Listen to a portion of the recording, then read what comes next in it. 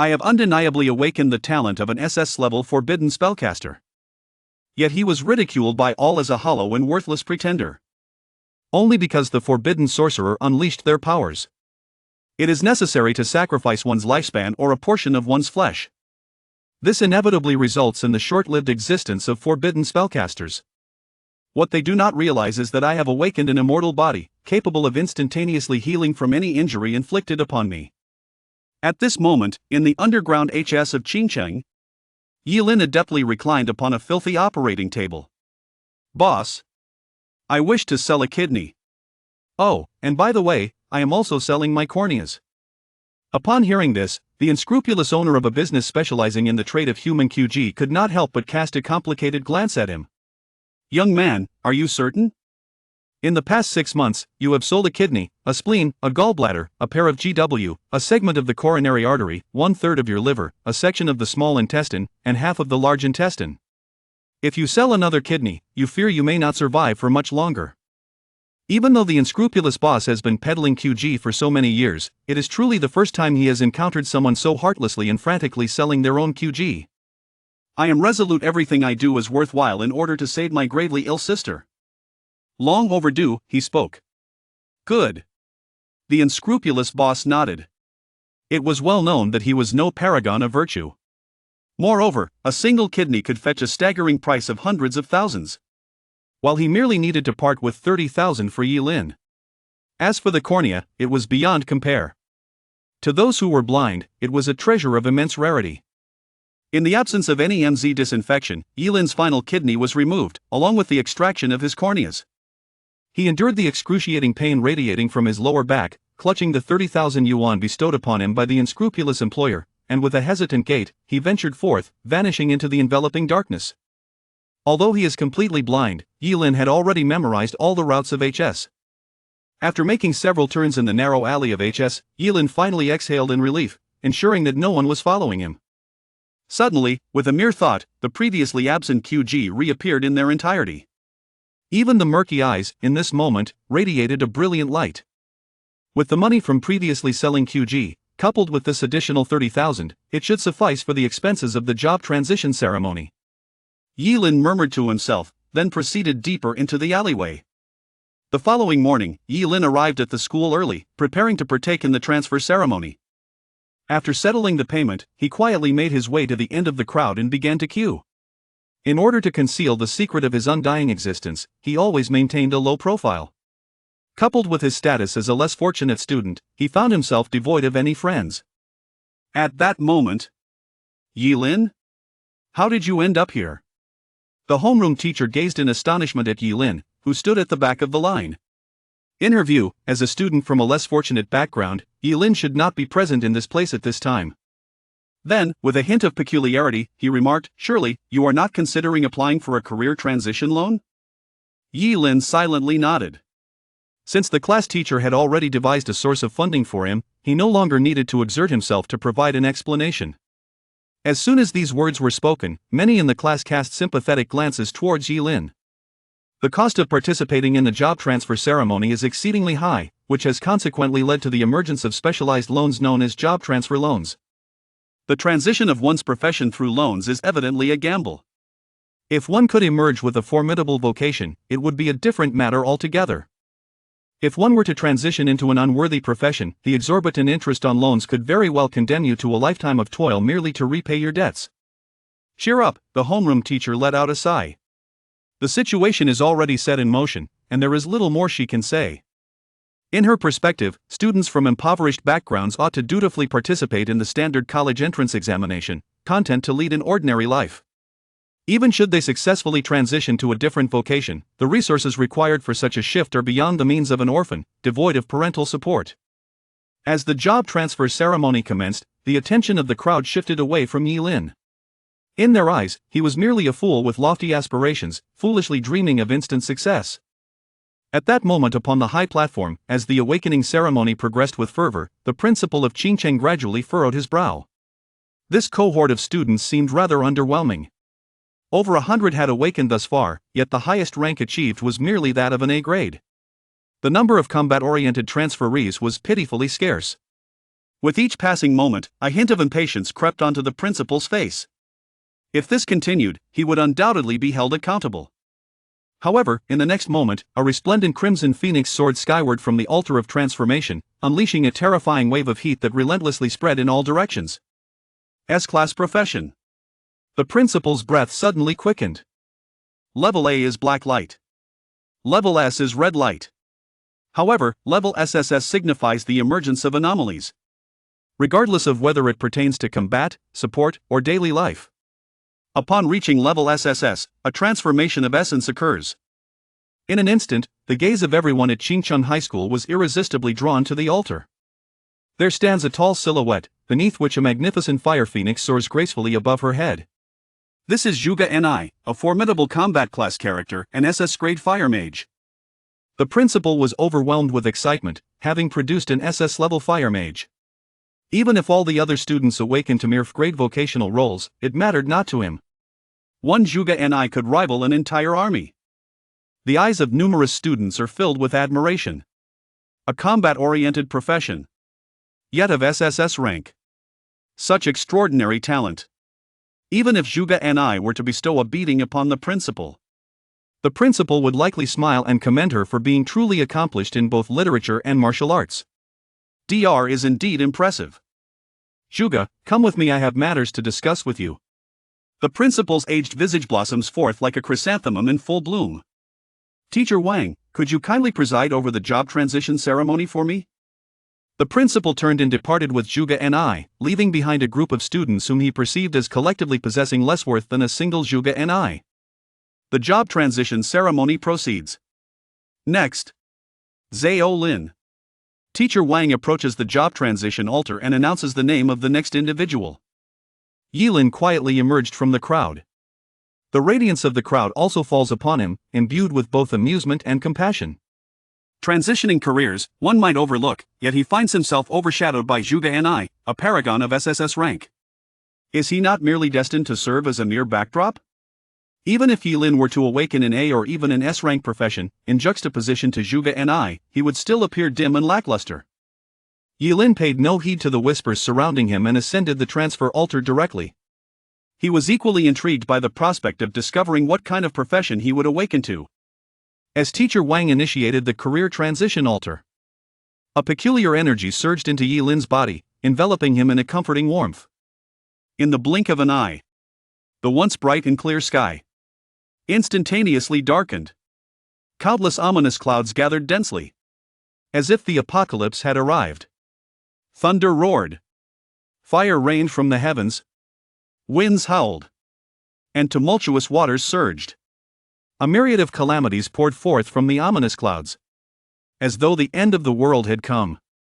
Everyone was left stunned in place by this sudden transformation, and some were so frightened that their faces turned pale.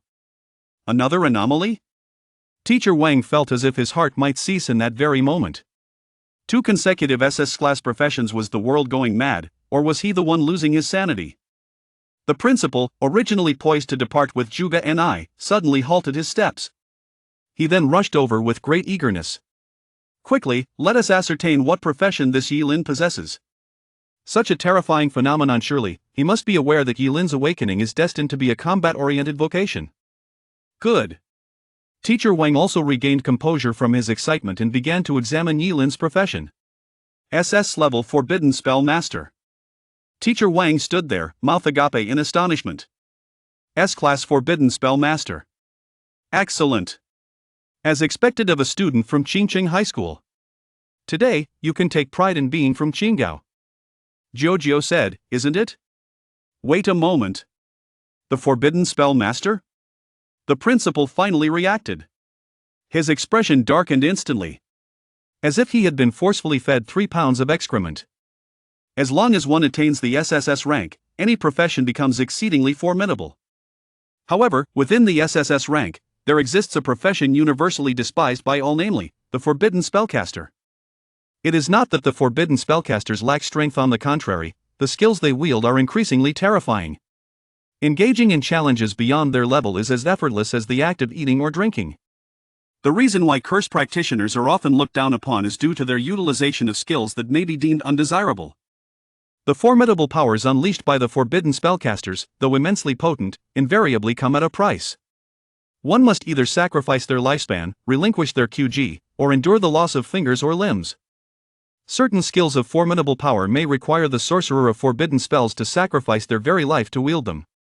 Thus, the profession of the forbidden spellcaster has been humorously dubbed the self-destructing truck. So far, none who have transitioned into a forbidden spellcaster have survived past the age of 25. The principal had initially intended to invest substantially in Yi Lin. However, upon discovering that Yi Lin was a forbidden spellcaster, he completely abandoned this notion. To put it bluntly, a 16-year-old forbidden spellcaster may very well outlive someone of his own 61 years. Juga Ni withdrew her gaze. Initially, she had harbored a keen interest in Yi Lin, especially since they both awakened to an SS-grade profession. However, she was taken aback to discover that Yi Lin's profession was notorious for its brevity. Consequently, her intrigue swiftly dissipated. The crowd, once filled with righteous indignation beneath the altar, now wore expressions of joy and laughter, as a myriad of scornful remarks flowed forth in abundance. Yi Lin was also exceedingly cooperative, his complexion instantaneously turning pale as he discreetly examined his attribute panel. Name, Yi Lin.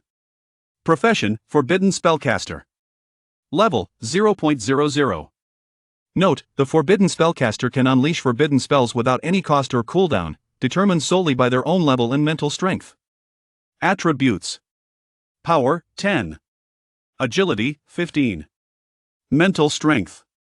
Professional talent. Endless sorcery. With each level gained, the Forbidden Spellcaster unlocks a new forbidden spell. Skills.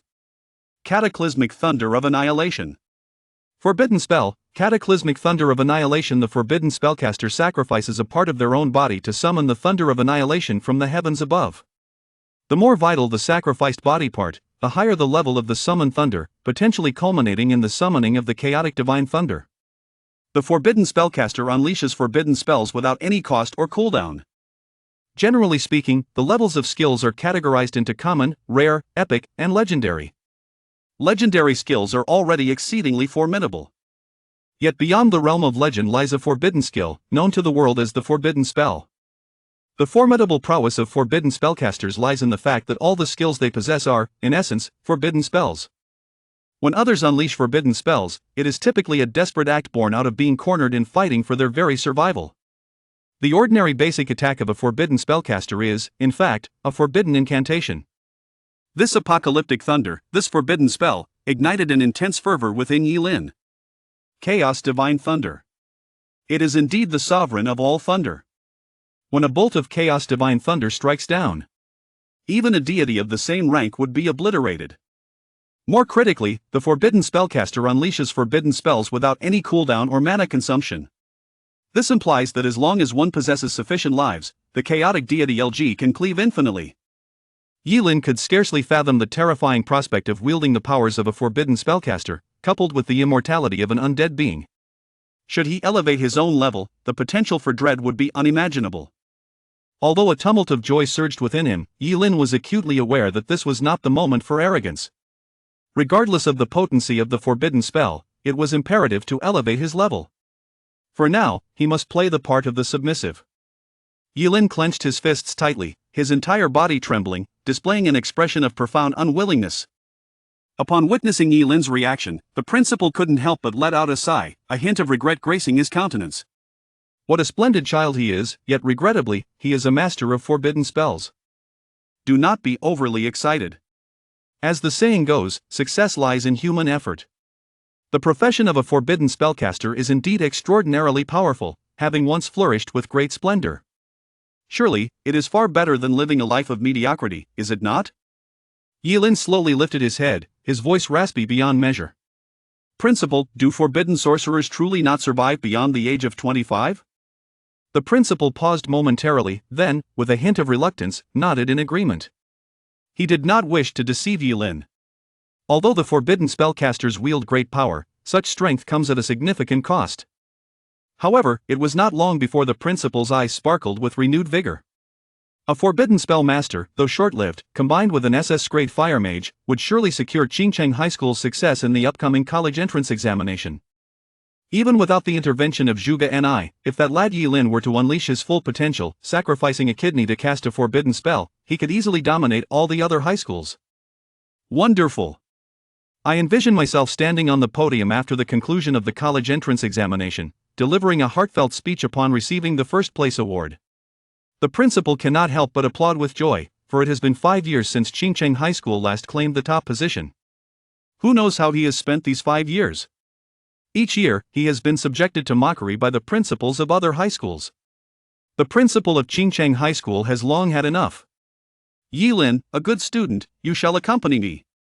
With great excitement, the principal ushered Yilin and Zhuge and into the office. Dear Yilin and Zhuge and I trust you are aware of the reason for the principal summoning you individually. The principal gazed intently at the two individuals before him. You two are the beacon of hope for Qingcheng High School in this upcoming college entrance examination. Therefore, the novice secret realm tomorrow is of utmost significance to you both. I earnestly hope that you can elevate your levels to at least 10 or more. Rest assured, tomorrow I shall not arrange for any students with auxiliary professions to provide you with opportunities for solo challenges. I hope you will not disappoint my expectations. Generally speaking, when entering the novice secret realm, it is essential for combat-oriented classes to form a party with support classes for efficient grinding, as support professions lack the capability to engage in combat independently. Allowing Yilin and Zhuge and to engage in solo quests signifies that their progression will outpace that of others. Principal. I have no objections. However, Yilin. Zhuge and furrowed her brow slightly. To send a forbidden spellcaster to tackle the novice secret realm solo. Isn't that akin to using a cannon to swat a mosquito? Encountering a level 1 monster and unleashing a forbidden spell. By the time the solo endeavor is complete, one might have sacrificed half their life in the process. Long ago, there was a tale. What do you mean by that? The principal inquired. Allow me to team up with Yilin. This way, we can confidently delve into the secret realms. I shall handle the lower level monsters, while he can take on the higher level ones. This approach should expedite our leveling process. Zhuge and remarked, although teaming up to slay monsters yields only half the experience, exploring the depths of the secret realms saves us the time spent searching for foes. Ultimately, it may not necessarily be slower than soloing. The principal's eyes lit up with realization. It makes sense indeed, it is an excellent approach. What are your thoughts on this, Yilin? I shall embark on this journey alone. I am accustomed to solitude. Yilin scratched his head awkwardly. Teaming up with Zhuge and would only constrain him at every turn, and he would have to worry about exposing the secret of his immortality. Yilin had no interest in such complications. How ungrateful one can be. Zhuge Ni's gaze turned slightly frigid. She initially intended to extend a helping hand to Yilin, considering their shared status as classmates. After all, transitioning into the perilous profession of a forbidden spellcaster is already a stroke of misfortune. Yet, to her astonishment, Yilin had the audacity to decline her assistance. Then let's proceed with a solo endeavor. Zhuge, your approach is indeed commendable. Yet delving into the secret realms remains exceedingly perilous. The principal has made a decisive ruling. He is indifferent to the consequences of Yilin's solitary endeavors, nor does he concern himself with the possibility of Yilin's premature demise. What he seeks is merely the rate of advancement in education and the coveted first place. Even if Yilin were to exhaust himself in the novice realm and suffer grievous harm, as long as he achieves commendable results in the forthcoming college entrance examination, that suffices. Whether Yilin lives or dies thereafter is of no consequence to him. Subsequently, the principal presented 2 rings, handing one to Zhuge and the other to Yilin. Tianji Ring. Level, unranked. Attribute, mental power 10. Upgradable. Skill, none. A common ring devoid of any skill enhancements, yet it fortuitously bestows an additional 10 points of mental fortitude. Better than having none at all. Yilin silently accepted it. Do not be misled by the seemingly ordinary attributes of this ring. Were one to purchase it, it would likely cost between 5 to 8,000 yuan, nearly equivalent to 1/3 of the value of a kidney. This is precisely why it is said that those who change careers are exceedingly extravagant. Merely assembling a complete set of the most basic ordinary equipment incurs a considerable expense, not to mention the rare epic and legendary gear that lies beyond. This is a personal contribution from my own pocket to support you. Do your best and strive to elevate yourselves to level 10 and beyond. The principal gazed at the two with great anticipation. Thank you, principal. I will strive to do my best. Yilin expressed his gratitude to the principal and rose to leave the office. Just as Yilin was about to head home, Zhuge Ni called out to him, standing atop the steps and gazing down at him from her elevated position. I advise you to ponder this matter carefully. The more frequently a forbidden spellcaster engages in battle, the swifter their demise. I harbor no ill will, we are merely classmates, and I wish for you not to meet an untimely fate. Zhuge Ni's tone was imbued with profound compassion. However, Yilin directly declined, expressing gratitude for the concern. Nevertheless, he insisted that the matter of forming a team should be set aside. For a long time, there has been much discourse. Upon hearing this, Zhuge Ni glared with fury. She had repeatedly urged Yilin, yet to her dismay, this fellow remained impervious to her counsel. Truly, it is a challenge to persuade a stubborn fool with kind words. At this moment, a voice exclaimed, "Who is this?" It turned out to be our esteemed SS class professional, Yilin. A sly voice emerged, and Jilingyu, accompanied by a group of individuals, positioned themselves in front of Yilin and Zhuge Ni. He is the young master of the Qingqingji family group, who reigns supreme at Qingcheng High School. He has been openly pursuing Zhuge Ni for quite some time. Upon witnessing the scene, Zhuge Ni initially intended to drive Jilingyu away. However, recalling Yilin's insufferable demeanor, she unexpectedly chose to remain silent. Allowing Jilingyu to administer a lesson to Yilin might, after all, persuade him to reconsider his stance. However, gazing into Jilingyu's frosty gaze, Yilin found himself at a loss for words. Indeed, women are often the harbingers of calamity.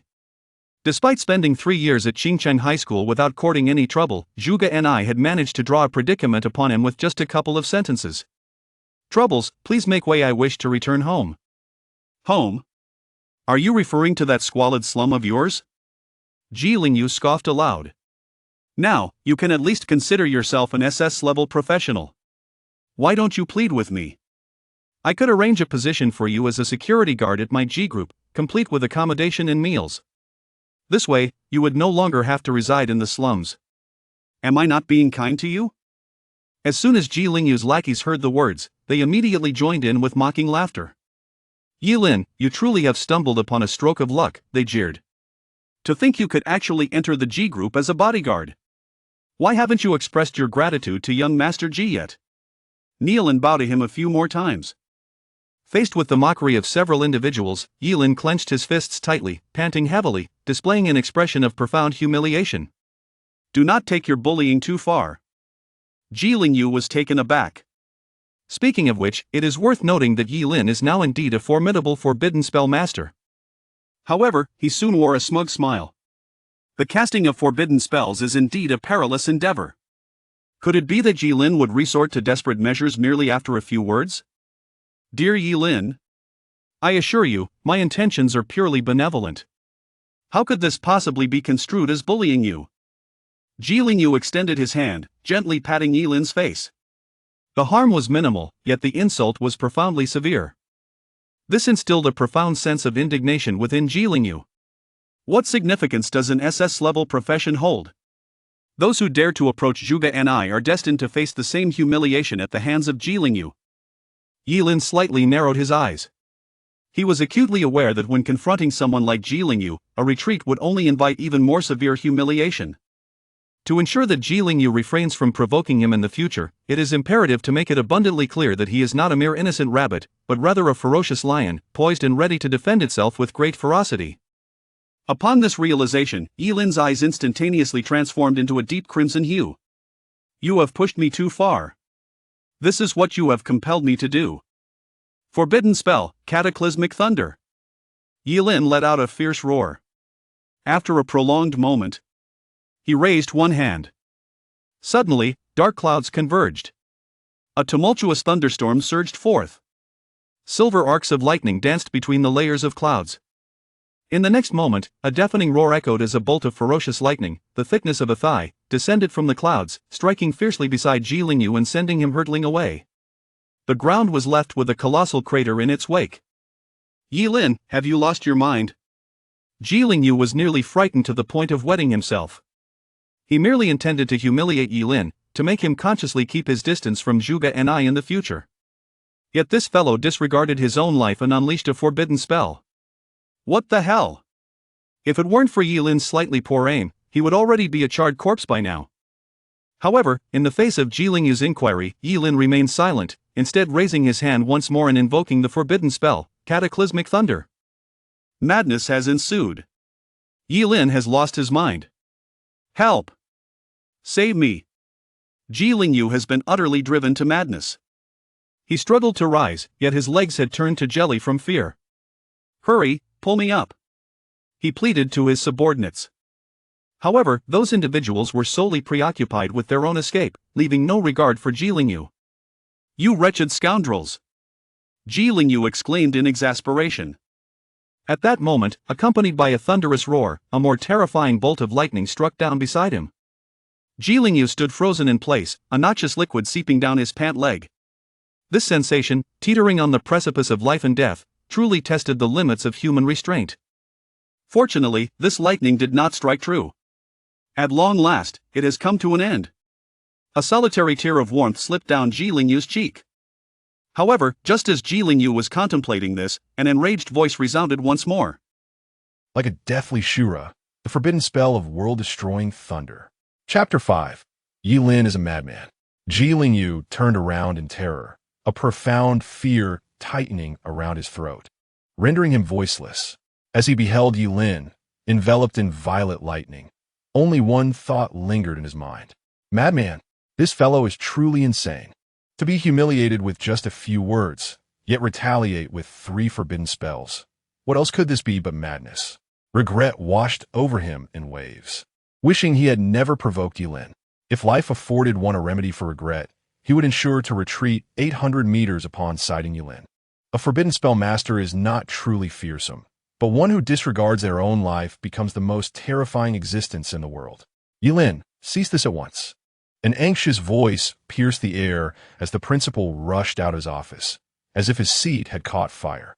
Upon hearing the principal's voice, Yilin's gaze flickered, and he finally retracted the forbidden spell.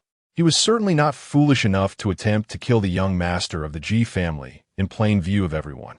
The principal, witnessing Yilin's pale countenance, clearly a result of the backlash from the consecutive forbidden spells, felt a surge of indignation. Rest assured, you need not explain. I shall ensure you receive justice. The principal seethed with anger. He had heard whispers of Ji Lingyu's pursuit of Zhuge and I. In the past, he had turned a blind eye to Ji Lingyu's bullying of classmates, partly due to his father's influence.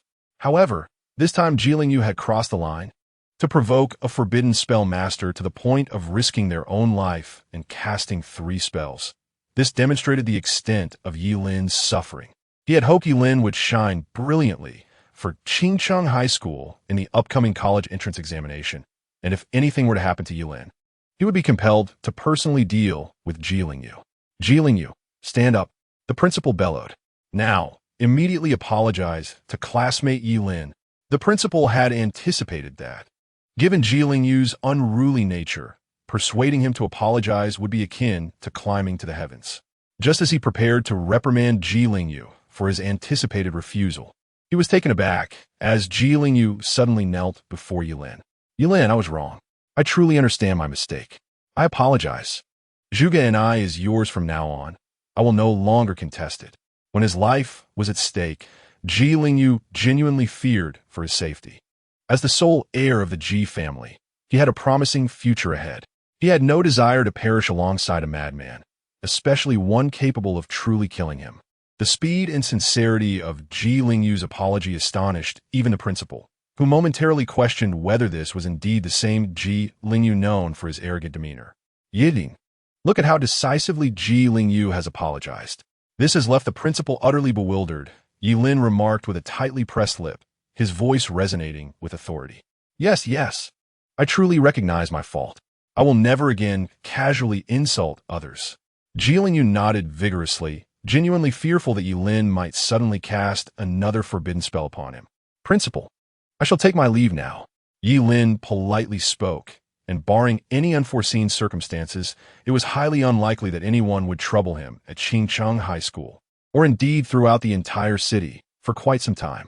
After all, His persona had already been established as a madman who could potentially perish alongside anyone who dared to confront him. Who would be foolish enough to provoke a deranged forbidden spellcaster? Zhu Ganyi's expression was exceedingly complex as she gazed at Yi Lin's departing figure, slowly shaking her head while murmuring to herself. Lacking any semblance of wisdom, he was ready to risk his life over mere words of humiliation, a true brute indeed. Such a person, even if not a forbidden spellcaster by profession, was destined for a short-lived existence. Throughout history, those who could stand proudly in the world as transmuters possessed both strength and intellect. In her eyes, Yi Lin had already been sentenced to death. Their coincidental awakening of advanced professions on the same day at the same school was merely a fluke. Ultimately, they were inhabitants of entirely different realms. If she were to cast her gaze further into the future, 5 years hence, she would undoubtedly be a paragon of excellence, while Yi Lin, with his impulsive nature and the inherent flaws of his forbidden spellcaster profession, would likely have become nothing more than a pile of bones.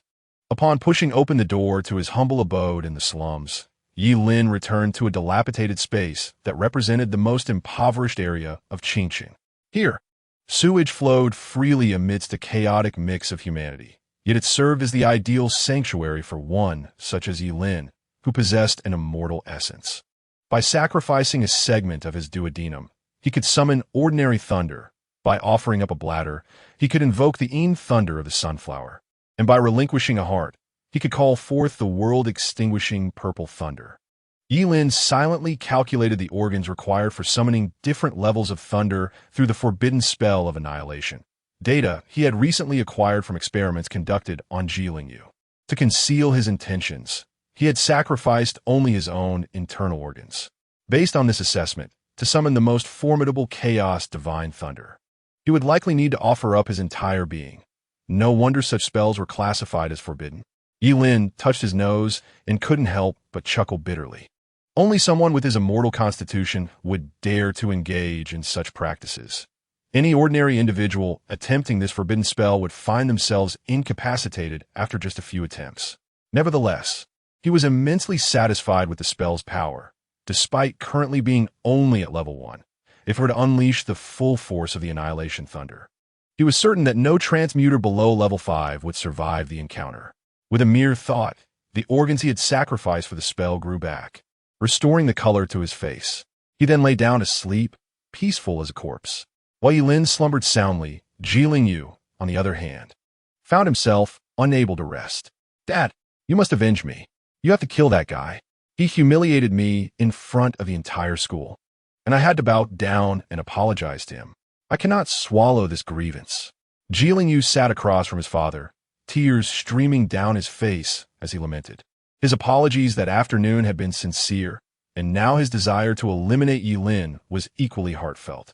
The Ji family conglomerate harbored numerous powerful transmuters, and eliminating a mere level 1 Yi Lin would be a trivial task. Ji's father, with a cigar clamped between his teeth, let the rising smoke obscure his features. Listening to Zhilingyu's lament, Ji's father remained unperturbed. "Lingyu, you're the only son I have. I have taught you countless times since childhood. As a businessman, do not act on impulse, but rather learn to weigh the pros and cons. Let me ask you, if I were to heed your words and send someone to kill him, and if we succeeded, what benefit would we gain?" Zhilingyu was taken aback. What could be gained from eliminating Yi Lin? It seemed there was truly nothing to be gained, merely a moment's satisfaction. Ji's father flicked the ash from his cigar onto the table. "And if we fail, we would utterly offend a high-level curse master. Once he matures, it would be trivial for him to drag our Ji group down to ruin before his demise." Zhilingyu's heart raced. Thus, to kill Yi Lin merely for the sake of revenge is an endeavor fraught with peril and devoid of reward. Previously, those with whom you had disputes were merely ordinary individuals. Killing them posed little consequence. But this time, it is different. Do you understand? Zhilingyu obediently nodded, having grasped the gravity of the situation. "Father, I will surely avoid Yi Lin in the future." "No." Ji's father shook his head, a glimmer of insight flashing in his eyes. "You must not only keep your distance from Yi Lin. On the contrary, you should closely follow him. He should be your beacon." "Huh? Father, why?" Zhilingyu asked, perplexed. "Because someone who can unleash a curse in a fit of humiliation clearly lacks foresight and is excessively concerned with appearances. A knowing smile curved G's father's lips. Having the heir of the G group as his underling would undoubtedly bolster his pride. A true man knows when to bend and when to stand tall. As long as you fulfill your role as Yilin's subordinate, he shall serve as your shield. After all, to bully his subordinate is to affront and humiliate him, is it not? By sacrificing a trivial amount of pride, you can acquire a high-level curse master as a free protector. What could be more advantageous? People may say that curse masters have short lives, but no one dares to claim they lack strength. Ji Lingyu's eyes brightened with understanding, as if a veil had been lifted. Father, I comprehend now.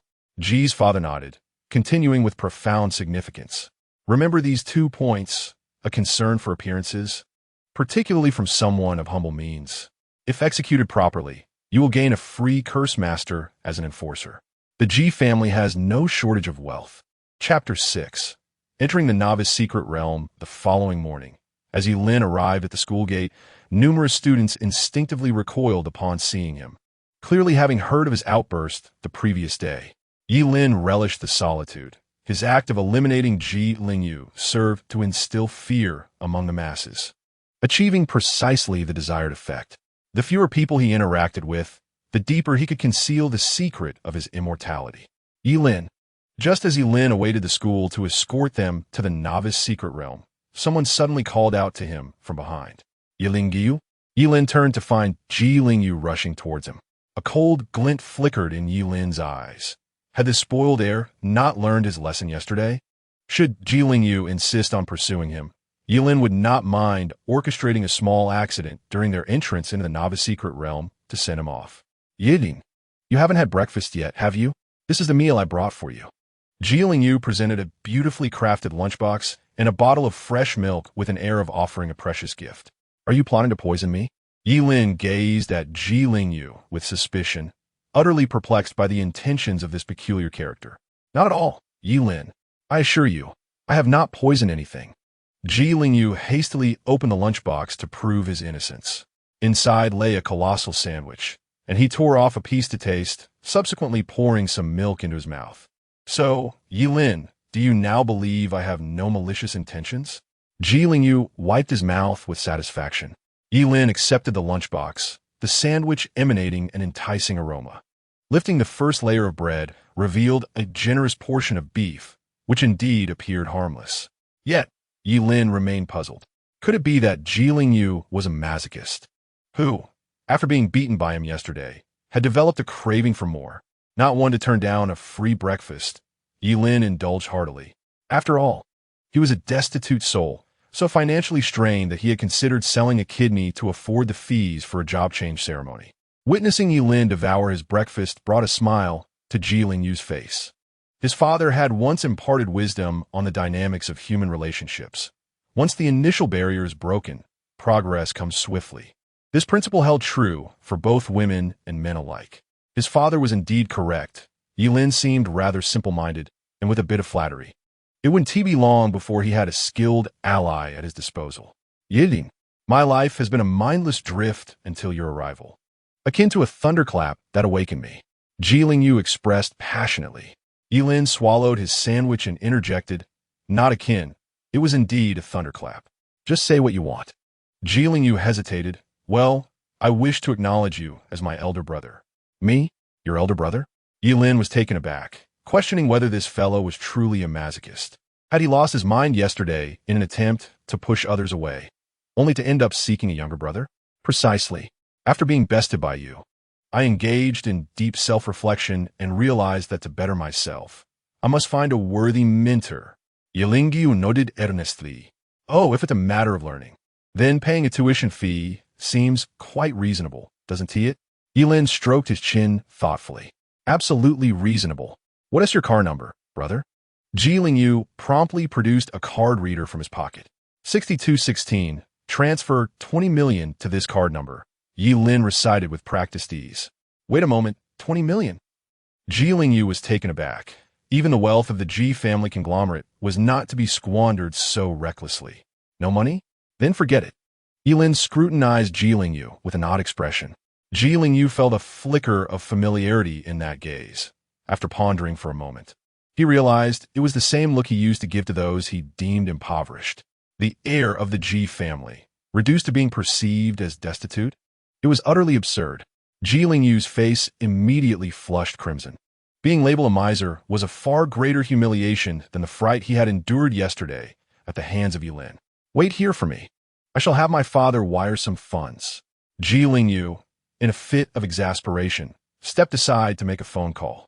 Once Ji Lingyu was out of earshot, Yilin turned and boarded the bus heading to the novice secret realm, wary that lingering too long with Ji Lingyu might lower his own intelligence. As the roar of the engine filled the air, the bus sped toward the entrance of the novice secret realm. At that moment, several long lines had already formed at the entrance, consisting of job changers from other schools in Qingsheng. With only one suitable secret realm for novices in all of Qingsheng High School, and with the impending college entrance examinations looming, it was naturally overcrowded. Zhuge and Yilin, both of a high-tier profession, stood at the forefront of the line for Qingsheng High School. Zhuge wore an icy demeanor, deliberately avoiding eye contact with Yilin, who was more than pleased to enjoy the solitude. In the distance, the principal of Qingsheng High School wore a beaming smile, his face radiant as he clung to several other principals, preventing their departure while boasting, "Ah, how tiresome. I've told them to keep a low profile. Just transitioning to a high-tier profession would suffice. Yet look at these children. They are truly a handful. 2 have already transitioned. Can you believe it? Infuriating. Isn't it? Ha ha ha." The other principals bore expressions as dark as soot, having witnessed arrogance before, but never in such an exasperating manner. Why are you all silent? Is it in your nature to be taciturn? The principal of Qingsheng High School exclaimed, his face aglow. I excel in martial combat, not in conversation. Farewell, declared the first principal, sweeping away. I must leave. I forgot to turn off the gas at home, muttered the second principal, his expression grim. The third principal turned away, as if resolved to leave. You better manage to have 2 students transition next year. The last principal stormed out in anger. Next year? I shall be retiring. Hee, chuckled the principal of Qingsheng High, infuriating the last principal to the point of stumbling in his haste. While the principals exchanged barbs, the queue continued to advance. And soon it was Qingsheng High School's turn to enter. Zhuge cast a cold glance at Yilin. It's not too late to team up with me now. Despite her earlier resolve to ignore him, her inherent kindness compelled her to ask once more. No, thank you. Yilin bypassed Zhuge and strode confidently into the novice secret realm. Arrogant and reckless. If you wish for an early demise, no one can prevent it. Zhuge thought, shaking her head in resignation, clearly convinced that Yilin was beyond redemption. Chapter 7. The second forbidden spell, burning reincarnation in a flash of white light. The scene before Yilin transformed dramatically.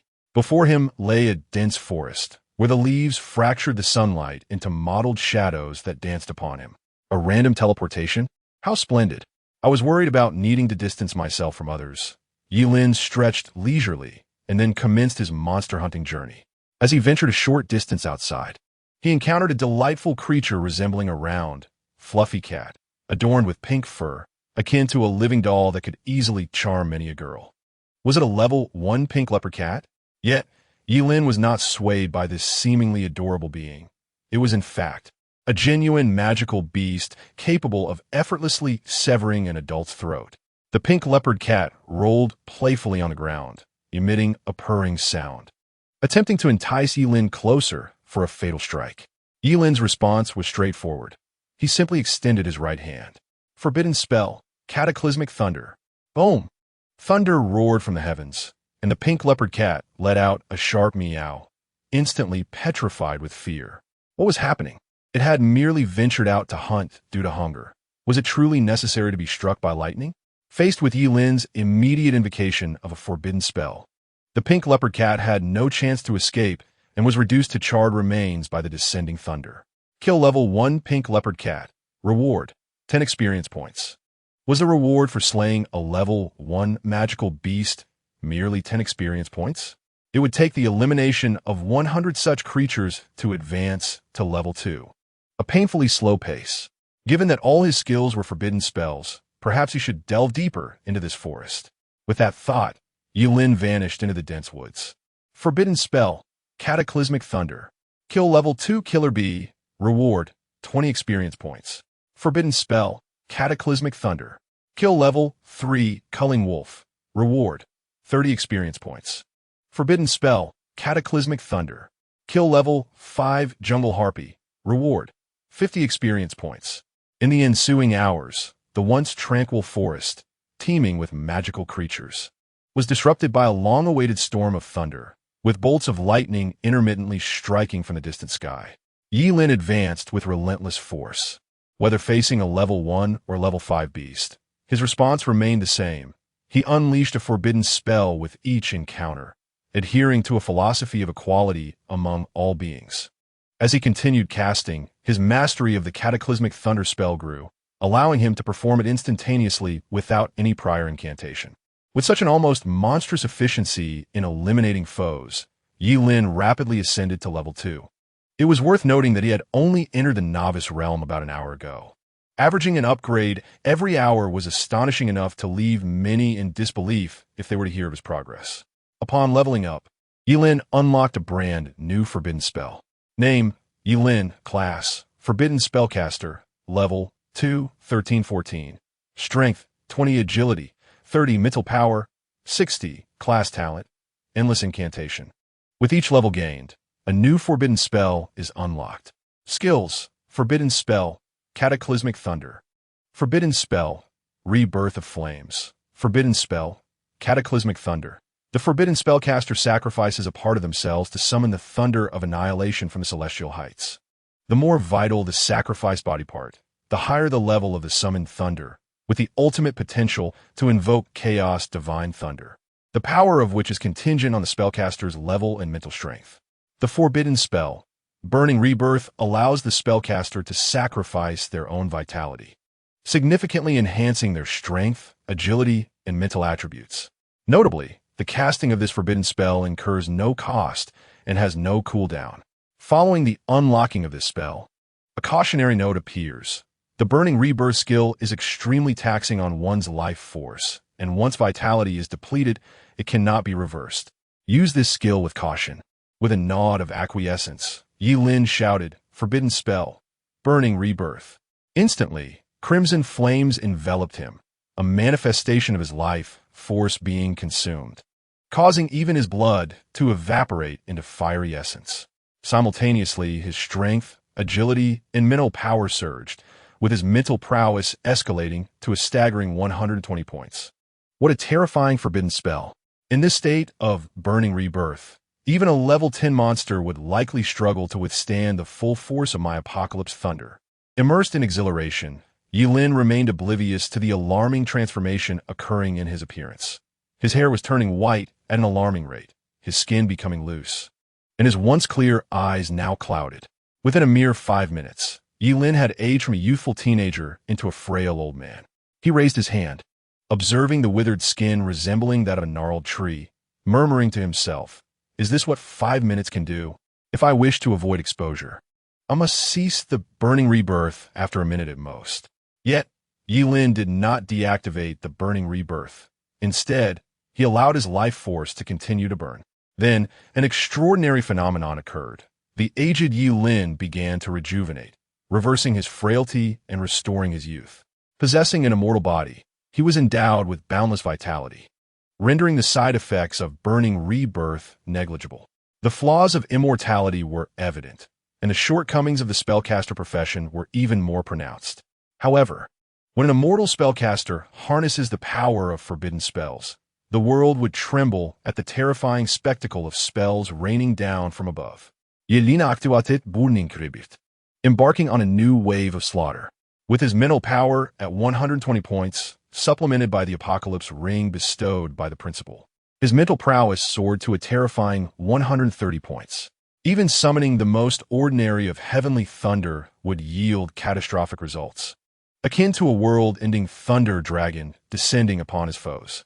Yi Lin now possessed unwavering confidence to pierce through the novice dungeon before him. Defeated a level 5 two-headed serpent. Awarded 50 experience points. Defeated a level 6 armored scorpion. Awarded 60 experience points. defeated a level 6 centaur, awarded 60 experience points. As he delved deeper, the monsters he encountered grew increasingly formidable, with the weakest being level 5. Yet, these powerful creatures proved to be as fragile as paper when confronted by Yi Lin, who was merely level 2, often falling in an instant. A bolt of heavenly thunder struck down. Regardless of their level, they could only be reduced to ashes. As Yi Lin traversed the path, a faint aroma of roasted meat wafted through the air, the unmistakable scent of demonic beasts charred by the searing heat of heavenly thunder. With each kill, Yi Lin's prowess grew, embodying the might of the Thunder God as he unleashed thunderous forbidden spells with a mere flick of his hand. Indeed, the novice realm was fraught with peril, providing an exhilarating trial of endurance. In Chapter 8, A Mind Lacking Connection, he bellowed, Inferno of the Doomed. A torrent of flames, crimson at the base and violet at the tips, erupted from his palm, resembling a monstrous lotus in bloom. This fiery manifestation descended upon a pile of dry wood, igniting it instantaneously. Should an outsider witness this spectacle of igniting kindling with a forbidden spell, their eyes would likely widen in disbelief, akin to using a nuclear bomb to light a cigarette. A day had passed, and through Yi Lin's relentless slaughter, he ascended to level 3. With this elevation, he unlocked the forbidden spell, Inferno of the Doomed, which, like the cataclysmic thunder, allowed him to summon boundless flames from the depths of the abyss by sacrificing his own vitality.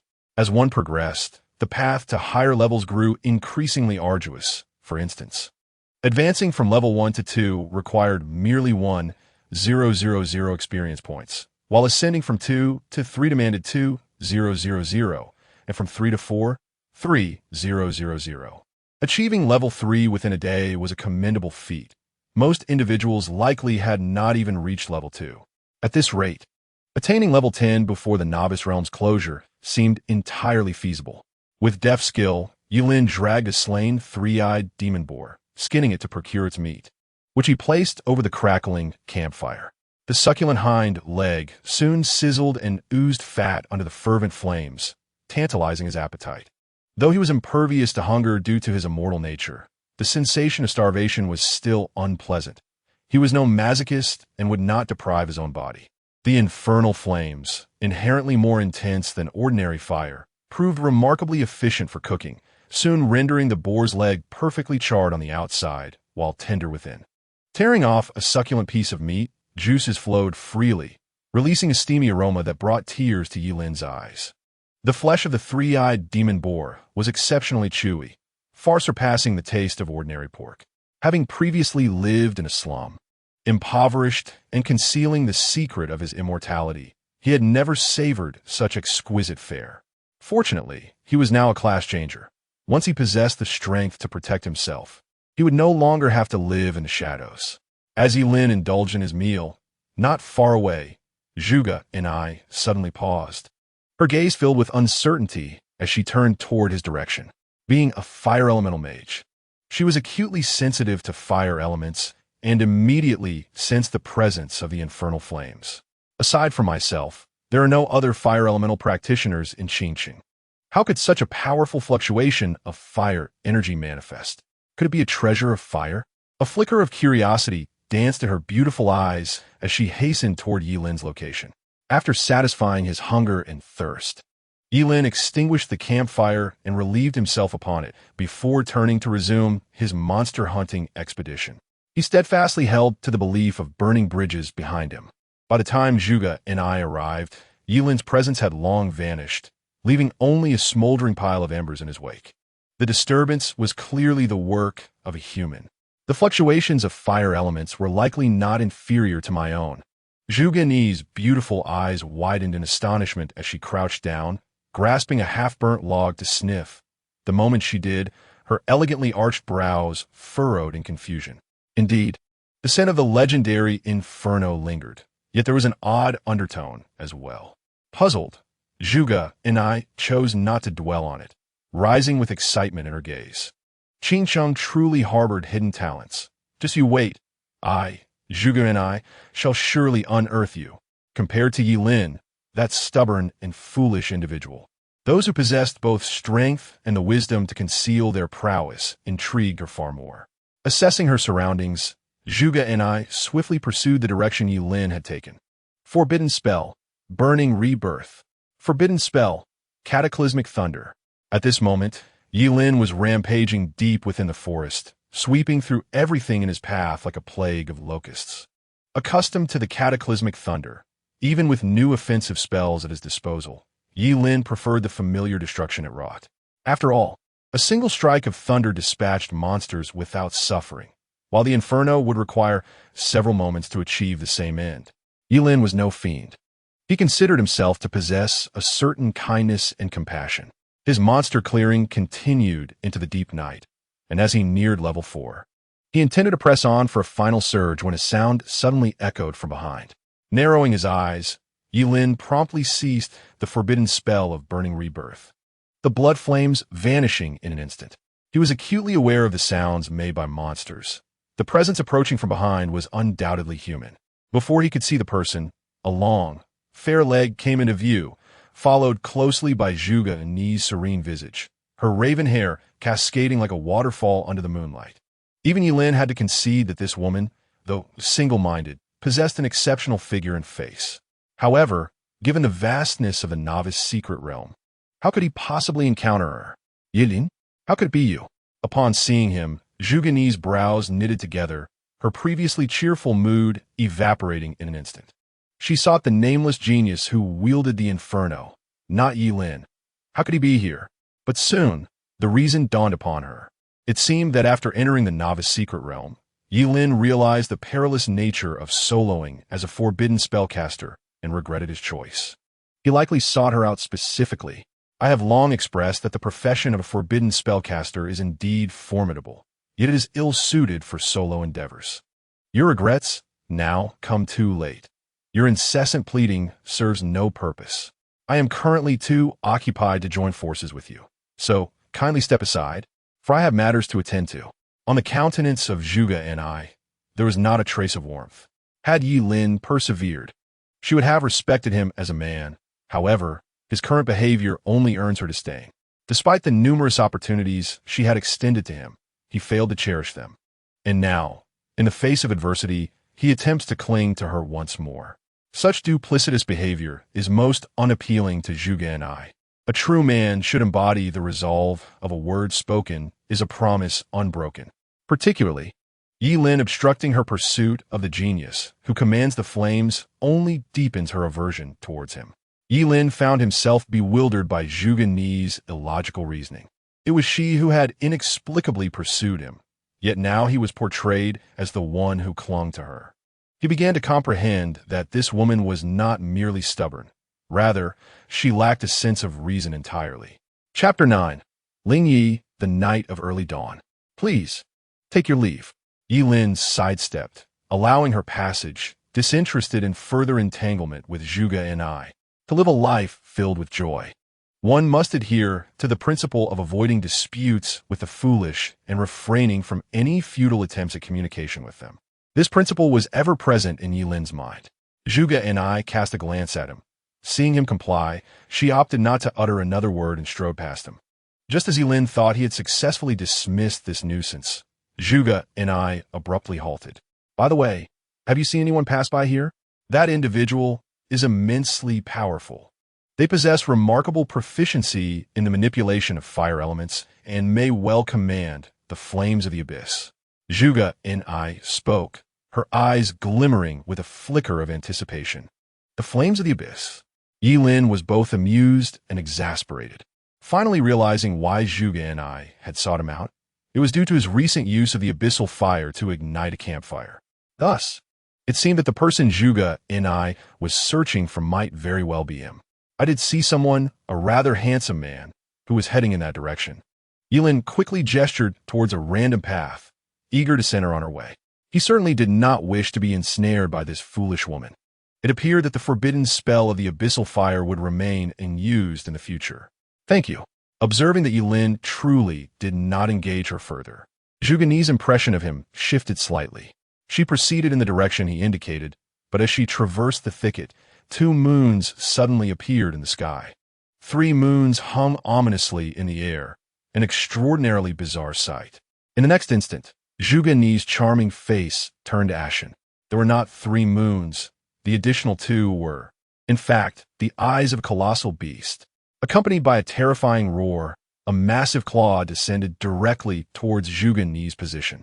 She swiftly dodged to the side, creating distance from the beast, allowing her to finally discern its full form. An 8th-level magical creature, a dragon-blooded behemoth. She could not fathom why such a formidable creature would manifest in this place, not even near the heart of the forest. Having just broken through to level 3, she found herself woefully inadequate in the face of an 8th-level dragon blood beast. Zhuge and I could not help but glance in Yilin's direction, contemplating that if they were to join forces, it would not be unreasonable to expect that they could either slay the formidable beast or, at the very least, retreat unscathed. However, upon turning back, she was met with nothing but emptiness. Yilin had vanished without a trace. This coward. Zhuge and I clenched her silver teeth, her previously softened impression of Yilin plummeting to despair. It was evident that he had fled at the very moment the dragon blood beast appeared, abandoning her to her fate. The dragon blood beast charged towards Zhuge and I once more, clearly perceiving her as its prey. Its colossal form loomed like a mountain, instilling an overwhelming sense of dread. Explosive phoenix fire. Zhuge and I, refusing to take the situation lightly, unleashed her skill. Several spheres of searing flames coalesced beside her, hurling towards the beast. The moment the fiery orbs struck the dragon blood beast, they erupted in a conflagration, singeing patches of its tough hide. Yet, such minor wounds were insufficient to diminish the creature's combat prowess. Instead, they incited its fury. Its eyes, once reminiscent of the moon, turned a blood-red hue as it prepared to strike again. Zhuge and I deftly lifted her jade-like leg, evading the blow, and immediately cast her skill anew, unleashing a torrent of phoenix fire upon the beast. This time, the dragon blood beast was not passive. It opened its cavernous maw and emitted a roar that echoed like a dragon's cry. The terrifying sound waves coalesced into a tangible force, intercepting the phoenix fire and sending it hurtling back towards Zhuge and I. What? A wave of panic washed over her as she realized she had no time to evade. The fireballs she had conjured crashed into her. Her garments were scorched, revealing large swathes of her alabaster skin, nearly indecently so. Yet, there was no time to lament her attire, as her gaze remained fixed in terror upon the dragon blood beast. A singular word surfaced in her mind: death. She would perish. If this continued, she would undoubtedly be consumed by the beast. It was far too powerful, far beyond what her level 3 self could contend with. In this life-and-death moment, the usual calm demeanor of Zhuge and I evaporated, replaced by a palpable panic. As she witnessed the beast's massive paw descending upon her, she resigned herself and closed her beautiful eyes. No one could save her here, having only just entered the novice secret realm. This 8th-level dragon blood beast was an insurmountable chasm for anyone. Despair enveloped her completely, and she could hardly fathom that a proud career changer like herself could meet such a humiliating demise at the hands of an 8th-level monster. Yet, as she shut her eyes, the anticipated agony of being crushed by the dragon blood beast did not arrive. Instead, she heard a deep, magnetic voice beside her. Infernal flames consumed the heavens. As Zhuge and I stood with her eyes closed, she felt a fierce wave of heat rush past her. As she opened her beautiful eyes, a profound shock filled Zhuge Ni's gaze, for the scene before her was one that would be etched in her memory for a lifetime. Before her stood the formidable dragon blood beast, seemingly invincible, now entirely engulfed in crimson and violet flames. Without even a cry of despair, it was swiftly reduced to a mere pile of ashes. Instantly vanquished, this level 8 monster had been obliterated in an instant. Before Zhuge and I, a man stood with his back to her, his entire form ablaze with blood-red flames. This silhouette was indelibly imprinted in her mind and deeply etched into her heart. As she gazed upon him, a mesmerizing glimmer flickered in Zhuge and I's enchanting eyes, and a peculiar flush graced her cheeks. The flames of karma. Once again, the flames of karma. Could this man truly be the nameless genius she had long sought? What maiden does not harbor youthful dreams? Which girl does not yearn for a moment of peril to be rescued by a stoic young hero? With a single effortless strike, he had dispatched a level 8 monster. A stark contrast to Yilin, who had fled in fear without uttering a word. Zhuge and I could not help but reflect on the vast chasm that sometimes exists between individuals, a gap that can rival that between humanity and beasts. "Thank you for saving my life. May I know your name?" Zhuge and I approached, her voice softening to a gentle tone, sending shivers down Yilin's spine. How had he not noticed her remarkable charm before? Noticing his silence, Zhuge and I stepped closer, eager to glimpse the face of the man who had so effortlessly dispatched the beast, the one who occupied her thoughts. To her disappointment, Yilin's face was concealed by a cloth, revealing only his eyes. After a moment of contemplation, he spoke, "Call me Ling Yi, the dawn of Ling, the night of Yi." Chapter 10. Zajnis obsession Ling Yi. Ling Yi, Zhuge and I murmured the name, her eyes sparkling with intrigue. For it was the first time she felt such a strong curiosity towards a man. She clearly heard the rhythmic thumping of her heart, quickening with excitement. "Which school do you attend, Ling Yi? You saved my life, and I have yet to thank you." As Yilin turned to leave, Zhuge and I hurriedly pressed on, but he showed no inclination to respond, merely waving his hand as he ventured deeper into the forest. No need for thanks, it was but a trifling matter. As Zhuge and I lifted her foot to follow, Yilin halted abruptly, his voice cold and commanding. "Do not follow me. There are more powerful beasts ahead that are beyond your capabilities. I also suggest you put on some clothes." Looking down, Zhuge and I realized that a significant portion of her attire had been burned away, exposing her fair skin. She gasped, her face flushing crimson, hastily covering the remnants of her clothing and crouching down. Meanwhile, Yilin had already vanished into the shadows of the night. "Ling Yi, wait for me. I will surely match your pace. One day, I will stand proudly by your side." Zhuge's voice echoed through the forest, yet no one answered her. Zhuge and I bit her silver teeth, her beautiful eyes igniting with a fierce determination, yet simultaneously, a wave of frustration surged within her. She had always prided herself on being a child of destiny, yet when compared to the dragon-blood behemoth, her innate talent paled in insignificance. In a mere encounter, she had been swiftly dispatched by Ling Yi, and when she attempted to keep pace with him, she was merely regarded as a burden. In terms of appearance and physique, her attire had been scorched significantly, while Ling Yi had barely cast her a glance, as if she possessed no allure whatsoever, intensifying her feelings of defeat. Women are curious beings. When one gazes upon them, they are labeled as shameless, yet when ignored, they begin to question their own charm. Zhuge and I harbored immense confidence in her looks and figure, having constantly received declarations of admiration from numerous suitors, all of whom she had coldly dismissed. However, her first act of boldness was met with Ling Yi's indifference, a reality she found extremely difficult to accept, for he was the first man to stir her heart. Ling Yi's apathetic demeanor evidently provoked the pride nestled deep within Zhuge and I. She silently vowed that when next they met, she would compel him to regard her with newfound respect. "Ling Yi, I shall remember you. We shall meet again at the conclusion of the novice realm, and I will not be outdone." Zhuge and I donned a new set of garments, resolutely embarking on her quest to vanquish monsters. Ling Yi's figure had become an obsession in her heart, a target to pursue, and an impetus for her growth. She aimed to reach level 10 before the novice realm closed, proving to Ling Yi that she was no mere burden. With this determination, I need not worry about that foolish girl pestering me any longer. Meanwhile, deep within the forest, Yilin exhaled in relief, shedding the facade he had worn. After performing such a ruse, Zhuge's attention would undoubtedly be fixated on the fabricated Ling Yi.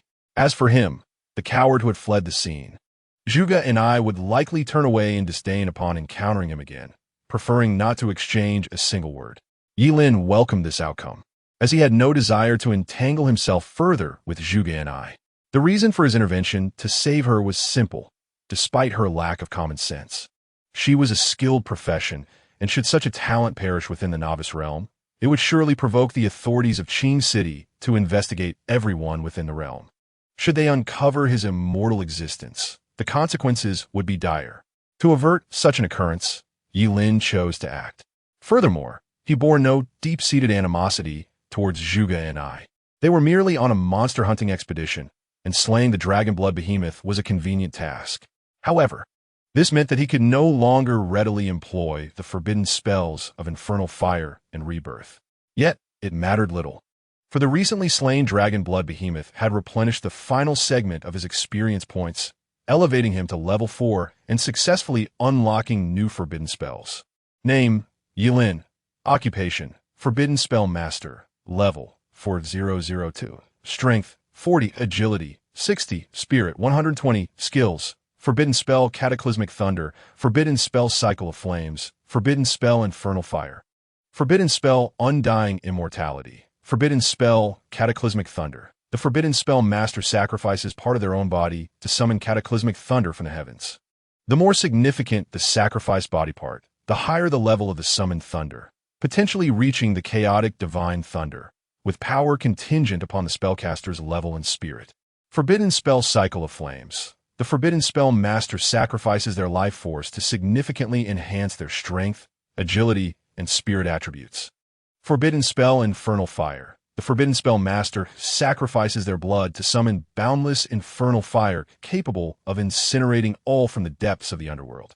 Once it touches an enemy, the infernal fire will not extinguish. Forbidden Spell Undying Immortality. The Forbidden Spell Master sacrifices 2.5 years of their lifespan to become immune to a single fatal blow. Note, the Forbidden Spell Master casts forbidden spells without any consumption or cooldown. Yilin eagerly examined his new forbidden spells, but upon closer inspection, his expression turned a shade of green. What a letdown. This forbidden spell was utterly useless to him. He already possessed an immortal body devoid of any side effects. What was the point of receiving another immortality spell that required a sacrifice of lifespan to activate? Wasn't this just a completely useless skill? Yilin felt a deep sense of frustration within. He had hoped that reaching level 4 would grant him a more formidable combat skill. However, in the next moment, Yilin halted abruptly. No, this was not a useless skill. It was evidently a divine technique. His dark eyes began to gleam with understanding, and a bold thought began to take shape within him. Although the actual effect of the Undying Immortality spell was nearly negligible, it could serve as an excellent cover. For instance, if he were to be stabbed through the heart or decapitated during battle yet remain alive, his secret of immortality would be exposed. However, with the existence of the Undying Immortality spell, there would be a reasonable explanation for surviving a fatal attack. As a forbidden spellmaster, it would be entirely plausible to say that I cast a forbidden spell, sacrificing 2.5 years of my life to become immune to a mortal wound. Right? Chapter 11. Zhuge and I breaking the highest record in the blink of an eye. 7 days had passed. Today marked the final day of the Novice Secret Realm. Each person could only enter once, and could remain for a maximum of 7 days. Once the time was up, the Secret Realm would transport all individuals out. The principals and teachers of various high schools had gathered early at the exit of the Secret Realm, with some parents also arriving to await their children's emergence. Good morning, my dear brothers. Long time no see. I've missed you all terribly, ha ha ha. Even before the principal of Qingcheng High School arrived, his excited voice echoed from afar. Upon hearing the principal's voice, the expressions of the other high school principals instantly darkened, as if they had encountered a bottomless pot. In recent days, the principal of Qingcheng High School has taken it upon himself to frequently invite others to dine and drink tea, boasting incessantly about the emergence of 2 professional-level students from his institution, to the point where their ears feel as though they might develop calluses. Staying indoors proves futile, for even then, the principal resorts to creating a group chat to flaunt his school's achievements, which has become exceedingly irksome. Their irritation towards this man has grown palpable. They are weary of his unwarranted familiarity, having only recently encountered him. Do not presume an acquaintance. We have only just met a few days ago. What nonsense is this about not having seen each other in ages? One principal retorted, unable to contain his frustration. Such a statement is erroneous. As the ancients proclaimed, a day apart feels like 3 autumns. By this calculation, we haven't met in over a decade. The principal of Qingcheng High chuckled and leaned in, rubbing his hands together, and, with an air of mystery, inquired, by the way, how did you learn about our 2 professional-level transmuters? Another principal interjected, what of it if there are 2 professional transmuters? Do not forget that sometimes sheer level can surpass professional rank. A difference of 3 levels or more can render even a professional level transmuter vulnerable to defeat. This remark resonated with the others present. Indeed, if we solely regard professional levels, then what of those without such classifications? Should they simply resign themselves to failure?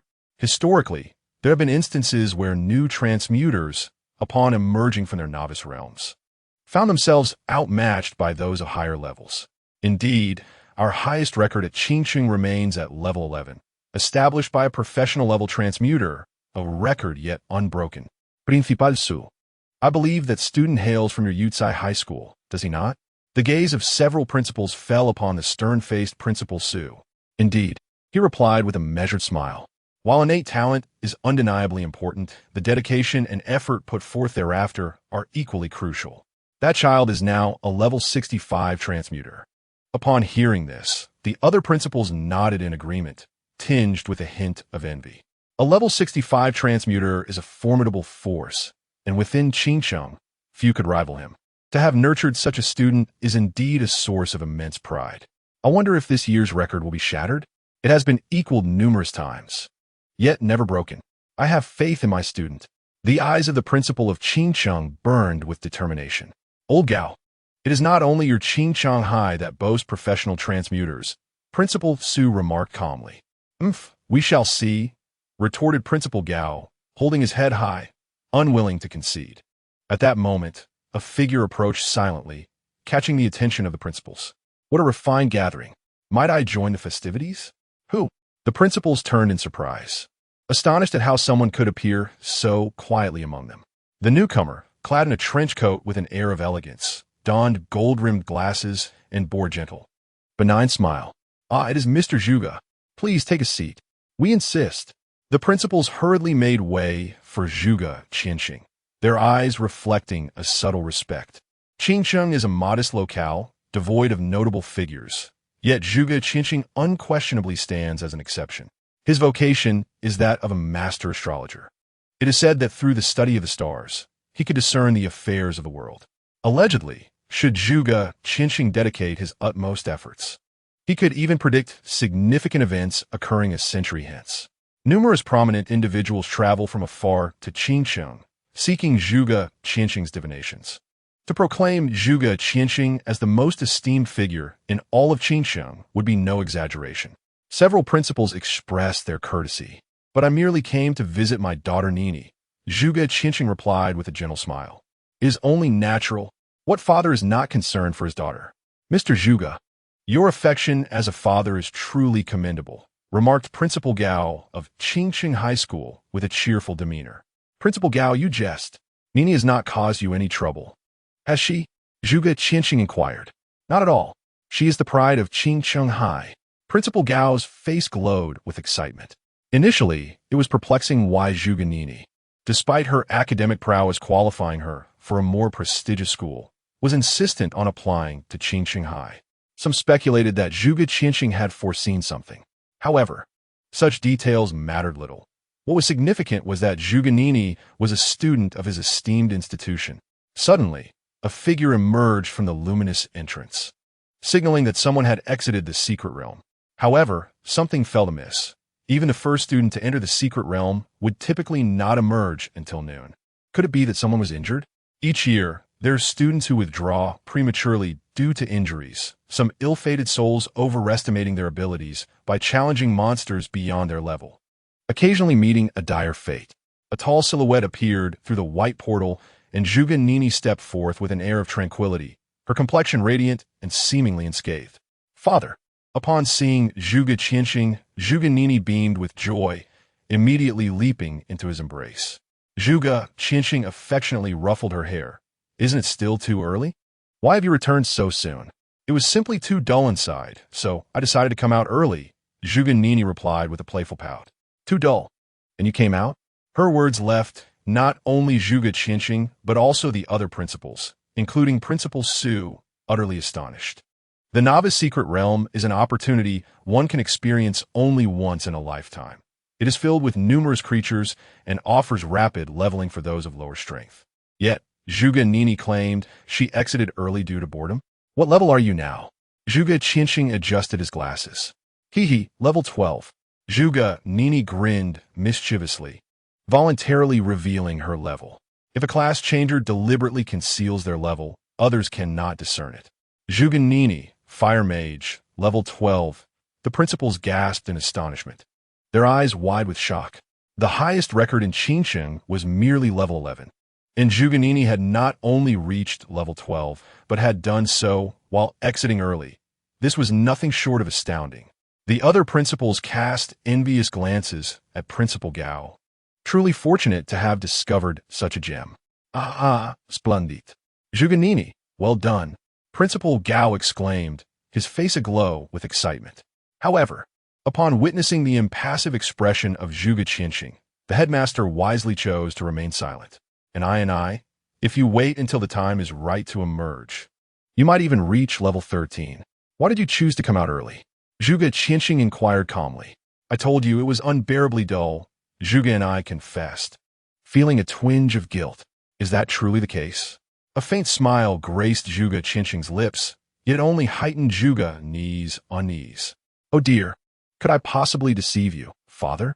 Zhuge and I pouted, clinging to Zhuge Qianxing's arm. She certainly wouldn't divulge that her premature exit was to confront the individual known as Ling Yi. That fellow could vanquish the dragon blood behemoth in a single strike, indicating that his level must be quite formidable.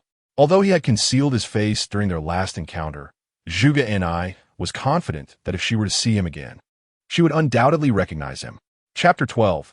Cooperative Low-Level Demons Achio. In a novice secret realm, Yi Lin sneezed, unable to suppress the urge to rub his nose. How peculiar! It wasn't cold here, so why the sudden sneeze? Nevertheless, pressing matters took precedence. Yi Lin shook his head and ventured deeper into the novice secret realm. After 7 days of battling monsters, his level had astonishingly risen to 15, and he could now wield an impressive array of 15 forbidden spells. To Yi Lin, there was no distinction between level 1 and level 10 monsters. They all fell to his thunderous strikes without resistance, allowing him to push through effortlessly. Regrettably, the further he progressed, the more experience points were required for each level, making advancement increasingly arduous. On the first day, he leveled up 4 times, the second day thrice. The third day thrice again, the fourth day twice, the fifth day twice, and the sixth day just once. By the 7th day, he and T gained a single level. Moreover, Yi Lin sensed an odd feeling that the monsters within the novice secret realm seemed to be evading him. It had been nearly 2.5 hours since he encountered any monsters, which was utterly remarkable considering he had reached the innermost depths of the novice secret realm, an area teeming with level 10 creatures. Could it be that he had been too merciless in his slaughter? Were they truly hiding from him? If so, they would need to be adept at evasion. A glint flashed in Yi Lin's eyes. Forbidden spell, burning reincarnation. Forbidden spell, instantaneous dance. He unleashed 2 forbidden spells in rapid succession. Burning reincarnation significantly enhanced his power, agility, and mental capacity, while the sole purpose of instantaneous dance was unparalleled speed. Forbidden spell, instantaneous dance. The forbidden spellcaster sacrifices their own organs, trading the importance of the organ for agility attributes, with a maximum of 10-fold additional base agility that lasts for 1 hour. Clearly, this was a forbidden spell intended for life and death situations to facilitate escape. However, in the hands of Yi Lin, who possessed immortality, instantaneous dance transformed into an ordinary acceleration skill. Without hesitation, he sacrificed his brain to acquire an astounding 10-fold boost in agility, for surely, nothing surpassed the significance of the brain among all organs. Upon reaching level 15, Yi Lin's agility attribute soared to an impressive 225 points. With the enhancement of the forbidden spells, burning rebirth and instant dance, his agility skyrocketed to a terrifying 2,475 points. Even many high-level assassin classes could not boast such an astonishing agility attribute. A smile graced Yi Lin's face. With a light step, it was as if he had performed a spatial leap, and in the blink of an eye, his figure appeared a kilometer away. With the increase in forbidden spells, Yi Lin's combat prowess and adaptability underwent a remarkable transformation. Upon teleporting 100 meters away, he finally discerned the source of his unease.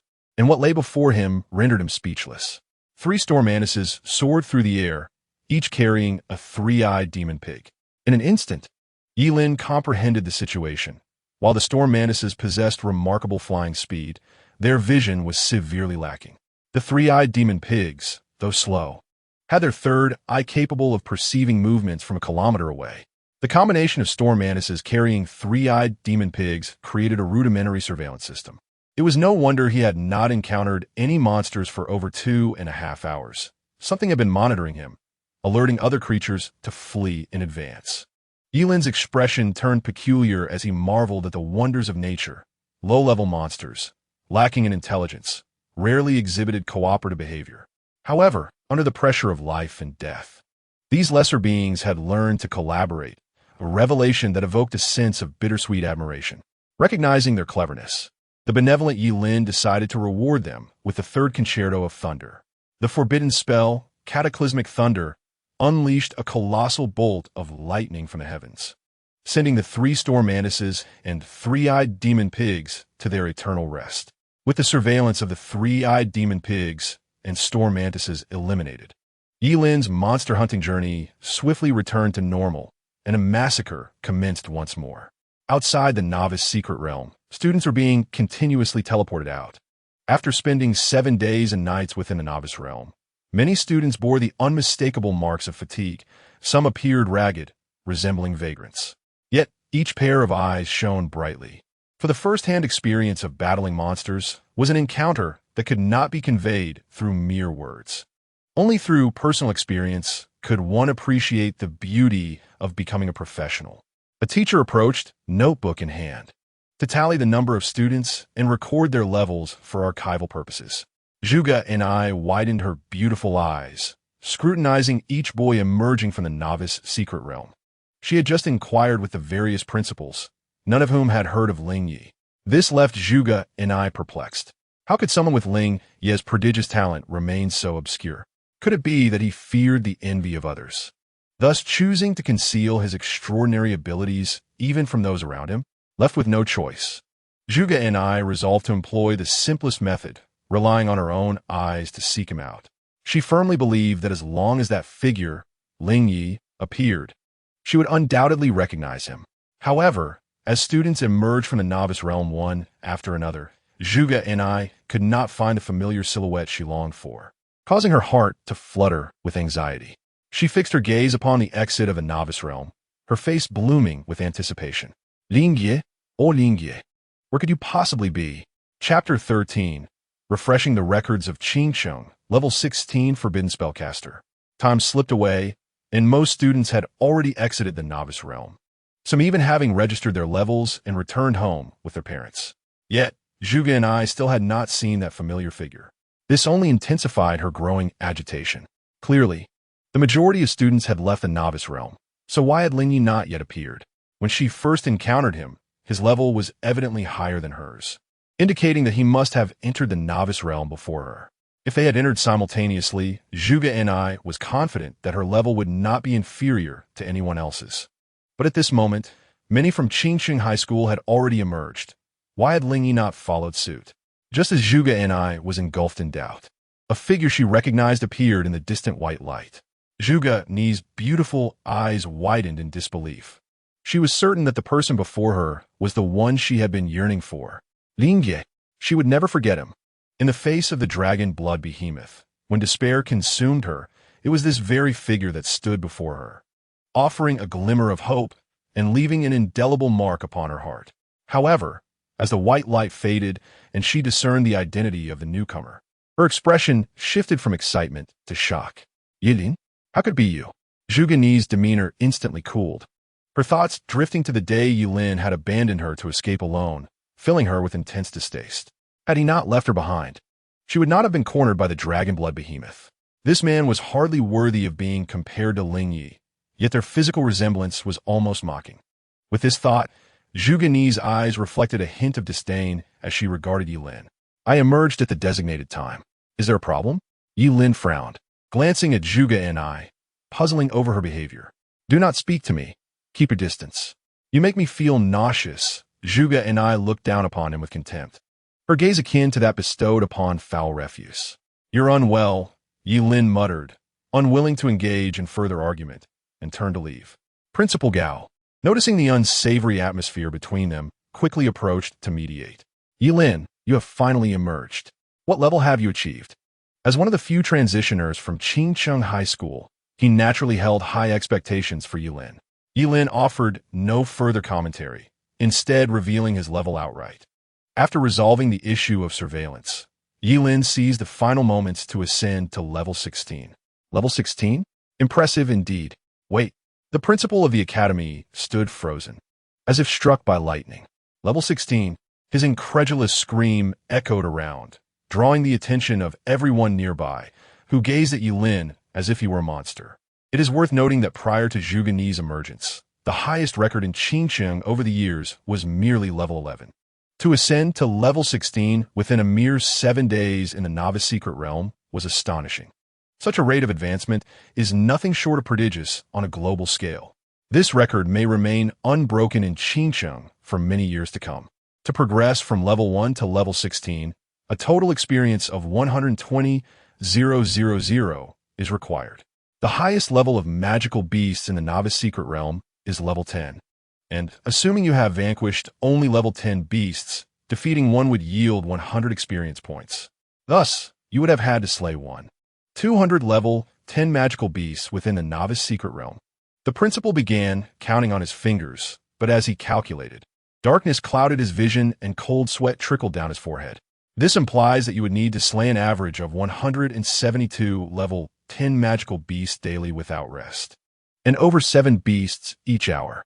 This revelation was staggering. The surrounding crowd felt chills run down their spines at the sheer enormity of this figure. These were level 10 magical beasts, the strongest entities within the novice secret realm. Even in collaboration, it would take several minutes to defeat a single level 10 beast. Yet Yi-Lin managed to slay over 7 in just 1 hour. Is he truly human? Even Zhuge Qianxing could not help but cast a lingering glance at Yi-Lin, intrigue evident in his eyes. Yi-Lin, with a nonchalant touch to his nose, remained silent. The scarcity of magical beasts in the novice secret realm meant that most of his time was spent seeking them. As for the time spent in battle, casting a forbidden spell hardly consumes much time, does it? The crowd was immersed in astonishment, witnessing the birth of a miracle. "Well done, Yi-Lin. You are the pride of Qingcheng High School," the principal exclaimed, patting Yi-Lin's shoulder with eyes brimming with admiration. "With such a talent, along with Zhuge and I, can Qingcheng High School possibly worry about the college entrance examinations? Surely, they will triumph effortlessly. With 2 high-level professionals, one at level 12 and the other at level 16, what could rival schools possibly bring to the table?" Who could have imagined that in his final year before retirement, Gao Zhenqian would cultivate such 2 prodigious students, marking a grand finale to his career? The principal beamed, his smile radiating like a brilliant chrysanthemum, drawing envious glances from other principals. However, at that moment, a cold female voice interjected. "What is so remarkable about level 16? Let us not forget, he is a forbidden spell master. If he were to recklessly cast forbidden spells, wouldn't his rapid leveling up be entirely reasonable?" Zhuge and I could not restrain herself from speaking. Gazing at the spotlighted Yi-Lin, a sense of discomfort stirred within her. How could such a person be worthy? Only a man like Ling Yi deserved to bask in such adoration. Upon Zhuge Ni's utterance, several faces shifted subtly, their gazes toward Yi-Lin now tinged with scrutiny and derision rather than astonishment. So, he was a forbidden spellcaster. That explained everything. The profession of a forbidden spellcaster is indeed an exceptionally rare existence, trading life for power. Was Yi-Lin out of his mind? Recklessly unleashing forbidden spells in a novice realm to level up. While other forbidden spellcasters rarely survive past 25, he was likely to perish before reaching 20. How foolish it was to barter one's life for fleeting glory. Let's not be so harsh. After all, others trade their lives in a frenzy to level up, seeking our envy. If he has sacrificed so much, let him revel in his moment of pride. The heights to which Yi-Lin was raised mere moments ago now lay in stark contrast to the depths of his downfall. His rapid ascent to level 16 in just 7 days had become a complete farce. It is akin to discovering that a friend has suddenly become wealthy. Yet their days are numbered. Would you still envy them? Chapter 14. What if Yilin is indeed the Ling you seek? In a single phrase, Zhuge and I transformed Yilin from a figure of admiration into one of collective mockery. Yilin, dear student, why put yourself through this torment? Principal Su of Yutsai High School sighed deeply, expressing his heartache. If I am not mistaken, it was your principal, Gao Jintian, who led you into the novice realm to hastily level up, was it not? You have been deceived, Yilin. He is sacrificing your life for the school's prestige. Principal Gao's expression shifted instantaneously, his innermost thoughts laid bare as he retorted, voice quivering with indignation. Su, do not speak such nonsense. As an educator, how could I ever jest with the life of my students? Ah, whether it is true or false, we shall simply inquire of Yilin, shall we not? I refuse to believe that a young man in the prime of his life would jest with his own existence without provocation. Upon hearing Principal Su's words, a flicker of suspicion ignited in many eyes as they scrutinized Principal Gao, causing a cold sweat to beat upon his brow. Defamation. This is slander. He is besmirching my reputation. Principal Gao hastily defended himself, yet Principal Su paid him no mind, his gaze intensely fixed upon Yilin. Yilin, come forth and reveal the truth. Fear not. I assure you no one shall dare retaliate against you. Did your principal indeed coax you into the novice realm for leveling? He had long harbored disdain for that old coot, Gao Jintian. If Yilin were to disclose the truth in front of all, it would spell ruin for Gao Jintian. Principal Gao's anxiety surged, for he had indeed permitted Yilin and Zhuge and I to level up, even providing them each with a ring of equipment. Should Yilin expose this matter publicly, a glint of malevolence flickered in Principal Gao's eyes as he regarded Yilin. At that moment, as Yilin lifted his gaze, Principal Gao felt as if his heart had ceased to beat, while others once again fixated their attention on Yilin, eager to unearth the truth. Principal Su, no one coerced me. My actions within the novice realm were entirely voluntary. As Yilin's words fell, the principal's heart, which had been lodged in his throat, finally settled back into his stomach, having been thoroughly startled. While the principal felt satisfaction, Principal Su was far from pleased.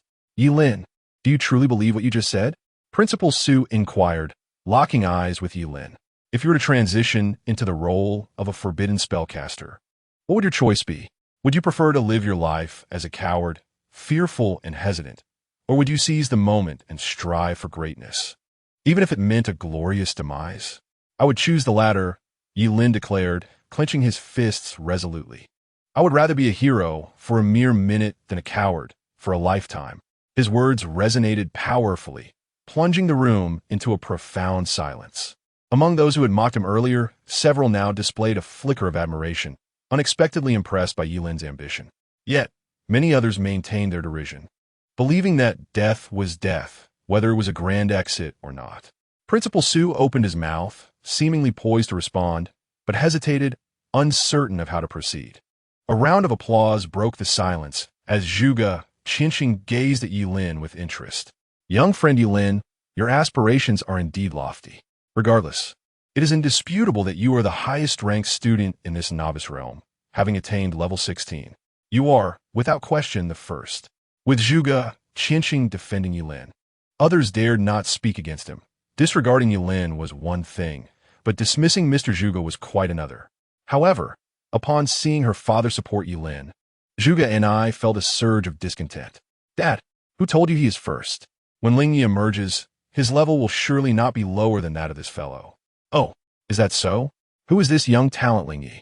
Zhuge Qinxing inquired, turning to the other principals. They all shook their heads in confusion, unfamiliar with the name. Oh, never mind. Once he appears, you'll understand. He is the true prodigy, Zhuge and I asserted with unwavering conviction. Such high praise piques my interest. I would indeed like to meet him, Zhuge Qinxing replied with a gentle smile, producing a business card to present to Yilin. Yilin, allow me to introduce myself. I am Zhuge Qinxing, Zhuge's father. Should you require anything in the future, do not hesitate to reach out. In a moment of locking gaze with Zhuge Qinxing, Yilin felt a tightening in his chest, as if the profound eyes behind the glasses could see through all of his secrets. Thank you, Mr. Zhuge. I shall take my leave now. Yilin accepted the card, avoiding further eye contact. Rest well at home. We shall meet again soon, Zhuge Qinxing said with a smile. Yilin dared not respond, hastening his departure, feeling an inexplicable sense that this enigmatic Mr. Zhuge seemed to know everything. Yi Lin, remember to return to school for the college entrance examination in 3 days. The principal called out from behind him. 3 days after the conclusion of the novice realm. The day of the college entrance examination would arrive, a day of far greater significance. After Yi Lin's departure, the others initially contemplated leaving as well. Yet upon recalling Zhuge Ni's words about a genius even more formidable than Yi Lin, they found themselves unable to tear themselves away. After all, Yi Lin's impressive level of 16 was enough to instill awe in everyone, with Zhuge Ni being a full 4 levels behind him. Just how terrifying could this genius, purportedly superior to Yi Lin, truly be? Could it be that they had already reached level 20? The crowd waited in silence, with Zhuge Ni intently gazing at the entrance of the novice realm. As dusk approached, the sun cast its final rays, descending in the east. The gates of the novice realm slowly began to close, signifying that all the new students had been teleported out. After a lengthy wait, the crowd could no longer suppress their curiosity and turned their gaze towards Zhuge Ni. Wasn't there supposed to be a genius surpassing Yi Lin? Where were they? Zhuge Ni's face turned pale. It was impossible. She had been vigilant from start to finish, observing each individual. Where was Ling Yi? Suddenly, Zhuge Ni had a realization. When Yi Lin emerged, her mood had been affected by him, distracting her from the commotion at the exit. Could it be that Ling Yi had quietly slipped out during that moment? That infuriating Yi Lin. He was the cause of this. Enraged by this revelation, Zhuge Ni seethed. Seeing the anger on her face, no one dared to confront her, for she was none other than the daughter of Zhuge, and the deceived crowd could only disperse in dejection. What is wrong, Ni? Where is that genius you mentioned? Zhuge Qinxing gently inquired as they walked home, ruffling Zhuge Ni's hair. Father, even you don't believe me. That genius named Ling Yi truly exists. He even saved your daughter's life. Zhuge Ni exclaimed, her excitement palpable as she recounted the entire series of events to Zhuge Qinxing, who was left in a state of amusement. So, you left the novice realm early just to identify him? Yes, Zhuge Ni replied, her voice barely above a whisper as she cautiously raised her gaze to meet Zhuge Qinxing's. Despite his affection for her, he maintained strong principles. Zhuge Qinxing adjusted his glasses, a glimmer of insight flashing in his eyes as he smiled faintly. Ni, have you ever considered the possibility that Yi Lin is the Ling Yi you have been searching for all along? Chapter 15. Manager Wang of Brain King Oral Liquid Zhuge Ni burst into laughter at Zhuge Qinxing's conjecture. Father, please do not insult Ling Yi. How could that fellow Yi Lin even begin to compare to him? He wouldn't be worthy of carrying Ling Yi's shoes. He fled in terror upon encountering the dragon blood giant beast. Moreover, Ling Yi possesses an extraordinary mastery over fire elements, even being able to manipulate hellfire, skills that Yi Lin lacks entirely. If Yi Lin and Ling Yi were truly the same person, I, Zhuge Ni, would serve him as a devoted servant. Zhuge Ni scoffed, viewing one as the object of her affection and the other as someone she utterly despised. How could they possibly be one and the same? Such an idea was utterly absurd. Zhuge Ni would rather believe that she had merely experienced a hallucination, that Ling Yi was a figment of her imagination, than accept that the two individuals were one and the same.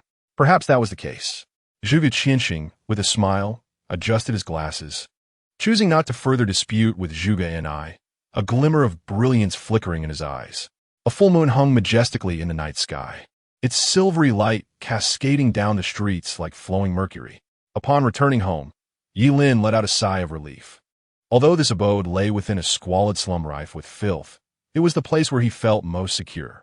Sitting in a chair, Yi Lin's eyes sparkled with concealed excitement, reveling in his newfound status as a level 16 transmuter, an esteemed forbidden spellcaster, wielding 16 forbidden spells. From this moment forth, he would no longer be an ordinary individual devoid of strength.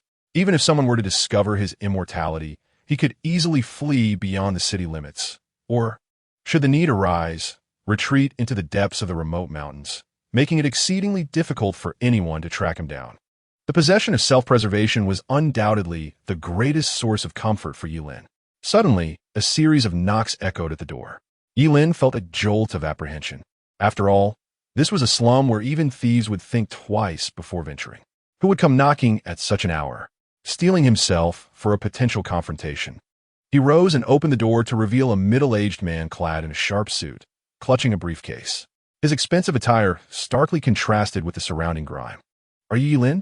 the man inquired, wiping the sweat from his brow and extending his hand. "I finally found you. Allow me to introduce myself. I am Manager Wang from Qingcheng Brain Overlord Oral Liquid Company." Limited Yi Lin gazed at the man's damp hand, feeling no inclination to shake it. "Oh, I apologize, but your vehicle cannot enter here, and the distance is too great." I broke a sweat. Manager Wang chuckled awkwardly, wiping his hand on his trousers. "What brings you here?" Yi Lin asked directly. "Well," Wang began, "it has come to my attention that you recently transitioned into your profession and shattered the highest level record in the Qingxing Novice Secret Realm. I wanted to inquire if you might be interested in filming a commercial." He raised 3 fingers. "I can offer you 300,000 for the advertisement." Hearing this, Yi Lin was momentarily taken aback, finally grasping Manager Wang's intention. It struck him how truly inexpensive the lives of ordinary people were. He had nearly sold all his organs to earn a mere 100,000, yet now, as a renowned level transmuter, a single advertisement could yield 300,000. In the past, he would have had to sell 10 kidneys to amass such wealth. Noticing Yi Lin's hesitation, Manager Wang seized the opportunity. 300,000 is just the starting price. If you become a spokesperson for our Brain Overlord Oral Liquid and achieve excellent results in the college entrance examinations, we can offer you even more. The company has authorized me to promise up to 3 million. Yi Lin squinted his eyes. He was indeed in dire need of money. As a job changer, he was aware that this profession demanded substantial financial investment. He need not worry about skills, for the endless spell was at his disposal. And with level advancements, he would possess an inexhaustible supply of forbidden spells. However, when it came to equipment, he had to rely on cold, hard cash. The only item of gear he possessed was a ring that added 10 points to his mental strength, gifted to him by Gao Zhentian, the principal of Qingcheng High School. Regrettably, the ring bore no level. Noticing Yi Lin's interest, Manager Wang shifted slightly. "Yi Lin, standing here isn't ideal. Shall we find a place to dine and discuss further?" "Very well." Yi Lin nodded and exited alongside Manager Wang. A sleek black luxury car was parked at the entrance of the impoverished alley. Although Yi Lin was not well-versed in vehicles, he could discern that this one was expensive. Manager Wang courteously opened the door, and they both settled into the back seat. After approximately 10 minutes, the car halted in front of a somewhat secluded farmstead. Kulme. Yi Lin, let us disembark." Manager Wang warmly beckoned him. "Do not let the humble appearance of this farm deceive you. The produce here is exceptional. The chickens are genuine free-range, and the vegetables are cultivated by the owner, nourished with organic fertilizer, completely natural and harmless. The fish are freshly caught. Once you taste it, you will understand." Yi Lin interjected. "The chicken has a distinct flavor, the fish has its own essence, and the vegetables have a hint of fertilizer." Manager Wang's expression froze momentarily. "Yi Lin, you possess quite the sense of humor. Let us proceed inside." He guided Yi Lin into the farmhouse, where everything appeared remarkably new, as if recently opened, with a faint scent of fresh paint lingering in the air. Once seated in a private room, the servers promptly began to present their dishes. Yi Lin wasted no time in relishing the meal. Manager Wang had indeed spoken the truth. The food was a feast for the senses, tender chicken, melting in the mouth, infused with an aromatic flavor that delighted Yi Lin immensely. Despite the farm's modest setting, the fare was anything but cheap. Yi Lin had never had the opportunity to indulge in such delicacies before. "Take your time, Yi Lin, no need to rush. If it's insufficient, we can always order more," Manager Wang cheerfully offered, serving him more food. Thank you. You are truly a good person," Yi Lin exclaimed joyfully, as Manager Wang's grin grew increasingly peculiar. "Of course, I am a good person. Is it to your liking, Yi Lin?" "Delicious." Yi Lin nodded vigorously, swallowing a piece of chicken leg. "Do you not feel dizzy?" Manager Wang inquired with a cold smirk. "Perhaps just a little." No sooner had he spoken than Yi Lin's head tilted, and with a thud, he collapsed onto the dining table. Chapter 16. The Terrifying Gaze of Eternal Frost. So easily deceived. What a fool. I had prepared numerous contingency plans. Manager Wang wiped his hands and gazed coldly at the unconscious Yi Lin. He kicked Yi Lin. who fell limply to the ground, unresponsive. Manager Wong then raised his foot and pressed the hard heel of his shoe brutally against Yilin's palm, grinding it mercilessly until blood and flesh were mangled, yet Yilin remained utterly unperturbed. After confirming that Yilin had lost consciousness, Manager Wong took out a phone. "Hello. Boss, it's done. This kid is now as unresponsive as a dead pig." After hanging up, approximately 3 to 4 minutes passed before the door to the private room swung open, revealing a shrewd-looking middle-aged man. Had Yilin not been drugged, he would certainly recognize this man as the unscrupulous boss he encountered while selling his kidney on the black market. "Well done." The unscrupulous boss nodded in satisfaction towards Manager Wong. "However, boss, I don't quite understand why you went through so much trouble to capture a college entrance examination candidate. If others find out, we could land ourselves in serious trouble." Manager Wong couldn't help but express his concerns. A college student, particularly one on the verge of a career transition, was someone who could easily attract the attention of the higher-ups in Qingqing. If Yilin hadn't been an orphan with no background, Manager Wong would never have dared to take on this job. "Don't ask too many questions.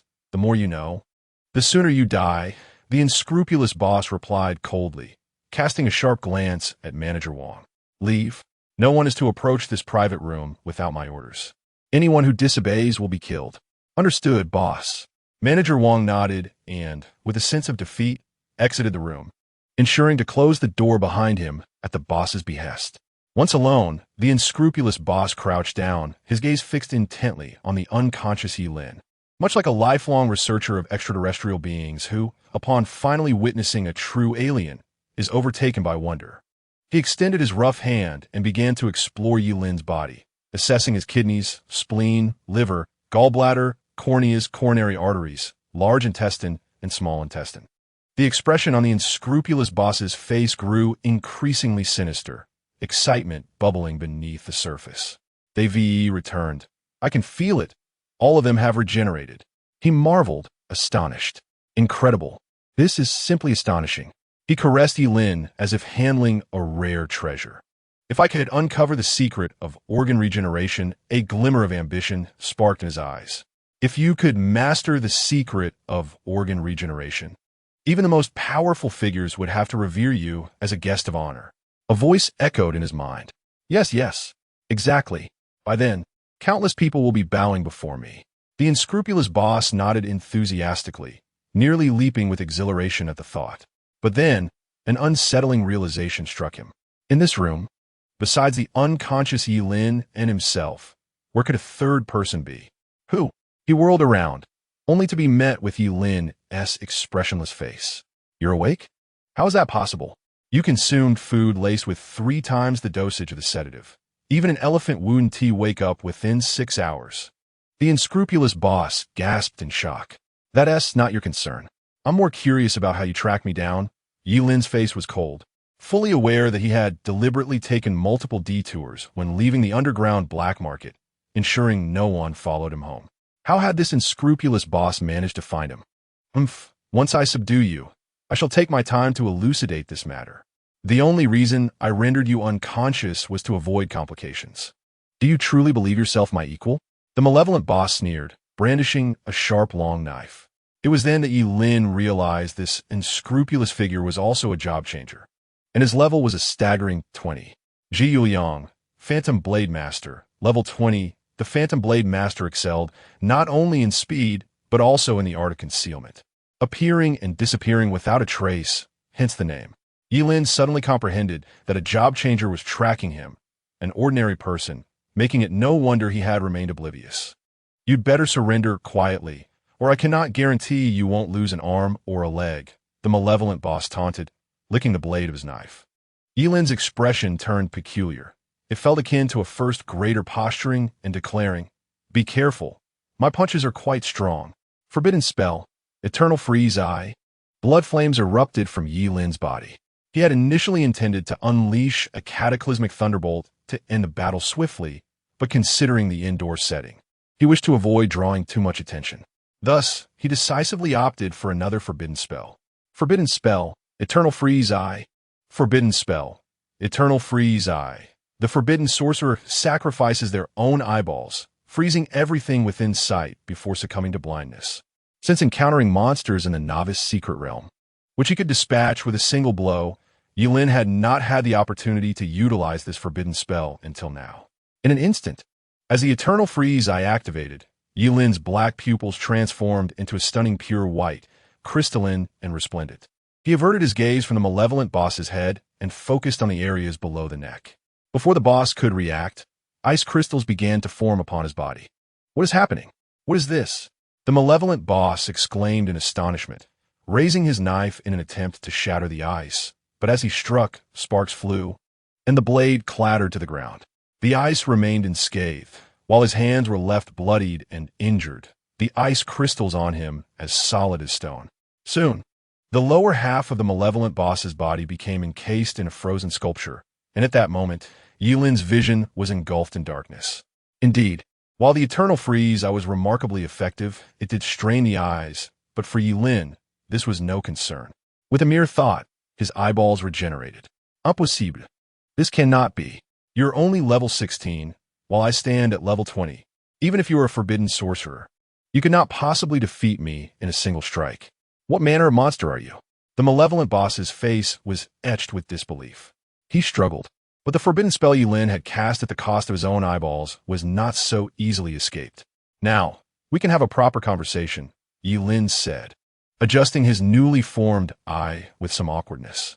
Tell me, how many people are aware of my regenerative abilities? The malevolent boss pressed his lips together, reluctant to speak. As the chill emanating from the ice crystals turned his complexion a shade of purple. Unwilling to speak, yet matters not. If this continues, you shall surely suffer frostbite below the neck, transforming from a noble level 20 class changer into a mere cripple. Yilin ambled leisurely to the table and poured himself a cup of hot tea. Do not drink. That tea is laced with a narcotic. The unscrupulous boss interjected hastily, not out of concern for Yilin's well-being, but rather for fear that should Yilin succumb to slumber, he would indeed become incapacitated by the cold. Nevertheless, Yilin remained unmoved by the warning, and, as he swallowed, he consumed a substantial cup of steaming tea infused with a potent sedative. Chapter 17. The true culprit behind the scenes, the unscrupulous boss, his face a ghastly shade of pale, watched in disbelief as he linned down the entire cup of drugged tea and then casually wiped his mouth. Shock painted the boss's features. Why? Why does the narcotic have no effect on you? Curious to know? Yilin inquired with a smile. The boss nodded. First, tell me, how many are aware of my organ regeneration? Yilin countered. The boss's lips were already turning a shade of blue from the cold. Only I know.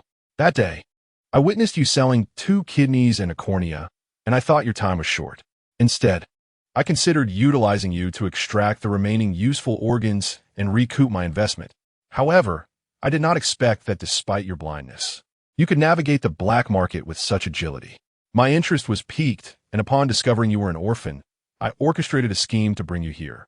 Yilin approached the unscrupulous boss slowly. Is it truly only you who knows? He questioned. I can't shake the feeling that you are deceiving me. To keep the secret of organ regeneration for myself, I have revealed this to no one, not even my subordinates. They only know to kidnap you, but not the purpose behind it, the boss admitted candidly. Very well, I have divulged all I know.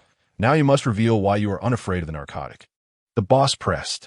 Oh, would you prefer I share this with you, or with those who stand behind you? Yilin replied, seizing the boss's knife and swiftly severing his left hand. The frozen limb fell to the ground, shattering into countless icy fragments. And a small black camera he had gripped fell out at that moment.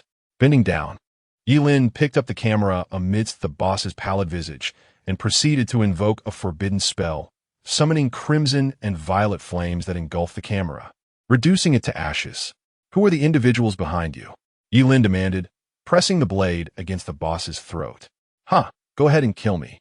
The unscrupulous boss resignedly closed his eyes. If I don't tell you, only I will perish. But if I do, my family will suffer your wrath. Before he could finish his sentence, Yilin's blade fell, severing the boss's head cleanly, which rolled away like a melon, his face still etched with disbelief. As if he had never anticipated such a swift and decisive action from Yilin. After dealing with the unscrupulous boss, Yilin directed a blade towards his own abdomen and proceeded to perform a remarkably precise seppuku, extracting his own stomach. Inside, he discovered several layers of plastic bags encasing the food, laced with narcotics, which had never truly entered his stomach for digestion. Although he possessed an undying body, the toxins still affected him. They simply could not kill him. To prevent any leakage from the plastic bags during the process, he had meticulously layered 5 of them. The rationale for using plastic was twofold. Firstly, being a polymer compound, it would not degrade in the natural environment, nor would it be corroded by gastric acid. Secondly, it was cost-effective. After removing the narcotic-laden food from his stomach, Yi Lin haphazardly stuffed his organs back in his abdomen, allowing for healing. To ensure absolute safety, he resolved not to spare any of the individuals on the farm and immediately initiated a forbidden spell. Forbidden spell, the realm of the undead. Forbidden spell. The brain cells of the spellcaster perish at a rate of 100 million per second, creating a barrier sealed by countless undead creatures. This barrier cannot be breached until the spellcaster's demise.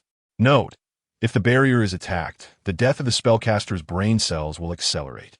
The moment the realm of the undead was activated, a multitude of ghastly skeletal warriors emerged from the earth, their hollow eye sockets ablaze with an eerie blue flame. Following them, headless horsemen, bone dragons, liches, and various other undead beings continuously materialized, surrounding the entire farm. Unless Yi Lin was slain, no one could escape from this place. The inhabitants of the farm were paralyzed with fear, having never witnessed such a terrifying spectacle. It was as if a natural disaster had befallen them. Fortunately, the undead creatures seemed to harbor no intention of attacking, merely standing guard around the perimeter of the farm. Yi Lin, with a knife in one hand and the head of the unscrupulous boss in the other, pushed open the door to the private room and stepped out. What? The boss? Manager Wang, stationed at the door, was rendered speechless. Though he had heard some strange sounds moments ago, he remembered the boss's orders forbidding anyone from entering without permission, and thus had remained vigilant at the entrance. Little did he expect that in guarding the door, he would inadvertently unveil the corpse of the unscrupulous boss. Seize him. Take this brat down. Manager Wang shouted, and the surrounding bodyguards rushed forward.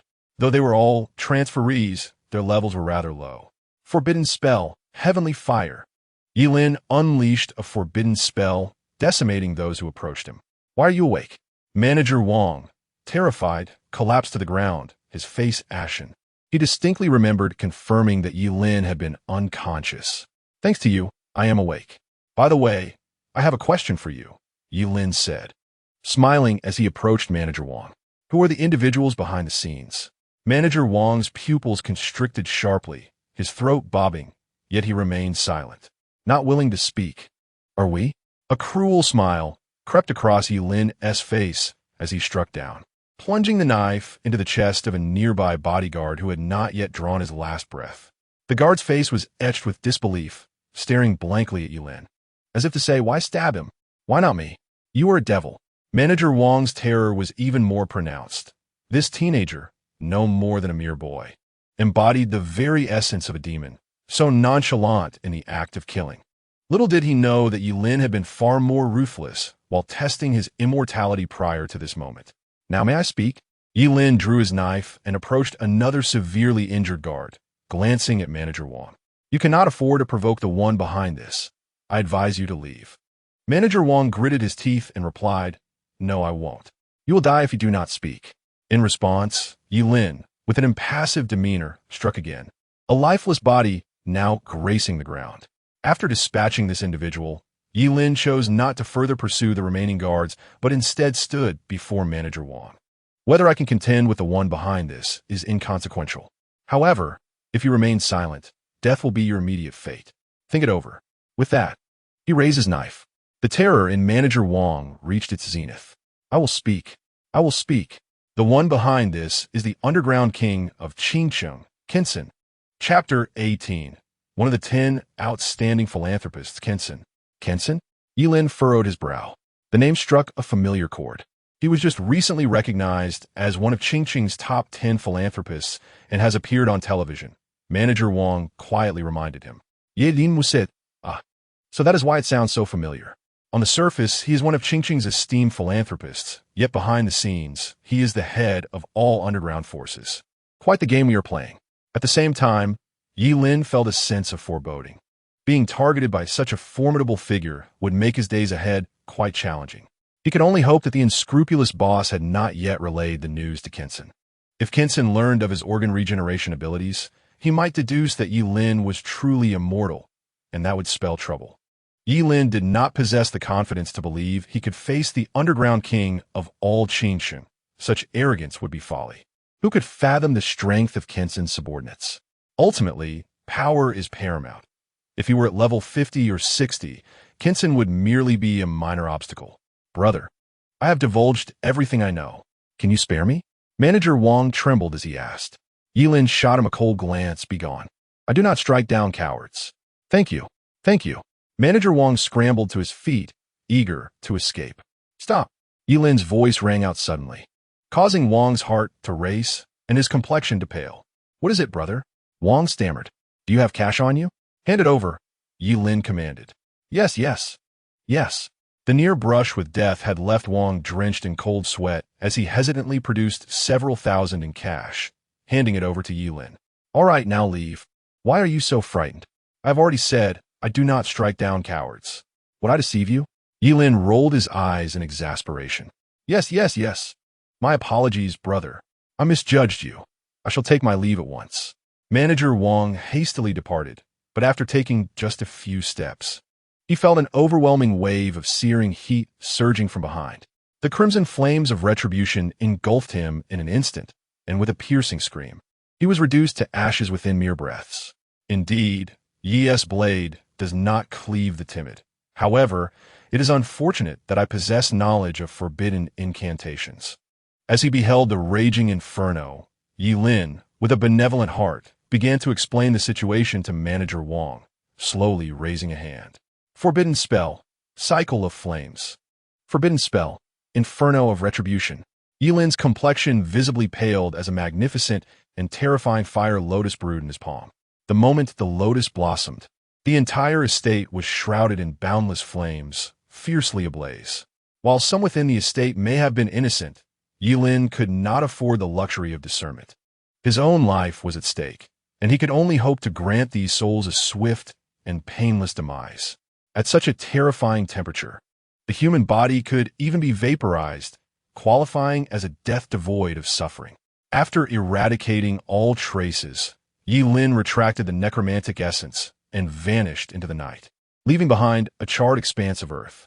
Upon returning home, Yi Lin washed his face, taking several deep breaths, yet failing to quell the tumultuous emotions within. He had taken a life. Unlike the previous encounters with monstrous entities, this time he had killed a living person. What stirred his unease even more was the impending vengeance from Kinson. Fortunately, in 3 days he would participate in the college entrance examination, a safe haven. By then, even Kinson would not dare to pursue him. The pressing question was where to hide for the next 3 days. Remaining at home would surely lead to a waiting game with death. Just as Yi Lin pondered his predicament, a knock resounded at his door. His heart sank. Could Kinson's retribution have arrived so swiftly? He refrained from opening the door directly, instead climbing out the window, circling to the front while clutching a forbidden spell. If it were Kinson's men at the door, he would unleash the spell and flee, hoping to take a few of them down. As he prepared to strike, the moonlight illuminated the figure at his doorstep, none other than Ji Lingyu. What business could this fellow have with him? Yet, it seemed his dilemma was on the verge of resolution. Recognizing Ji Lingyu, Yi Lin relaxed his grip on the spell and returned through the window to open the door.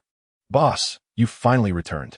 Ji Lingyu exclaimed, brimming with excitement, oblivious to the fact that Yi Lin had recently danced with death. I spoke with my father. We have 2 million, but enough about the money. It's trivial. I accept you as my little brother now. Let us go to your house.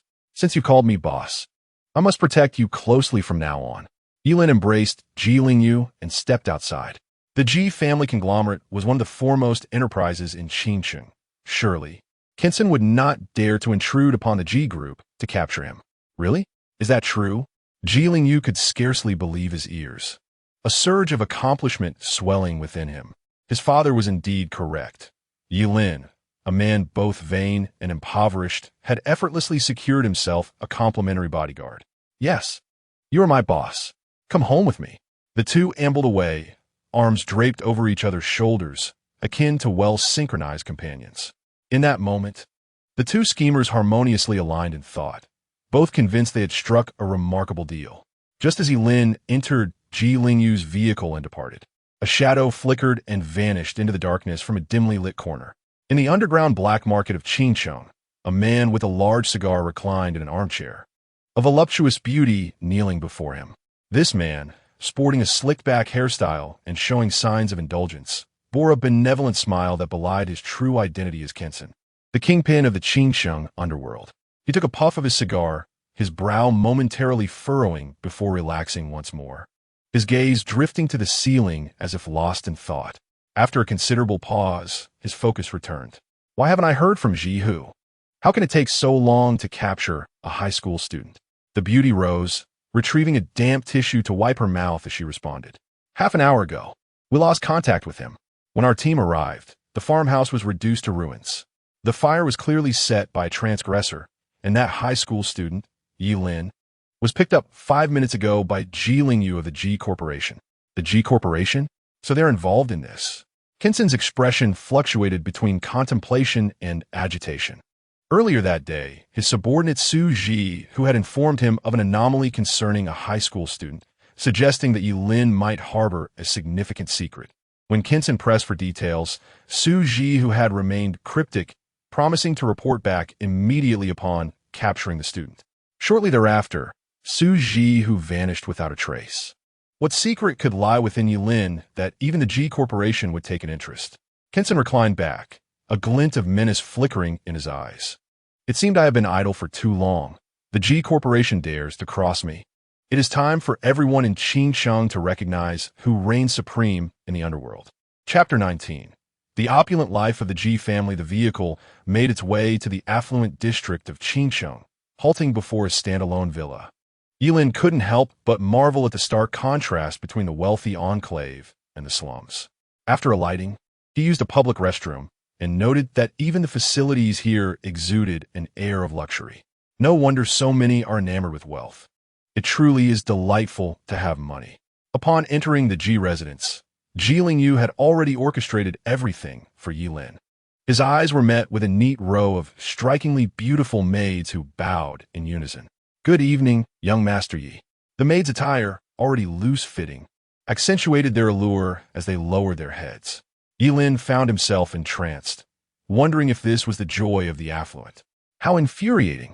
Before his transmigration, he had been a pauper, and now, in this new life, he was so destitute that he could only afford to dwell in the slums.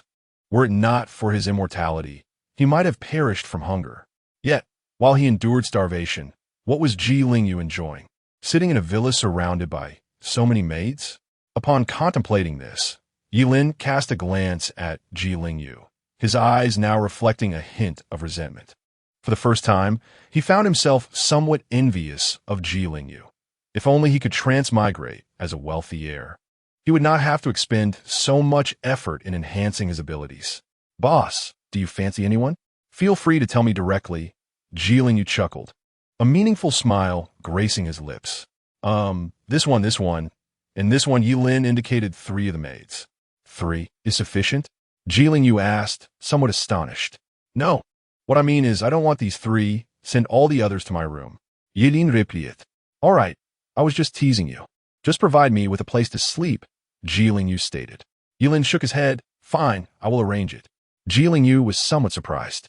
Amidst such temptation from numerous beautiful women, Yilin remarkably managed to remain steadfast. Ji Lingyu led Yilin into the Ji family's villa, where Yilin soon encountered Ji Lingyu's father, a seemingly ordinary middle-aged man with a hint of baldness. Yet, the occasional glint of shrewdness in his eyes spoke volumes of his exceptional nature. Before long, Yilin had his own room within the Ji residence. Lying on the soft, expansive bed measuring 3 by 3 meters, he peacefully drifted into slumber. Having sought refuge in the Ji household, he believed there was no way Kinsan could come to capture him there. With this thought, he surrendered himself to sleep. Unbeknownst to him, at that very moment, the underground forces of the entire Qingcheng were mobilizing under Kinsan's command, and everyone was aware that Kinsan was poised for a significant move. The following morning, As soon as Yilin opened his eyes, a maid was already waiting by his bedside, gently tucking his bangs behind his ear, radiating warmth and tenderness. "Young Master Yi, you are awake. Please wash your face." A steaming towel was promptly presented to him. This unexpected scene prompted Yilin to give himself a light slap, believing he had yet to awaken from a dream. Having lived in a slum for so many years, he had never experienced the luxury of a beautiful maid offering him a warm towel upon waking. "Young Master Yi, are you all right? Did you have a nightmare?" The maid quickly grasped his hand, preventing him from inflicting further harm upon himself. Still dazed, Yilin washed his face, only to be approached by two more maids eager to assist him with brushing his teeth. He hurriedly declined. "No, it's all right, I can manage." Yilin was still not quite accustomed to being cared for in such a manner. By the time he finished brushing his teeth, Yu was already waiting for him at the door. "Boss, how do you find your accommodations? Are you comfortable?" "Not bad," Yilin nodded in response. "Great, then let's go eat," Yu said, leading Yilin to the dining room, where only the two of them were present. Yet the table was laden with over 20 dishes. 8 stunning young ladies awaited their arrival, and the moment they laid eyes on Yilin and Yu, they all lowered their heads in unison. "Good afternoon, young Master Ji and young Master Yi." "Boss, please take a seat," Yu said, effortlessly plopping down onto a chair, as one of the young ladies immediately served him a bowl of perfectly warm soup to moisten his palate. After taking a sip, Yu was immediately presented with a large shrimp, its shell peeled and the vein removed, by another girl who held it to his lips. He slightly parted his mouth, taking a bite of the most delectable third of the shrimp, thus finishing it. No sooner had he finished the shrimp than another girl swiftly offered him a cherry, presenting 4 in total, 2 red and 2 green. Following the cherries, the 2 girls, one on each side, fed Yu shrimp and crab meat, which had been similarly prepared. This scene left Yilin, who was seated across from them, utterly dumbfounded. Although the wealthy in his former world indulged in luxury, it was never to such an exaggerated extent. It seemed that in this realm, due to the presence of transcenders, the status of ordinary individuals was significantly diminished, akin to that of servants. "Boss, sit down. Are the dishes not to your liking? If you desire something else, I can have it prepared immediately," Yu inquired as he noticed Yilin still standing. "No need, this is quite good.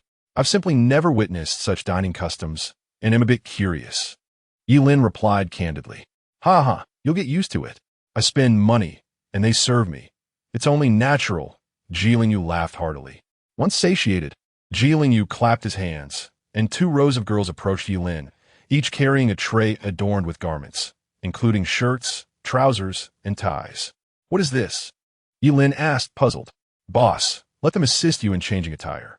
This evening, we are attending an auction banquet where many prominent figures from Qingsheng will be present," Yu explained. This was a lesson imparted by his father. If one were to acknowledge a superior, one must do so wholeheartedly.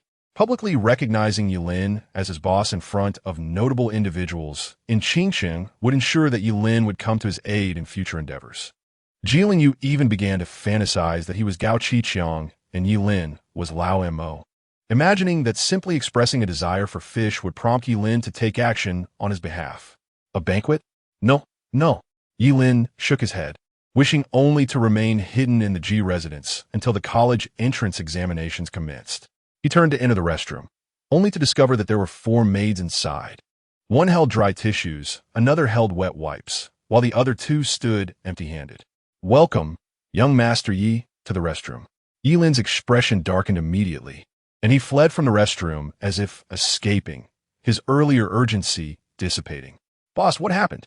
Yu asked, perplexed. "It's nothing. I believe attending the banquet is indeed necessary." Yilin abruptly changed his mind, suspecting that staying in the Ji household could lead to an unfortunate fate. "Boss, it's wonderful that you've changed your mind. There will be many valuable items at tonight's auction banquet, including equipment and skills," Yu remarked. "Really? Such treasures exist?" Yilin was taken aback. Indeed, every year, Qingsheng holds an auction banquet before the college entrance examinations, but the commoners are unaware of it, Yu clarified. Yilin fell silent for a moment, realizing that he was not even considered a commoner, but rather belonged to the impoverished class. despite his decision to attend the banquet. Yilin ultimately chose not to don the evening gown prepared for him by Ji Lingyu, as the thought of wearing such attire was simply too disconcerting. He felt far more comfortable in his own clothes. As evening descended, Ji Fu escorted Ji Lingyu and Yilin to the most luxurious establishment in Qingcheng, the Yunqing Hotel. At the entrance, a myriad of luxury vehicles were already parked, and upon sighting Ji Fu, the security personnel immediately greeted him with deep bows, recognizing the prominence of the Ji Group within Qingcheng's business landscape. The trio ascended to the hotel's top floor via the elevator, where a hidden paradise awaited them. 2 long tables were adorned with an array of exquisite delicacies, inviting guests to help themselves. Elegantly attired individuals, ranging from formidable business magnates to highly skilled professionals and influential politicians, gathered in small clusters, engaging in lively conversation. Almost every notable figure in Qingcheng was present. As Ji Fu mingled with his old acquaintances, Ji Lingyu had long grown accustomed to this dynamic. Our elders have their circle, and we have ours. Let us head over there, Ji Lingyu suggested, gesturing toward a table filled with young people. Don't worry about me. You go ahead, Yilin replied, already feeling famished after barely eating a few bites earlier amidst the throng of maids. He disregarded Ji Lingyu's concerns and approached the table, indulging himself with fervor, while the other guests displayed refined manners, clad in extravagant custom attire. Yilin's ravenous consumption drew the attention of many around him, prompting Ji Lingyu to nervously tap his foot. Big brother, shall we wait to eat later? Let me introduce you to my friends first, he offered, anxiety creeping into his voice. No rush. I need to fill my stomach first, Yilin replied, blissfully savoring his meal. Big brother, what do you want to eat when we get home? I can have it prepared for you. Just hold off for now, Ji Lingyu urged, increasingly aware of the stares directed at them. In a moment of desperation, Ji Lingyu even contemplated snatching the lobster from Yilin's hands. But Yilin's gaze hardened in an instant.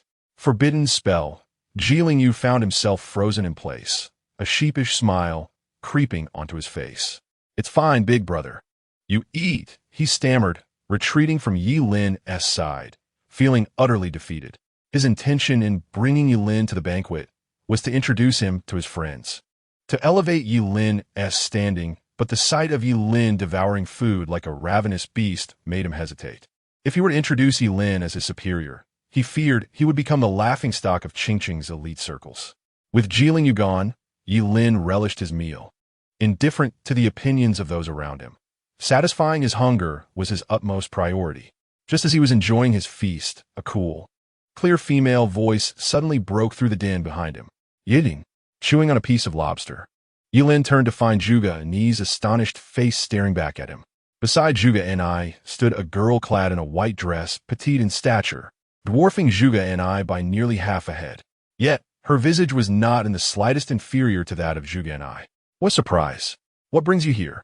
Upon recognizing Yilin, Zhuge Ni's countenance unmistakably displayed a hint of disdain. You haven't sneaked in to indulge in food and drink, have you? Yilin chose to ignore Zhuge Ni, feeling an unwelcome cloud of misfortune looming. It seemed he could encounter this dim-witted woman anywhere. However, upon reflection, given Mr. Zhuge's esteemed position, it was indeed not surprising for Zhuge Ni to attend such a soiree. Ni, who is he? The girl in white inquired curiously, as it was her first time witnessing such evident animosity on Zhuge Ni's face. Even when besieged by suitors, Zhuge Ni had never revealed such an expression. Who is he? Merely a cowardly scoundrel, Zhuge Ni scoffed. Do you recall the one I mentioned who saved me? Lingyi? Of course. You said he wields the flames of retribution, possessing formidable strength, and on the first night in the novice realm, he single-handedly vanquished an 8th-level beast. The girl in white nodded. Before encountering Lingyi, this fellow was the first I met. His strength is not to be underestimated. Had he chosen to join forces with me against that 8th-level dragonblood behemoth, I would not have been driven to the brink of death. Yet, this coward abandoned me and fled. As she recounted this, Zhuge Ni glared at Yilin with gritted teeth, but Yilin, engrossed in his meal, did not spare her glance. Huh? The girl in white tilted her head. But isn't it human instinct to avoid danger? Though he is indeed cowardly, must it incite such wrath from you? Lu Yanwei, Zhuge and I exclaimed, her voice tinged with indignation. Whose side are you on? Yours, of course, Lu Yanwei replied playfully, sticking out her tongue. If it weren't for him, I wouldn't have been forced into a dire situation by the dragon blood behemoth, nor would I have met Ling Yi in such a pitiful state. Ling Yi views me as a burden, which directly results in my ongoing search for him being fruitless. Shouldn't I be upset? Zhuge and I retorted. One would indeed have reason to be upset. I would feel the same. Lu Yanwei nodded, fully aware of how fervently Zhuge and I had been searching for Ling Yi over the past few days, almost turning Qingcheng upside down in her quest. All right, since you're angry, let's not dwell on him. Out of sight, out of mind. Come, let's move over there. Lu Yanwei gently urged Zhuge and I to another location, preventing further conflict with Yi Lin. Yet, as they departed, Zhuge and I cast a fierce glare back at him. Amidst his meal, a mischievous thought crept into Yi Lin's mind. It seemed that his impersonation of Ling Yi had left quite an impression on Zhuge and I. He suddenly found himself curious about what expression she would wear upon discovering that Ling Yi was merely a guise he adopted. Chapter 21. Painting grand visions for Ji Lingyu, however, this notion was fleeting, as Yi Lin had no desire to become entangled with Zhuge and I. In fact, he preferred to keep as far away from her as possible. After satisfying his hunger and thirst, Yi Lin sought a tranquil spot to await the commencement of the auction banquet. He felt a flicker of curiosity regarding the equipment and skills that Qi Lingyu had mentioned would be available at the auction house. While he lacked for skills, he was utterly bereft of equipment, possessing only a ring that granted a mere 10 points of mental strength, a significant disadvantage in the upcoming high-stakes examination. After all, the examination would unfold under the scrutiny of many, and he could not afford to act as he had in the novice realm, casting spells indiscriminately without attracting suspicion. Yet, therein lay a dilemma. He had no money. He yearned for equipment, but funds eluded him. Was there a solution? Yi Lin turned his gaze toward Qi Lingyu, pondering whether he might entice Qi with some grand vision or perhaps obtain something for nothing. Just as this thought emerged, Qi Lingyu approached, flanked by a large entourage. Everyone, allow me to introduce my esteemed leader, Yi Lin. After waiting for Yi Lin to finish his meal, Qi dared to bring his companions over. His introduction sparked skepticism among the onlookers, who regarded Qi with doubt. Young Master Qi, are you jesting? It's one thing for him to consider you as leader. It's quite another for you to acknowledge him as yours. The crowd scrutinized Yi Lin, their expressions rife with confusion. He appeared out of place in his modest attire amidst the opulence of the banquet. What was Qi Lingyu thinking? With a mysterious smile, Qi addressed his friends, most of whom were affluent second-generation heirs from Qingcheng, accustomed to looking down on those less fortunate. One must not judge by appearances. The ocean cannot be measured by a mere bucket. While ordinary individuals may not qualify as my leader, he is an exception. Do you know what level my leader is currently at? How many? Level 16, and that is a professional level. A collective gasp echoed from the crowd, their initial disdain for Yi Lin evaporating as they recognized the strength he possessed. In any context, true power commands respect. Now I recall. Yi Lin, a name that rings a bell. He is the first-place finisher in this novice realm, and has even set a record for Qingcheng. Someone exclaimed in awe. Emerging from the novice realm, achieving levels of 8 or 9 is already considered remarkable, yet Yi Lin had astonishingly reached level 16. Truly fearsome. Observing their reactions, Qi Lingyu crossed his arms, a smug expression adorning his face. This was precisely the impact he sought. Who now would dare question his choice of leader? Once Qi Lingyu had sufficiently impressed his audience, Yi Lin prepared to weave his own enticing narrative. Qi Lingyu, do you feel confident about achieving a commendable score in the upcoming high-stakes examination? Yi Lin inweeded. Not particularly. I'm only level 7. Achieving a standard score would be quite an accomplishment, Qi replied candidly. If only we could venture outside the city, I could assist you in leveling up, enabling you to achieve an even better score. Yi Lin sighed. How could that be possible? To prevent the enlistment of powerful individuals for leveling assistance. It is strictly forbidden to leave the city for 3 days following the novice trial, Qi retorted. Ji Lingyu shook his head vigorously, akin to a rattledrum. Is that so? Then how come I heard that the passage to the examination trials lies just outside the city? Yelin insinuated. Boss, do you mean? Yelingius bret kvitskenet abruptly. When the examination trials commence, all 4 city gates of Qingsheng will open, and candidates must traverse a stretch outside the city to reach the entrance to the trials. This marks the first assessment of the Gaokao. Although the monsters near the city wall are few, they are not entirely absent. Every year, all examinees rush through this checkpoint at breakneck speed. It seems Yilin intends to accompany him to level up there. However, that is outside the city. It is not comparable to a novice secret realm.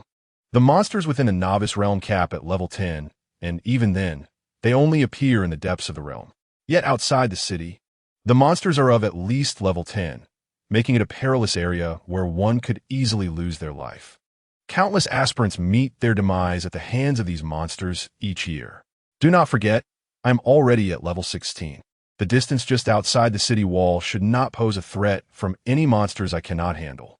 Alas, I lack equipment. Otherwise, perhaps I could indeed assist you in leveling up before entering the examination trials. Yilin sighed, a hint of frustration evident. Equipment? That is easily resolved. Jiling dismissed this concern lightly. However, boss, I am primarily worried about our safety. After all, that is outside the city. Yilinguis apprehension lingered. If the G group could dispatch a powerful protector, he would have no fear.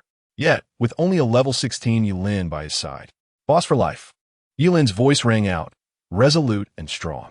Rest assured, if I dare to undertake this, it is because I am confident. Even if we do encounter monsters that I cannot defeat, I assure you I will perish before you. Do you not wish to elevate your level further? To gain admission into a prestigious institution? Yilin piresit. You must understand, these opportunities cannot be bought with money. Boss. A flicker of guilt crossed Ji Lingyu's eyes. Yilin was so devoted to considering his welfare, yet he merely intended to use Yilin as a free bodyguard adept in forbidden spells. However, his resolve quickly solidified. Business and righteousness do not mix. This was a lesson imparted by his father long ago. The life expectancy of a forbidden spellcaster is short, and had he not allowed Yilin to experience a more extravagant lifestyle before his untimely end, in retrospect, he had not truly wronged Yilin. After all, a businessman must prioritize profit.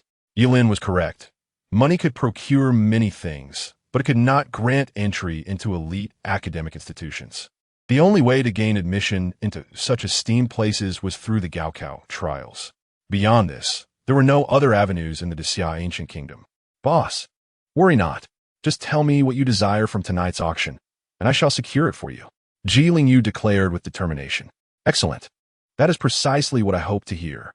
Fear not. With equipment in hand, I promise to help you level up beyond level 10. Yilin vowed in return.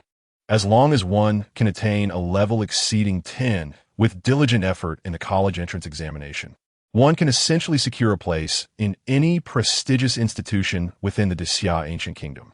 The two exchanged knowing smiles, each secretly believing they had struck an extraordinary deal. Chapter 22. The auction commences. The Imperial Dragon's auspicious ring at this moment. The gaze of Ji Lingyu's circle of affluent friends was filled with envy.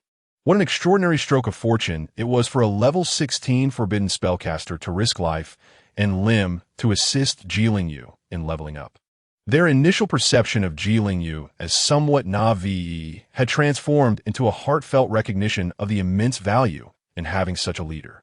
Were it not for their pride, they might have inquired if Yilin was in need of additional followers.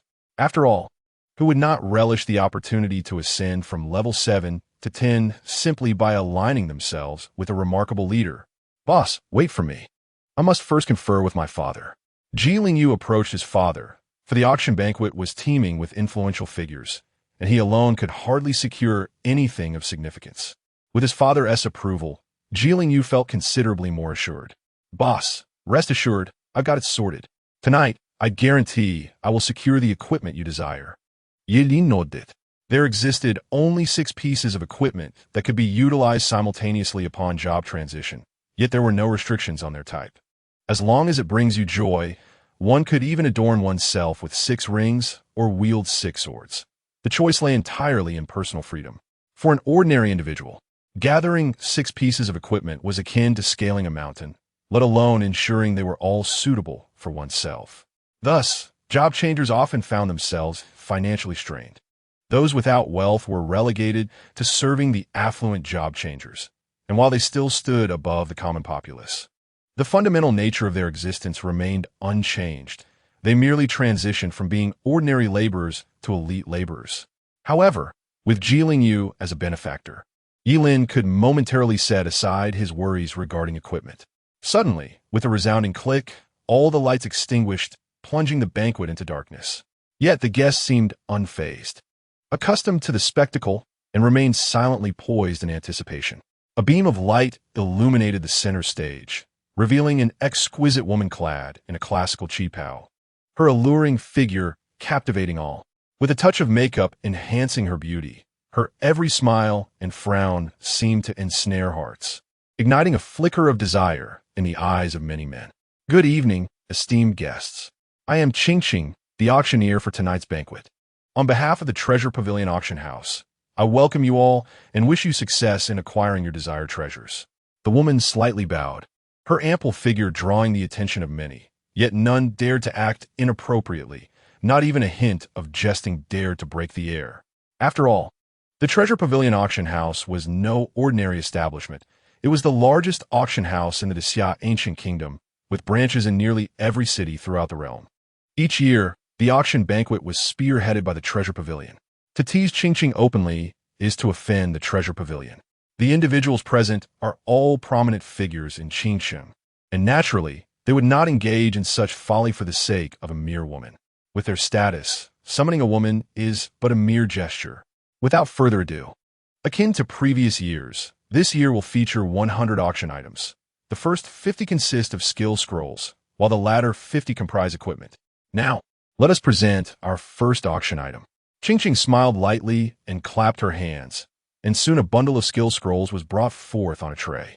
The first item up for bid is an epic-level skill scroll, a fire-based skill, suitable for mage professions. The starting price is 500,000, with a minimum increment of 10,000 for each bid. As Qingqing's words resonated, the crowd erupted in astonishment. Skill levels are categorized into 4 tiers: ordinary, rare, epic, and legendary, with epic skills being exceedingly rare. To commence with an epic skill scroll, it is evident that this year's Treasure Pavilion is indeed well prepared. A class changer can only possess 6 pieces of equipment simultaneously, yet there is no limit to the number of skills one can hold. This is also a reason why class changers spend lavishly. Those with wealth can afford superior equipment and a plethora of high-level skills, thereby enhancing their combat prowess. Experts have conducted experiments demonstrating that, at the same level, a well-equipped class changer can effortlessly defeat 10 unarmed class changers of the same tier. The assertion of being able to take on 10 foes is not merely talk. 510,000, 550,000. The distinguished attendees swiftly engaged in bidding, and the price of the epic skill scroll soared, soon exceeding the million mark, leaving Yilin astounded. Here, money seems to be merely a number. Fortunately, his profession is that of a forbidden spellcaster, which does not require any skill scrolls, as he can unlock new skills simply by leveling up. Otherwise, as a pauper, he would find the experience even more arduous. Naturally, his profession cannot utilize skill scrolls, as a forbidden spellcaster can only unleash forbidden spells. Ultimately, when Zhuge Qianxing called out a price of 3 million, the epic scroll was secured by him, and no one dared to bid further. Firstly, 3 million is already a considerable sum, and secondly, in this domain of Qingsheng, unless absolutely necessary, no one wishes to offend Mr. Zhuge. Congratulations to Mr. Zhuge for acquiring the epic skill scroll. Next, let us unveil our second auction item, a rare level skill scroll containing a sword technique suitable for sword-related professions. The starting price is 100,000, with a minimum increment of 10,000. Qingqing first skillfully congratulated Zhuge Qianxing, then introduced the second item. Although the second skill scroll is of a lower tier than the first, it is a sword technique that instantly piqued the interest of many, ultimately settling at a price of 800,000. After observing a few items, Yilin lost interest and leaned back in his chair, feigning slumber. The first 50 items were all skill scrolls, and even the appearance of a legendary skill would not concern him. Meanwhile, Ji Lingyu successfully bid on 2 desirable skills. His profession is that of a shadow swordsman, and he was the successful bidder for the 2nd rare level skill scroll. Well, our 50 skill scrolls for this year have all been auctioned off. For those who were unable to acquire a scroll, do not lose heart, for we are about to commence the auction for equipment. Qingqing smiled enchantingly as she clapped her hands, bringing forth the evening's first piece of equipment, shrouded in a red cloth, obscuring its shape. However, judging by its size, it appeared to be a ring, necklace, or perhaps a bracelet. The crowd craned their necks in anticipation of Qingqing's introduction. Without keeping them in suspense, she smiled radiantly and swiftly pulled away the red cloth. The 51st item of the evening is a rare-grade piece of equipment, the Imperial Dragon Auspicious Ring. Its attributes enhance the Spirit attribute by 30, and it comes with a passive skill, Dragon Aura. The starting bid is 8 million. Each subsequent bid must not be less than 100,000. Chapter 23. The challenges from Kensen. As Qingqing's voice faded, the crowd erupted in astonishment. Unlike the classification of skills, equipment is categorized into 7 grades: low level, mid-level, high level, rare, epic, legendary, and divine. Furthermore, the rarity of equipment far surpasses that of skills. Only those who have advanced to a crafting-related profession of a certain level can forge such items. The advancement of life-related professions is not comparable to that of combat professions. For combat classes, as long as one persists without dying and continues to defeat monsters, levels will naturally increase. However, life-related professions have a different path. Take the blacksmithing profession, for instance, which is divided into low-level blacksmith, mid-level blacksmith, high-level blacksmith, master blacksmith, grandmaster blacksmith, and a legendary divine craftsman. To level up, one must invest substantial resources into continuous forging. Practice makes perfect, and with enough forging experience, levels will naturally rise. An ordinary person simply cannot afford the vast resources required for a blacksmith's progression. Even across the entire Qingsheng, the highest level blacksmith only reaches advanced, signifying that the equipment produced here can only be of high-level quality, and success rates in 100 forging attempts are far from guaranteed. Rare-grade equipment can only be crafted by master blacksmiths. This indicates that the Imperial Dragon Auspicious Ring before us must surely be the creation of a master craftsman. At this moment, Yi Lin could not help but twitch the corner of his mouth. A ring that can enhance spirit by 30 is an immense boon for class changers. It is worth noting that while his forbidden spell, the Burning Rebirth, can enhance spirit by 100, it comes at the cost of burning his own vitality. If a wealthy heir were to don 6 Imperial Dragon Auspicious Rings, the cumulative spirit enhancement would reach an astonishing 180, far surpassing his own vitality expenditure. It is no wonder that a character with such divine equipment can easily overpower 10 novices. However, the price of the Imperial Dragon Auspicious Ring is also daunting, starting at a staggering 8 million. Based on previous experiences with the auction of skill scrolls, the final price will undoubtedly exceed 20 million. 20 million. Yi Lin calculated with his fingers, realizing he would need to sell 666 kidneys to accumulate such an amount, an absurd figure even for one of his immortal constitution. Fortunately, he has Ji Lingyu, 9 million. The season's uncle promptly announced a price, instantly elevating the bid for the Imperial Dragon Ring by 1 million. However, this amount evidently failed to deter other competitors, as numerous voices chimed in with their offers. 9,200,000, 10 million, 12 million. Everyone was acutely aware of the rarity and value of such an exquisite piece of equipment.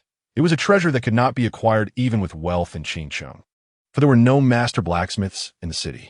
At that moment, the season's uncle raised the bid once more. 15 million. A wave of astonishment swept through the crowd, as the price surged by 3 million, revealing the season group's resolute determination to secure the Imperial Dragon Ring. Although there were still individuals willing to bid, the number had dwindled significantly. When the season's uncle escalated the price to 18 million, a profound silence enveloped the room. 18 million for a rare-grade piece of equipment was indeed a reasonable sum. Further increases seemed unnecessary. A subtle smile graced the season's uncle's lips. 18 million was a worthy investment for his son's admission into a prestigious academy. After all, He had but one son. Where else could he allocate his wealth? Though this Imperial Dragon Ring was intended for Yulin, the profession of a forbidden spellcaster was notoriously perilous, and in a few short years. Should Yulin meet his demise, all the equipment would ultimately belong to his son, Jilin Yu. 18 million once, 18 million twice, 18 million thrice. Let us congratulate the seasoned group. Just as the auctioneer, the Treasure Pavilion, was about to announce the successful acquisition of the Imperial Dragon Ring by the season's uncle, a languid yet audacious voice interrupted. 20 million. The utterance of this bid caused the crowd to turn in surprise. Competitive bidding was commonplace. Yet to make an offer at the last possible moment was a clear affront to the seasoned group. Who, one wondered, possessed such audacity? The season's uncle's expression darkened abruptly, his gaze sharp as an eagle's. However, upon seeing the individual who had placed the bid, all were momentarily taken aback.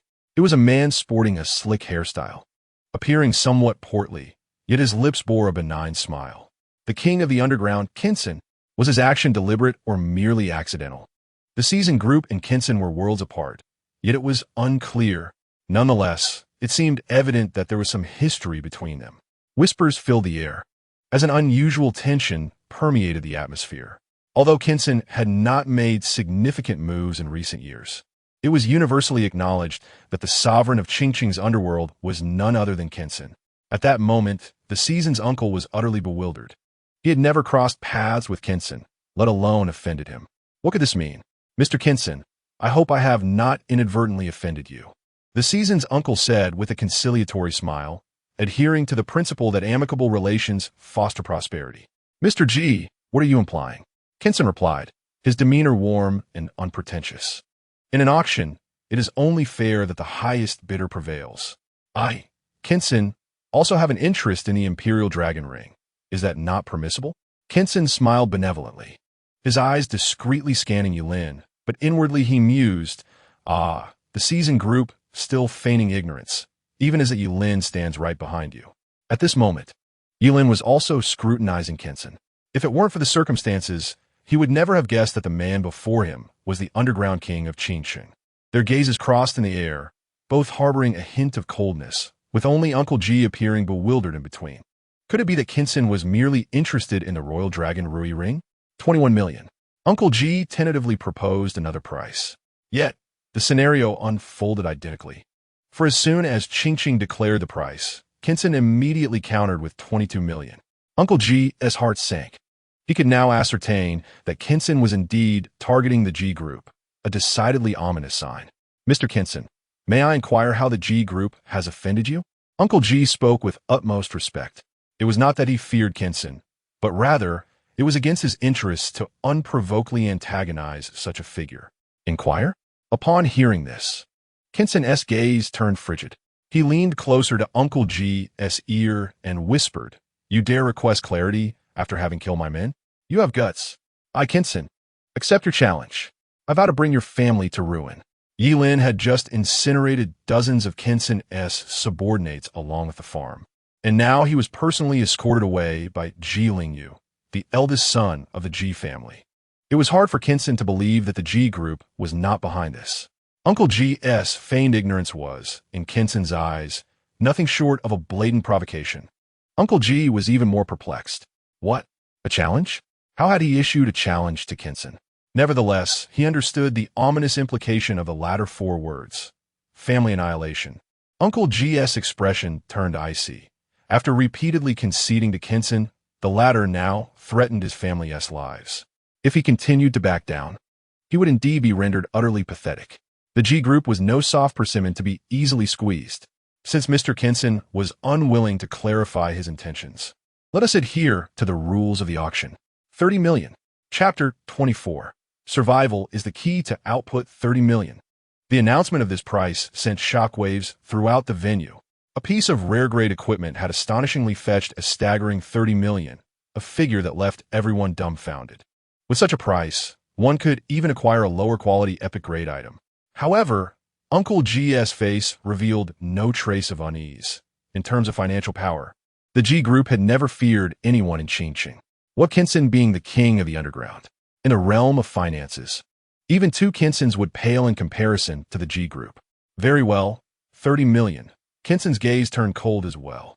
Purchasing a piece of rare-grade equipment for such a price would indeed cause him discomfort. This was an auction hosted by the Treasure Pavilion, and even he, Kinson, would not dare to make reckless bids here. With this action, the animosity between the G group and Kinson was irrevocably sealed. Ultimately, Uncle G successfully acquired the Royal Dragon Rui ring. Damn it, is Kinson out of his mind? When did I ever kill his men? Although he had successfully bid for the Royal Dragon Rui ring, there was no trace of joy in Uncle G's eyes. Offending Kinson and Qingsheng is undoubtedly a grave predicament. The irony lies in the fact that he never intended to provoke Kinson. Rather, it was Kinson who relentlessly pursued him like a rabid dog. Uncle G, we must look beyond the surface to discern the essence. When others intend to strike, even a missing soldier can serve as an excuse. Whether Kinson's men are alive is ultimately at his discretion. Yilin articulated his analysis with conviction, acutely aware that revealing Kinson's targeting of the G family due to his own actions would result in dire consequences for him. When one's power is insufficient to resolve conflicts, one might choose to amplify them. Kinson has long aspired to cleanse his image and emerge as a legitimate businessman. However, the market in Qingsheng is already saturated, leaving him with no opportunity to enter. Yet, if he were to seize the G family conglomerate, he would acquire a ready-made enterprise. Yilin's words plunged Uncle G into deep contemplation, his gaze flickering with uncertainty. A chilling realization dawned upon him.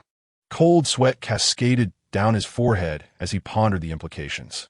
He had assumed Kinson was merely acting irrationally. But if Kinson's apparent madness concealed a calculated ambition toward the G family, then the moment he decided to act could unleash devastation. Without adequate preparation, Uncle G would undoubtedly be caught off guard, for in terms of formidable subordinates, the G family could not compete with Kinson. Yilin, thank you. Those embroiled in a situation often lack clarity, while the observer perceives the truth. Had it not been for your insight, I might not have considered this aspect. Uncle G expressed his gratitude, his eyes filled with appreciation as they turned toward Yilin. It's nothing, Uncle. You're the father of Jiling Yu. And as brothers with him, I naturally regard you as a father as well. Yilin responded with a radiant smile, revealing a set of pristine white teeth. Uncle Yi, taken aback, gazed at Yilin's earnest expression, and a twinge of guilt welled up within him. You are also a child of misfortune. If you do not mind, please make the G residence your permanent home. Absolutely, Uncle. Yilin nodded in agreement. At that moment, the waiter presented the Imperial Dragon Ring before Uncle G, where a solitary ring lay nestled in the tray, its surface intricately carved with dragon motifs, emanating a faint glow as though harboring infinite secrets. Take it, and see if you like it, Uncle G said with a cheerful demeanor as he handed the Imperial Dragon Ring to Yilin. Upon slipping the ring onto his finger, Yilin felt an extraordinary energy emanating from it, enveloping him in a sensation of unparalleled comfort akin to a warm bath on a frigid winter's day. Imperial Dragon Ring grade, attribute, 30 mental power amplification, can be refined, skill, Dragon Aura Embodiment, Dragon Aura Embodiment. The bearer of the Imperial Dragon Ring is blessed with Dragon Aura, enhancing their fortune by 10 points. A sudden jolt of realization struck Yilin. The concept of fortune is enigmatic. With favorable luck, one might stumble upon a legendary tome even while tumbling down a cliff, whereas ill fortune could lead to being falsely accused of misconduct in a subway. Although this notion of fortune is intangible, possessing it is certainly preferable to lacking it. Moreover, the mental power amplification provided by the Imperial Dragon Ring justifies its rare classification, as it presents a percentage enhancement. Thank you, Uncle. Rest assured, I am determined to elevate Ling Yu to a prestigious institution. Yilin declared earnestly. A family does not speak as strangers. Discussing such matters feels rather distant. If there is anything else you desire, do let me know. Uncle G chuckled, his heart filled with relief. After spending such a considerable sum, was he not merely awaiting this very affirmation from Yilin? Observing the jovial exchange between Yilin and Uncle G, a cold glimmer surged in Kinson's eyes, further solidifying his belief that the demise of his subordinate was undoubtedly orchestrated by the G group. During the subsequent auction, no rare-grade equipment was presented. Instead, the focus shifted predominantly to high-grade items, with a minor selection of mid-grade ones. Regardless of the equipment's nature, whenever Uncle G placed a bid, Kinson would invariably follow suit, often forcing Uncle G to exceed the bid by more than 50% to secure a piece. Kinson's malicious price inflation incensed Uncle G, yet the auctioneer, Ching, showed no inclination to intervene. After all, a higher auction price meant greater profits for their treasure house, and they had little reason to meddle. In the interim, Uncle G secured a ring, 2 bracelets, and a necklace for Yulin, all of which were high-grade items. Tianqing Xianlei Ring, grade, high, attribute, mental power amplification 15, refinable, skill, thunder reinforcement, increases the power of lightning-based skills wielded by the wearer by 20, Shuangxing Yinyang bracelet, grade, high, attribute, mental power amplification 40, refinable, skill, Yin-Yang duality. When both the Yin and Yang bracelets are worn simultaneously, they harmonize and foster perpetual vitality, allowing for rapid healing of the wearer's wounds. Burning Moon necklace, grade, high, attribute, mental power 200, refinable, skill. None among these 4 pieces each possess the ability to enhance mental power.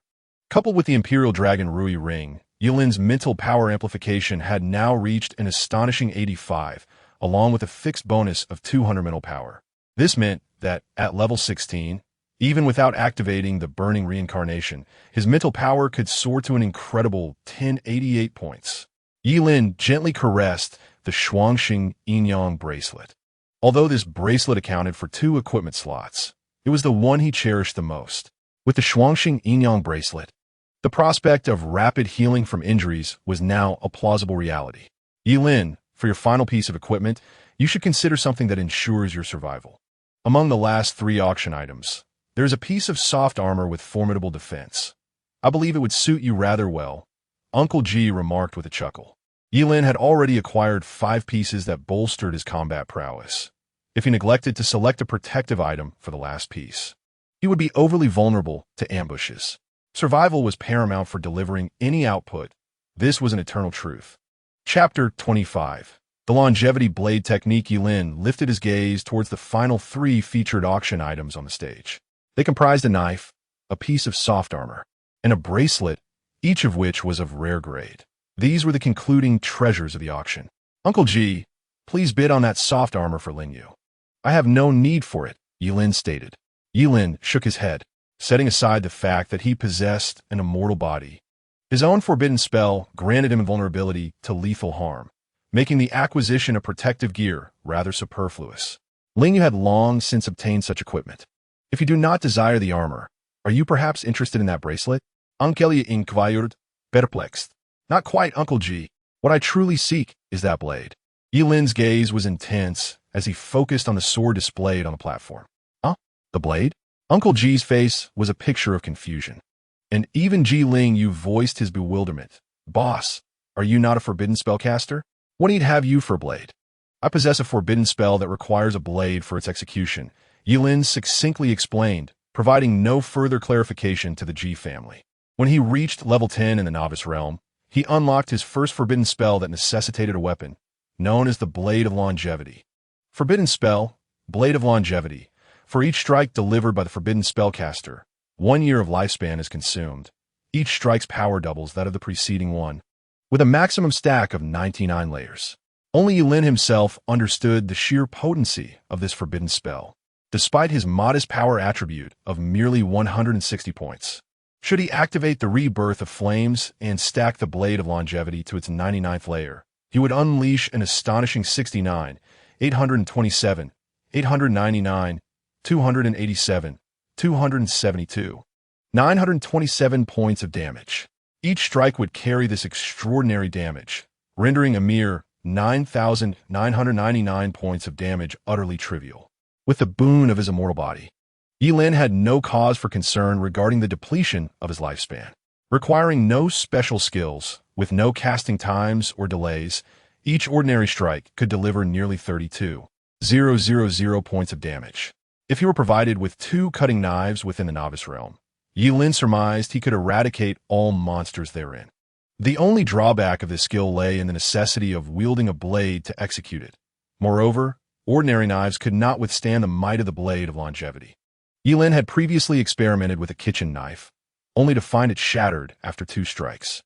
Although Uncle Ji could not comprehend why a forbidden spellcaster would covet a blade, he chose to respect Yilin's wishes.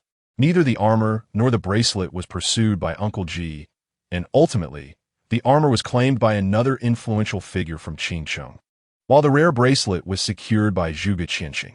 When the bidding for the blade commenced, Uncle Ji finally made his move. Despite the presence of Qin's son driving up the price, Uncle Ji ultimately acquired the rare blade for a staggering 28 million. Starfall Celestial Mark, level, rare, attributes, strength 300 points upgradable, skill, radiance of the stars, under the illumination of starlight. The power enhancement of Starfall Celestial Mark can continuously increase, with a maximum enhancement of 100. The Starfall Celestial Mark lay serenely before Yilin. Approximately 3 feet in length, its blade shimmering with profound starlight, reminiscent of the Milky Way cascading from the heavens. Intricate patterns were etched along the blade, each seemingly imbued with the mysteries of the cosmos. The back of the blade was robust, while the edge was extraordinarily sharp, exuding an aura of formidable intensity. As Yilin grasped the hilt of the blade, the starlight upon its surface seemed to intensify, as if engaged in a celestial dialogue. The radiance reflected from the blade resembled a meteor streaking across the heavens, leaving behind a resplendent trail in its wake. In that moment, the Starfall Celestial Blade appeared to resonate with the cosmos, emanating an exhilarating aura. What a magnificent weapon! Yilin's eyes sparkled with delight. This auction banquet had proven to be exceedingly worthwhile. In an instant, he transformed from a mere novice into a formidable warrior equipped with 6 pieces of gear, doubling his combat prowess. Although his level remained at a mere 16, the acquisition of these 6 items instilled in Yilin the confidence to vanquish anyone below level 20. Should he unleash his full potential without the fear of revealing his immortal identity, he would not hesitate to challenge even a level 30 class changer. Following the acquisition of the Starfall Celestial Blade by Ji Fu, the grand auction banquet was officially concluded amidst the sweet laughter of the auctioneer. As he departed, Qinsin coldly turned his head, gesturing across his throat toward Ji Fu before striding away. Ji Fu narrowed his eyes slightly. The animosity between him and Qinsin had now been irrevocably cemented, and he knew he must prepare accordingly. Ling Yu, you should return with Yilin. I have some matters to attend to, he instructed. Understood, father, Ling Yu replied obediently.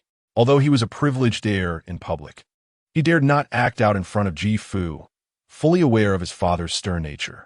Let us go, my friend, Ling Yu beckoned to Yilin, who quickly caught up. Despite his ongoing schemes against the Ji family, Yilin understood the fundamental principle of gratitude. With such generosity bestowed upon him, he was determined not to be stingy. Armed with this new gear, he felt confident in swiftly elevating Ling Yu's level to 10, or even higher, upon exiting the city. After all, though the monsters outside were stronger, the experience points they dropped would be significantly greater, along with various materials and even skill equipment. Watching Yilin's departing figure, Zhuge and I scoffed with disdain, her eyes filled with contempt. She could not fathom why the Ji family had placed such value on this cowardly individual, spending exorbitant sums on his equipment. The Ji group had nearly spent 100 million on gear this evening alone, a considerable sum that could be deemed a significant financial loss. The sight of Yilin, the object of her disdain, reaping such rewards only deepened her discomfort. At that moment, Lu Yanwei received an unexpected phone call, her expression swiftly morphing into one of concern. I, the person you've been investigating, Ling Yi, has surfaced. But the news is grim. What? Ling Yi has been located? Where is he? Please tell me.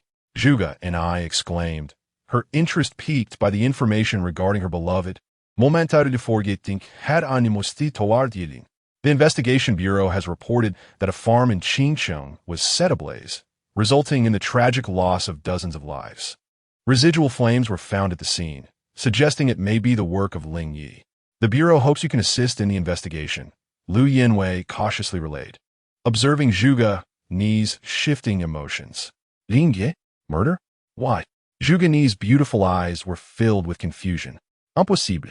If he were a murderous maniac, he would never have saved me in the first place. Wei Wei, take me to the scene. Chapter 26. The news of Ling Zhuge and I and Lu Yinwei swiftly drove to the rural and where Yilin had previously visited. The place had been reduced to ashes by the flames of retribution, the earth itself displaying a charred brown hue. The unmistakable scent of retribution lingered in the air, and Zhuge's expression was one of uncertainty. She was particularly sensitive to fire elements. The aura of this power mirrored that of Ling Ye within the novice secret realm. Undoubtedly, it was Ling Ye who had incinerated those here, but why would he do such a thing? There were rules within the city, and even for those who had changed professions, indiscriminate killing was not tolerated. Otherwise, they would be arrested, and the consequences of severe offenses could lead to immediate execution. The Investigation Bureau was responsible for upholding the city's regulations, and the scene had long been cordoned off by them. Shortly after their arrival, a middle-aged investigator approached them. "Miss Zhuge, Miss Lu, good evening. I apologize for summoning you at this late hour. My surname is Huang. You may refer to me as Officer Huang." After introducing himself, Officer Huang skillfully produced a pen and paper. "Let me get straight to the point, Miss Zhuge. You mentioned seeing a person named Ling Ye in the novice secret realm, who could wield the flames of retribution and single-handedly slay an 8th-level magical beast, correct?" "Yes," Zhuge and I replied candidly. "Can you locate him?" Officer Huang continued to probe. "I'm also searching for him, but it is as if he has vanished into thin air. I cannot find him at all," Zhuge and I stated. "All right, let's change the question. Do you know Yilin?" Officer Huang gazed steadily into Zhuge's eyes, emanating a resolute strength that seemed capable of piercing through psychological defenses. "I know him. He's a coward." A trace of undisguised disdain flashed across Zhuge's face. "Thus far, according to our Investigation Bureau's findings, the likelihood that Yilin is indeed Ling Ye is quite high," Officer Huang remarked, continuing to scrutinize Zhuge and I for any potential breakthrough. After all, Yilin was a college entrance examination candidate, currently within the Ji family group. If they apprehended the wrong person without solid evidence, the repercussions would be unbearable. "Are Yilin and Ling Ye the same person?" Officer Huang asked, his tone incredulous. "Don't joke with me." A cold smile crept across Zhuge's face. "That guy fled right before my eyes. He cannot possibly be Ling Ye, nor does he possess the flames of retribution." "Are you so certain?" Officer Huang furrowed his brow, clearly at odds with their investigative findings. "Absolutely. I am the only one who has witnessed Ling Ye with my own eyes. He could never be that cowardly Yilin," Zhuge and I declared with unwavering conviction. Officer Huang fell silent for a moment, then drew a cross over Yilin's name. He, too, was a profession changer, specializing as a lifestyle lie detector. With his experience, questioning Zhuge and I was a simple task, and he was confident that every word she had spoken thus far was the truth. If Yilin is not Ling Ye, then pursuing this lead is merely a waste of time, utterly unnecessary. Officer Huang rubbed his temples in frustration. If Ling Ye is not Yilin, then the trail has come to a complete standstill. The fire has been extinguished far too thoroughly, and it has burned on Ken Sen's territory, claiming the lives of Ken Sen's men. That fellow Ken's son is wholly uncooperative with their investigation bureau, leaving them unable to ascertain the identities of the deceased. It seems this case shall remain an enigma. The abilities of transmigrators are fantastically diverse, and each year several headless mysteries arise, proving impossible to solve, a reality to which Officer Huang has grown accustomed. "Miss Zhuge, thank you for your cooperation. Do you have any other leads to provide?" Officer Huang inquired politely. "None." Zhuge and I shook her head. A sudden jolt of apprehension surged within Huang, for he sensed a fluctuation in Zhuge's emotions. She was lying. She clearly harbored additional information regarding Ling Ye that she had chosen not to disclose. "Very well, thank you. You may leave now," he replied, lighting a cigarette with a snap. Although he was acutely aware that Zhuge and I was deceiving him, he felt powerless. After all, she was the beloved daughter of Mr. Zhuge. In this world, the pursuit of truth does not always reign supreme. Even if their bureau succeeded in capturing Ling Ye, should Zhuge and I summon Zhuge, chanting to shield him, they would likely have no choice but to compromise. "Vivi, hurry. I may soon locate Ling Ye," Zhuge and I exclaimed, her cheeks flushed with excitement. "Wait, why didn't you inform Officer Huang just now? Ling Ye has killed dozens." Lu Yinwei gasped, covering her mouth in shock. "He must have his reasons. I need to find him first and clarify," Zhuge and I asserted, her gaze resolute. Rest assured, if Ling Yi truly is a heartless murderer, I would never protect him. Ni yotre clearly infatuated. You're already thinking of him before even being together, Lu Yanwei remarked, her lips twitching. Don't say such things. How could I be infatuated? Zhuge and I retorted, pursuing a path that, had Yi Lin been present, he would have recognized as the escape route he took after dispatching the unscrupulous boss and manager Wang. Nini, how exactly do you plan to find him? Lu Yanwei, trailing behind, could not restrain her curiosity. I am highly attuned to the essence of fire. Although a day or two has passed, I can still sense the faint traces of the residual flames. Zhuge's eyes sparkled with excitement. In all of Qingqing, only a fire mage of her caliber could perceive it. Fortunately, it had not rained in the past few days. Otherwise, Zhuge and I would have been powerless. She felt fortunate. Believing this must be a fated connection. Zhuge and I followed the lingering traces of the residual flames, leading her directly to the slums. In a place rife with flowing sewage and littered with trash, the two elegantly dressed girls appeared utterly out of place. Their brows furrowed in dismay. For it was the first time they had encountered such a filthy and chaotic environment. During this time, a gluttonous specter, eager to prey upon the two, was deterred after Zhuge and I hurled a fireball, leaving no one daring to set their sights on them again. Transcenders are not to be trifled with by ordinary folk. The two ambled along, soon halting before Yi Lin's door. The aura of the inferno dissipated within this abode, indicating that this was indeed Ling Ye's residence. Zhuge and I gazed at the grand entrance with fervor, her heart racing at the thought of the long-cherished Ling Yi, who awaited her beyond this very door. She considered knocking, but hesitated, taking a moment to tidy her attire and hair before glancing at Lu Yanwei. Wei, is my makeup intact? Yes, it looks splendid, Lu Yanwei replied, somewhat exasperated. That is a relief. Zhuge and I inhaled deeply several times, summoning her courage to approach, her heart fluttering like a startled fawn as she rapped upon Yi Lin's door. Chapter 27. Testing the waters with 100 strikes. Knock, knock, knock. The crisp sound of her knock resonated through the night sky. 1 minute, 2 minutes, 3 minutes. Time trickled by, yet the door showed no sign of opening. Fuhini, undeterred, raised her hand to knock again, and this time, the door creaked open of its own accord. Yi Lin had never adopted the habit of locking his door, for his home held nothing of value. Even thieves would depart with a tearful farewell, leaving behind a meager 200. Lingye, are you home? Startled by the sudden opening of the door, Zhuge and I lowered her voice to inquire, but the empty room offered no response. Lingyi, I'm coming in. Gathering her resolve, Zhuge and I stepped into Yi Lin's abode. The furnishings were sparse: a darkened table, a stool with but 3 legs, an iron-framed bed, and a set of faded bedding and pillows. Beyond that, the house was devoid of any adornment. Observing her surroundings and the bare walls of Yi Lin's home, Zhuge and I couldn't help but purse her lips, her eyes glistening with unshed tears. So, Ling Yi had grown up in such an environment? It was no wonder that he exuded a coldness that kept others at bay.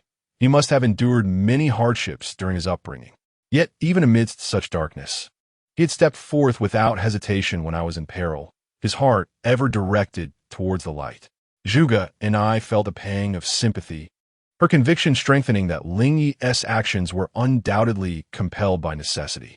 How could someone so virtuous, so untarnished amidst the muck, ever take a life without reason? Unbeknownst to Yi Lin, Zhuge and I had unwittingly shielded him from a grave disaster and was oblivious to the fact that his connection to Ling Yi was on the verge of exposure. Had he not fortuitously moved to the Ji family, he would have certainly collided with Zhuge and I. At that moment, Yi Lin was reveling in the joy of acquiring a new set of equipment. With this gear, his combat prowess had more than doubled. He was eager to find a place to test the capabilities of his new equipment. Yet the city's lockdown rendered him unable to venture into either the secret realms or the outside world. Alas, boss, I know of a place where you can try out your new gear. After listening to Yi Lin's request, Jilin Yu spoke up. Where? Yi Lin promptly invited. At the Transmigrated Guild.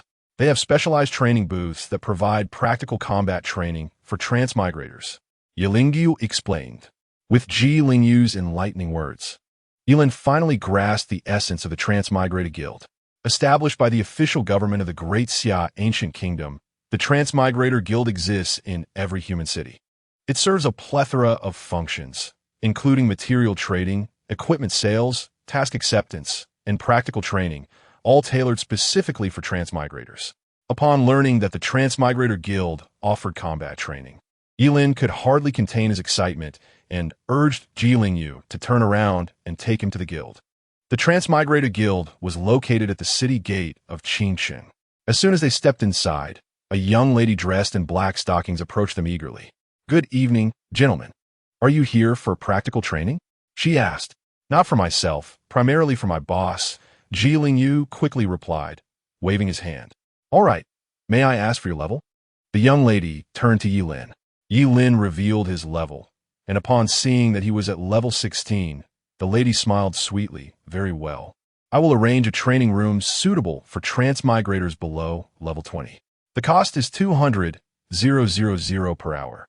Yilin was taken aback. 200,000 for just 1 hour?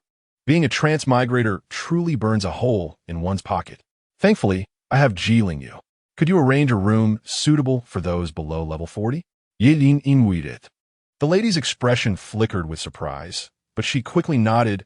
"Of course. However, the training room for those below level 40 comes at a steep price of 800,000 per hour." "That's fine. I want the one for level 40 and below," Yilin confirmed. Although the young lady was puzzled as to why Yilin required a room for level 40 and below, she was simply there to facilitate his request, and she clicked her heels as she walked away. "Your training room is ready. Please follow me," she returned after a short while, holding a card. "Wait for me outside. Please. I'm afraid I might accidentally harm you," Yilin said to Jilingyu. Remembering the scene when Yilin used the World Annihilation Thunder against him, Jilingyu shuddered. "Boss, it's all right. You just focus on your training. I'll wait for you outside." "Okay." Yilin nodded and followed the young lady into the training room. The training room was spacious, roughly the size of a basketball court, with a row of dummies positioned in the center.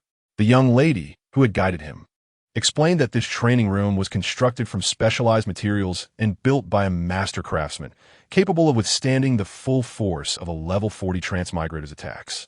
Even the dummies were resilient. It would not be an easy feat for a level 40 or below transmigrator to leave a mark on them. "Do you require a training partner?" the young lady inquired. "No need. I prefer to train alone," Yilin replied, not wanting anyone to witness his full power. "All right. I wish you a pleasant training session," she said as she left, kindly closing the door behind her. Yilin stepped forward, securely locking the door before meticulously inspecting the training room. Once he confirmed the absence of surveillance devices, he exhaled in relief and drew forth his Starfall celestial mark. The life forfeit blade technique. Does it consume a year of life with each strike? Let me unleash 100 strikes to test its efficacy. Forbidden spell, burning rebirth. Forbidden spell, life forfeit blade technique. Yilin took a deep breath, firmly grasping the Starfall celestial mark, instantly entering a profound state. His gaze transformed into one of unwavering resolve and depth. He swung the blade. The first strike resonated with a deafening roar, as if something had been utterly torn asunder. A brilliant light flickered along the blade's edge, signifying the life he was sacrificing. Chapter 28. The unexpected turmoil of the G family following the initial strike. The subsequent blow was even more fierce and potent, slicing through the air of the training room, as if it were being cleaved apart, forming an invisible blade aura. Then came the third, fourth, and fifth strikes. Yilin's speed escalated with each swing, each blow more formidable than the last. By the time he reached the 99th strike, the entire training room trembled, saturated with a palpable surge of energy. In that moment of cataclysmic force, the blade of the Starfall celestial mark erupted with unprecedented brilliance, illuminating the entire room. An intangible blade aura surged forth from the edge, swiftly striking the dummy before him, leaving a shallow gash across its neck. Were there any onlookers present, their jaws would surely drop in astonishment. After all, this was a dummy capable of withstanding the full force of a level 40 transitioner S attack. How could a mere level 16 transitioner like Yilin leave a mark upon it? Yet this was merely the beginning. The 100th strike, the 101st, the 102nd. Yi Lin continued to unleash one strike after another, the life forfeit blade technique accumulating to 99 layers, with each blow reaching an apocalyptic level of terror. In that moment, Yi Lin resembled a war god. After delivering several hundred strikes, a resounding crash echoed. The head of the dummy, reputed to resist the full force of level 40 transitioners, was cleaved in two, rolling away with a thud. What a magnificent blade! Yi Lin wiped the sweat from his brow, his admiration for the Starfall celestial mark deepening. With this blade, combined with the burning rebirth and life forfeit blade technique, he could seamlessly transform into a force of nature, carving a path from East Penglai Road to South Heavenly Gate. In the ensuing time, Yi Lin experimented with the terrifying power of the forbidden spells he acquired: the Yellow Dragon Rui Ring, the Azure Thunder Ring, the Yin Yang Dual Birth Bracelet, and the Burning Moon Necklace. He unleashed a forbidden spell that sacrificed his entire being, and the dummy he had cleaved in two shattered into a myriad of fragments. The sheer magnitude of this power caused Yi Lin to gasp in astonishment. It appeared his estimation of his own strength had been flawed. If he were to unleash his full potential without the fear of revealing his immortal form, he could indeed contend with transitioners around level 35. Following this, Yi Lin tested his array of forbidden spells on the dummies in succession. After estimating his current strength, Yi Lin contentedly exited the training room. "You're out so soon? Even if it's not a full hour, we still count it as one." The charming lady reminded him warmly. "I understand that. By the way, if I accidentally damage something in your training room, I won't have to compensate, right?" Yi Lin inwitted. "Oh, sir, you jest. This training room is designed for those below level 40. If a level 16 transfer student like you were to destroy anything inside, it would only indicate poor quality. How could we possibly ask you for compensation?" She replied with a smile. "That's good to hear. I'm off then." Yi Lin sighed in relief and quickly pulled Ji Lingyu away. After Yi Lin left, the lady entered the training room to conduct an inspection, only to find that almost everything was intact. She couldn't help but chuckle. "I told you. How could a level 16 transfer student damage a training room meant for those below level 40? Turning to close the door and leave, she suddenly felt that something was amiss in the vacant training room. Wait, where are the dummies? Why are they all gone? Meanwhile, a dramatic turn of events was unfolding at the G family estate. "Birar, it's freezing today. Want a smoke, brother?" At the entrance, two transfer students, one stout and one slender, were shivering as they smoked. Though they were transfer students, their levels barely reached the teens, and they lacked the courage to face ferocious monsters outside the city. The guards at the G family estate were the perfect job for them: safe, well-paid, and with the occasional chance to slack off. The only inconvenience was the cold during night shifts in winter, but overall, it was quite satisfactory. "Damn it, I can't help but feel the urge to go when I smoke.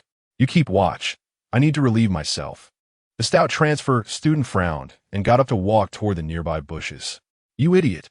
Why not use the public restroom instead of going outside?" The slender transfer student scoffed. "You don't understand. Being outdoors allows for better communion with the essence of nature." The stout transfer student retorted disdainfully as he squatted down in the distance. However, as soon as he squatted, his complexion turned ashen. It is well known that no matter how powerful a man may be, he is vulnerable when attending to nature's call. In that moment, he was horrified to discover that the dense greenery was filled with people. Just as he was about to alert his companion, a large hand covered his mouth, stifling any sound, and a knife pierced through his lower back, making him acutely aware of his life force ebbing away. Meanwhile, the slender transfer student noticed the cigarette, but in the bushes had gone out and sensed something was amiss. "Fatty, what is wrong? Why can't I see you anymore?" At that moment, the figures in black within the bushes were equally taken aback. They had intended to launch a sudden ambush, but the stout fellow's unexpected arrival to relieve himself had thrown their plans into disarray. "Damn it, that wretched fatso, what is he doing?" The man in black was nearly driven to madness. With no other choice, they could only forcefully charge towards the entrance. An enemy attack. The thin transfer was taken aback and hurriedly sounded the alarm, utterly perplexed as to why anyone would dare to assault the G family corporation. Who in Qingcheng possessed such audacity? After sounding the alarm, the thin transferer quickly turned to flee. He had no intention of staying behind to engage in a battle. Earning merely a few thousand a month, He wasn't about to risk his life. However, it was sufficient. The previously dark G family villa was suddenly illuminated, awakening everyone within its walls. Chapter 29. The terrifying recklessness of a forbidden spellcaster accompanied by the piercing alarm. G-Father was abruptly roused from his slumber. A swift transferer burst into his bedroom in a flurry. Mr. G, the area is swarming with transfers.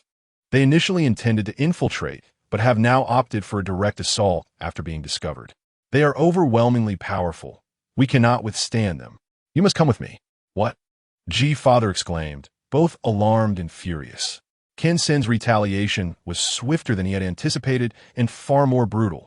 Just as he had finalized plans against Kin-Sen at the G Corporation, the reprisal had arrived. This scoundrel dared to launch an attack on his villa without fear of inciting a united front against him from all of Qingshan. It was utterly preposterous. Mr. G, we must leave now. It will soon be too late. The swift transferer urged. But in the next instant, a cold glint flashed, and a sharp blade pierced through his heart. Kin-Sen had appeared behind him, cigar in mouth. Xiaoli, G-Father's eyes widened in fury. Once, a frail child had collapsed on the street, emaciated and on the brink of starvation. Passers-by bustled about, glancing at him but never stopping. Feeling a pang of compassion, he had offered the child a bowl of warm noodles. Watching the child devour the noodles he had provided, G-Father resolved to take him in. The child had not disappointed, growing up to become his right-hand man. Xiaoli acutely felt his vitality ebbing away with the flowing blood. Yet he gritted his teeth against the excruciating pain and turned to embrace Kin-Sen from behind. Mr. G, flee now, he bellowed in a desperate rage. Are you not afraid of death? Kin-Sen inquired, somewhat taken aback. My life was traded for a bowl of noodles by Mr. G. It holds little value. Xiaoli replied, a grim smile spreading across his face. Such a poignant display of loyalty between master and servant. Kin-Sen, hold the utmost respect for those who embody loyalty and righteousness. I shall leave you with a complete corpse. Kin-Sen nodded expressionlessly, then raised his hand and with a crack, twisted Xiaoli's neck. Kin-Sen.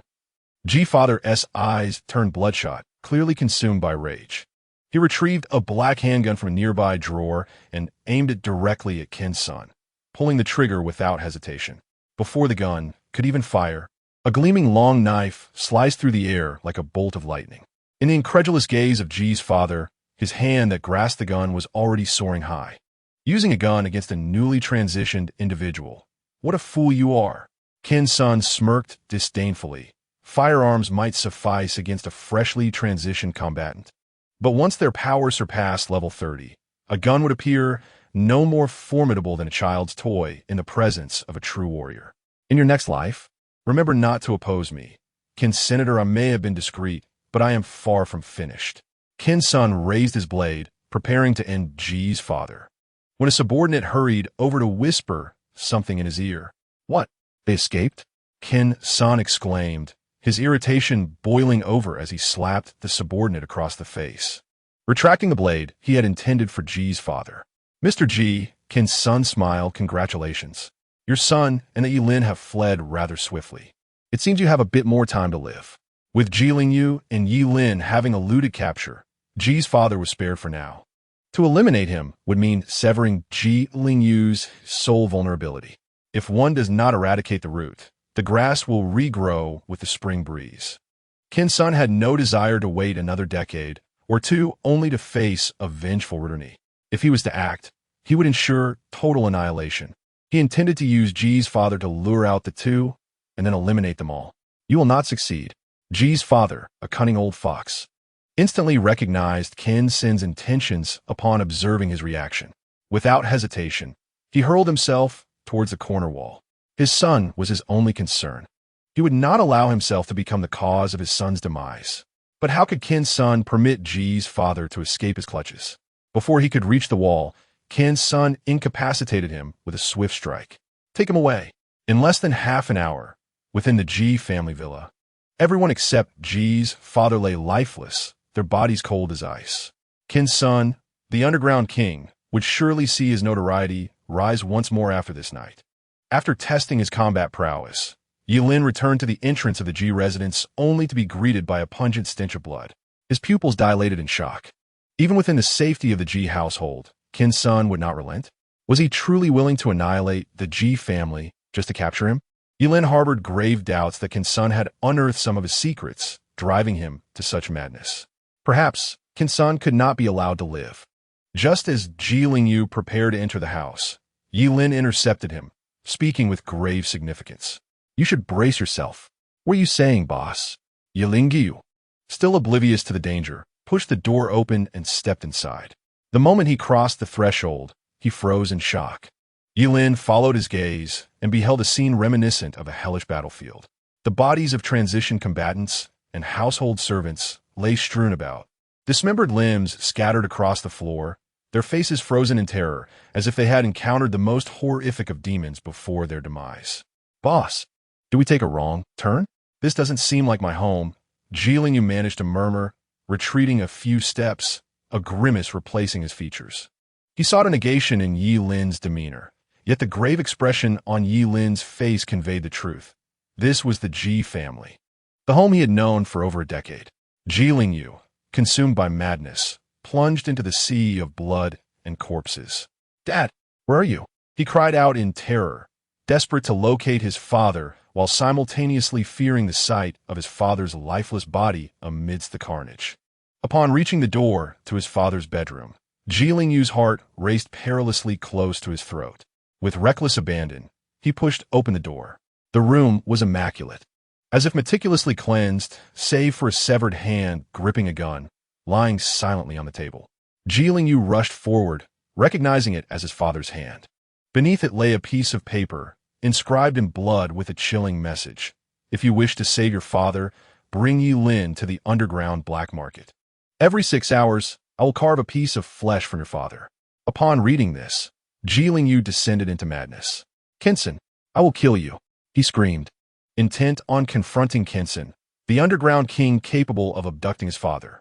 However, just as he reached the threshold, Yilin forcefully kicked him back. Step aside. Don't hinder me. Ji Lingyu glared at Yilin, his eyes ablaze with fury. Anyone who obstructed his path to save his father would be regarded as an enemy. Seeing Ji Lingyu's sanity slip away, Yilin wasted no words and struck him across the face, the slap echoing with a resounding crack, leaving Ji Lingyu's cheeks swollen. Uncle Ji is still alive because Qinsen has yet to capture you. Do you believe that the moment you fall into Qinsen's clutches, you and Uncle Ji will meet your demise together? Ji Lingyu clenched his teeth, tears cascading down his cheeks. He pounded the ground in a frenzied attempt to expel the turmoil within his heart. What am I to do then? What can I do? He howled in despair, like a cornered beast driven to its limits. Find a safe place to hide. Don't get caught. Leave everything else to me, Yilin reassured him. Leave it to you? Ji Lingyu looked up in confusion. Have you forgotten? One call of boss lasts a lifetime. Uncle Ji is in danger. How could I stand idly by? Yilin replied with a smile. Boss Ji Lingyu's tears flowed freely, a profound guilt overwhelming him. He had plotted against Yilin, yet Yilin had treated him with genuine sincerity. How could he not feel remorse? Stop crying. I will bring Uncle Ji back. I will show Qinsen just how terrifying a forbidden spellcaster can be when they have nothing to lose. Chapter 30. Sir, times have changed Qingcheng. Underground black market. This is the darkest corner of Qingcheng, rife with all manner of malevolence and filth. With sufficient funds, one could procure almost anything at the underground black market. Killing outsiders would attract the attention of the Transmutation Investigative Bureau, yet those who perished within the black market went unnoticed. This place belonged to Qinsen, the underground king. A shadow, akin to a wraith, streaked silently across the night sky, stealthily advancing towards a guard. The underground black market was teeming with Qinsen's spies. To liberate Uncle Ji discreetly, Yilin had to first eliminate the perimeter's watchful eyes. Clad in black attire and shoes, with his face concealed by a dark cloth and a black scarf enveloping his head, he melded seamlessly into the night, making it exceedingly difficult for anyone to discern that the indistinct mass was a human being. Upon activating the dance of instantaneity, his speed surged like lightning. And utilizing the sheer force of inertia, the Starfall celestial mark pierced through the guard's heart. To prevent the scent of blood from permeating the air, Yilin swiftly utilized the Eye of Eternal Frost to freeze the wound. Thus, a flawless assassination was silently executed in the shadows. Yilin exhaled in relief. The plan was unfolding even more smoothly than he had anticipated. If he could infiltrate unnoticed and catch Qin's son off guard, there might be a genuine opportunity to eliminate him. Yet, just as this thought crossed Yilin's mind, he found himself surrounded by countless of Qin Sen's subordinates. How did they discover me? Yilin pondered in bewilderment. He had executed everything to perfection, so why was he detected so swiftly?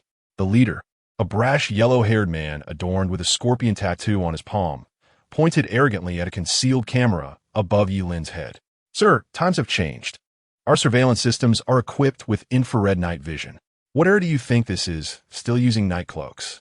Yilin realized, indeed, he had been somewhat negligent. However, it mattered not.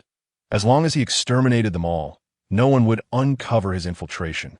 Forbidden spell, burning rebirth. Forbidden spell, infernal devastation. With enhancement of 5 pieces of equipment imbued with psychic energy, Yilin's own psychic power boasted an astonishing 1,088 points. Upon activating Burning Rebirth, his psychic energy surged to a staggering 176 points, enabling him to perceive the number of adversaries before him with remarkable clarity. Under the influence of such formidable psychic power, the infernal devastation illuminated the night sky, and in that fleeting moment, Qin Sen's subordinates, led by the yellow-haired man, were confronted with an overwhelming light. They were utterly oblivious to the nightmarish entity they were about to face. A searing line of fire erupted from Yilin's palm. The terrifying crimson flames seeming capable of incinerating everything in their path. The flames spread rapidly, engulfing all of Qin Sen's men in an instant, their screams, wails, and cries for help swallowed by the inferno, leaving only the crackling sounds of the raging fire in their wake. The yellow-haired man, now completely ablaze, was consumed in terror, desperately attempting to flee the sea of hellfire. But the crimson flames pursued him relentlessly, and after a futile struggle, he too was reduced to ashes. Forbidden spell, Return of the Undead. Yilin invoked the Return of the Undead, causing countless spectral beings to arise from the earth, encircling the entire underground black market. With an abundance of foes, he feared no repercussions. After all, the identity of Ling yet already bore numerous burdens, and he was unafraid of adding the assassination of Qin's son to his list of sins. The premise is that today, not a single soul must escape from this underground black market. Otherwise, the secret of Yilin's invincibility would be irreparably compromised. Having been discovered, Yilin saw no reason to maintain his guise any longer. He activated the Yangshuo blade technique and brandished the Starfall Celestial Scar to begin layering his technique. That brat! Capture him! Barked Boss Kinsen, demanding that he be taken alive. This underground black market was indeed Kinsen's territory. Just after Yilin had dispatched the group of yellow-haired thugs, Kinsen's subordinates swiftly arrived on the scene. Unlike the previous rabble, this time, the newcomers were genuine class changers, over a dozen individuals, all surpassing level 20. Class changers above level 20 had transcended the realm of ordinary humans, wielding destructive power rivaling that of a fully armed Special Forces soldier. One figure launched the first attack, hurtling towards Yilin with remarkable speed, akin to a lithe lynx. Yet, for all his swiftness, Yilin was swifter still. With the enhancement of instantaneous dance, he positioned himself perfectly in the assailant's path. The class changer was startled by the sudden appearance of Yilin's visage, but his reflexes were equally sharp. He initiated a series of strikes, a left jab, a right roundhouse kick, followed by a left front kick. Faced with this ferocious onslaught, Yilin neither flinched nor evaded. His apparent calm was deliberate. As the class changer's blows landed, Yilin's blade cleaved upward, delivering a clean and decisive cut to the throat. Simultaneously, the attack from the class changer inflicted injury upon Yilin, who staggered back several paces, spewing forth a mouthful of blood. The class changer, clutching his blood-soaked throat, was filled with horror, completely unprepared for Yilin's ruthless resolve to exchange injuries for life. This fellow is not to be trifled with. Do not hold back. Incapacitate him first, then capture him. The gruesome fate of their companion heightened the vigilance of the others, who quickly realized that underestimating Yilin would result in dire consequences. However, They were left pondering his profession. How could he shift from fire to wielding a blade so effortlessly? They remained uncertain, but knew to proceed with caution. His flames were terrifying indeed. All right, Lao Lu, find a way to disrupt him. Lao Ba, look for an opportunity to sneak up on him, commanded the others. Everyone, advance with me to create openings for Lao Lu and Lao Ba. As Kinson's subordinates strategized against Yilin, he remained oblivious, wholly focused on layering his Yangshuo blade technique. A class changer charged at Yilin, unleashing a punch like a ferocious tiger breaking free from its cage. His fist struck with the force of a heavy hammer, aimed squarely at Yilin's chest. Yet Yilin's response was again to stand firm and unyielding. Crack! The force of the punch caved in Yilin's chest, accompanied by the sickening sound of bones fracturing, undoubtedly breaking several ribs. The class changer's face lit up with triumph, thinking he had severely injured Yilin and completed their mission. But just then, a glint of cold light flashed ominously. Before him unfolded a breathtakingly beautiful starry sky, shimmering with brilliance as shooting stars traced white streaks across the firmament. In the next instant, he felt the celestial tapestry whirl around him, revealing a headless corpse standing nearby, blood gushing forth. It dawned upon him that his own head had been severed. As the last vestiges of consciousness flickered in his mind, the world before him succumbed to utter darkness. Chapter 31. This time, he would surely fail old 9. A man with a horse-like visage let out a mournful wail. His expression contorted in anguish as he gazed upon a man slain by Yilin. All of you attack. That brat has already been gravely wounded by old 9's iron fist. He cannot last much longer. Swiftly, another individual surged forward. A swordsman whose blade sparkled with a chilling glint in the night. He struck with both swiftness and ferocity, his sword piercing diagonally into Yilin's lung, penetrating through the delicate tissue. Fear not, my aim is true. This injury will not be fatal, yet will render you incapable of fighting back. Move even slightly, and you shall feel excruciating pain in your lungs. Before he could finish his taunt, Yilin's blade had already arrived. The technique of the Yangshuo blade, art having accumulated to 70 layers, its power now terrifying. With a single stroke, the swordsman was cleaved in two. Old 7. The horse-faced man cried out in despair once more. Hurry! This lad has been wounded by Old 7's sword. He cannot possibly endure. Swish! A flash of cold light heralded the arrival of a gun-wielding combatant who lunged forth and struck Yilin, delivering a chilling blow. Yilin's response was equally decisive. With a fierce thrust from his blade, now enhanced to 75 layers of the Yangshuo blade art, he pierced through this assailant as well. Blood spilling forth profusely from his mouth, and soon he lay lifeless. Old 11. Quickly! He has been pierced by both sword and gun. This time he must surely be finished. The horse-faced man lamented. Wind technique. Wind blade slash. Another combatant swiftly formed hand seals, causing the air around Yilin to erupt with fury, as if a raging beast were roaring. An unseen force coalesced into a sharp wind blade, slicing through the night sky, hurtling directly towards Yilin.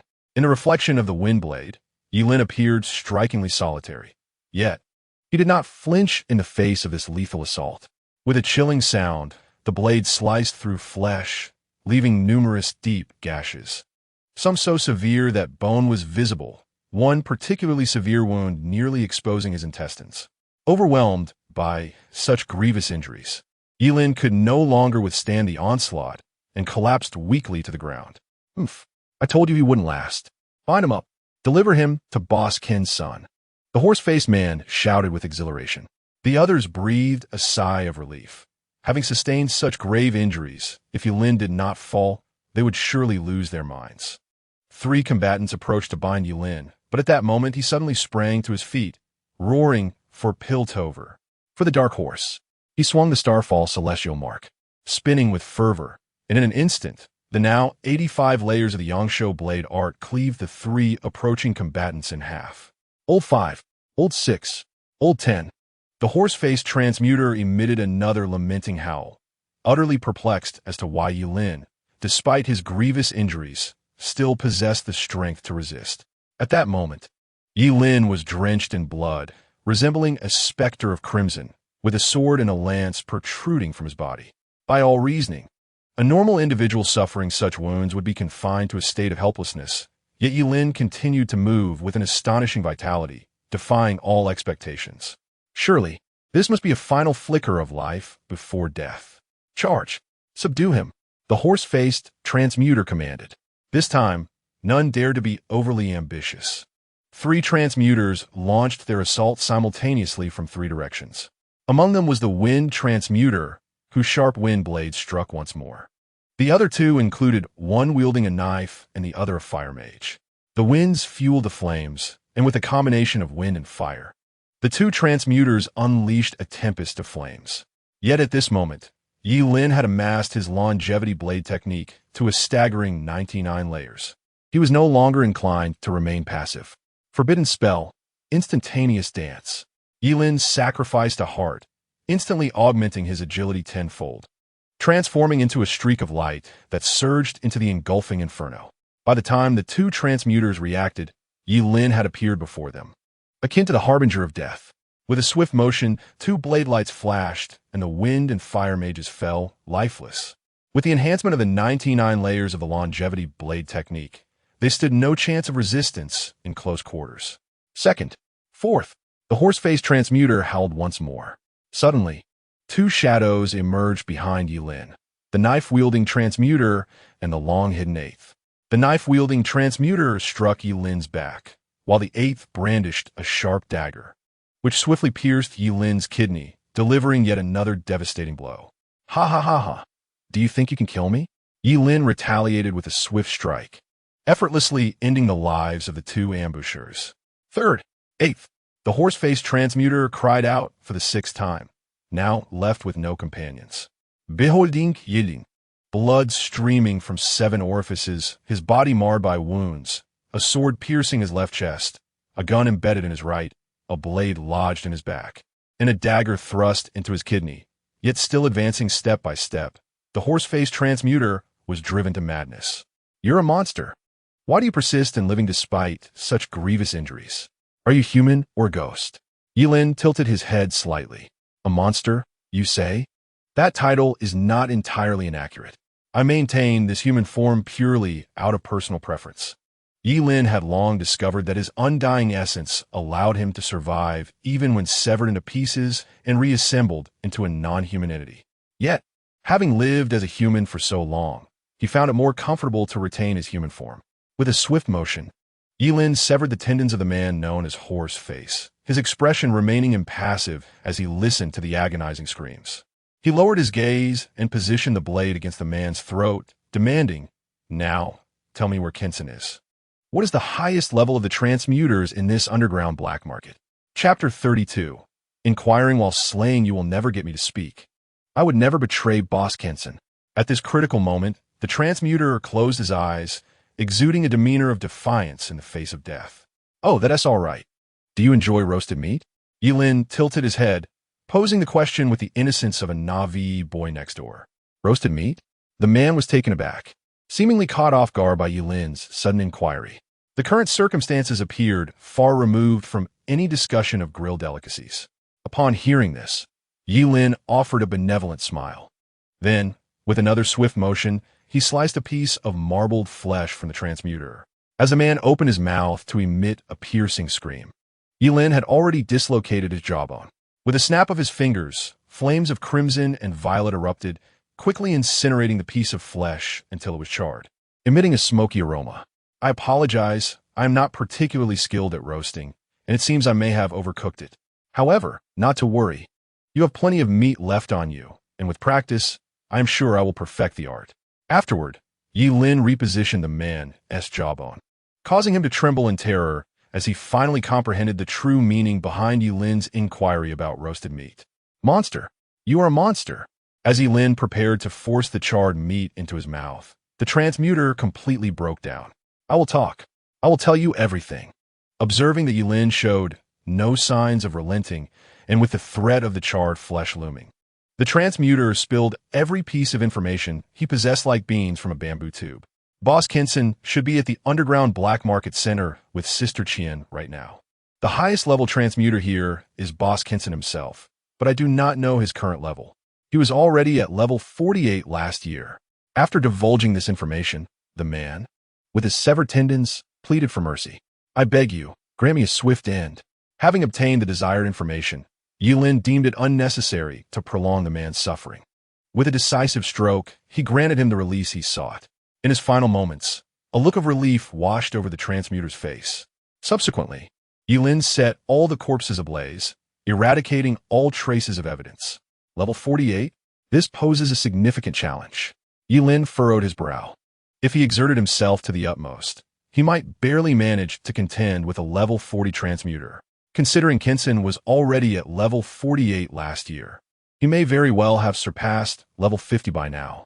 A direct confrontation would prove impractical. He would need to devise a cunning strategy to outmaneuver that old scoundrel. Wait, perhaps there is a glimmer of hope. Yilin suddenly realized that he might still have an opportunity. If one could seize the opportunity to appear at the crucial moment for Kinson, not to mention level 48, even level 58 would not be beyond reach. Once the thought crystallized, Yilin embarked once more on his journey of slaughter. This night would inevitably become a bloody chapter in the annals of the underground black market of Qingxing. As Yilin navigated through the darkness, his steps were both light and resolute, exemplifying what it truly means to be a proficient hunter. With the enhancement of a 99-layer Yangshuo sword technique and the dance of instantaneous motion, those below level 20 could not withstand even a single strike, becoming mere souls under his blade. As for those above level 20, a few more strikes would suffice. Yilin moved with the ferocity akin to Lu Huaqiang, ensuring that every living being within his sight felt the sting of his blade. After each kill, he would casually unleash a conflagration, offering a fiery service akin to cremation. As he cut his way through, not a single corpse lay in his wake, nor a drop of blood stained the ground. Instead, there were only charred imprints of human forms, testifying to the presence of life that had recently occupied those spaces. Yilin did encounter several adversaries above level 30. Yet when faced with a formidable spellcaster who seemed unkillable and unleashed a barrage of forbidden spells, even those seasoned warriors found themselves powerless. Under Yilin's life-for-life combat style, even opponents in their 30s could be swapped out in their entirety. Of course, Yilin paid a steep price. His body bore countless horrific scars capable of inducing death, punctured by numerous weapons and marked by burns and frostbite. In that moment, he resembled a vengeful fiend emerging from the depths of the underworld. As he continued his rampage, inquiring about Kinson's whereabouts, he soon encountered a genuine challenge. A level 42 warrior stood before him like an insurmountable obstacle. He was a towering man, robust and imposing, reminiscent of a majestic mountain. His countenance exuded an aura of menace, and his eyes sparkled with a piercing light. Clad in dark battle armor and wielding a colossal battle axe, he emanated a powerful presence that was chilling to behold. "You possess remarkable audacity. It has been many years since anyone dared to disturb the underground black market alone." The man spoke, his voice deep and resonant, as though it could penetrate one's very soul. Yilin halted, regarding the formidable figure before him with a sense of caution. He recognized that he faced a powerful adversary and needed to proceed with care. As Zhai Xiuqi observed Yilin, whose body was riddled with various weapons and injuries, he couldn't help but feel a sense of incredulity. As a renowned enforcer in the underground black market, he had long been under Kinson's wing and had faced countless formidable opponents. Yet, he had never encountered anyone as peculiar as the one before him. If someone else bore such grievous injuries, they would likely have perished 20 times over. How could this individual still be alive? It defied reason. Chapter 33. The Eternity of Forbidden Spells and the Metal of Gum. Why are you still alive? Before taking action, Zhai Xiuqi could not help but voice his inner doubts. "Put down the axe, and I shall reveal the truth to you." Yilin glanced at the axe in Zhai Xiuqi's grasp, a flicker of fear crossing his face. "Perhaps it is best if you remain silent." Zhai Xiuqi tightened his grip on the battle axe, resolute in his determination not to relinquish it during combat, much like a warrior who would never remove his mask. Observing this, Yilin frowned. He had intended to deceive Zhai Xiuqi into lowering his weapon for a surprise attack, but his plan had failed. With a fierce swing of his axe, Zhai Xiuqi charged towards Yilin, each step causing the very earth beneath him to tremble. Yilin's expression grew grave. He dared not underestimate Zhai Xiuqi. "Forbidden spell," Burning Reincarnation. Forbidden Spell. Instant Dance. The execution of these two spells instantly elevated his condition to its peak. Oof. Burning one's vitality for strength. How long can you endure such a trade? Zhai Xiuqi scoffed at Yi Lin's actions, his battle axe crashing down towards him with ferocity. Yi Lin raised his weapon, the Starfall Sky Mark, to meet Zhai Xiuqi's axe. Yet he was forced back, blood spilling from his mouth as he staggered. The gravity of the situation weighed heavily on him. A level 42 class-transferred warrior indeed was extraordinary. And even his 99-layer Vitality Blade technique, combined with the Burning Reincarnation and Instant Dance, could not contend with his opponent. However, his greatest asset was his resilience. He would not succumb easily. Despite being pushed back by Zhai Xiuqi's powerful blow, Yi Lin sprang forward as though unscathed, swinging the Starfall Sky Mark once again. Unbeknownst to him, Zhai Xiuqi was equally astonished. The young man before him, merely a teenager, had managed to withstand his full-force strike. Zhai Xiuqi could not afford to be careless. His battle axe emanated a blinding radiance, and with an even more terrifying force. He aimed another strike at the approaching Yi Lin. Yi Lin raised his blade to block, only to have it sent flying from his grasp. The axe, undeterred, struck his shoulder with tremendous force. A chilling crack resonated through the air, the sound of Yi Lin's shoulder and collarbone shattering under Zhai Xiuqi's assault. Blood gushed from his mouth as he was propelled like a cannonball into a nearby wall.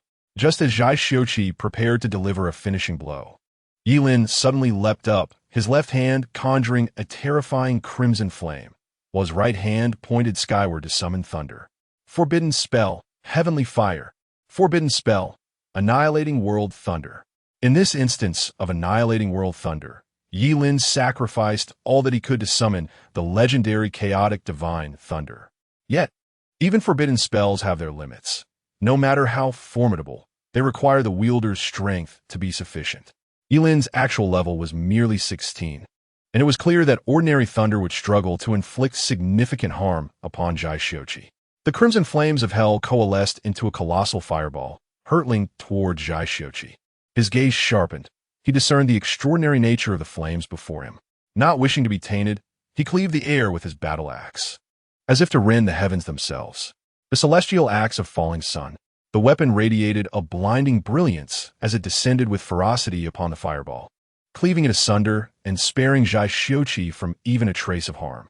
Yet, in the next heartbeat, the entire night sky seemed to tear apart, leaving only a chaotic tempest of thunder that rampaged through the air. This tempest, as thick as a man's arm, shifted in hue. One moment a profound violet, the next a furious crimson, seemingly embodying all colors, yet transcending them all. The thunder reverberated deafeningly, as if the very fabric of the universe quaked in response. Zhai Xiuqi's pupils constricted. He sensed an unprecedented peril. With all his might, he swung his battle axe to counter the divine thunder, but the bolt, as if possessed of a sentience of its own, circumvented his weapon and struck him directly. A surge of unparalleled power coursed through him, as if it sought to rend him apart. The battle axe slipped from his grasp, and he fell backward, crashing heavily to the ground. His eyes were wide with shock and disbelief. He could scarcely fathom that such a young adversary could render him so helpless. Yi Lin did not afford him a moment's respite. He retrieved the Starfall Celestial Scar and, in a flash, appeared before Zhai Xiuqi, bringing the weapon down with lethal intent, aiming to claim his life. Just as Yi Lin believed victory was within his grasp, Zhai Xiuqi abruptly raised his arms to block the strike, successfully parrying the blow. With a resounding crash, Yi Lin's momentum was met by Zhai Xiuqi's formidable defense, the force reverberating through his arm, rendering it numb. Stunned, he beheld Zhai Xiuqi, whose black armor now emanated a faint, mysterious glow, as if an unseen power shielded him. In that instant, Yi Lin's pupils constricted as a realization struck him. Had this rare-grade equipment been refined? Zhai Xiuqi regarded him coldly, a glimmer of lethal intent flashing in his eyes. Indeed, this divine radiance black armor has accompanied me for a long time, refined to the level of 7 stars. Its defensive capabilities are astonishing, rendering your attacks merely a nuisance, incapable of inflicting any fatal harm upon me. A flicker of murderous intent flickered in Zhai Xiuqi's gaze as he summoned his battle axe back to his hand with a swift motion. With a powerful swing, he eviscerated Yi Lin, spilling his entrails upon the ground. Yi Lin staggered back, blood spewing from his mouth. He realized that he had genuinely encountered a formidable challenge. Equipment can be refined, enhancing its attributes incrementally. Each successful refinement adds a star, with a maximum of 9 stars attainable. A piece of rare-grade equipment refined to 7 stars could rival even epic-grade gear. It was no wonder that his chaotic divine thunder had failed to inflict any damage upon Zhai Xiuqi. If the divine light black armor of Zhai Xiuqi could not be breached, victory would remain elusive for him. They would merely exhaust each other, one unable to kill, the other unable to move. What manner of monster are you? How can you still be alive after enduring such devastation? Zhai Xiuqi was utterly astonished. He had witnessed with his own eyes as Yi Lin's internal organs had been reduced to mere fragments. Yet Yi Lin remained vibrant and full of life. A phenomenon that defied all logic. Hold your tongue. Let me ponder. Yi Lin ignored his own injuries and instead lowered his head, contemplating whether the forbidden spell he had mastered could turn the tide. Suddenly, a spark of inspiration ignited within him, for among the forbidden spells he possessed, there was indeed one specifically designed to breach formidable defenses. The rare-grade equipment, the divine light black armor, honed to the 7th star. Let me test its resilience. Forbidden spell, eternal metal of Gong. Chapter 34. Slaying Zhai Xiuqi as Yi Lin intoned the incantation of the forbidden spell. Golden light began to flicker within him as a forbidden spellcaster. This radiance was both brilliant and gentle, enveloping Yi Lin in a golden hue. Streams of golden light poured forth from his body, causing his complexion to pale with every surge. The golden light before him spun rapidly, colliding relentlessly until it coalesced into a resplendent golden spear.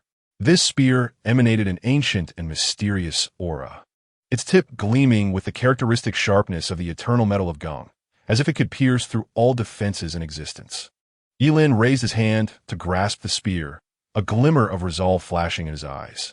With a fierce motion of his arm, the golden spear, accompanied by a whistling sound that cleaved the air, shot directly towards Zhai Xiuqi. Forbidden spell, eternal metal of Gong. The forbidden spellcaster sacrifices all the metallic elements within their body to forge a spear crafted from eternal metal of Gong, capable of penetrating all obstacles and shattering any fortitude. Since acquiring this forbidden spell, Yi Lin had never employed it, for it was single target and required a significant casting delay, rendering it less practical than the cataclysmic thunder and infernal fire. Yet, when confronted with an adversary as impervious as Zhai Xiuqi, he recalled this forbidden spell. As the golden spear hurtled towards him, Zhai Xiuqi felt a fleeting flicker of uncertainty. The incoming golden spear was elusive and enigmatic. Nonetheless, he chose to place his faith in his rare-grade equipment, polished to the 7th star. Zhai Xiuqi gripped his battle axe tightly and summoned the full defensive power of the divine light black armor, bracing himself to withstand the impending impact. The brilliance emanating from the divine light black armor intensified, forming a radiant shield that enveloped Zhai Xiuqi entirely.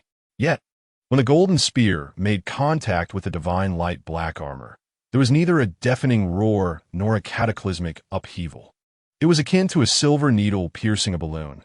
The golden spear punctured the proud divine light black armor with ease, showing no resistance against the might of the spear forged from eternal metal of Gong.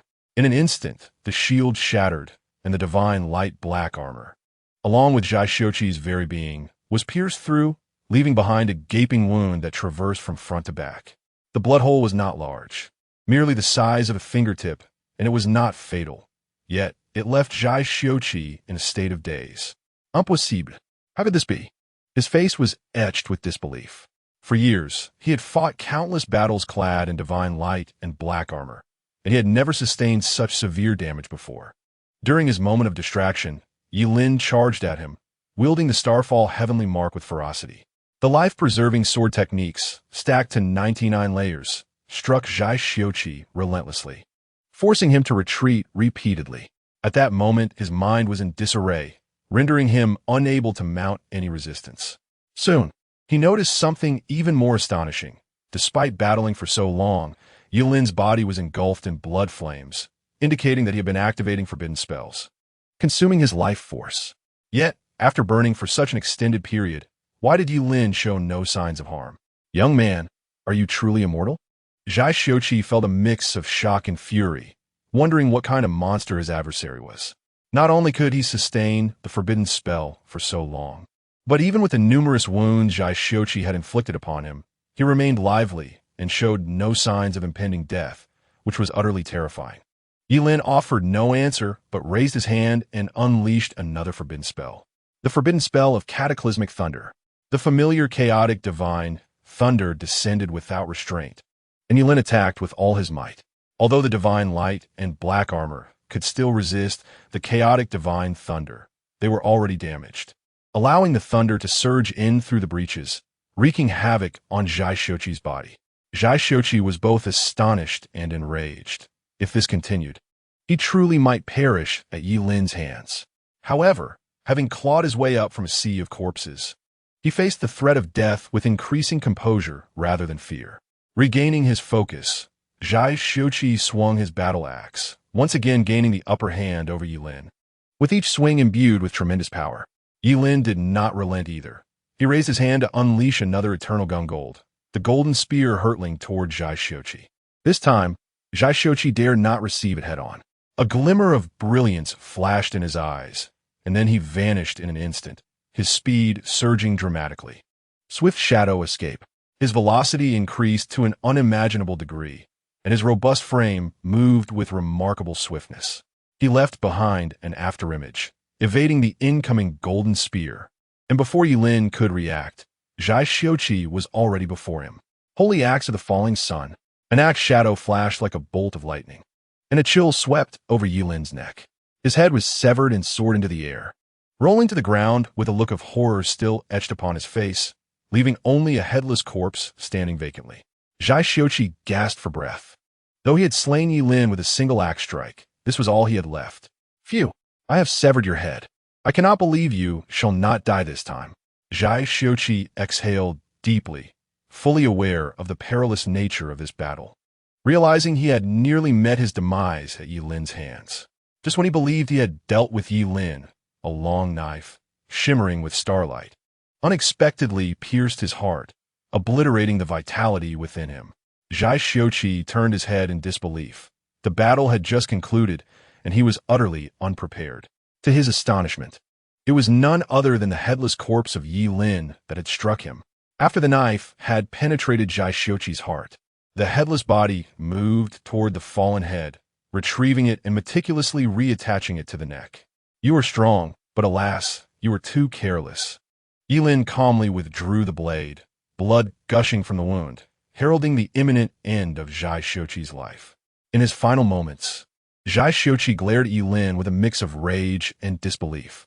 Your carelessness is to blame. You truly are an immortal. With this realization, Zhai Xiuqi understood that his demise was not in vain.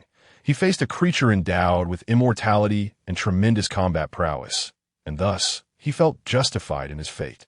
After all, who could have anticipated that an enemy, whose head he had severed, could approach and strike him from behind? Zhai Xiuqi chose not to utter another word to Yilin.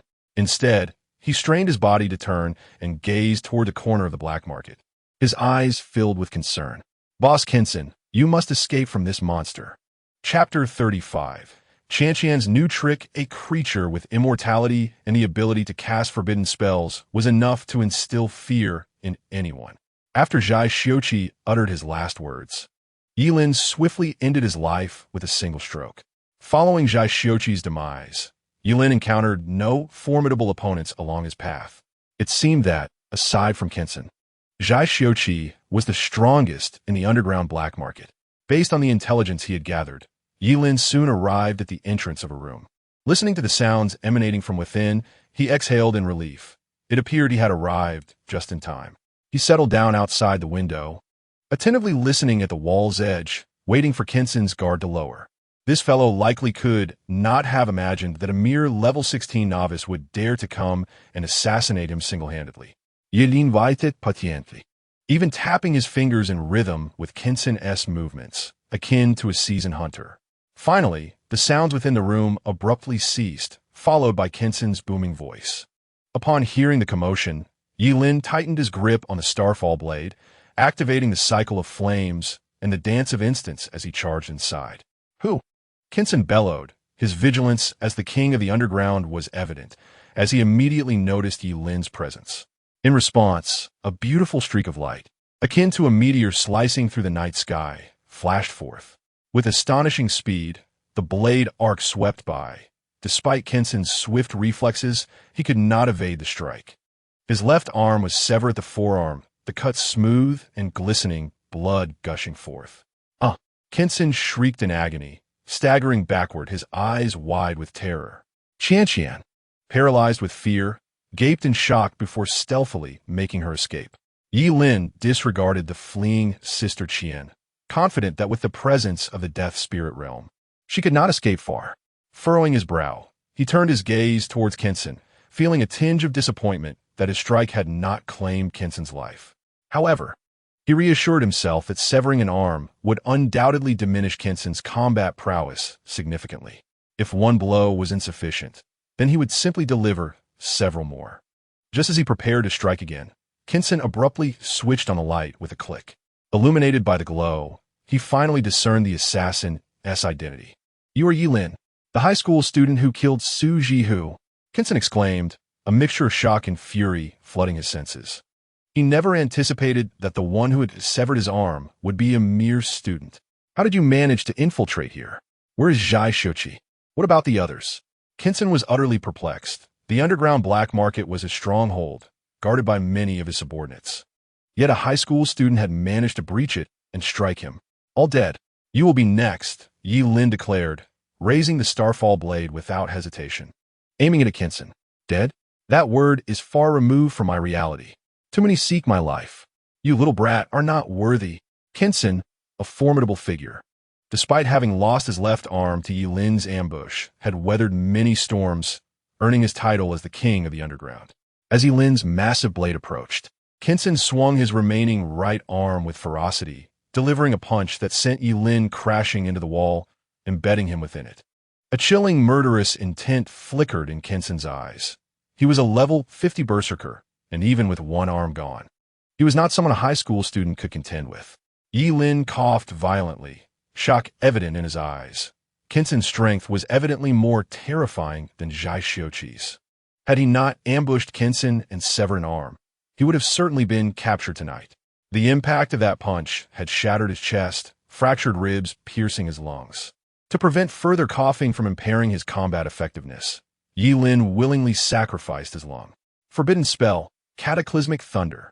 A bolt of golden thunder surged forth, striking towards Kinson. Yet, Kinson's countenance twisted into a grimace as he retaliated, shattering the golden lightning into a myriad of arcs. Following this, Kinson charged forward like a mountain, and in Yi Lin's horrified gaze, he crashed into him, sending Yi Lin sprawling to the ground, creating a deep indentation in the earth. Kinson then ruthlessly followed up with a kick, only ceasing when he heard the sickening crack of Yi Lin's skull. Seeing that Yi Lin was beyond saving, Kinson approached his liquor cabinet, pouring a bottle of white liquor over his wound. The searing pain made the veins on his forehead bulge. "Damn it. Having played the eagle all my life, I've now been pecked in the eye." Kinson lit a cigar, and under the influence of nicotine, the pain finally subsided somewhat. He walked over to his severed left hand, as long as he could find a healer among the job changers. His severed limb could be reattached and restored to its former state. As Kinson bent down to retrieve his left hand, a gleaming golden spear suddenly flashed with brilliant light, pinning his right hand to the ground. Almost immediately, a blade of light swept through, severing Kinson's right arm at the root. "What? Why are you still alive?" Kinson's face contorted in rage as he glared at Yi Lin, clearly remembering that he had crushed Yi Lin's skull. How could this fellow still be so lively? Is he immortal?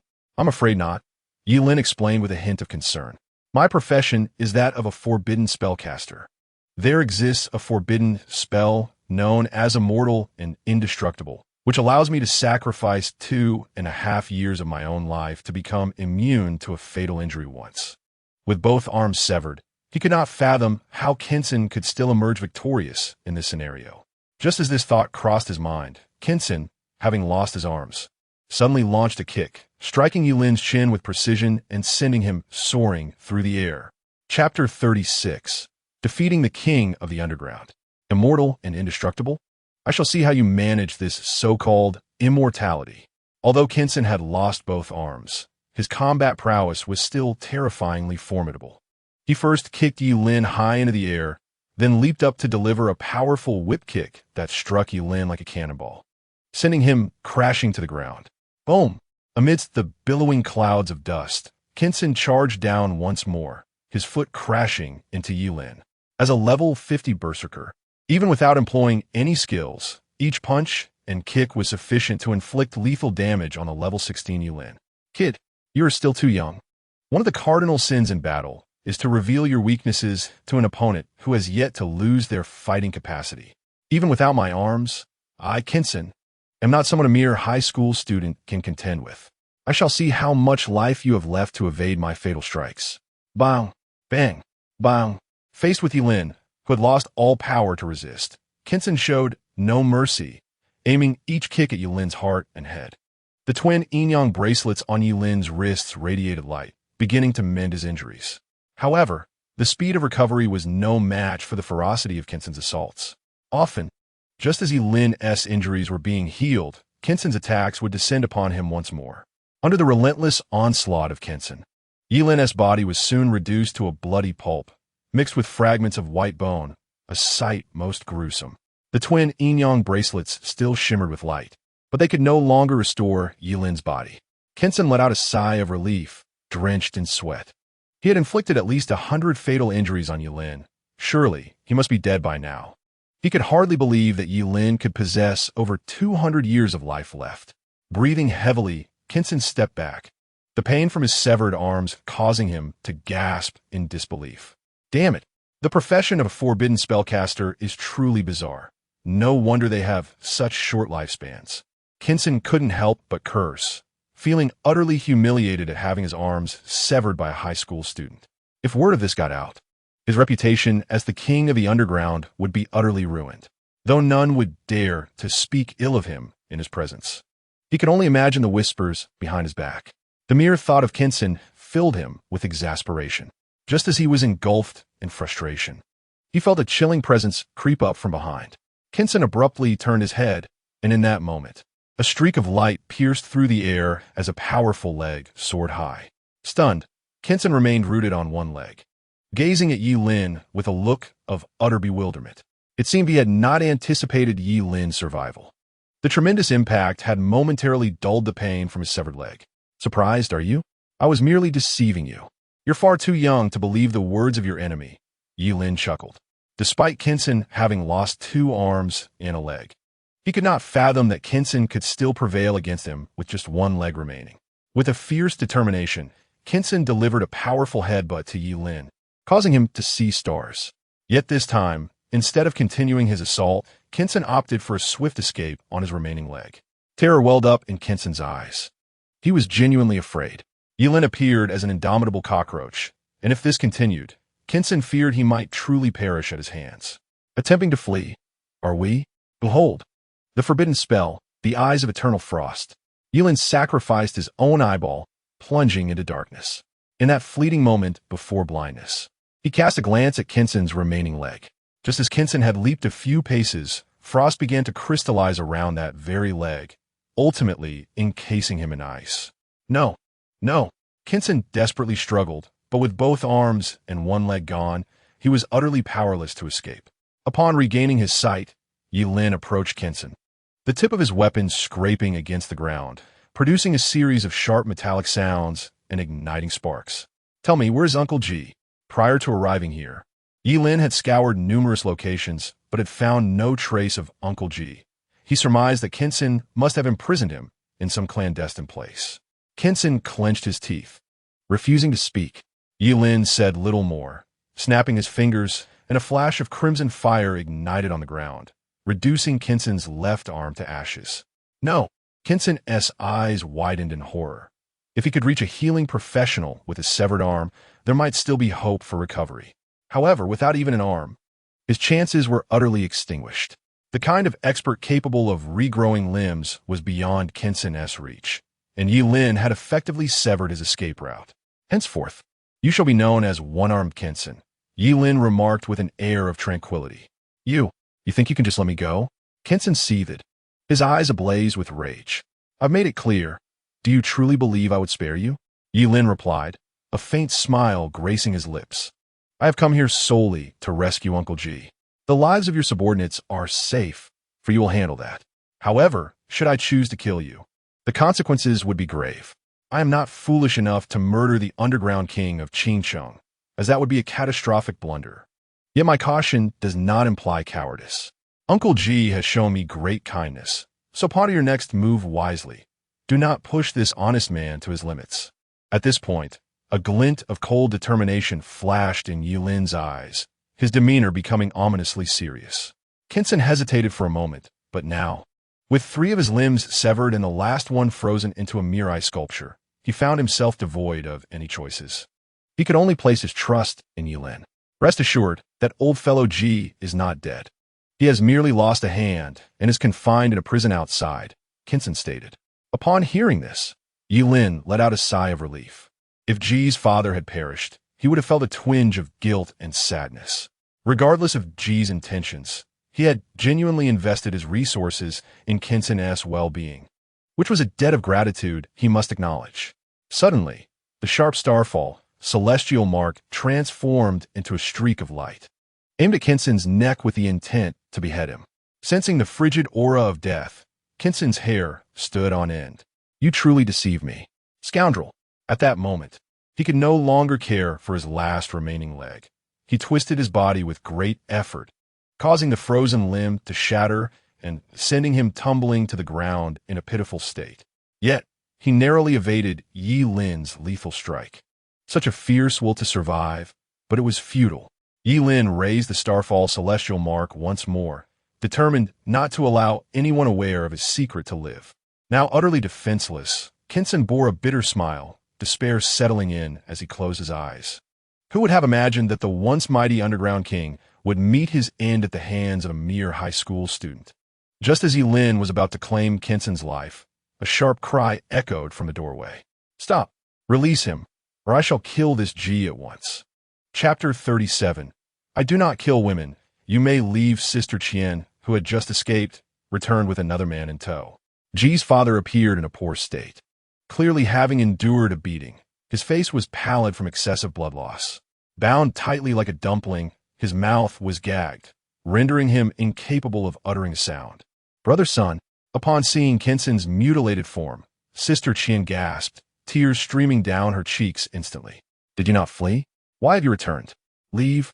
I do not require a woman to save me, Kenson exclaimed, a mix of shock and anger flooding his senses. No, I will not abandon you. Sister Qian shook her head, pressing the handgun firmly against Ji's temple. Release brother son. Otherwise, I will kill him now. You foolish girl. I never loved you. Why did you come back? Kenson's eyes reddened. He had shed no tears when his arms and legs were severed by Yi Lin. But witnessing Sister Qian risk her life to save him made his eyes well up. It is only in times of dire straits that one recognizes the true nature of those around them. He never anticipated that the one to return for his rescue would be Qian. Yi Lin narrowed his eyes, his fingers lightly tapping the starfall, celestial mark. Activating the cycle of burning and the dance of instants, he estimated a 60% chance of severing the woman's hand before she could pull the trigger. He hesitated over whether to gamble on this probability, contemplated for a moment, and ultimately decided to forego the risk. Although a success rate of 60% was not insignificant, it was, after all, a matter of his uncle's life. What do you propose? Shall we exchange hostages? Yi Lin inwided. Impossible. If I have no hostages in my possession, you will undoubtedly kill us immediately, Qian retorted through gritted teeth. First, allow Brother Sen's men to take him away. I will remain here with the hostage. Yi Lin furrowed his brow. This woman was indeed astute, having trained under Ken's son, and was not easily deceived. However, he could not afford to let Kenson slip through his fingers. If he failed to eliminate Qin's son today, it would be tantamount to releasing a tiger back into the wild, and he would face grave repercussions. Had it not been for the element of surprise he had employed against Qin's son tonight, he would have been apprehended before even approaching him. Upon hearing Qianjie's words, Qin's son was consumed by fury and despair. It was evident to him that Qianjie intended to sacrifice her own life to save his. "You will not spare me. You must leave. Haven't you always heeded my words? Go." Qin Sen's frantic shouts irritated Yiling, who picked up a double-headed dragon from Qin Sen's bed and used it to stifle his voice, causing him to gag uncontrollably and rendering him mute. Yilin then raised his gaze towards Qianjie. "I cannot acquiesce to your terms. Once Qin's son departs, he will undoubtedly mobilize forces to hunt me down, and neither I nor Uncle Ji will survive. You have someone you wish to save, and so do I. Therefore, if you are concerned that I may pursue you and Qin's son, I can assure you of my intentions." With that, Yilin turned the blade of Xingyan Tianhen towards himself. After 4 flashes of the blade, the tendons in his hands and feet were severed, blood flowing profusely. He collapsed onto the ground, unable to rise. But did not end there. He inflicted a wound upon his own abdomen, his intestines spilling forth. "How now? Can you believe that I will no longer pursue you and Qin's son?" Yilin's pallid countenance and weakened demeanor spoke volumes. Qianjie covered her mouth, unable to fathom that Yilin could inflict such harm upon himself. "Uncle Ji is of utmost importance to me. I am an orphan.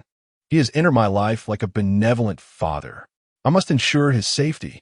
Yilin's words resonated deeply, even bringing tears to the eyes of Uncle Ji, whose mouth was silenced. Having navigated the ruthless world of commerce for so long, such genuine emotion moved him far more than mountains of wealth ever could. Seeing Yilin inflict such grievous injury upon himself, Qianjie lowered her weapon. Qin's son, witnessing this, was desperate to scream. Yilin had survived being trampled into a pulp. Such injuries were trivial to him, but Yilin had already silenced him with a double-headed dragon, preventing him from alerting Qianjie. Seeing Qin's son struggle, Qianjie mistakenly thought he was calling for her, and she hurriedly released Uncle Ji to rush towards him. "Brother son, I'm here, brother son." Qianjie sprinted forward, extracting the double-headed dragon. Upon witnessing Qianjie release Uncle Ji, Qin Sen's face turned ashen. Sure enough, as he turned his head, he saw Yilin approaching, stuffing his intestines back into his body. "You wish to take my life? I harbor no objections. However, might you spare Qianqian? She is utterly oblivious to the situation. She is not a transcender and poses no threat to you." Qin Sen hastily interjected. "In my lifetime, I have done everything imaginable, yet I have never begged anyone. Consider this my plea to you. How can you still stand?" At this moment, Sister Qian's face turned pale with fear, unable to comprehend how a person with severed tendons could still be upright and wielding a knife. Yilin gazed at Qin's son with a complex expression. In certain respects, Qin's son could be deemed a loyal and valiant man, albeit one without options. If the secret of his immortality were to be revealed, his fate would be 1,000 times more tragic than Qin Sen's. With an impassive countenance, Yilin raised the starfall blade. "I implore you, spare Qianqian. I beseech you to acquiesce. I can provide you with wealth or anything you desire, as long as you let her be." The blade gleamed with a celestial radiance, and Qin Sen's voice abruptly ceased. This underground king of Qingcheng stared wide-eyed, unable to close them in death. "Brother son," Qianqian let out a heart-wrenching cry, her tear-stained face fixated on Qin Sen's lifeless body, her sobs spiraling into hysteria. "I am so sorry, brother son. I am powerless, so foolish." Then, with a visage twisted in rage, she seized a gun and unhesitatingly pulled the trigger at Yilin. Bang, bang, bang, bang, bang. 6 shots rang out, the gun now empty and smoking. Regrettably, every bullet she fired was effortlessly deflected by the starfall blade, leaving Yilin unscathed. Yilin had initially intended to refrain from blocking the bullets, considering he could not perish. However, mindful of Uncle Ji's presence, he feigned a reaction. "Go ahead and kill me. Take me with you." Sister Qian screamed in a frenzy, consumed by an urge for vengeance, wishing only to die alongside Qin Sr. Yilin shook his head, exhaling a sigh. Do not be foolish, dear sister. I do not harm women. Depart now. Chapter 38. Yilin. You are too compassionate and benevolent. Do not harm women? Sister Qian was momentarily taken aback, left speechless by Yilin's words. Indeed, Qinsen was a man of dignity in life. Your survival allows you to retrieve his remains. Alas, had he not kidnapped Uncle Ji, I truly would not have wished to be his adversary. Yilin sighed. At the mere mention of Qin's son, Sister Qian's tears flowed anew, like a dam bursting. Yilin chose not to linger on her sorrow, but instead turned to Uncle Ji. Uncle Ji, I apologize for my tardiness. Yilin unbound the shackles that constrained Uncle Ji and removed the cloth that had stifled his voice. It is of no consequence, my child. Your willingness to risk such peril for my rescue fills me with profound gratitude, Uncle Ji expressed, his eyes brimming with emotion. He understood the magnitude of Qinsen's power and could scarcely fathom the hardships Yilin had endured to secure his liberation. Uncle Ji, let us depart. Yilin assisted Uncle Ji as they made their way out of the underground black market. Yilin, you must have faced immense trials on this journey. Uncle Ji remarked with heartfelt concern. Uncle Ji, you underestimate me too much. I am only at level 16, and even as a forbidden spellcaster, I could hardly contend with so many of Qinsen's subordinates. They could easily wear me down to nothing, Yilin said, shaking his head in exasperation. Oh, then how did you manage to enter? And how did you inflict such devastation upon Qinsen? Uncle Ji inquired with curiosity. He had witnessed Qinsen's recent condition clearly. All his limbs had been severed, reducing him to a mere shell of a man. It was due to a friend of mine. Yilin hesitated before responding. This friend has requested that I keep his identity confidential, so I must beg your pardon, Uncle Ji. Uncle Ji nodded, a glint of shrewdness flickering in his eyes. Characteristic of a businessman. The growth of a forbidden spellcaster is rapid, despite Yilin currently being only at level 16. Once he finishes his examinations and ventures into the wild, within a year or two, he could become a formidable force. It appears that others, not just himself, have also recognized Yilin as potential. Realizing this, Uncle Ji refrained from further inquiries, considering that surviving the night was already a stroke of fortune. The abduction by Qinsen had enlightened him on many matters. Yilin, do not regard Uncle Ji as a nag. In this society, the fundamental relationship between individuals is rooted in mutual benefit. If you possess value, others will gravitate towards you. Exercise caution and refrain from placing your trust easily in anyone. Including myself, Uncle Ji advised his gaze complex. Initially, he had sent Ji Lingyu to engage with Yilin with the intent of exploiting his abilities. Understood. I will remember your teachings, Uncle Ji. Yilin will certainly keep them close to heart. Yilin replied obediently, nodding earnestly. Since you acknowledge me as your uncle, there is something else I must convey, or you may encounter significant misfortune in the future. Uncle Ji stated earnestly, having come to regard Yilin as a second son. His standing in Uncle Ji's heart only second to Ji Lingyu. Please, Uncle Ji, I am all ears, Yilin responded attentively. You are far too kind and excessively merciful. A glimmer of coldness flashed in Uncle Ji's eyes. This is a grave mistake. Compassion does not command an army. Righteousness does not nurture wealth. Kindness is ill-suited for governance. Emotions should not dictate affairs, and benevolence should not engage in politics. This is an immutable truth. Take, for instance, Qinsen's woman. Uncle Ji must admit, their genuine feelings are indeed moving, but precisely because of that, you cannot afford to let her go. Otherwise, when she recovers, with her connections to Qinsen, she will undoubtedly rally his remnants to seek vengeance upon you. At that point, you may find yourself in dire straits, even facing threats to your life. Yilin feigned a look of terror and quickly responded, Uncle Ji, what should I do now? Should I return and deal with her immediately? There is no need for that. I will manage the aftermath of the underground dealings. I merely wish for you to amend this soft-heartedness of yours, Uncle Ji replied, shaking his head before speaking kindly to Yilin. Yilin, being soft-hearted is acceptable, but only towards those close to you. Once you ascertain that someone is your enemy, you must recognize that they have already chosen their path to destruction. I shall heed your wise counsel, Uncle Ji, Yilin replied dutifully.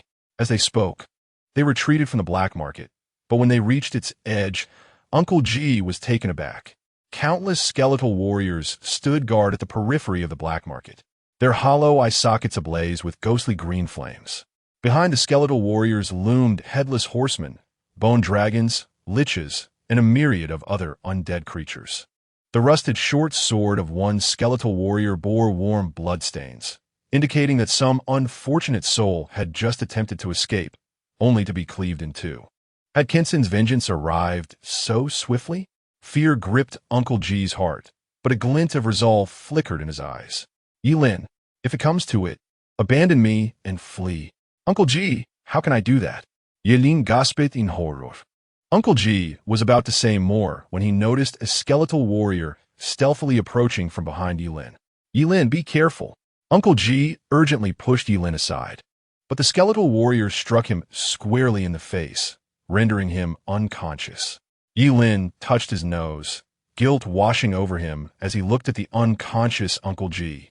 Murmuring, sorry, Uncle. I didn't want this, but if you hadn't fainted, I couldn't have acted. The secret of immortality was of utmost importance, and Yilin wished to keep it from anyone's knowledge.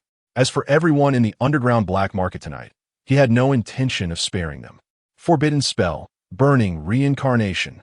Forbidden spell. Infernal flames devour the heavens. Yilin raised his hand, feeling his blood drain instantly, transforming him into a withered husk. Yet this was not the end. With a mere thought, his immortality restored his blood, and he sacrificed himself once more. Yilin seamlessly shifted between the states of a normal person and a mere skin-and-bones figure, and with each transformation, the purplish-red inferno in his hand grew increasingly potent, until it shone like a miniature sun. The purplish-red, sun-like flames danced in Yilin's grasp, as if ready to break free and incinerate all in its path. He could sense that he was nearing the brink of losing control over this power. This time, the infernal flames unleashed were far more formidable than ever before. Taking a deep breath, he hurled the flaming sun towards the black market. The purplish-red fireball traced a long arc through the air, resembling a comet streaking across the night sky, imbued with an aura of apocalyptic destruction, plunging deep into the black market. The moment the purplish-red fireball made contact with the ground of the black market, boom, a deafening explosion resonated as a mushroom cloud ascended into the sky, and the terrifying inferno erupted forth. Flames roared with an intensity that threatened to consume everything around them.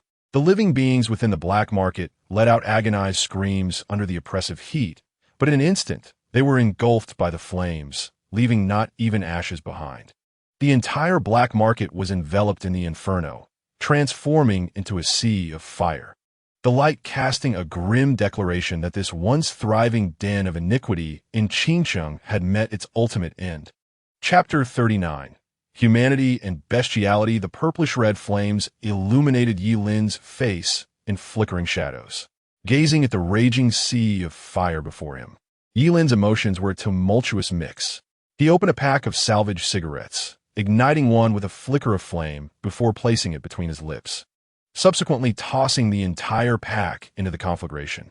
The essence of nicotine permeated his mouth and lungs, gradually soothing Yilin's troubled mind. The instinct to smoke when faced with adversity seemed ingrained in the very DNA of every man.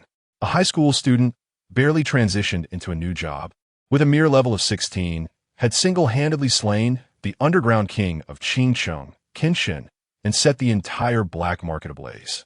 It was a tale so implausible that even he would not expect belief.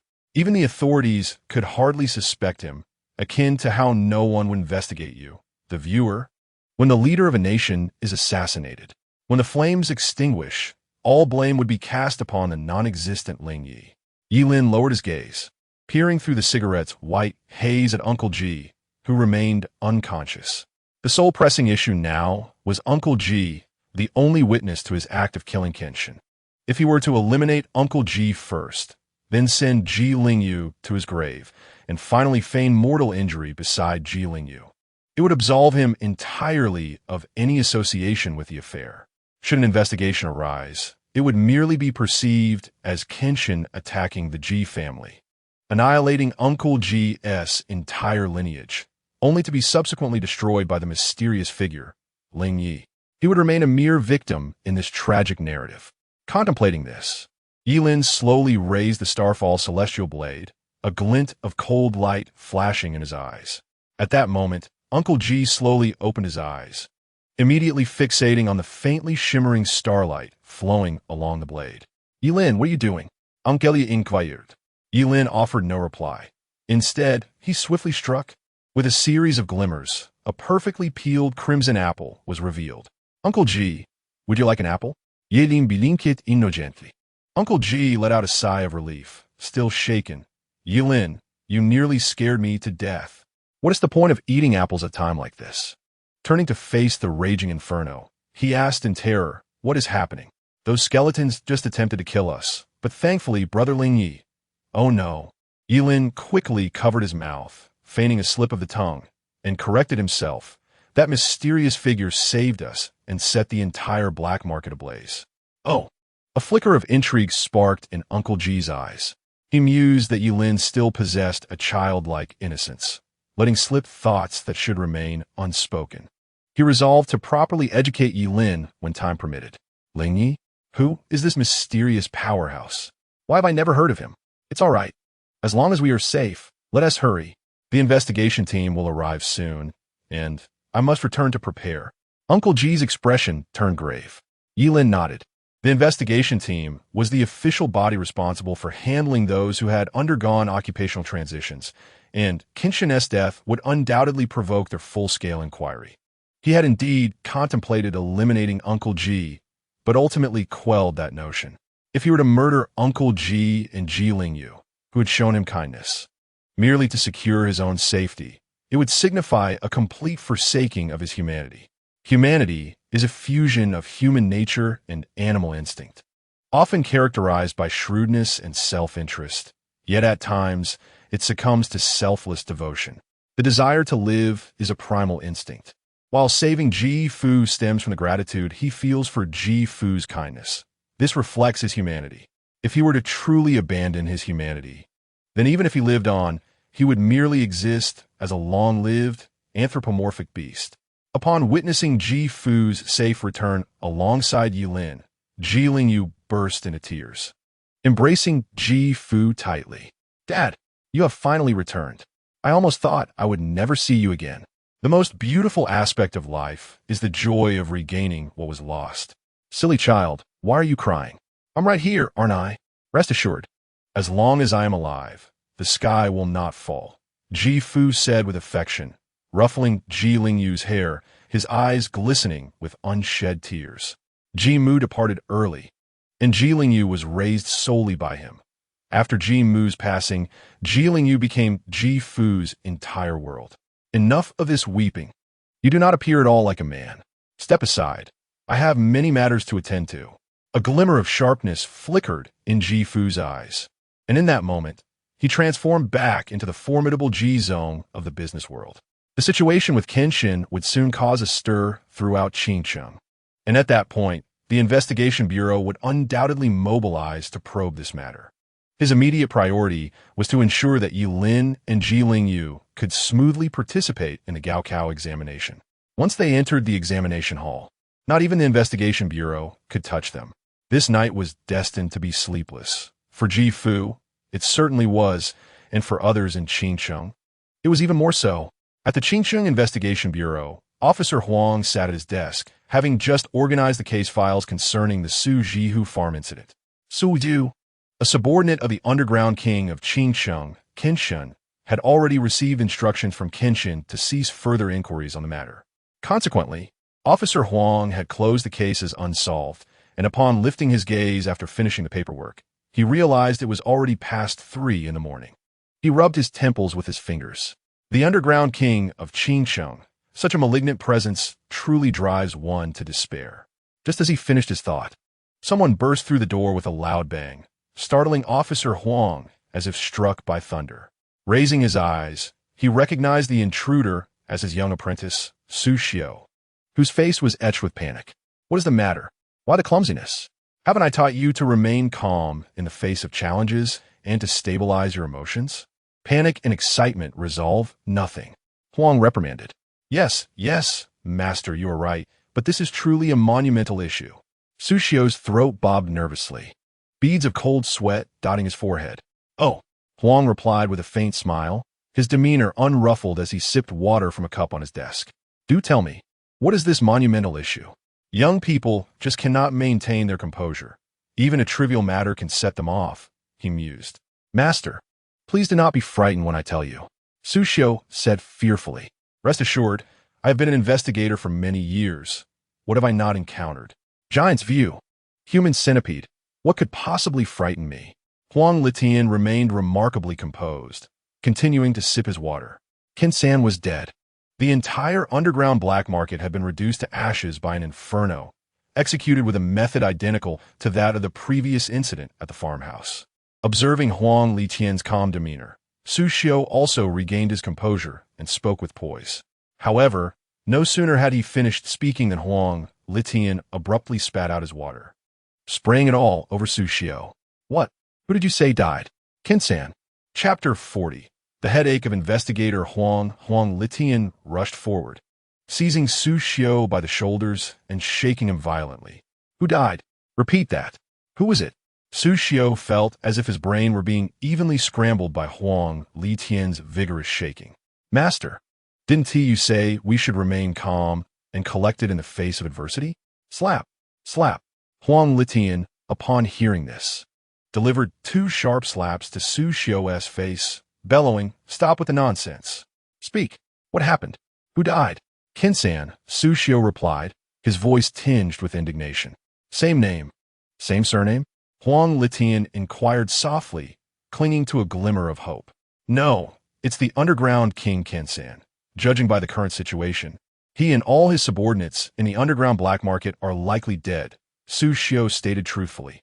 Upon hearing this, Huang Litian released his grip on Su Xiao, staggering back several steps until he collided with the desk, barely managing to steady himself. As a polygraph expert, he understood all too well that his young apprentice was not lying. Yet, at that moment, he desperately wished Su Xiao were fabricating the story. It was Qin-san who had died. Not only that, but he had perished within the city, taking down the entire underground black market with him. This was an absolute calamity. Regardless of any clandestine dealings Qin-san may have had, he was, on the surface, one of Qinsheng's 10 outstanding philanthropists, a prominent figure within the community. His demise could very well incite chaos in Qinsheng. Let us go. We must reach the scene. Huang Litian's forehead throbbed with tension. With the college entrance exams looming just a day away, no unexpected events could transpire in Qinsheng. When Huang Litian and his apprentice arrived at the scene, the flames had not yet fully extinguished, sporadic violet flames flickering dangerously. Huang Litian hurried forward, but Su Xiao quickly grasped his arm. Master, please, don't be reckless. The flames are peculiar. Once they catch on, they cannot be extinguished. It's perilous. I am aware. Do not restrain me. Huang Litian's expression darkened considerably. The scene eerily reminiscent of the previous incident. Identical flames of destruction. All evidence had been consumed by the inferno. Nothing remained, not even the bones, leaving only a charred expanse of earth. The farmhouse had met the same fate. This black market was merely a magnified version of that previous catastrophe. Damn Qin-san, Huang Litian muttered under his breath, unable to contain his frustration. Had Qin-san not obstructed their investigation into the farmhouse's truth, perhaps today's scene would have been avoided. He was now convinced of Zhuge Ni's assertion that Yi Lin and Ling Yi were not the same person. After all, how could a mere high school student possess the capacity to annihilate an entire black market? Others may be oblivious, but the Investigation Bureau is fully aware that Qin-san is, in fact, a formidable level 50 class changer. Could this all be the doing of that enigmatic Ling Yi? Yet, according to Zhuge Ni, she encountered Ling Yi within the novice secret realm, which would render him incapable of being the perpetrator. Could it be that Ling Yi merely played a role in erasing evidence, while the true culprit remains unidentified? Huang Litian's head throbbed with confusion. At that moment, Su Xiao rushed over in a panic, bringing yet another piece of news that deepened his furrowed brow. 10 minutes later, within the Qingcheng Investigation Bureau, Huang Litian met with Uncle G. Mr. G. Huang Litian extended his hand, intending to shake hands, but Uncle G merely smiled ruefully, raising the stump where his left arm had once been, severed by Kenson. Huang Litian's lips twitched slightly. Mr. G, let us dispense with pleasantries. You are from the G family villa, and you were besieged by Kenson and his men around 10 o'clock, correct? Indeed, Uncle G replied, closing his eyes in anguish. Apart from me, everyone else perished. My son and his classmates had gone outside, thus escaping the calamity. Huang Litian employed his profession's mind-reading ability and sensed that Uncle G spoke the truth. He furrowed his brows and inquired, Mr. G, could you elucidate how you managed to survive? I mean no offense, but as far as I know, you are merely an ordinary person, not a class changer. Huang Litian's implication was clear. All the class changers perished, yet he, a mere mortal, remained unscathed. Why? It was Shaoli. Uncle G lit a cigarette with a snap. Sorrow etched in his eyes. Shaoli is an orphan I adopted, and he is also my personal bodyguard. He sacrificed his life to grant me a chance to escape. And what transpired thereafter? Huang Litian pressed. I lost consciousness. It was my son's classmate, Yi Lin, who discovered and saved me. Afterward, I reported to the Investigation Bureau. Uncle G recounted, taking a drag from a cigarette. Are you aware that Kenson is dead? Huang Litian fixed his gaze on Uncle G. I am. On my way here, I heard news of his demise. Good riddance. Had he not died, I would have sought a way to kill him myself.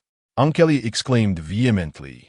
Huang Litian frowned, realizing that thus far, everything Uncle G had said was entirely truthful, with not a single falsehood, indicating that Uncle G was indeed honest. Observing Uncle G lightly flicking the ash from a cigarette, Huang Litian felt certain that Uncle G possessed some knowledge regarding Kenson's death. A truly cunning deceiver never lies outright. Each statement they make is factual, yet when woven together, they construct a grand deception. For instance, the national football team's infamous reputation is such that no other nation's football squad has ever defeated them in the World Cup. Likewise, when my girlfriend was betrayed by her closest friend, I, in a fit of anger, exacted a harsh lesson upon her friend. This exemplifies the montage lie, deceit cloaked in truth.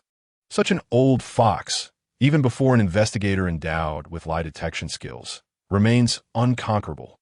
Thank you for your cooperation, Mr. G. I have grasped the situation. I intend to speak with your son, Jiling Yu, and his classmate, Yilin. I trust you have no objections? Inquired Huang Litian. Of course, I have no objections. Officer Huang, please proceed, Mr. G replied with a jovial demeanor. He had already coordinated their testimonies while at home and was confident that Huang Litian would uncover nothing of significance. Soon, Jiling Yu and Yilin were ushered into the Investigation Bureau. Yilin scanned his surroundings, appearing somewhat guilty, which immediately drew Huang Litian's focus upon him. These two individuals were merely high school students and were not as cunning as Mr. G, the seasoned fox. Thus, Huang Litian naturally viewed them as potential leverage. Moreover, Yilin had previously been the primary suspect in the farm incident, and Huang Litian had long wished to engage him in a thorough discussion. Greetings, Yilin. My surname is Huang. You may address me as Officer Huang. Huang Litian extended his hand for a handshake. Yilin's expression grew serious. Hello, Officer Huang. I can only take a little fare to Urxiankyo via Changhua Avenue. I cannot take much. Huang Litian responded. I am inquiring whether this vehicle is operable. Huang Litian felt exasperated as he realized Yilin was leading him astray. Yilin, yes, I have a few straightforward questions for you. You need only respond. No further elaboration is necessary, understood? Huang Litian instructed. Understood, Officer Huang. I apologize. I merely thought your seriousness warranted some levity to lighten the mood. Yilin said sheepishly, scratching his head. I appreciate your intent. Huang Litian replied somberly. Do you know Su Jihu? I do not. I have never heard that name. Yilin answered honestly, genuinely unaware that the unscrupulous individual who had sought to exploit him was named Su Jihu. Huang Litian was convinced that Yilin was truthful, but pressed on with his inquiries. Have you visited the farm? Yes, Yilin admitted, and his expression suddenly turned fearful. What was at the farm? Huang Litian fixed his gaze intently on Yilin's eyes. A clue was imminent. At that farm, there were chickens, Yilin exclaimed. Huang Litian nearly lost his temper at the obviousness of the statement. Of course, there are chickens on a farm. No, Officer Huang, not just ordinary chickens. They were the kind that weighed around 100 pounds, Yilin insisted earnestly. Upon hearing mention of a 100-pound chicken, the surrounding individuals instantly perked up, eager to hear what Yilin would say next. That chicken even asked if I wanted to play. It said my conditions were favorable and that it could waive the fee. I was terrified and ran away, Yilin recounted, blinking innocently. He was speaking the unvarnished truth. During his time in the slums, he had often encountered older and scrupulous women attempting to deceive him. Huang Litian fell silent, realizing that Yilin's words rang true. Two possibilities emerged. Either Yilin was a cunning fox, more astute than Mr. G, feigning ignorance, or Yilin was indeed uninvolved in Su Jihu's demise. Huang Litian leaned towards the latter option, thus refraining from inquiring further about the farm, and instead shifted his focus to Yilin's whereabouts for the night. However, this line of questioning yielded no fruitful results. Indeed, Yilin was currently engaged in training with Ji Yu at the Transmigrated Guild, a fact easily verifiable through the guild's records. Huang Litian swiftly accessed the documentation and, upon discovering that Yilin had destroyed a training dummy capable of withstanding attacks from level 40 transmigrators, he narrowed his eyes. Yilin, can you elucidate why? At merely level 16, you possess the strength to obliterate a dummy designed to endure strikes from individuals of level 40 or below. Huang Litian inquired with a bemused smile. I possess innate strength, Yilin replied, maintaining an unfazed demeanor. Innate strength? I advise you to speak the truth, lest I be tempted to keep you here for the night. Huang Litian's fingers gently tapped the tabletop. Yilin inwardly cursed his misfortune. While others might struggle to access the detailed records of the Transmigrated Guild, the Investigation Bureau held such rights. Had he foreseen the need to confront Kenshin tonight, he would have tempered his displays of prowess. Thanks to Uncle G's generous provision of exceptional equipment, coupled with my identity as a forbidden spellcaster, I achieved such a feat in a moment of explosive power. After all, the dummy does not evade, Yilin explained candidly. Huang Litian squinted, his fingers drumming lightly on the surface. If one were to consider it from that perspective, it was indeed plausible. The devastation wrought by forbidden spells was notoriously formidable. And with superior gear, a level 16 individual might very well dismantle a level 40 dummy. You disregarded your health to unleash a forbidden spell merely to test your strength against a dummy? Why? Huang Litian furrowed his brow. Is it a crime to desire a swift end? Yilin bilinkit innocently. Not a crime. Huang Litian chose not to press further on that matter, instead pivoting the conversation. Do you know Kenshin? Yes, he is one of the city's top 10 outstanding philanthropists, though I rarely see him on television. Oh, how so? Huang Litian's gaze sharpened. My family is impoverished. We cannot afford a television. Huang Litian remarked. Yilin, it appears you possess knowledge regarding Kenshin's demise. A glint of insight flickered in his eyes. From the outset, you have been diverting my attention, clearly reluctant for me to pursue this line of inquiry. Concurrently, a bold hypothesis emerged in Huang Litian's mind. A forbidden spellcaster, capable of dismantling a level 40 dummy. This Yilin before him might very well be the enigmatic Ling Yi. And Ling Yi could possibly represent not just an individual, but an adeptly trained organization. Once this notion took root, it proved inescapable. Many events began to make sense. Following the incident at Su Jihu's farm, Yilin was taken into the Ji household, shortly after which the Ji family faced Kenshin's retaliation, culminating in Kenshin's silencing. What do you possess that could attract the attention of Kenshin and the Ji group? Su Jihu was the first to uncover such a thing, which prompted you to eliminate him. Consequently, the farm and all its inhabitants were consumed by flames. Subsequently, Kenshin suppressed the matter and secretly prepared to retaliate against the Ji family, resulting in the massacre of everyone in the Ji villa, with the head of the Ji family losing a hand in the process. You might say that the forces behind you intervened to annihilate Kenshin's lineage. Am I correct? Ringye? Huang Letian's gaze bore intensely into Yi Lin's eyes, as if seeking to unearth a hint of panic from his depths. However, his expectations were dashed. Despite Yi Lin's inner turmoil, he maintained an innocently naive fa-ade, even winking at Huang Letian. Officer Huang, what are you insinuating? Please refrain from making unfounded statements without evidence that could jeopardize our unity, Yi Lin remarked, causing Huang Letian to deflate like a punctured balloon. Indeed, there is no evidence. Whether regarding the farm or the underground black market, everything had been incinerated by the flames of retribution, leaving no trace behind. Even if his conjectures were close to the truth, without evidence, he could not solidify his claims. Huang Letian took a deep breath, firmly believing that his deductions, whether or not they reflected reality, were nearly accurate, as they could elucidate the recent string of events. However, one aspect eluded him. The massacre at the G Villa occurred around 10 o'clock at night, while the inferno in the underground black market ignited shortly after 3 in the morning. What transpired during those 5 hours? If a large-scale confrontation among transmuters erupted in the underground market, their investigation bureau would have been alerted immediately. Yet, during that span of over 5 hours, silence reigned, as if nothing had transpired, only for the fire to erupt suddenly, consuming the entire underground market. Huang Letian cast a penetrating glance at Yi Lin, realizing that further inquiries would yield no fruitful results. He checked his watch and spoke. Yi Lin, it is now 5 in the morning, and there are 27 hours remaining until the college entrance examination begins. You would do well to hope that within these 27 hours, I find no evidence. Chapter 42. Zhuge Qinsheng's scheme. Yi Lin was detained at the Investigation Bureau, confined in a specially designed cell. The jail of the Bureau was a collaborative creation of masters in materials science and architecture, rendering any attempt to escape a mere folly, unless unforeseen circumstances arose. Yi Lin was set to spend the next 27 hours here, prior to the examination. Even with all of Uncle G's efforts to obstruct and leverage the G family's connections, it proved fruitless.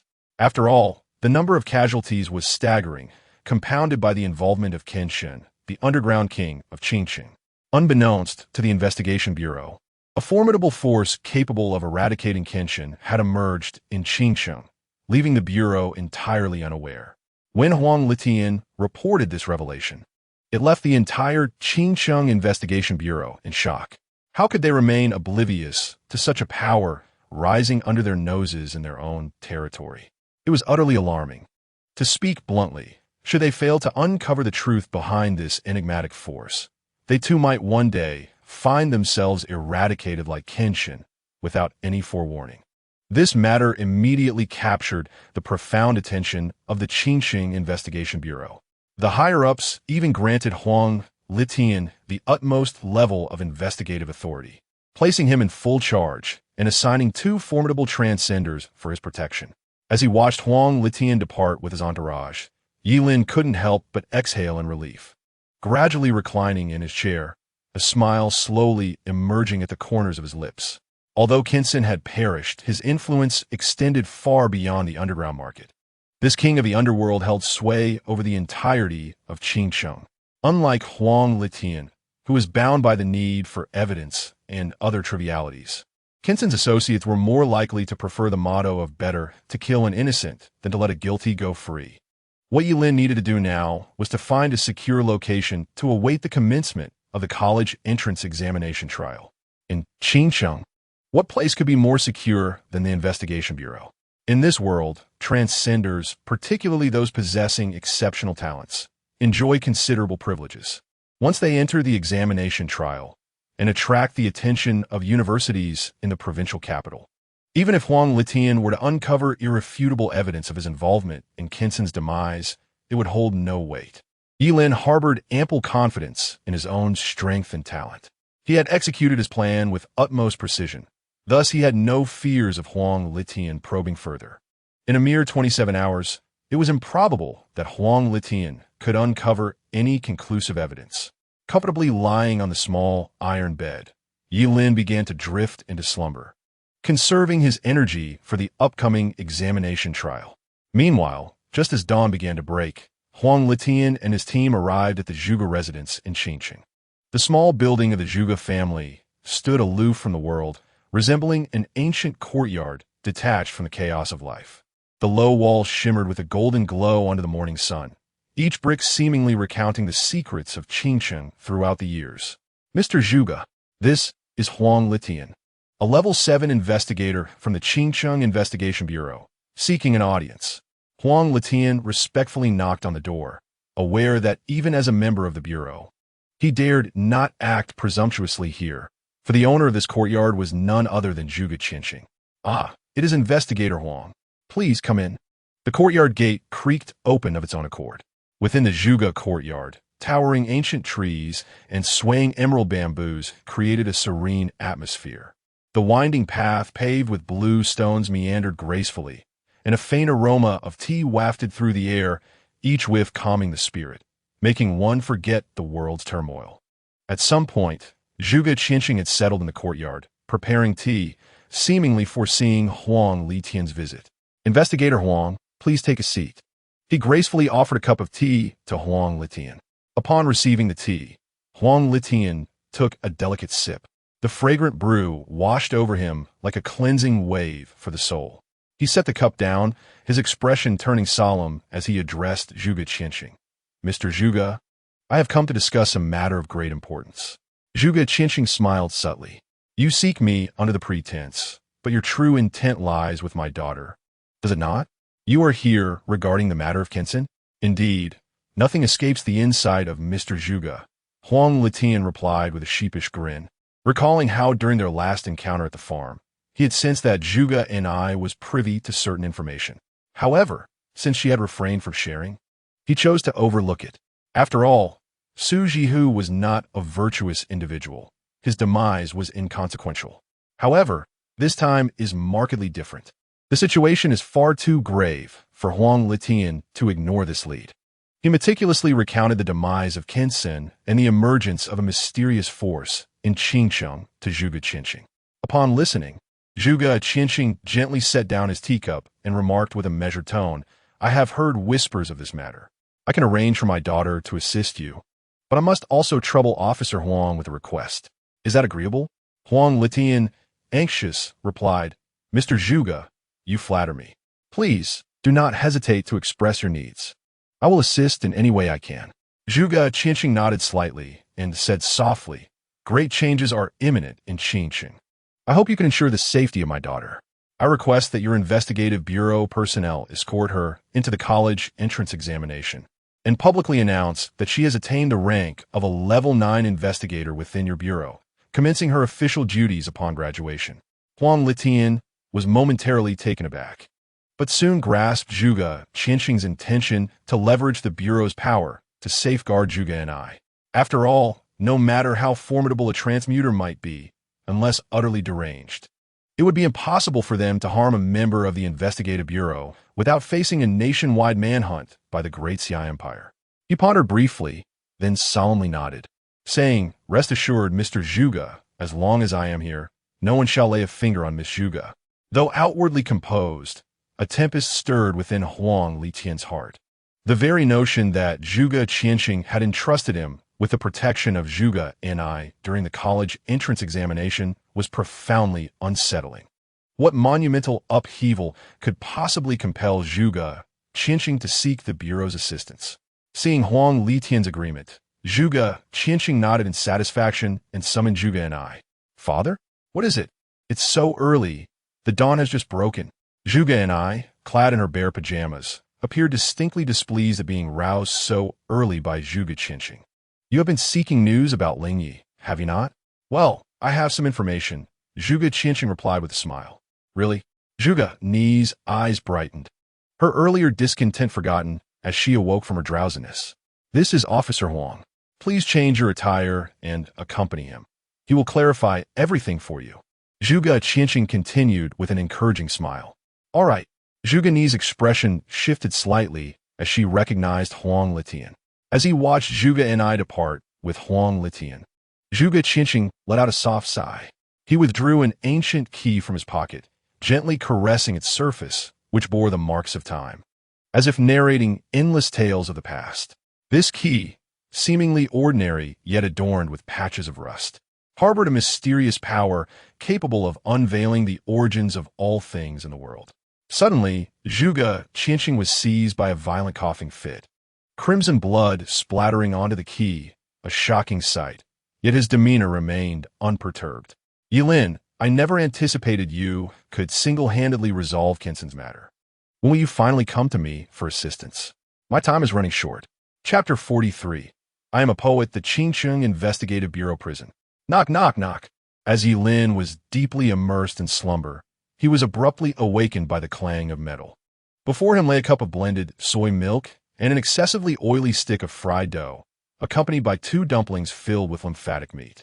Yilin, it's time for breakfast, announced Su Xiao, a disciple of Huang Litian, as he placed a meal at Yilin's door. This moment incited the displeasure of another imprisoned individual. Seriously? We are both incarcerated, so why does he get soy milk, fried dough, and dumplings while I'm stuck with plain buns and rice porridge? The man protested. He is a college entrance examination candidate. He can have it because he is taking the exam tomorrow. Su Xiao shot a glare at the man, who immediately recoiled, silenced by his rebuke. When Yilin lifted his gaze, he noticed that the cell opposite him housed a diminutive man, resembling a monkey, with sunken eyes that conveyed a palpable lack of vitality. Upon realizing that Yilin was observing him, the monkey-like man couldn't resist greeting him. Hey, brother. How is it that a college entrance examinee like you ended up here? It seems rather absurd. What grave offense could you have committed? Me? They suspect I killed Kenson. Yilin repeated jandidly. What? The man's voice escalated sharply. You? A high school student? You killed Kenson?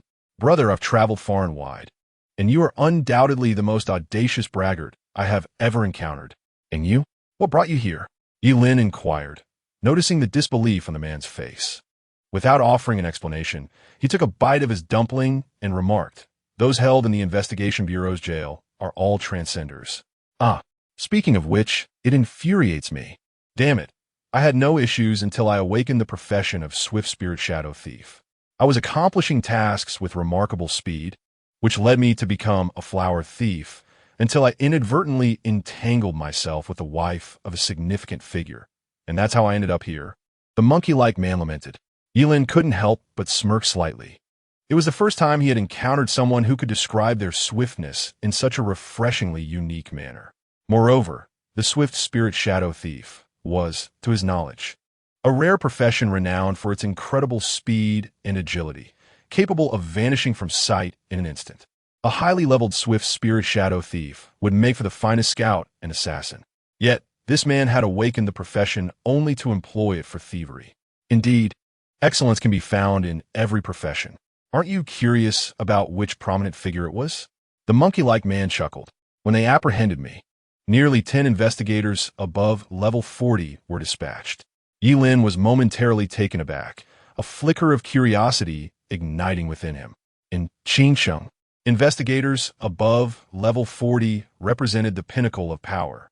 What sort of influential individual could provoke such a response from the Investigation Bureau? Do tell, Yilin urged, swallowing the last dumpling with intent focus.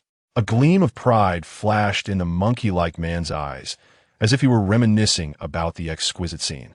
That woman was indeed beautiful, I must say. Oh, and that prominent figure, don't forget to mention his wife, Yilin reminded him. You might find it hard to believe, but that woman is the wife of the deputy director of the Qingcheng Investigation Bureau. The monkey-like man proclaimed triumphantly. The wife of the deputy director of the Qingcheng Investigation Bureau? Yilin's expression grew peculiar. No wonder the Investigation Bureau had dispatched 10 agents of level 40 or above to apprehend this fellow. The fact that they had not exterminated him outright could be deemed an act of mercy. Brother, you truly are audacious, daring to touch any woman's heart. Yilin could not help but shake his head as he spoke. Hey, do you think the deputy director of the Investigation Bureau is a good person? I once hid in his cupboard and overheard his phone conversation with Kenson, who mentioned he had something to present to him. Monkey Man scoffed. What did you say? Yilin suddenly stood up, his eyes filled with suspicion as he regarded Monkey Man. The deputy director of the Investigation Bureau was in league with Kenson?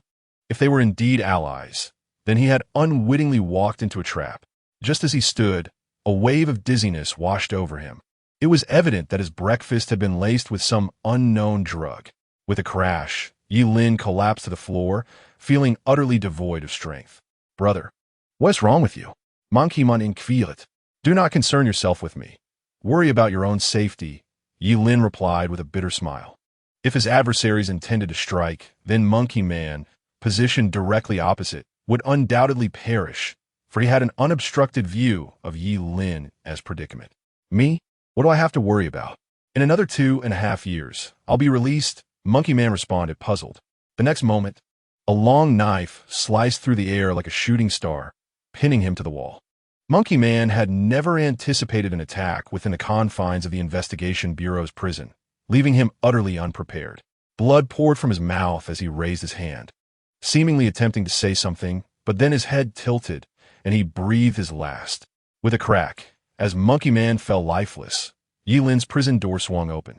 A tall, slender man, clad in a hat, mask, and sunglasses, entered, his entire figure obscured.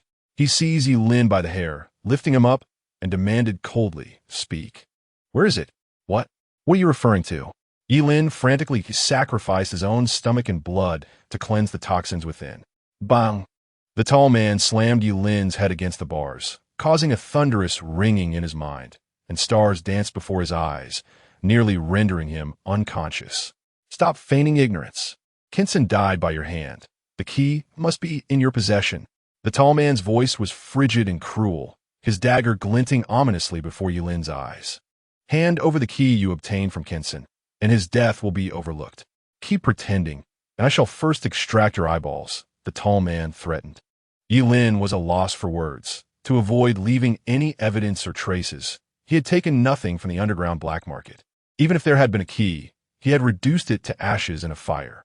However, he could not afford to show any signs of abnormality. Otherwise, this tall man would surely resort to brutal measures, and he would either expose his secret of immortality or spend the rest of his life blind. "Go ahead and try," Yi Lin retorted fiercely, locking his gaze onto the tall man.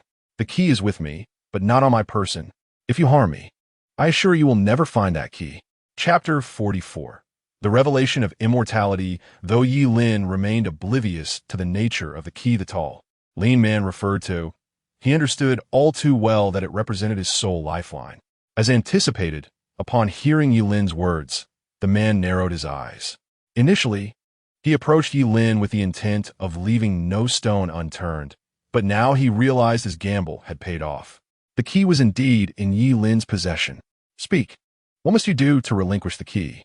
"First, take me away from the Investigation Bureau."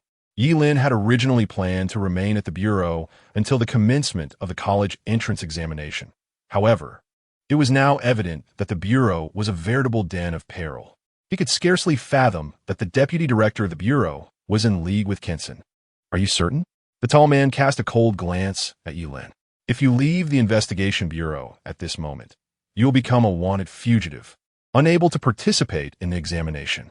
Yi Lin pressed his lips together, feeling as though he were truly ensnared in a deadlock, with no glimmer of hope for escape. In his estimation, this tall man's prowess was even more formidable than Kinson's. Whether by combat or flight, it was apparent that he had no viable options. "May I contact someone?" In this dire predicament, Yi Lin recalled a certain individual. Perhaps this person could assist him. This was his last resort. "Very well. I shall grant you 1 minute." The tall man replied indifferently. He certainly did not believe that Kinson had been vanquished by Yi Lin, a mere high school student, alone. There must be a vast and enigmatic force backing him. In the tall man's eyes, Yi Lin's actions were undoubtedly an attempt to reach out to that very mysterious entity. This could work to his advantage, allowing him to trace the threads back to uncover the essence of that power. A glint of sharp intelligence flickered in the tall man's eyes as Yi Lin dialed a number. On the other end of the ringing line, Zhuge Qinxing wore a smile, adjusting his glasses as he chuckled softly. "At last, I have been waiting for your call." Zhuge Qinxing answered the phone. "Moments latte." In the confines of the Qingchang Investigation Bureau's cell, a man clad in a trench coat, exuding an air of refined elegance, made his entrance. Upon seeing the newcomer, the tall man, was momentarily struck dumb. "You're Mr. Zhuge." The tall man was taken aback, his eyes wide with astonishment. He had never expected that Yi Lin could summon Zhuge Qianqing. Could it be that the enigmatic force behind Yi Lin had ties to Zhuge Qianqing as well? "Do you wish to leave on your own accord, or shall I take action?" Zhuge Qianqing adjusted his glasses, his tone calm, yet imbued with an undeniable authority. "Mr. Zhuge." The tall man gasped, his breath quickening as he fixated on Zhuge Qianqing, then gritted his teeth, adding, "They say Mr. Zhuge shuns power, which is why he resides in Qinsheng, but it seems now that his ambitions are rather substantial. If Zhuge Qianqing were to intervene, it would be entirely reasonable for the underground black market, along with Kinsen, to be eradicated overnight. Ambition is not the matter at hand. It is mere survival." Zhuge Qianqing suddenly produced an ancient key from his pocket, emanating a peculiar aura. "Here, this is what you seek." The tall and lean man was momentarily taken aback upon seeing the key he sought in the hands of Zhuge Qianqing. This solidified his belief that the person behind Yi Lin was indeed Zhuge Qianqing. The key, after all, should have been in Kinsen's possession. Yet, this left the tall man in a quandary. If Zhuge Qianqing had no use for the key, why then did he seek Kinsen's demise? As if perceiving the tall man's confusion, Zhuge Qianqing adjusted his glasses and smiled, stating, "Kinsen's death stems from his offense against individuals he should not have crossed. Each matter stands alone. You desire the key while I demand his life. Quite reasonable." The tall man, upon hearing this, felt a wave of realization wash over him. He glanced at Yi Lin and then back at Zhuge Qianqing. "I comprehend now, Mr. Zhuge. This predicament was Kinsen's own doing. I shall report this and close the case." With the key now secured, there was no longer a need to provoke the formidable Zhuge Qianqing, despite Kinsen's notorious reputation as the underground king. In the eyes of true power players, he was merely a useful pawn. In a swift motion, the tall man vanished from the prison. As he departed, Yi Lin exhaled a sigh of relief and respectfully bowed to Zhuge Qianqing. "Thank you, Mr. Zhuge."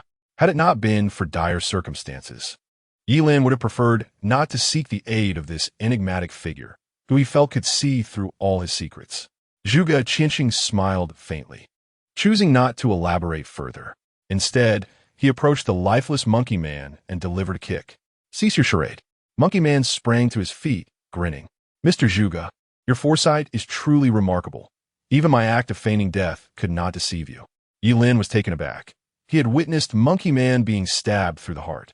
How could he possibly be alive?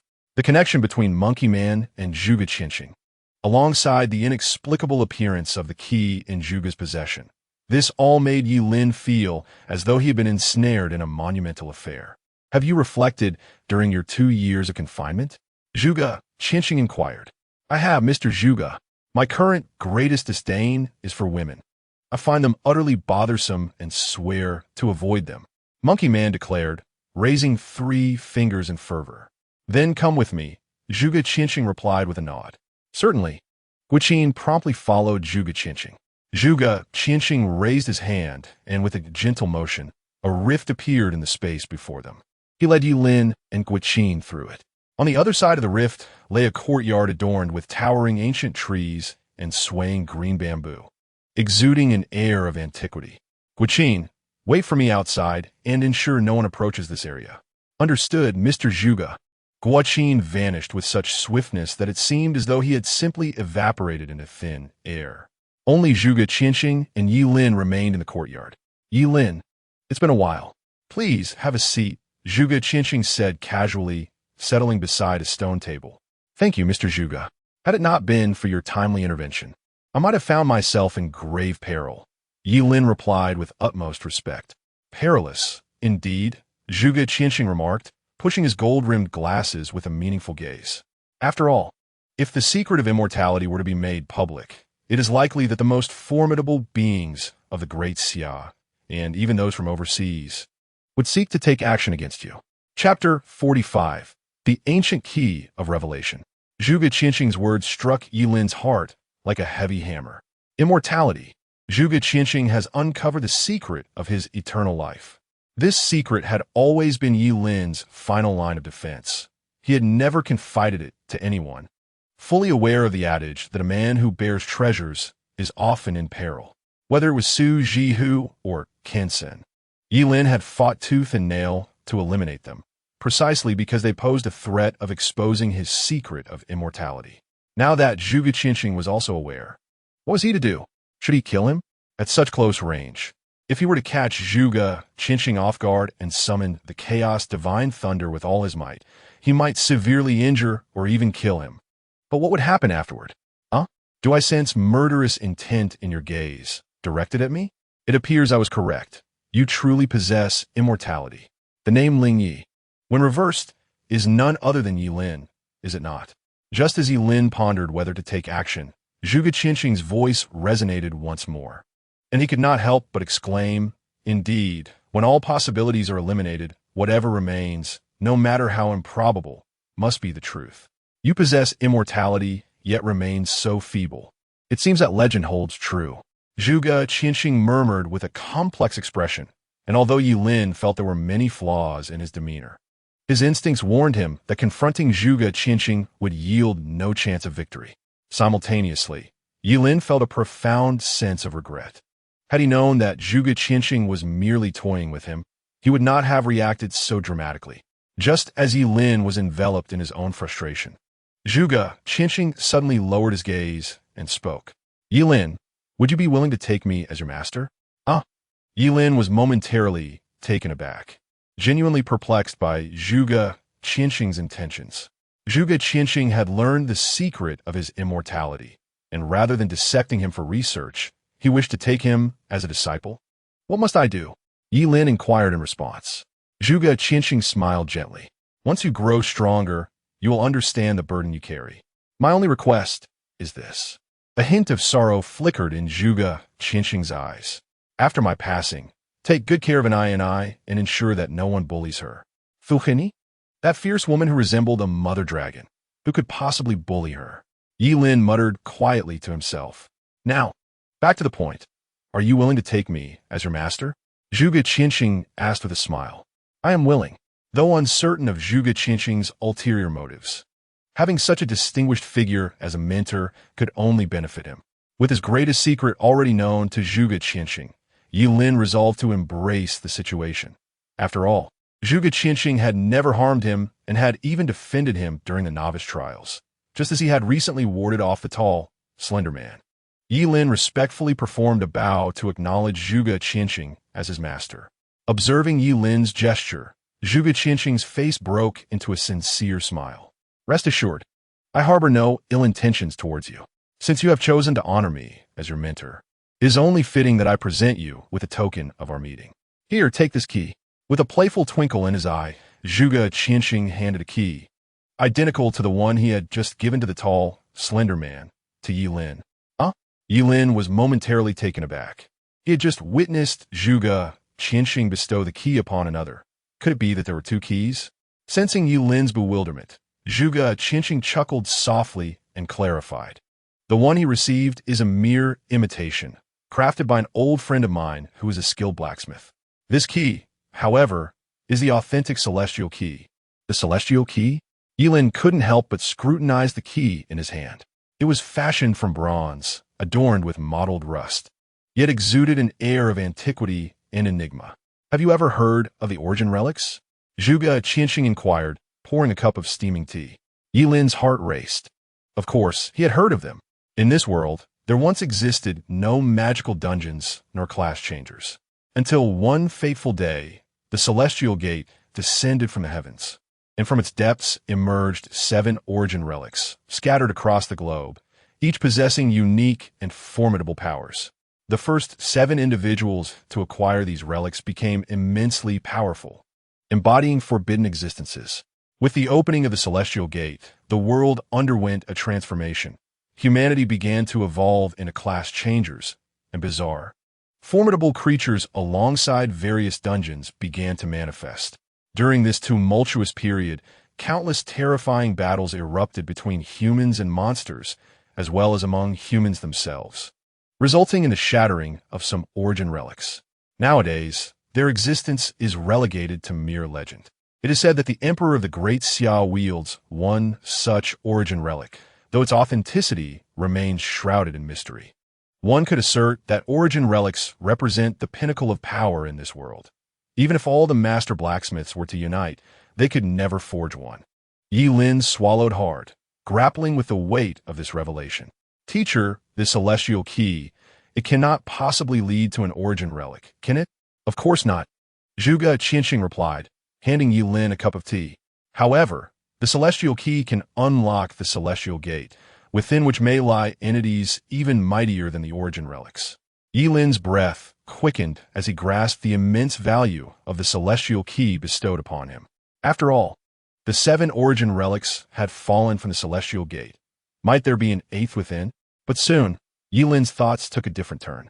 Teacher, if this celestial key is so extraordinary, why do you not use it yourself? Because I cannot locate the celestial gate, Zhuge Qianxing admitted, spreading his hands in honesty.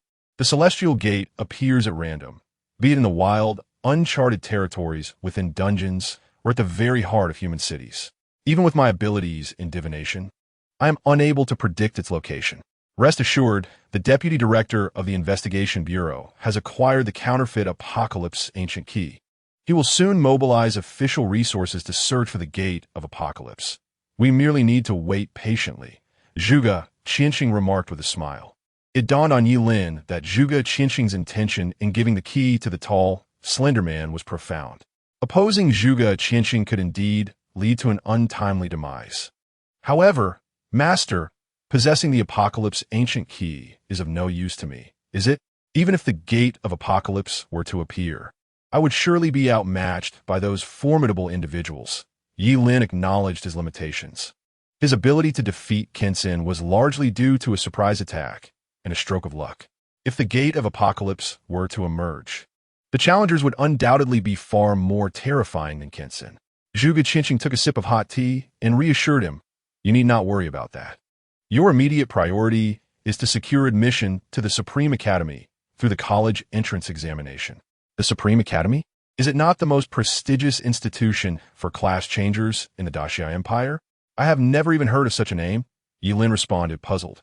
If admission to the Daxia Academy signified a gathering of the most elite talents, then entrance into the Supreme Academy would mean being among the prodigies of prodigies. Let me put it this way. The Supreme Academy admits only 100 students each year, the top 100 from the entire college entrance examination. Zhuge Qianxing adjusted his glasses. Upon hearing this, Yi Lin gasped. Without a doubt, gaining entry into the Supreme Academy would grant him access to the vast resources of the Daxia Empire. I understand now, Master. I will surely gain admission to the Supreme Academy. Yi Lin nodded earnestly. Initially, he had intended to merely coast through the entrance examination, but it was clear that such an approach was no longer viable. Competing against countless candidates for a spot in the top 100 would be no small feat.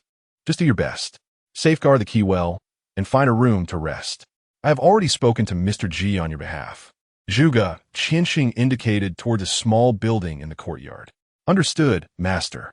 Yi Lin nodded, then took Zhuge Qianxing's tea knife to carefully make an incision in his abdomen, placing the Apocalypse Ancient Key within and allowing the wound to heal. Chapter 46.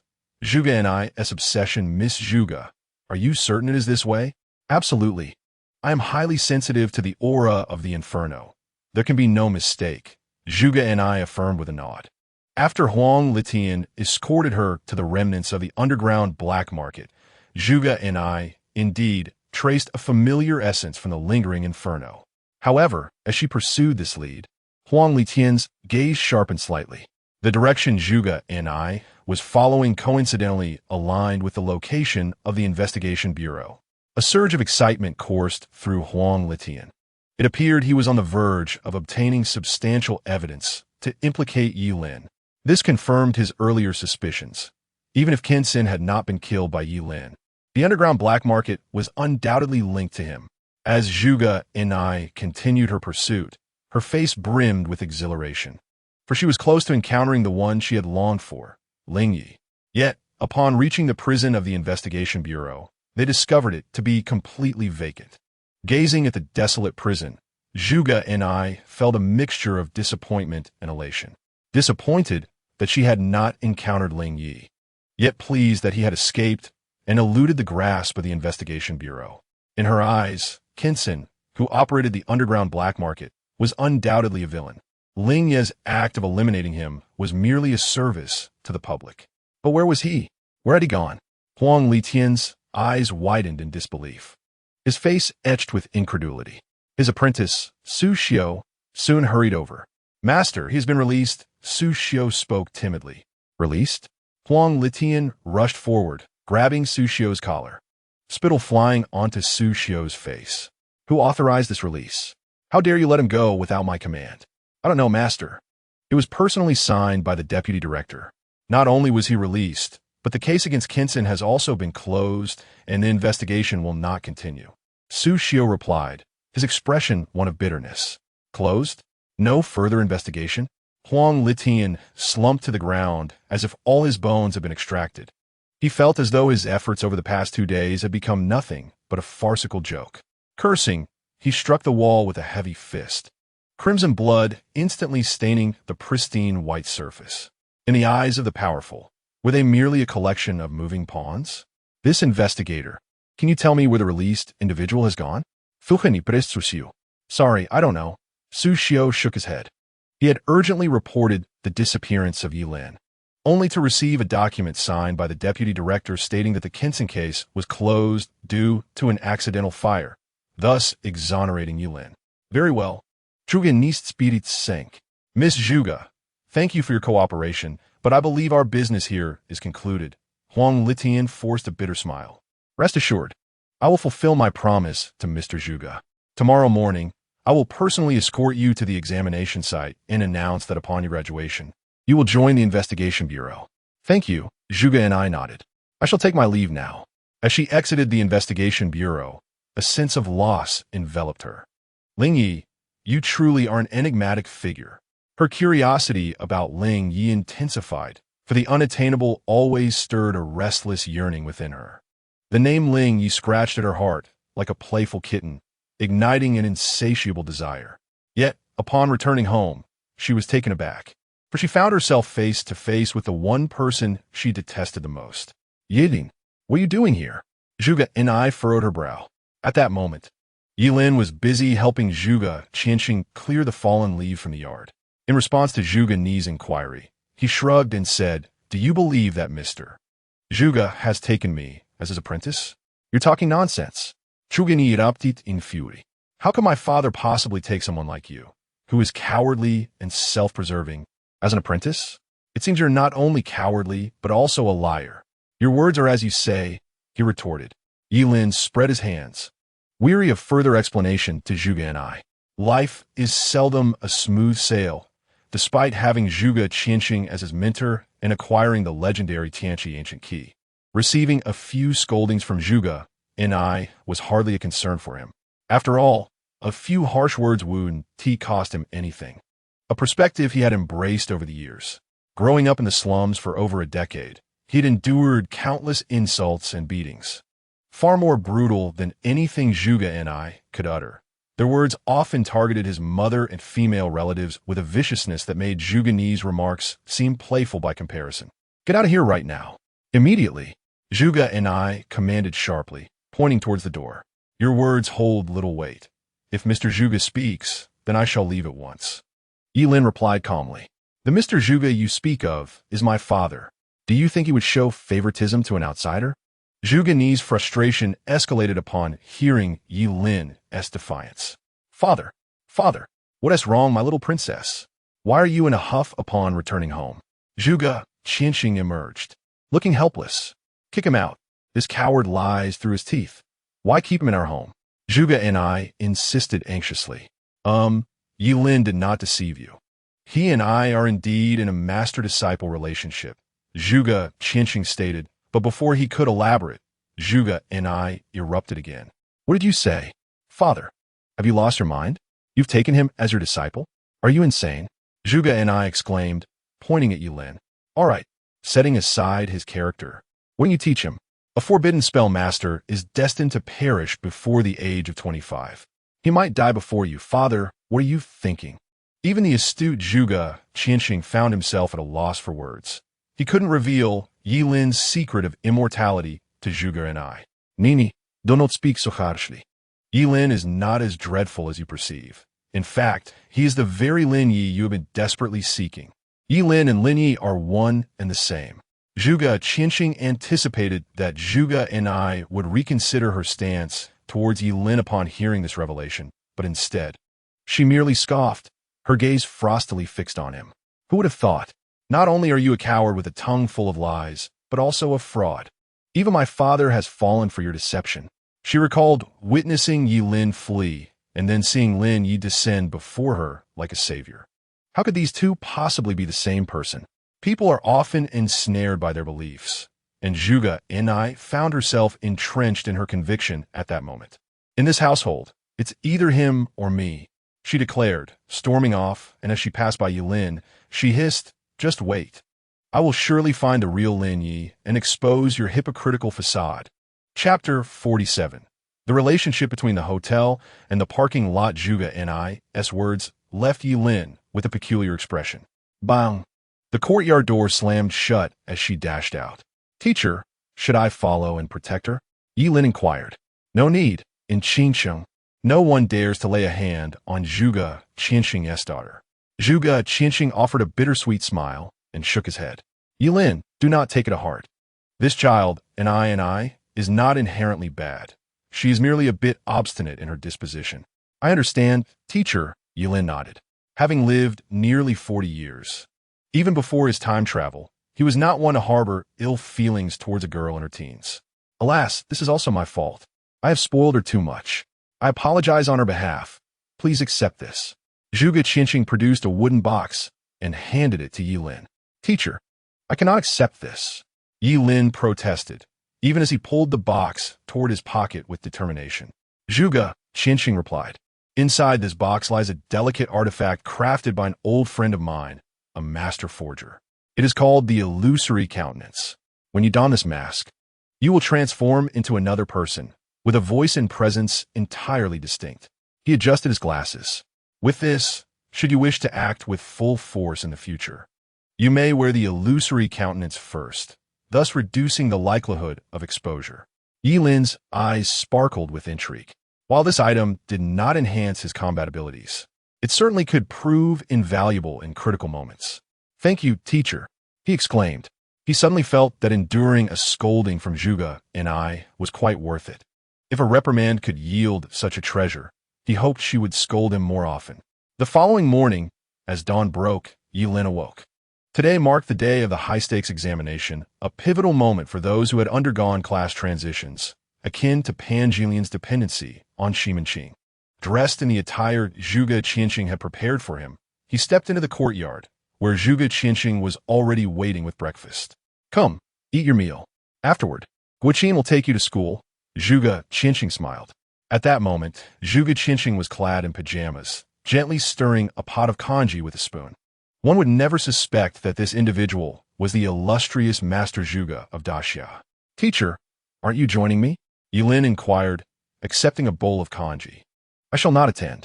And I is undoubtedly still upset with me. My presence would only sadden her further, potentially affecting her performance in the examination. Zhuge Qianxing replied with a wry smile. Teacher, that is a flawed notion. Yi Lin gulped down half a bowl of congee. Women, as a species, tend to require coaxing when they are angry. Though they may still be upset, not soothing them would only exacerbate their ire. Zhuge Qianxing paused in surprise. And what do you suggest? Teacher, you must appear, but not too early. Ideally, you should arrive at the moment she believes you will not show, when disappointment and anger have set in. That way, your appearance will have a greater impact. Yedina certet confidently. Indeed, that seems to hold some merit, creating an expectation gap, then delivering a stronger sense of fulfillment. Zhuge Qianxing's eyes brightened. Indeed, the young can be taught. Yi Lin nodded in agreement.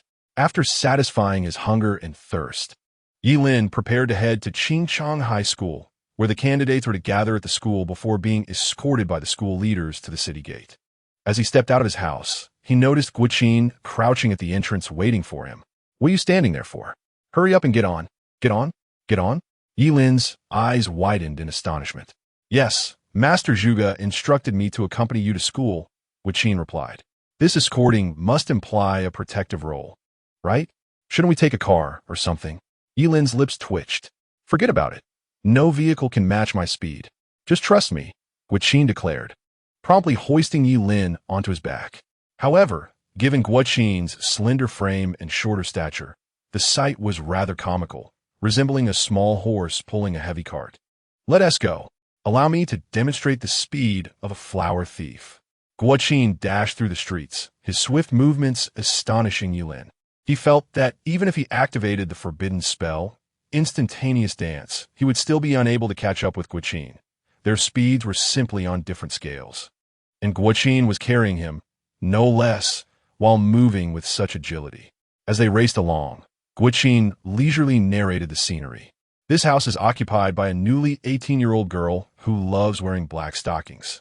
Her figure may be somewhat flat, but her long legs certainly make up for it. She looks splendid in various styles of stockings. He continued, and that house belongs to a slightly plump unmarried woman. She is somewhat ordinary, her attributes not yet fully developed. Chapter 48. The bet between Zhuge and I and her father hotels have parking lots? Yilin initially struggled to grasp the situation, but upon reading it aloud, his expression turned peculiarly amusing. Guoqin, I believe you haven't fully reformed. You ought to spend at least another 10 years in prison, right? I think so too. Guoqin nodded in agreement. All right, we've arrived. In the midst of their conversation, Guoqin had already brought Yilin to the entrance of Qingqing High School. One must admit, despite Guoqin's peculiarities, his speed was undeniably remarkable, making it difficult to find a faster mode of transportation in all of Qingqing. However, dismounting was a tad awkward, as nearly everyone at the school gate turned their gaze towards them. Others had arrived by car, electric bike, or motorcycle, while Yilin's mode of arrival was truly one of a kind. Thankfully, Yilin possessed enough composure to brush off their stares. Yilin, best of luck with the college entrance examination. Once you finish, I'll introduce you to my niece.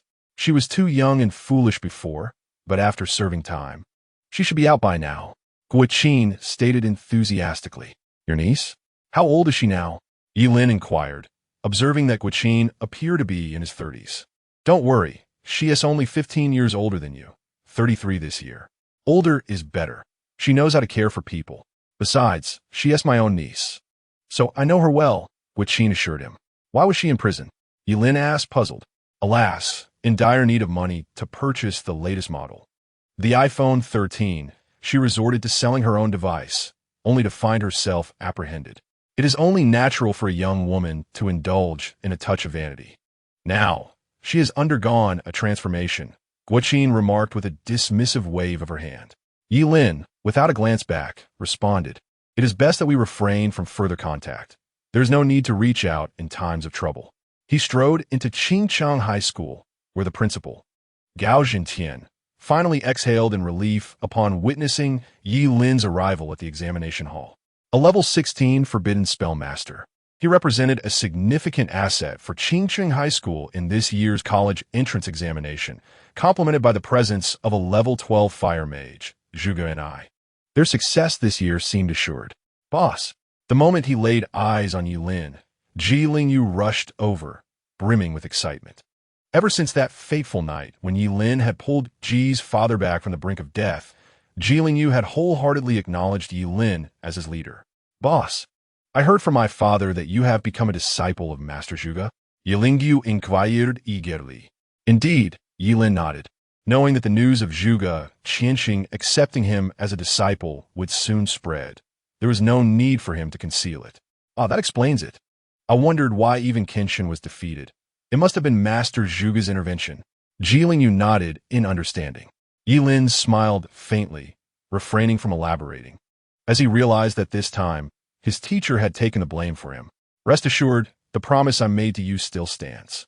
Once we leave the city, stay close by my side. Of course, boss, I will follow your lead. Ji Lingyu affirmed immediately. Ji Lingyu, as the heir of the Ji group. How could you be so short-sighted as to choose someone like him as your leader? Zhuge and I interjected coldly, casting a disdainful glance at Yilin and Ji Lingyu. Hey, Zhuge and I, you can criticize me, but how can you insult your own father? He chose my boss as his disciple. Doesn't that reflect poorly on him? Yilingyu retorted.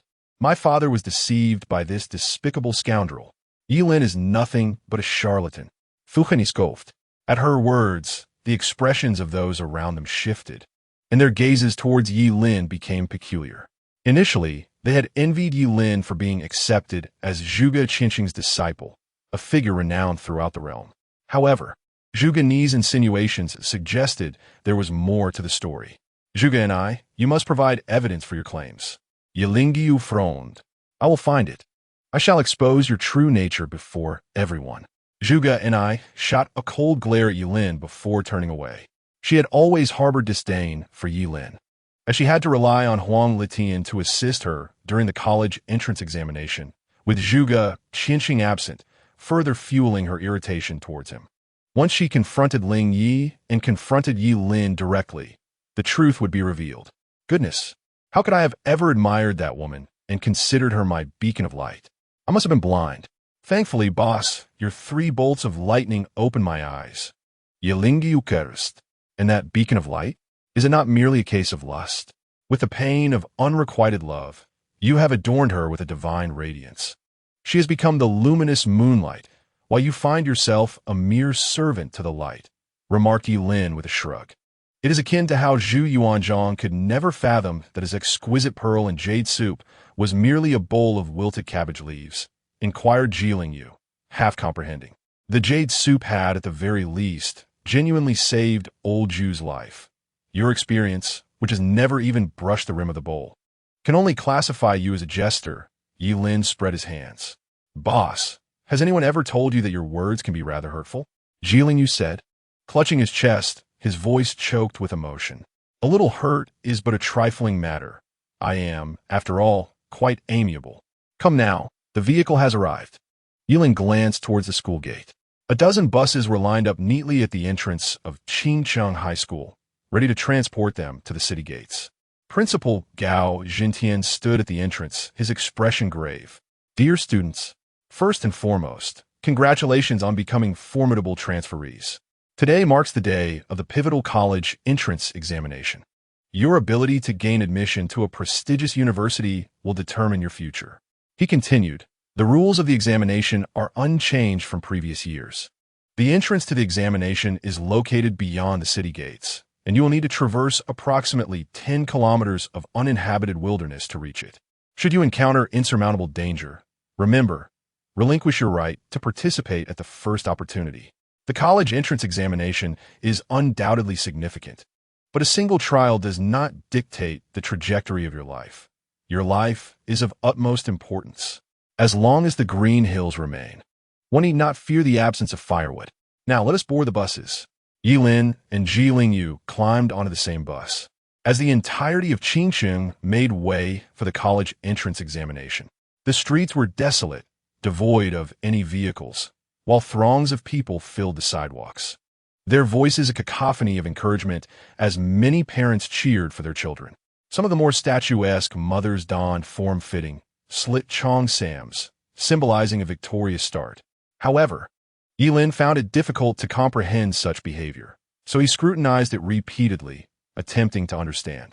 The bus swiftly arrived at the city gates, where a colossal entrance loomed before them, towering several meters high and wide enough for multiple buses to pass side by side. Majestic and solemn, it was adorned with intricate carvings and patterns, each stroke seeming profound and enigmatic. Bathed in sunlight, the silhouette of the gate stood out against the sky, evoking an indescribable sense of awe. Many had come to witness the city gates for the first time, and were rendered speechless by this wall-like barrier that separated Qingcheng from the wilderness, keeping powerful and terrifying monsters at bay. Buses from several other high schools began to arrive in succession, and within 10 minutes, all the graduating candidates from Qingcheng High School had gathered at the city gates. The college entrance examination is of paramount importance to the entire nation of Daxia, unless one were lacking in reason. It is rare for anyone to arrive late on such an occasion.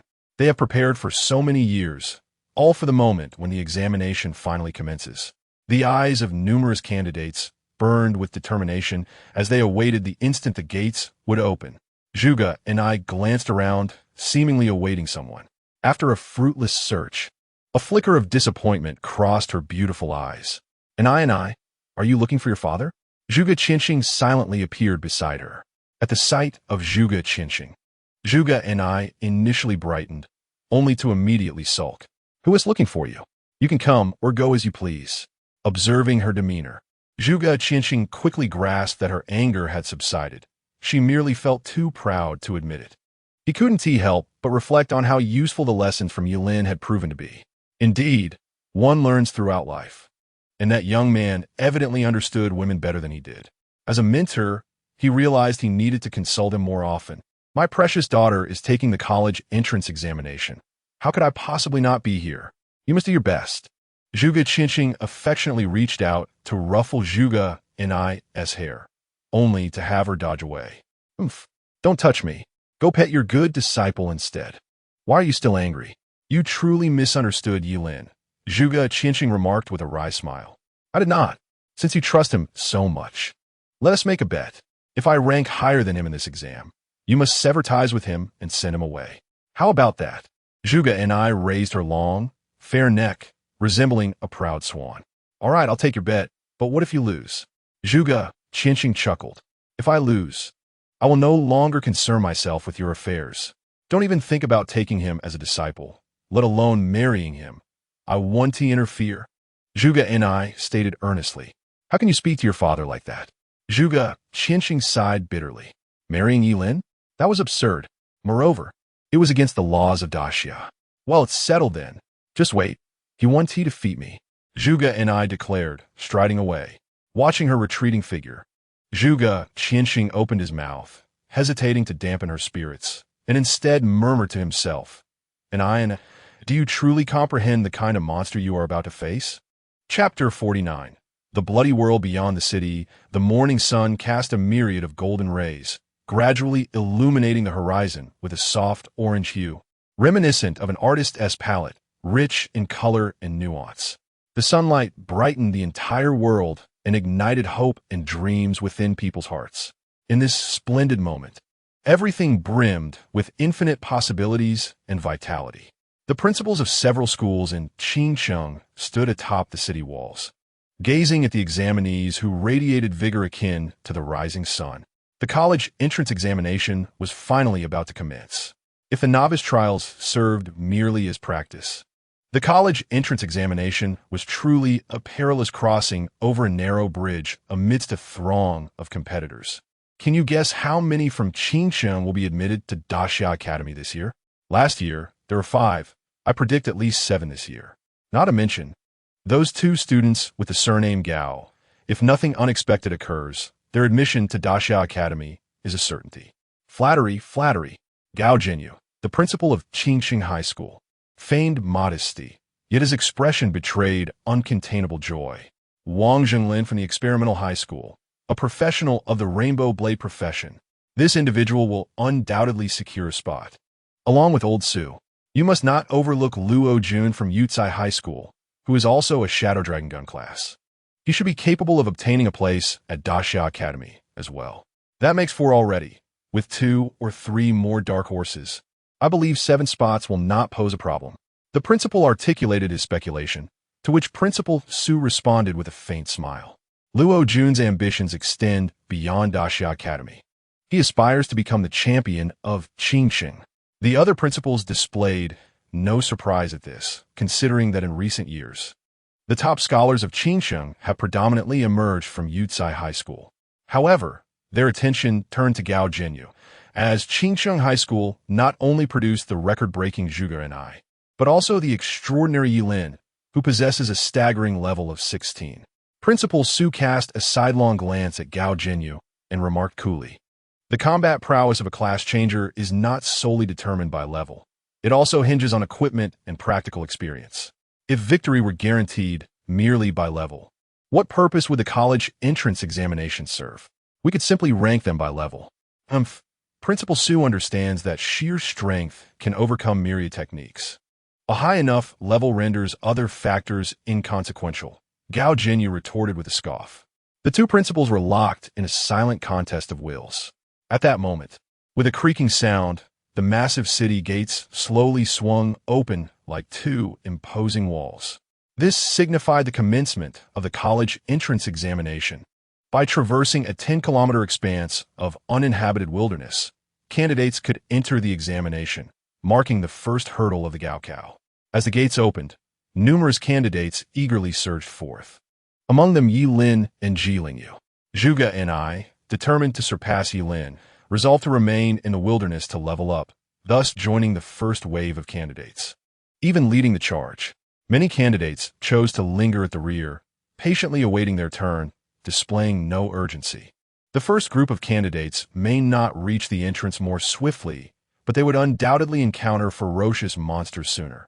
Hence, those lacking confidence in their own strength typically refrain from being among the first to rush out. Opting to wait for the second wave would significantly diminish the obstacles encountered. Upon stepping outside the city, they were immediately assaulted by a putrid stench. It was the foul odor emanating from the monsters, mingled with the metallic scent of congealed blood, causing several candidates to retch upon inhaling it. This was their first venture beyond the city walls, and they were unprepared for the stark contrast between the outside world and their sheltered existence within the city. Having lived within its confines for so long, they had almost forgotten that this world was surrounded by countless monstrous beings. Just as they stepped outside, a thunderous roar pierced the air. The emergence of the creatures shattered the previously tense yet orderly atmosphere.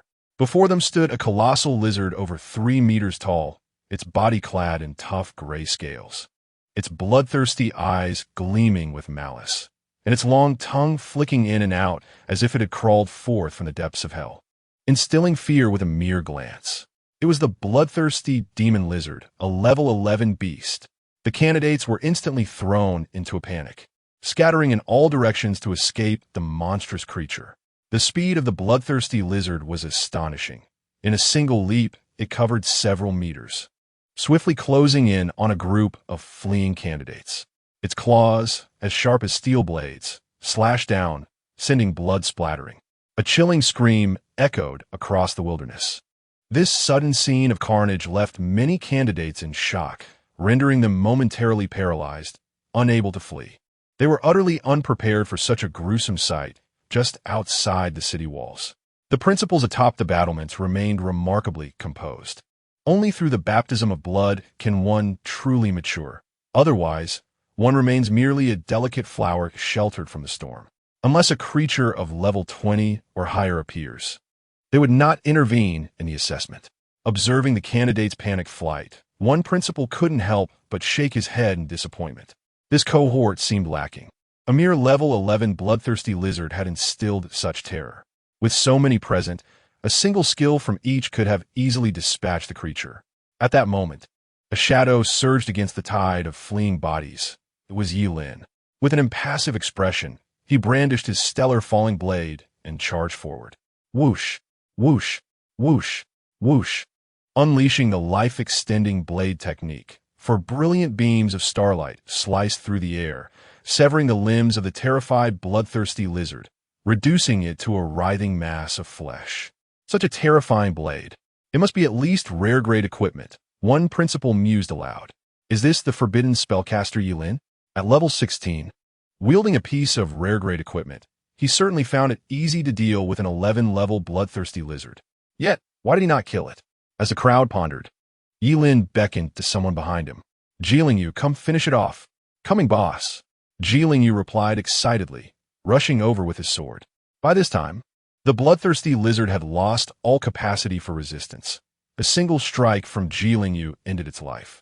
Team kill of level 11 bloodthirsty lizard. Reward, 40 experience points. A level 11 creature typically provides 110 experience points, but due to the team dynamic, the total was divided, resulting in a mere 40 points, with the remaining 70 presumably awarded to Ji Lingyu. Witnessing this outrageous spectacle, the onlookers were left speechless. It dawned on them why Yi Lin had only severed the creature's limbs instead of delivering a fatal blow. The once terrifying bloodthirsty lizard had become merely a tool for Ji Lingyu to gain experience points in Yi Lin's presence. At that moment, an impulse surged within the crowd to rush forward and cling to Yi Lin's leg, inquiring if he needed any more underlings. Chapter 50. The kind-hearted benefactor who wouldn't desire such an opportunity to have someone guide you in leveling up by simply recognizing them as your leader? Amidst the envious gazes of the crowd, Yi Lin and Ji Lingyu did not hasten to enter the high-stakes examination, but instead swept toward the right. Yi Lin, just you wait. This time I won't lose to you. Zhuge and I glared at Yi Lin's retreating figure before darting off to the left. In her perspective, the overwhelming defeat she anticipated at the hands of Yi Lin in the novice dungeon was purely due to her lack of diligence. This time, she resolved not to grant Yi Lin any further opportunities and opted instead to scour the wilderness for monsters to enhance her level. The two formidable combatants, one on either side, swept through the area, much to the delight of their fellow candidates who had emerged alongside them. The sudden alleviation of pressure prompted envious glances towards Yi Lin and Zhuge and I from their peers. Indeed, there are still many good people in the world. With little time to spare, they hastened towards the entrance of the high-stakes examination. Team up to slay the level 12 Chimera. Reward: 50 experience points. Team up to slay the level 11 Seahorse Warrior. Reward: 40 experience points. Team up to slay the level 13 Skeleton Archer. Reward: 60 experience points. On their path, Yi Lin effortlessly dispatched any monsters with a few swift strokes, leaving them barely alive before moving on. Following closely behind, Ji Lingyu gradually synchronized with him, delivering the finishing blow to any severely injured foes. Under Yi Lin's guidance, Ji Lingyu's level rose rapidly, soon reaching level 8. Boss, no need for words. From now on, you are my true leader, Ji Lingyu exclaimed with excitement, realizing that if this pace continued, he could potentially reach level 12 or even 13 before nightfall. The entrance to the high-stakes examination would remain open throughout the day, as long as they arrived before sunset. Don't celebrate prematurely. The monsters near the city walls are already sparse, and we may need to delve deeper, Yi Lin observed, noting the significant reduction in monsters around them. But boss, if we go deeper, we might encounter level 20 or even 30 monsters. Ji Lingyu's expression shifted with concern. Minor issue. I can handle level 20. And for level 30, we simply retreat, Yi Lin replied, continuing his advance into the wilderness. Both he and Ji Lingyu sought to elevate their levels, for his ultimate ambition lay with the Supreme Academy. With his blade in hand, Yi Lin gradually faded from the sight of several headmasters. Yi Lin is being reckless. How could he lead Ji Lingyu to such perilous depths? Gao Jinyu furrowed his brow, pondering Yi Lin's intentions. As his admission into the Great Xia Academy seemed assured at his current level.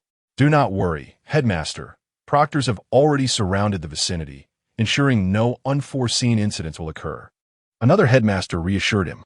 Let us hope so. Gao Jinyu's right eyelid twitched, an inexplicable sense of foreboding gnawing at him. Throughout their journey, Yi Lin continued to eliminate monsters with ease, relying solely on his sunspan blade technique, effortlessly dispatching creatures below level 20 with a few additional strikes. Ji Lingyu, trailing behind, was thriving. While Yi Lin remained at his current level, Ji Lingyu had soared to level 9. Just as they intended to press on, a man bearing a proctor badge suddenly blocked their path. Do not stray from the examination area. It is perilous. Are we not allowed to proceed? Yi Lin frowned it. Very well, he conceded. As Yi Lin was about to change direction, he suddenly halted his steps and urgently called out to the proctor, "Look behind you." The proctor, upon hearing this, scoffed derisively without turning around. Do you think you can deceive me into looking back so you can escape the examination room? If I am not mistaken, your accomplices are likely waiting outside to assist you in leveling up. I advise you to abandon this ludicrous notion. I have been a proctor for 20 years, and no examinee has ever managed to fool me. No, turn around. Yi Lin implored anxiously. Not a chance. I will not fall for your trickery. Move quickly, or I will declare you in violation and nullify your examination. Before the proctor could finish his sentence, a deep growl suddenly erupted from behind him. The proctor's expression changed dramatically as he turned around, only to find a massive creature looming over him. With a single swipe of its claw, the proctor had no time to react and was sent flying like a cannonball, crashing onto the ground more than 10 meters away, unconscious, and possibly gravely injured. The creature stood 4 meters tall, its body encased in impenetrable armor, wielding a massive spiked club. Each step it took caused the ground to tremble. Level 33, Goblin Champion, Ji Lingyu exclaimed, his face drained of color. That stubborn fool. Yi Lin sighed in exasperation. He had warned the proctor multiple times to turn around. Yet he refused to heed the advice. A level 33 creature was beyond his capability to confront unless he revealed his indestructible form and fought with full force. Yi Lingyu, run. I will distract it. Yi Lin commanded. Boss, how can we do that? We should escape together. Yi Lingyu protested hurriedly. Enough with the chatter. You are not as swift as I am. Yi Lin kicked Ji Lingyu in the rear, propelling him away. He then swung his sword at the Goblin Champion. A burst of starlight illuminating the scene, provoking the creature to charge toward him. Yi Lin activated the Dance of Instants, but to avoid raising suspicion, he sacrificed his appendix and a portion of his large intestine for a threefold increase in agility. The consequence of this decision was that he could not shake off the Goblin Champion, as the distance between them continued to diminish. With a thunderous crack, a brilliant flash of lightning erupted, coalescing into a formidable bolt that descended upon the Goblin Champion with a destructive force. The proctor struggled to rise from the ground, his face pale, yet his eyes gleaming with determination. Hurry, flee. I will not allow any examinee to be harmed in my presence. But scarcely had he finished speaking when his eyes rolled back, and he collapsed unconscious. Yi Lin remarked, "You have quite the spirit." The proctor, already severely injured from the Goblin Champion's ambush, had shown remarkable resolve to stand and cast a spell. Fortunately, he had managed to send out a distress signal, and soon 2 other proctors were rushing toward them. Examinees, move away from here to avoid collateral damage. One of them called softly. Understood. Yi Lin obediently sidestepped to the side. The 2 invigilators immediately set about dealing with the Goblin Warrior. Under their relentless assault, the Goblin Warrior exhibited no capacity for resistance. Being thoroughly overwhelmed, one of the invigilators swung an axe, sending the massive Goblin Warrior crashing to the ground, stirring up a cloud of dust. At that moment, a spark of brilliance ignited in Yi Lin's eyes. He sacrificed his heart to activate the Dance of Instantaneous Tenfold, dashing towards the unconscious health invigilator. Utilizing the cover of the dust, he began to strip the opponent of their clothing, swiftly donning it himself, and then affixing the invigilator's badge around his neck. Following this, Yi Lin retrieved the illusionary mask gifted by Zhuge, Qianxing, and placed it upon his face. The gossamer thin mask conformed perfectly to his facial structure, transforming him into a man in his 30s, complete with fine stubble. Thus, a brand new invigilator emerged. At this juncture, the Goblin Warrior had also risen to its feet, shaking its head groggily. Its armor was in tatters, clearly having sustained grave injuries.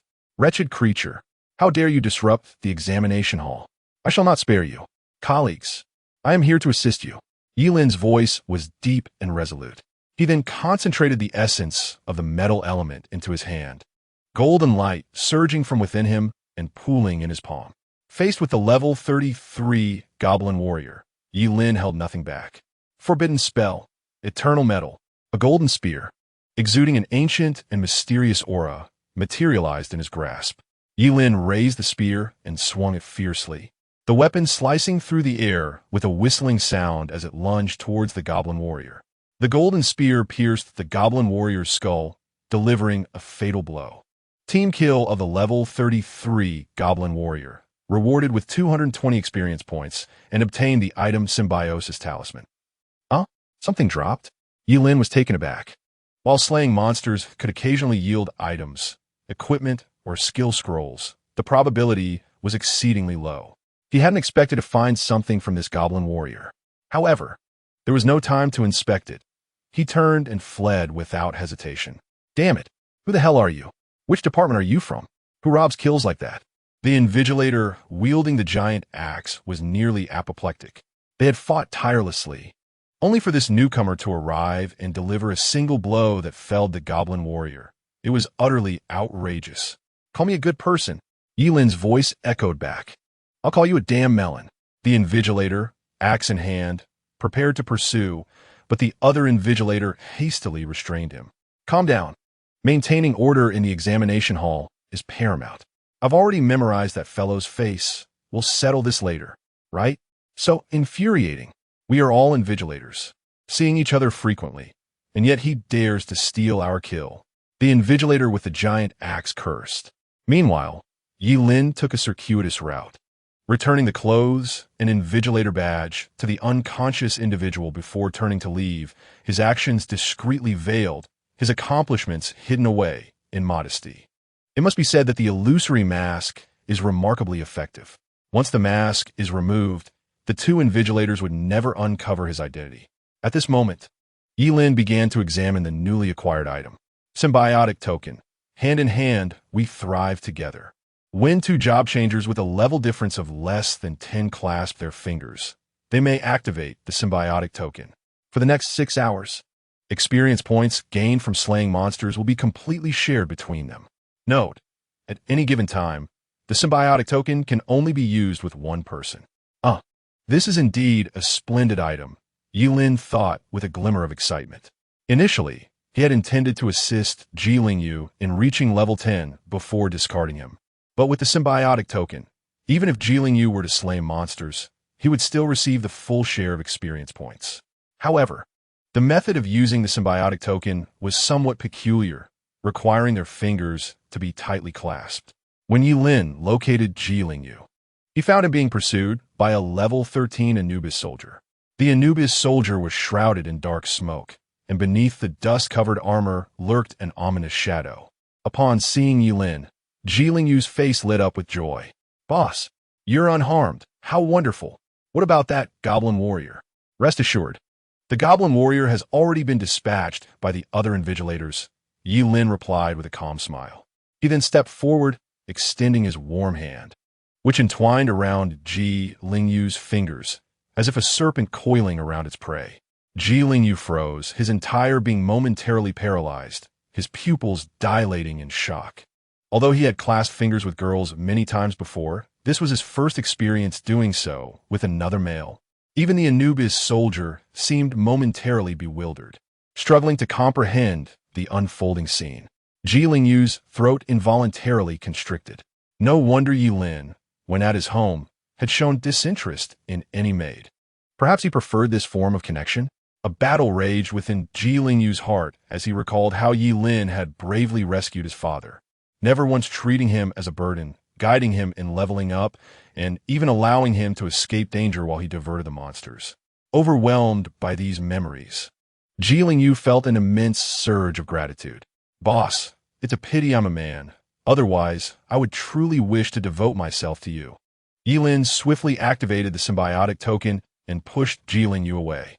"Get lost, move far away." He then struck the Anubis soldier with a blade. In a flash of starlight, only a pile of shattered armor remained. Thanks to the symbiotic token, both Yi Lin and Ji Lingyu received 130 experience points. "What is this symbiotic token? Boss, where did you acquire such a treasure? This is something that cannot be bought with wealth," Ji Lingyu exclaimed excitedly. "Regardless of its origins, we should act separately to maximize the effectiveness of the symbiotic token," Yi Lin replied, turning away without a moment's hesitation. With the starfall blade in hand, he embarked on a slaughter. The invigilators stood guard at the periphery, preventing any monsters above level 25 from entering the examination grounds. Thus, Yi Lin needed no additional forbidden spells. His mastery of the lifespan blade, complemented by the 300 points of strength granted by the starfall blade, was sufficient for him to dominate the examination arena. Yet, he did not draw too much attention to himself. When he encountered monsters of a lower level, he effortlessly dispatched them with a single strike. However, when faced with foes of a higher level, he would feign a struggle before ultimately delivering the finishing blow. During these encounters, he sustained several injuries, but under the protective veil of the twin yin-yang brace's healing abilities, he swiftly employed his undead resilience to recover, only to resume his monster-slaying endeavors. Meanwhile, Ji Lingyu stood in stunned silence, for his level had been steadily rising since the onset of this venture. It was evident to him that Yi Lin was wreaking havoc on the battlefield, as their experience points were shared due to the symbiotic talisman they possessed. Suddenly, Ji Lingyu grasped the essence of what it felt like to be like a doe, who had once been cradled by Zhao Yun, infiltrating the Chao army with relentless ferocity. He was the distraction while Yi Lin was the harbinger of destruction. Chapter 52. So many people. Run. The bloodthirsty Minotaur is closing in the realm of martial prowess. Speed reigns supreme. I need not outrun the Minotaur, but merely my fellow competitors. Damn it. How could we be so unfortunate? The first group has already breached the entrance. Yet here awaits a bloodthirsty Minotaur. A dozen candidates, pale with fear, fled desperately. Hot on their heels was a towering Minotaur, brandishing a massive double-headed axe. Its crimson body standing erect like a sinister monument. This creature loomed at approximately 3 meters tall, its sinewy muscles bulging like blood-stained granite, sending chills down their spines. And its level reached a staggering 15. At the rear of the pack were a young couple, tightly clasping each other as hands as they exerted every ounce of strength to flee. To be eliminated here would mean losing their chance to participate in the crucial examination, and thus they were unwilling to give up. However, as they ran, the girl suddenly lost her footing and fell to the ground. "Jinjin," the boy exclaimed, his face paling. If he turned back to rescue his girlfriend, they would both lose their qualification for the exam. Yet, if he pressed on without her, unencumbered, he might have a chance to reach the entrance, with her serving as a shield against the Minotaur. Torn between his beloved and a promising future, he found himself in a quandary. "Bing, you must go. Don't worry about me." The girl, with tears welling in her eyes, understood that her escape was futile. All right. Her boyfriend, Bing, took off without looking back, her words acting as the final straw that broke the camel's back. As he disappeared from her sight, Jinjin felt as though something within her had shattered irrevocably. Gazing up at the approaching Minotaur, looming like an insurmountable mountain, she forced a bitter smile, closing her eyes as if resigning herself to fate. Just then, a furious voice pierced the air. "What nonsense is this King S game? The hydrangea round dance. The Minotaur deserves to perish." With a swish, a gleam of cold light flashed, and a cascade of starlit brilliance erupted. Yi Lin, in search of monsters to vanquish, struck with a single blow, cleaving the Minotaur in two, achieving an instant kill. Jinjin stood there, momentarily bewildered, gazing at Yi Lin wielding the Starfall blade, until she finally registered his departure. "Jinjin, it brings me immense joy to see you safe. We can once again aspire to attend the same university." Witnessing the bloodthirsty Minotaur perish beneath Yelin's blade, Bing returned, elated, and embraced Jinjin. However, at that moment, Jinjin, with a countenance of indifference, pushed Bing away. The recent spectacle had thoroughly unveiled the true nature of this man to her. "I apologize, but I suddenly find myself disinclined to pursue admission to the same university as you. Only those who cherish me deserve to possess me." With these words, Jinjin turned and departed without a trace of hesitation. Simultaneously, a similar scene unfolded outside the city, where numerous monsters met their demise in an instant. Some creatures, resembling sheep, were beset by the whispers of demons. Drenching them with fragrant pepper salt from my mother's kitchen, piping hot rapeseed oil, and a splash of vinegar, the essence of the soul, was the call to action. As soon as the command was uttered, the sheep-like monster would meet its end with a swift stroke. Students, pursued by these creatures, leapt in panic until a streak of starlight flashed, cleaving the monster in two before they even glimpsed the assailant. Others were halted by an eccentric figure demanding to know how they had located the monsters. It was utterly nonsensical. They were barely managing to evade the creatures, let alone seek them out. Upon the city walls, several principals and prominent figures from Qingcheng stood in astonishment. The annual examination trials were familiar to them, having witnessed countless iterations. While it was known that exceptionally strong candidates might choose to level up before entering, they had never before seen someone wielding a blade and actively hunting monsters. Oh, how wonderful it would be if this child were not a forbidden spellcaster. If he were not bound by that fate, Qingcheng might have truly given birth to a dragon, lamented one principal, shaking his head in regret. A warrior capable of sweeping through monsters in the wild, once grown, would undoubtedly become a formidable force. Yet, Forbidden spellcasters seldom live beyond 25 years of age. Well, at least this year, we can expect a greater number of candidates from Qingcheng to participate in the examination trials. Another principal nodded sagely. Thanks to Yelin-S intervention, the number of students unable to enter the trials due to monster attacks had significantly diminished. Wherever Yelin ventured, no creature could escape his sight. He resembled an automated sweeping machine, meticulously clearing all monsters within the examination grounds. Meanwhile, those candidates who had chosen to wait for others to exit the city before making their move gazed upon the desolate exterior, their faces alight with satisfaction. A young man, fanning himself, grinned widely. See, I told you there were advantages to leaving late. The swift monsters have been dealt with. We can proceed with ease. Many who trailed behind him nodded in agreement. The distance from the city to the examination entrance spanned 10 kilometers, and they had traversed half of it without encountering a single monster. Indeed, it seemed wise to depart later. On the other side, Yelin also paused. It appeared that not a single monster remained. It was merely 4 o'clock in the afternoon, and the examination grounds seemed entirely purged of creatures. With Yelin-S level now resting at 18. Name, Yilin. Occupation, Forbidden Spellcaster. Level, 18, 233. Strength, 180, 300. Agility, 270. Spirit, 540, 659. Professional talent, Endless Spell. Each level gained by the Forbidden Spellcaster unlocks a forbidden spell. Skills, Cataclysmic Thunder of Forbidden Spells, Dance of Instancy, Rebirth of Flames, Infernal Conflagration, Undying, Eternal Frosted Gaze. Return of the Undead, Lifespan Blade Technique, Eternal Metal of Gong. As levels ascend, the arduous journey to advancement becomes increasingly daunting. Alas, it is time to enter the examination hall. Yilin shook his head, contemplating that the experience required to progress from level 1 to 16 was scarcely different from that needed to ascend from level 16 to 18. The path to level 19 loomed dauntingly ahead, and rather than exhaust himself hunting the few remaining monsters, it would be more pragmatic to step directly into the examination hall. The portal to the examination trial stood like a colossal luminescent gate, gracefully suspended in the sky, emanating a gentle glow. Approaching the portal, he sensed a mysterious force pulsating, a fluctuation of spatial magic capable of transporting individuals instantaneously to another realm. With a determined stride, Yilin stepped inside, and the scene before him shattered into fragments.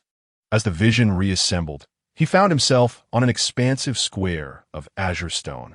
Surrounding the square were 10 towering stone pillars, each adorned with ancient runes, exuding an air of antiquity and enigma.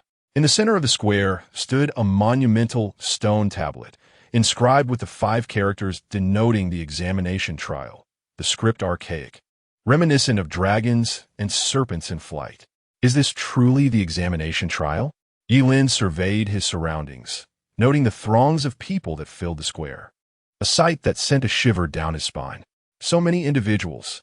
Chapter 53.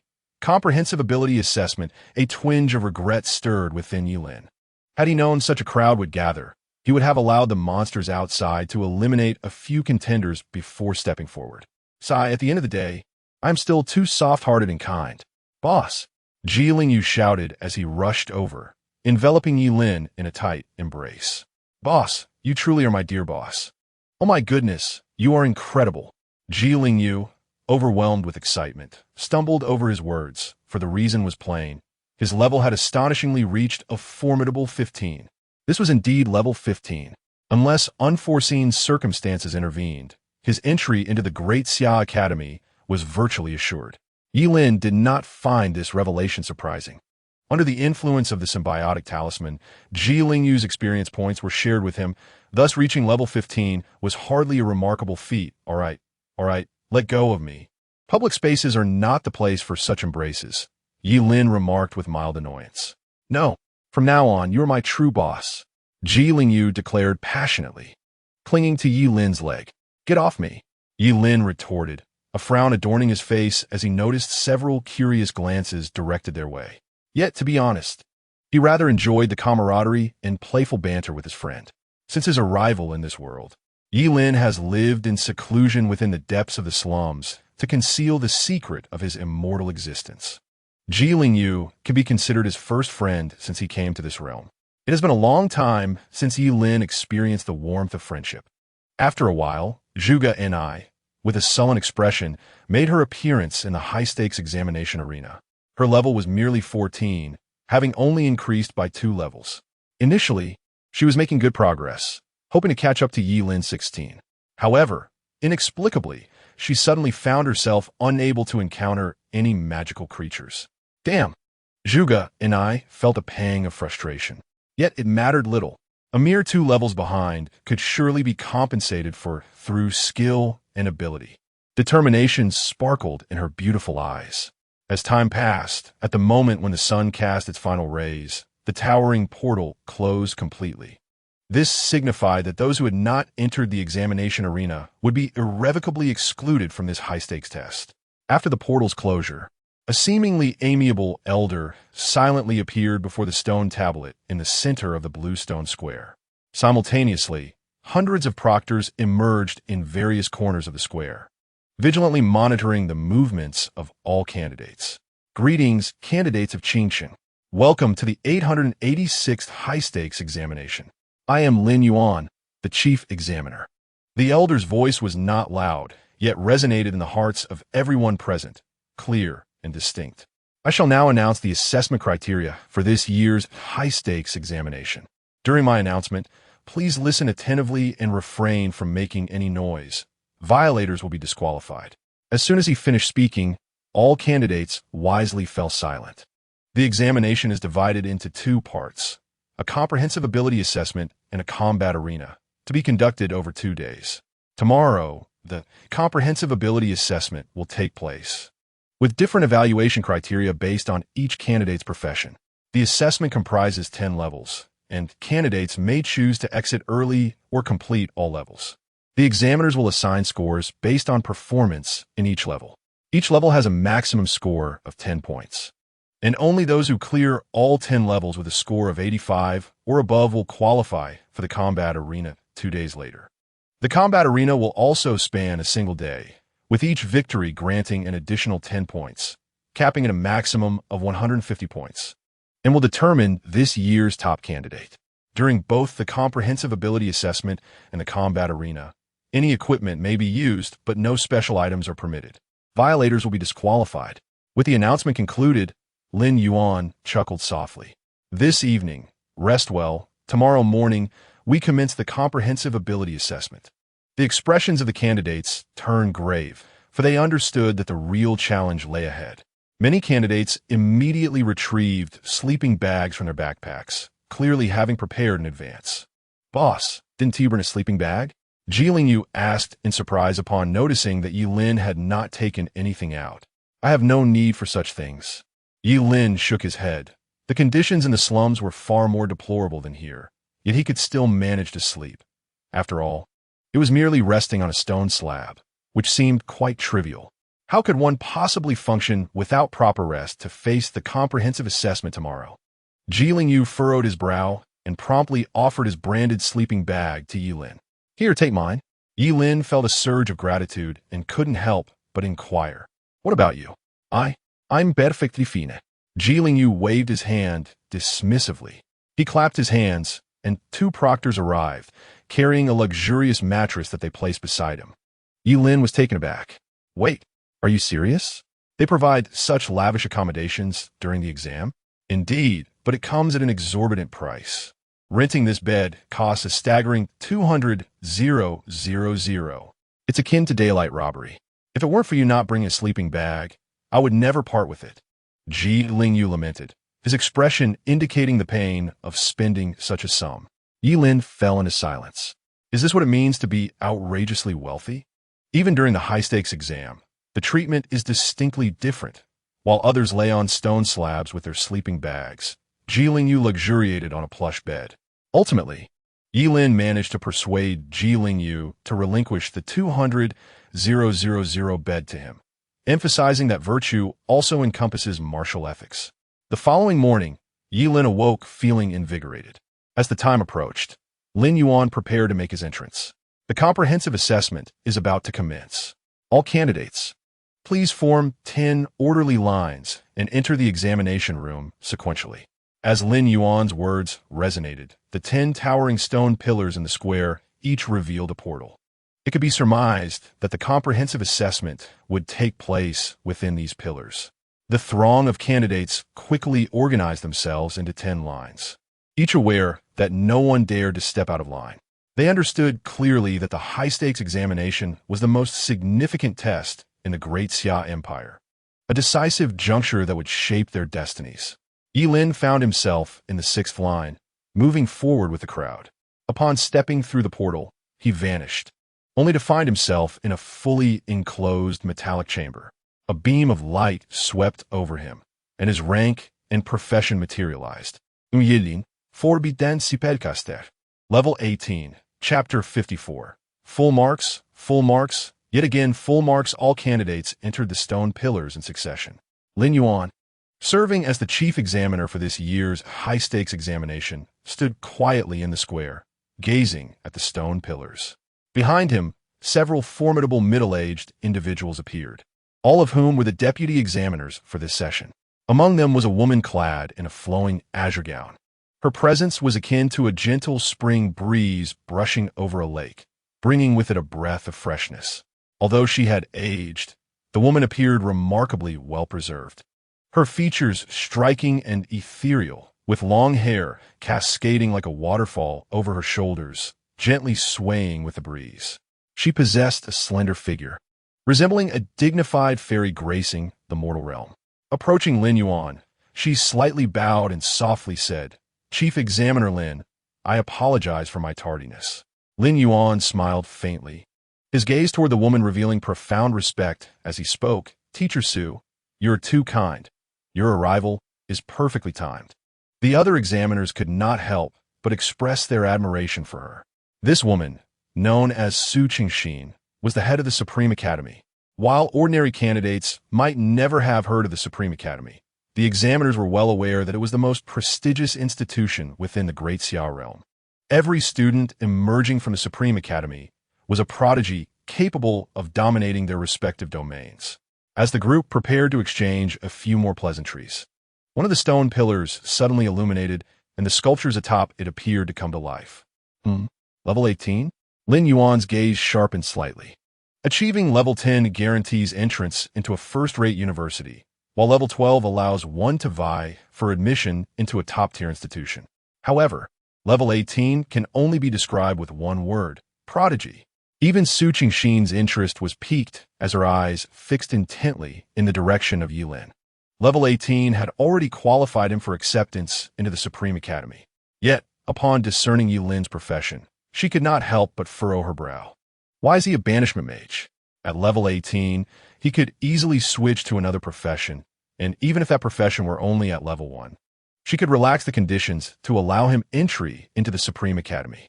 But a banishment mage was a different matter entirely. Although a level 1 profession, it was common knowledge that banishment mages seldom lived beyond the age of 25. The examiners exchanged glances, their expressions tinged with regret. What a pity. If only he were not a banishment mage, Qingchang would truly have a true dragon among them. It seemed that this profession had not surfaced in quite some time. The last occurrence was a decade ago.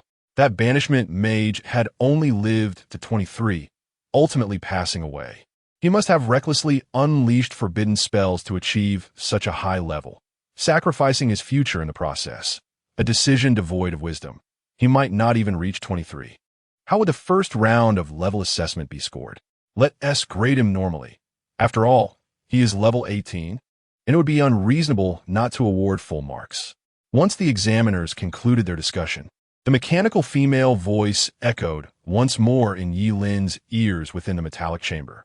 Candidate Yilin, comprehensive ability assessment, first round, level assessment, full score, 10 points.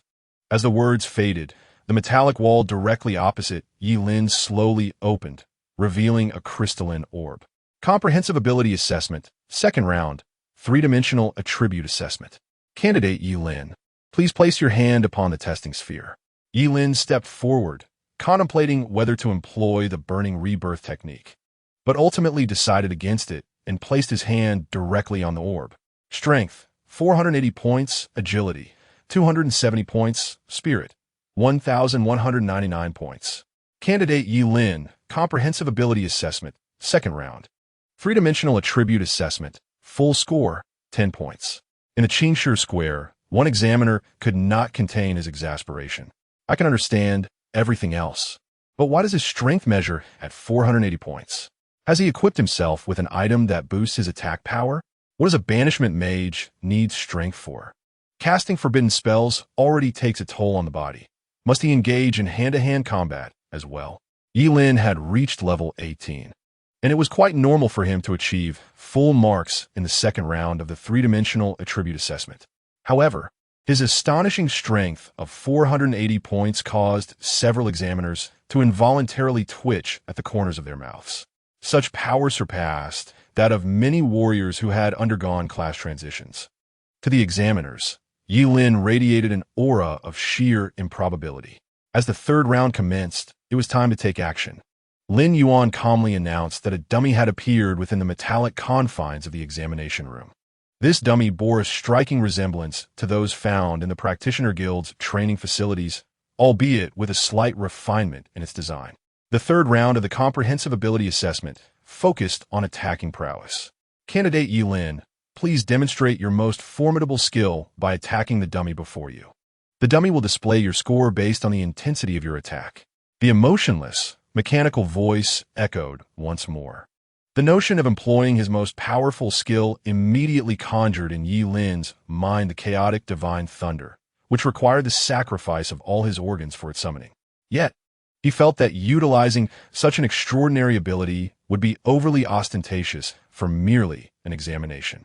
While he recognized the necessity of wielding significant power, he understood the importance of moderation, especially since he aimed to secure admission to the Supreme Academy, necessitating perfect scores across all rounds.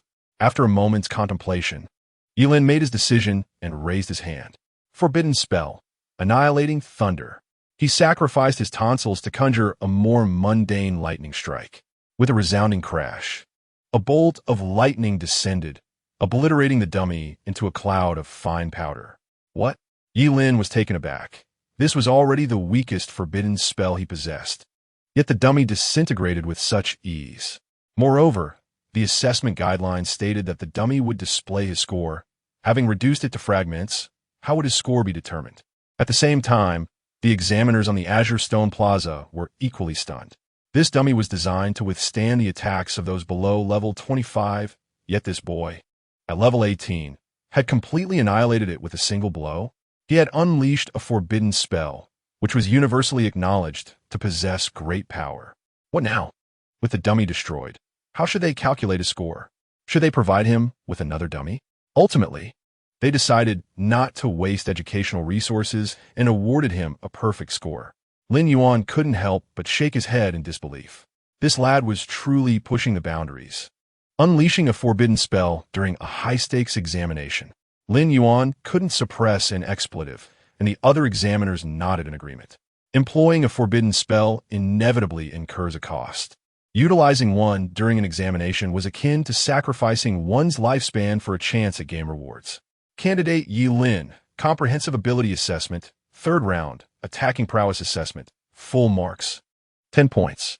Upon hearing this announcement, Yi Lin released a breath he hadn't realized he was holding, fearing that he might be disqualified for destroying the dummy. In that moment, he also came to a clear understanding of the inherent drawbacks of being a forbidden spellcaster. There was simply no room for restraint. Once unleashed, a forbidden spell was all-consuming, leaving little room for mercy. After overcoming the third challenge, the subsequent 3 trials awaited him: a test of spellcasting speed, an assessment of instantaneous explosive power, and an evaluation of sustained output capability. None of these could impede Yi Lin, who swiftly achieved perfect scores in all of them under the astonished gaze of the examiners. However, in the 7th challenge, Yi Lin finally encountered something extraordinary, as a specially designed cage materialized directly before him. Within this cage, a monstrous creature roared, its eyes glowing a fiery red, as if scorched by fierce flames. exuding a frenzied intent to kill. Its massive body, with muscles rippling like a moving mountain, seemed to embody raw power. The creature's claws scraped against the cage, producing a cacophony of piercing metallic sounds, as if interpreting its anger to Yilin. The seventh challenge of the comprehensive ability assessment was a test of escape skills. Yilin was required to endure for 3 minutes under the relentless pursuit of a level 25 magical beast, the blazing fire wolf. A timer appeared at the end of the corridor, marking the commencement of the trial. The moment the mechanical female voice announced the start, the cage slowly opened, and the level 25 blazing fire wolf stepped out, its crimson eyes glinting with a voracious thirst for blood. It had been starved for quite some time. Upon seeing Yilin, it lunged forward as if it had encountered the most exquisite beauty. Ultimate forbidden spell, cataclysmic thunder. The ground shook with a resounding boom as a dazzling silver lightning bolt surged forth, instantly reducing the blazing fire wolf to a charred carcass. Chapter 55. Even among perfect scores, there lies a difference. The timer began its countdown from 3 minutes. However, the very creature tasked with pursuing Yilin had already become lifeless. As the countdown concluded, the mechanical voice echoed once more. Candidate Yilin. For the comprehensive ability assessment 7th challenge. Escape skills, full score, 10 points. The examiners observing Yilin's performance remained in stunned silence, having never encountered such an occurrence. A level 25 magical beast was a formidable and seemingly insurmountable adversary for any examinee. Typically, candidates would only resort to releasing skills to buy time until the 3 minutes elapsed, allowing them to pass. Each year, some candidates would manage to achieve flawless results through impressive maneuvers, but this year had taken an unexpected turn. In the very first second of the challenge, Yilin had obliterated the level 25 beast with a single forbidden spell. For the remaining 2 minutes and 59 seconds, Yilin merely sat in contemplation, waiting for the countdown to conclude. I retract my earlier statement. With such reckless use of forbidden spells, let alone at 23, it would be a medical miracle if this boy even sees his 20th birthday. One examiner could not help but shake his head. Despite Yilin's astonishing performance, the examiners were clearly skeptical of him, believing that he was exhausting his physical capacities and jeopardizing his future. Inside the examination hall, Yilin had already progressed to the 8th challenge. Examiner Lin. Should we increase the difficulty of the final 3 challenges for candidate Yilin? One examiner could not refrain from inquiring of Lin Yuan. The upcoming 3 trials would comprise practical combat assessments, where candidates would face magical beasts of the same level, then 2 levels higher, and finally, for levels higher. In other words, even upon reaching the 10th level, Yilin would merely confront a creature of level 22. He had effortlessly dispatched the level 25 Blaze Wolf. Thus, a level 22 opponent could hardly pose a challenge. Lin Yuan furrowed his brow, wavering in indecision. If the difficulty were not elevated, Yilin would undoubtedly achieve a perfect score. However, increasing the challenge seemed somewhat unjust to him. Teacher Su, I seek your counsel. If, after raising the difficulty, Yilin still manages to secure a perfect score, might I suggest that you accept him into the Supreme Academy? Lin Yuan inquired of Su Qingxin. Should Su Qingxin acquiesce, then raising the difficulty would pose no issue, and it would also provide an opportunity to ascertain Yilin's true limits, as thus far. He appeared to handle everything with remarkable ease. Apologies, Examiner Lin, but I cannot concur, Su Qingxin replied, shaking her head as she glanced at the other candidates. In my view, Luo Jun, Wang Zhenglin, Zhuge Ni, and that Jilin Yu all possess greater qualifications for admission to the Supreme Academy than Yilin. He is a forbidden spellcaster, and the power he wields at present is merely a fleeting exchange for his life and future. Such ephemeral talent is not what our academy requires. Nurturing him would only squander valuable resources. Lin Yuan opened his mouth, seemingly ready to protest, but soon closed it again. The 4 individuals Su Qingxin mentioned were undoubtedly genuine prodigies. Yet, when juxtaposed with the anomaly that was Yilin, they appeared less remarkable. Ultimately, the difficulty of Yilin's assessment remained unchanged. Confronting creatures of levels 18, 20, and 22, The battles unfolded without any surprises, resulting in swift victories. After passing the final challenge, Yi Lin reappeared in the Qingshi Square, becoming the first candidate to successfully navigate all 10 trials. After a while, the other candidates gradually completed their assessments, and the Qingshi Square once again buzzed with excitement as many candidates eagerly shared their results with friends. Boss, Ji Lingyu rushed toward Yi Lin. Boss, I scored 96 points. I'm all set. This time I've really got this. Ji Lingyu was ecstatic. Based on his score, if he could win 3 more matches in the arena, he would undoubtedly gain admission to the Daxia Academy. Did he not achieve a perfect score? Yi Lin asked, intrigued. Ji Lingyu had already reached level 15. Although the comprehensive assessment for warrior classes should differ from that of mages, the difficulty should be relatively comparable. Don't mention it. I lost points in the practical assessment because my level increased too rapidly, and I found myself struggling to adapt. Ji Lingyu sheepishly scratched his head. His level was somewhat inflated, as he had only reached level 15 by following Yi Lin. Without him, he would still be at level 7. As the two conversed, Lin Yuan announced the results of the comprehensive ability assessment. First place, Yi Lin, 100 points. Second place, Zhuge Ni, 100 points. Third place, Luo Jun, 98 points. Fourth place, Ji Lingyu, 96 points. Fifth place, Wang Zhonglin, 95 points. After announcing the assessment results, Lin Yuan spoke with clarity. All right, candidates who scored below 85. Please exit the examination hall in an orderly manner under the guidance of the invigilators. Those who scored above 85 may also leave, but doing so will be considered as forfeiting tomorrow's arena competition. As soon as Lin Yuan finished speaking, Zhuge Ni's eyes widened in disbelief. Despite having achieved a perfect score, why was she ranked behind Yi Lin? Since both of them had attained full marks, they should have been tied for first place. Why was she relegated to second? Zhuge Ni raised her hand and exclaimed, Examiner, I contest this result. If we both scored full marks, why am I in second place? Her words sparked a wave of confusion among the crowd. Indeed, we both achieved full marks. Why are we not tied for first? Why does the male candidate rank ahead of me? How much more bias can this world exhibit against women? This is unjust. It is discrimination against women. It is oppression. If a reasonable explanation cannot be provided, we will appeal. Yes, we demand fairness. Faced with the rising fervor of the candidates, Lin Yuan's expression remained impassive as he retrieved the assessment recordings of Yi Lin and Zhuge Ni. Please observe.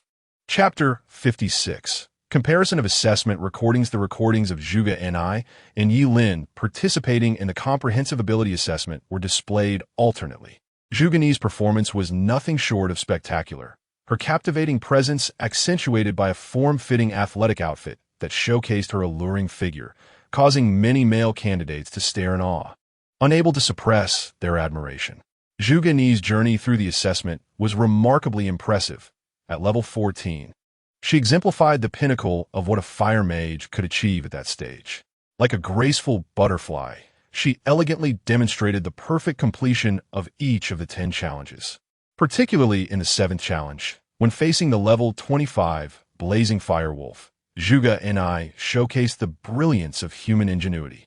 Though she was not as powerful as the Blazing Firewolf, Zhuge Ni maneuvered it with ease, evading its attacks for a full 3 minutes, remaining unscathed and never allowing the creature to approach within half a meter. The audience was left in awe. Zhuge Ni is indeed the daughter of Mr. Zhuge, a true testament that a tiger begets no dog. Her skill and adaptability are unparalleled, despite only being level 14. I would wager that few candidates below level 20 could rival her. She was not merely participating in an assessment. It was as if she was presenting a flawless artistic performance. Zhuge Ni's perfect score was undeniably deserved. How could she not be ranked first? Clearly, there is malice against women. The crowd buzzed with admiration for Zhuge Ni, their expressions filled with respect, while simultaneously questioning the fairness of this comprehensive assessment. Having achieved a flawless performance, why was Yi Lin ranked ahead of her? They turned their attention to Yi Lin's assessment recording.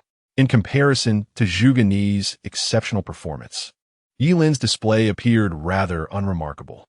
After assessing levels and three-dimensional attributes in the first and second stages, Yilin engaged in the same endeavor throughout the subsequent 3rd to 10th stages, casting forbidden spells to clear each level, a repetitive cycle that occurred 8 times. Throughout this process, Yilin remained composed and leisurely, as if he were merely a primary school student enjoying a spring outing rather than participating in a rigorous examination. Observing the footage of Yilin's assessment, the onlookers fell into a profound silence, particularly at the 7th stage, where Yilin eliminated the blaze magic wolf in the first second. The following 2 minutes of him merely sitting in a daze ignited a surge of emotions among the spectators. Goodness, what a sham. This fellow annihilated a level 25 blaze magic wolf with a single forbidden spell? Well, what a perfect understanding of the assessment of escape abilities. If the pursuing monster is vanquished, then nothing will chase after me. Full marks for comprehension. This individual is nothing short of a monster in human guise. It is utterly outrageous. I suddenly grasped why Zhuge and I, despite achieving full marks, was relegated to 2nd place. Zhuge and I earned her full score due to her remarkable abilities, whereas Yilin attained his score simply because that was the maximum achievable. In other words, if the comprehensive ability assessment were converted to a 1,000-point system, Zhuge and I would remain at 100, while Yilin would surely soar to 700 or 800. Many candidates gazed at Zhuge and I with a tinge of sympathy. In past examinations, Zhuge and I's skills and levels would have undoubtedly marked her as the top scorer. However, with Yilin, the anomaly present this year, Zhuge and I would undoubtedly struggle to catch her breath. Zhuge and I pressed her red lips tightly together, remaining silent as she fixated on Yilin's assessment footage. Her pale hands clenched tightly in frustration. She could not accept it, the reality that she had been defeated by someone she had always looked down upon. And so decisively at that, was unbearable. Was there anyone who questioned the results of this comprehensive ability assessment? The chief examiner, Lin Yuan, spoke calmly. The square fell into a profound silence, as no one dared to utter a word. After all, Yilin's single skill had obliterated a level 25 blaze magic wolf. Who would dare contest the ranking of such a monster? They had all faced the blaze magic wolf and understood just how formidable a level 25 creature could be. Since there were no objections, those who scored below 85 may exit in an orderly fashion, while those who scored above 85 should rest well and prepare for tomorrow's arena competition, Lin Yuan announced. Soon, the candidates who did not meet the score requirements exited the square, leaving only 104 individuals remaining. Among nearly 100,000 candidates from Qingcheng, only a little over 100 remained, highlighting the exceedingly high elimination rate. The results of the comprehensive ability assessment were swiftly disseminated to the outside world. The principals closely monitoring the examinations gasped in astonishment upon seeing the results. First place, Yilin. Second place, Zhuge and I. Good heavens, old Gao. Your Qingcheng High School is truly exceptional. This year, 2 perfect scores were achieved, all from your esteemed Qingcheng High School. Truly, you have had an extraordinary stroke of luck. But that's not all. Look at the 4th place, Jiling Yu, also from Qingcheng High School. In the top 5, Qingcheng High School has claimed 3 spots. Lao Gao, indulge yourself in whatever you crave lately. I suspect you may have exhausted your fortune. The principals do not conceal their envy towards Gao Jinyu. With 3 outstanding students emerging, Qingcheng High School is bound to become a favored choice for applicants next year. Gao Jinyu trembles with excitement, utterly speechless. He never anticipated that Yilin and Zhuge and I would bring him such immense joy, along with the unexpected dark horse, Jiling Yu. Truly, heaven has favored Qingcheng High School. Outside the examination hall, G's father sprang to his feet upon seeing the results. Excellent. G's father was overwhelmed with tears of joy, with a score of 96. Jiling Yu is assured a spot in one of the top 20 universities nationwide, should he win at least 2 rounds in the upcoming tournament. He might even aim for the prestigious Daxia Academy. Zhuge Qianxing quietly gazed at the results, a subtle smile gracing his lips, remaining composed. The remarkable achievements of Yi Lin and his companions filled the students of Qingqing High School with pride, lifting their spirits. However, just as Gao Jinyu basked in the delight of the moment, an incongruous voice suddenly interrupted. Lao Gao, do not celebrate prematurely. Tomorrow's tournament is the true spectacle, as it is the battle for the Qingqing champion. The speaker was none other than Principal Su from Yucai High School, who had always been at odds with Gao Jinyu and could not bear to see him so triumphant. Oh, Gao Jinyu chuckled unabashedly. Do you believe that your Luo Jun can contend with an 18th level Forbidden Spellmaster? Who knows?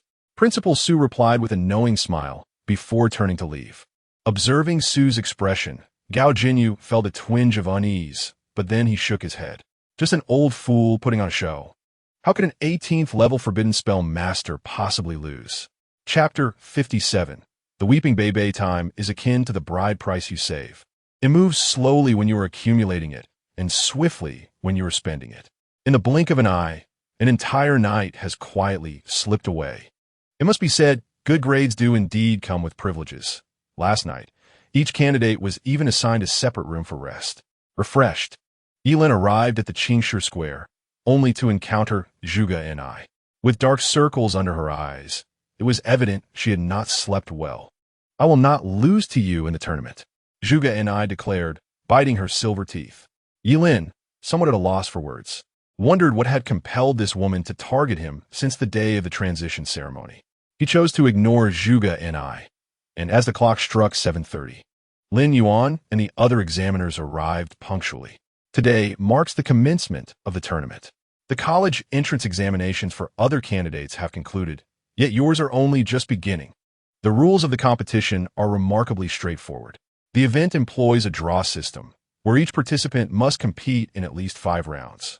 A victory grants 10 points and advancement to the subsequent round, while a loss incurs no penalties. However, upon losing, one is relegated to the loser's bracket, thus forfeiting the chance to contend for the title. The individual who triumphs in every encounter will emerge as this year's champion of Qingqing's college entrance examination. I would like to remind you that the competition will be broadcast live, meaning your friends, family, and relatives are presently outside the venue, silently cheering you on.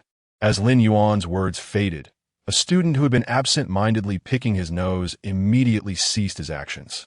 Now let us commence the draw. There are a total of 104 participants, each assigned a numbered ball. The opponent of contestant number 1 is contestant number 104. Contestant number 2 faces contestant number 103, and so forth. Upon drawing their assigned number, participants should proceed to the arena as guided by the invigilator. As Lin Yuan concluded, an invigilator approached, carrying a large box covered with a black cloth. Yi Lin comprehended the rules. Each participant must at least compete in 5 rounds, and to vie for the champion title, one must engage in the 6th, 7th, or even 8th rounds. Although this rule may seem somewhat flawed, it is in fact quite sound, for the champion must be the strongest among all participants. If one cannot win every match, they cannot claim the title. As for the others, even if one draws a more formidable opponent in the first round, as long as their skills are adequate, they can undoubtedly secure victories in the subsequent 4 matches and achieve a high score. Ultimately, it is the prowess that speaks volumes. A glimmer of determination sparkled in Yi Lin's eyes. He was resolute in his pursuit of this title to gain entry to the Supreme Academy. Participants took turns drawing their numbers, and when it was Yi Lin's turn, he reached into the box and pulled out a ball inscribed with the number 18. Hey, what's your number? Ji Lingyu could not help but inquire. 18? Yi Lin replied. 18? Haha, I'm 24. Fantastic. It seems I won T encounter you too soon.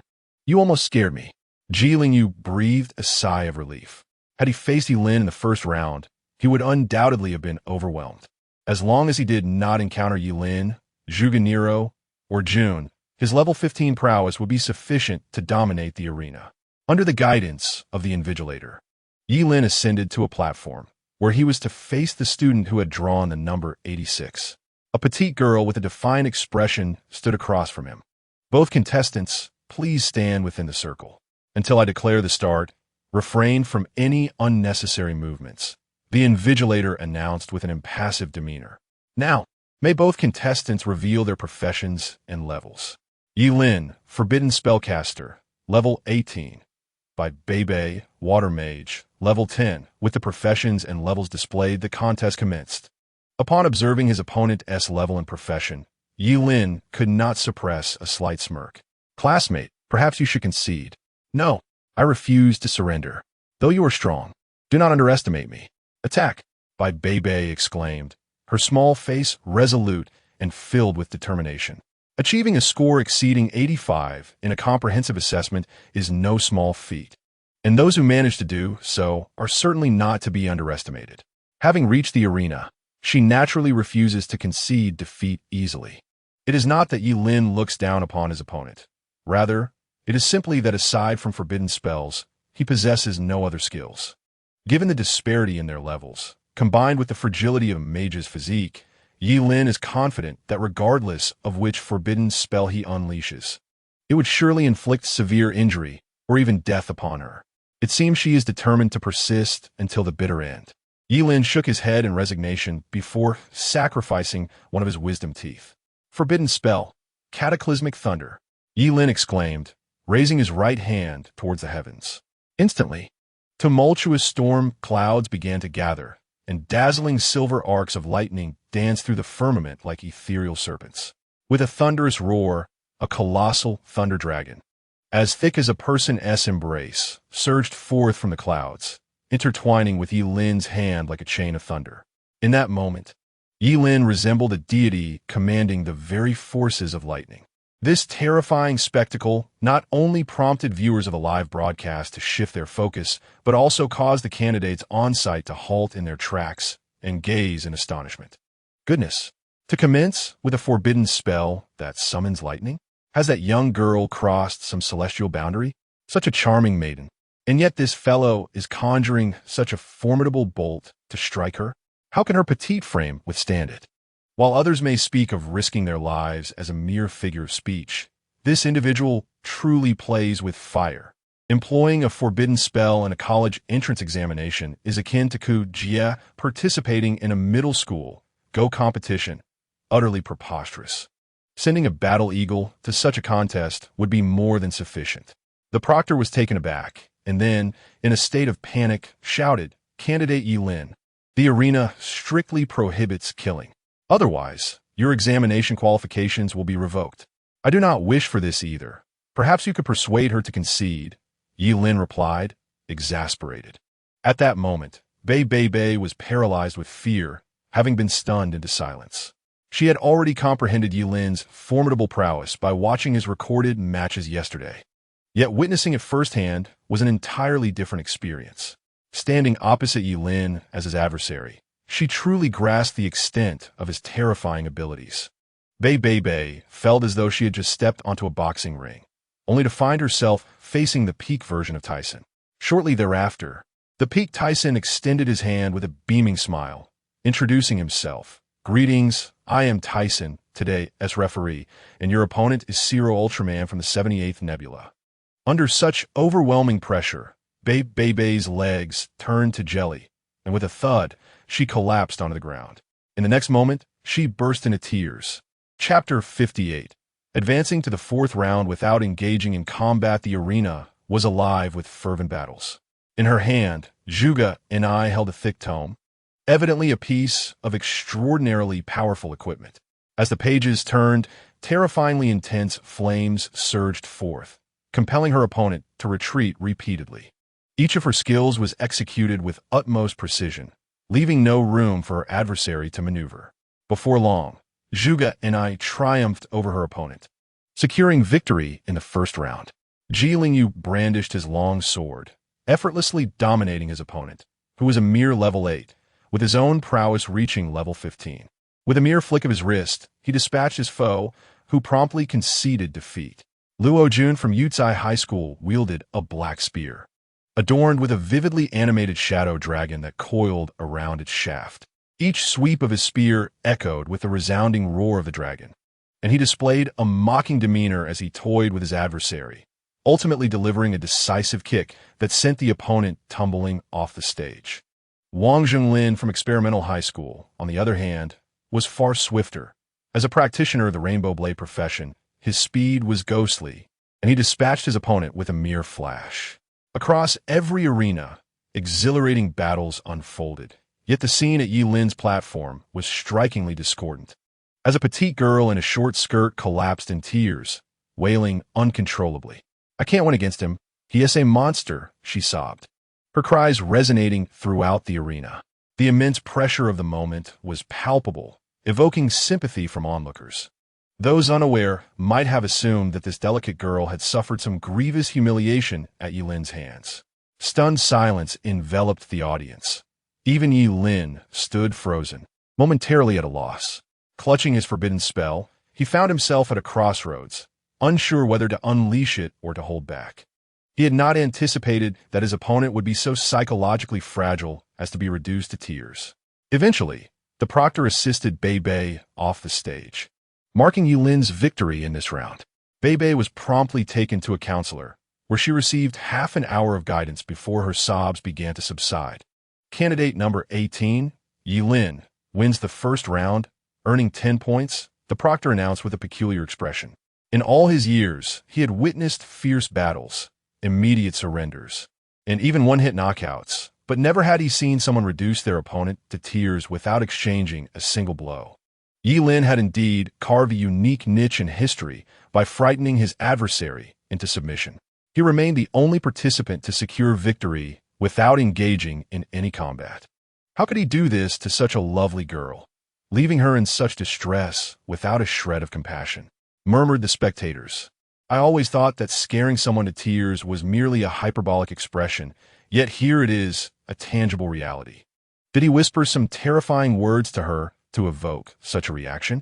Listening to the whispers around him, Yi Lin felt utterly bemused. Heavens, I truly did nothing. I didn't even touch her. After a brief intermission of 10 minutes, the second round commenced. This time, Yi Lin faced a swordsman, an imposing figure with a long sword strapped to his back. The swordsman possessed striking features and an elegant stature that naturally drew attention.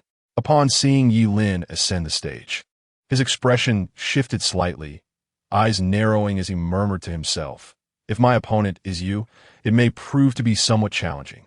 However, victory is assured. I'm the strongest."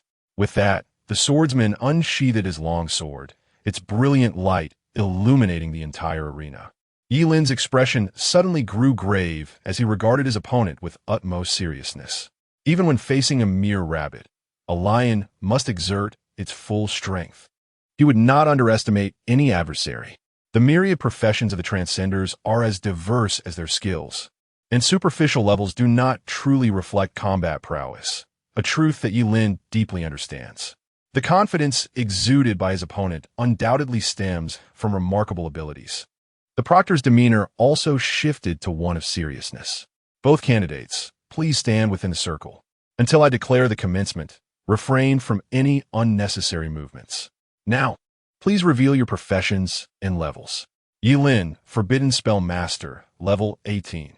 Chun Changshun, Cloud Strider Sword Cultivator, level 11. Yi Lin's gaze sharpened. Level 11.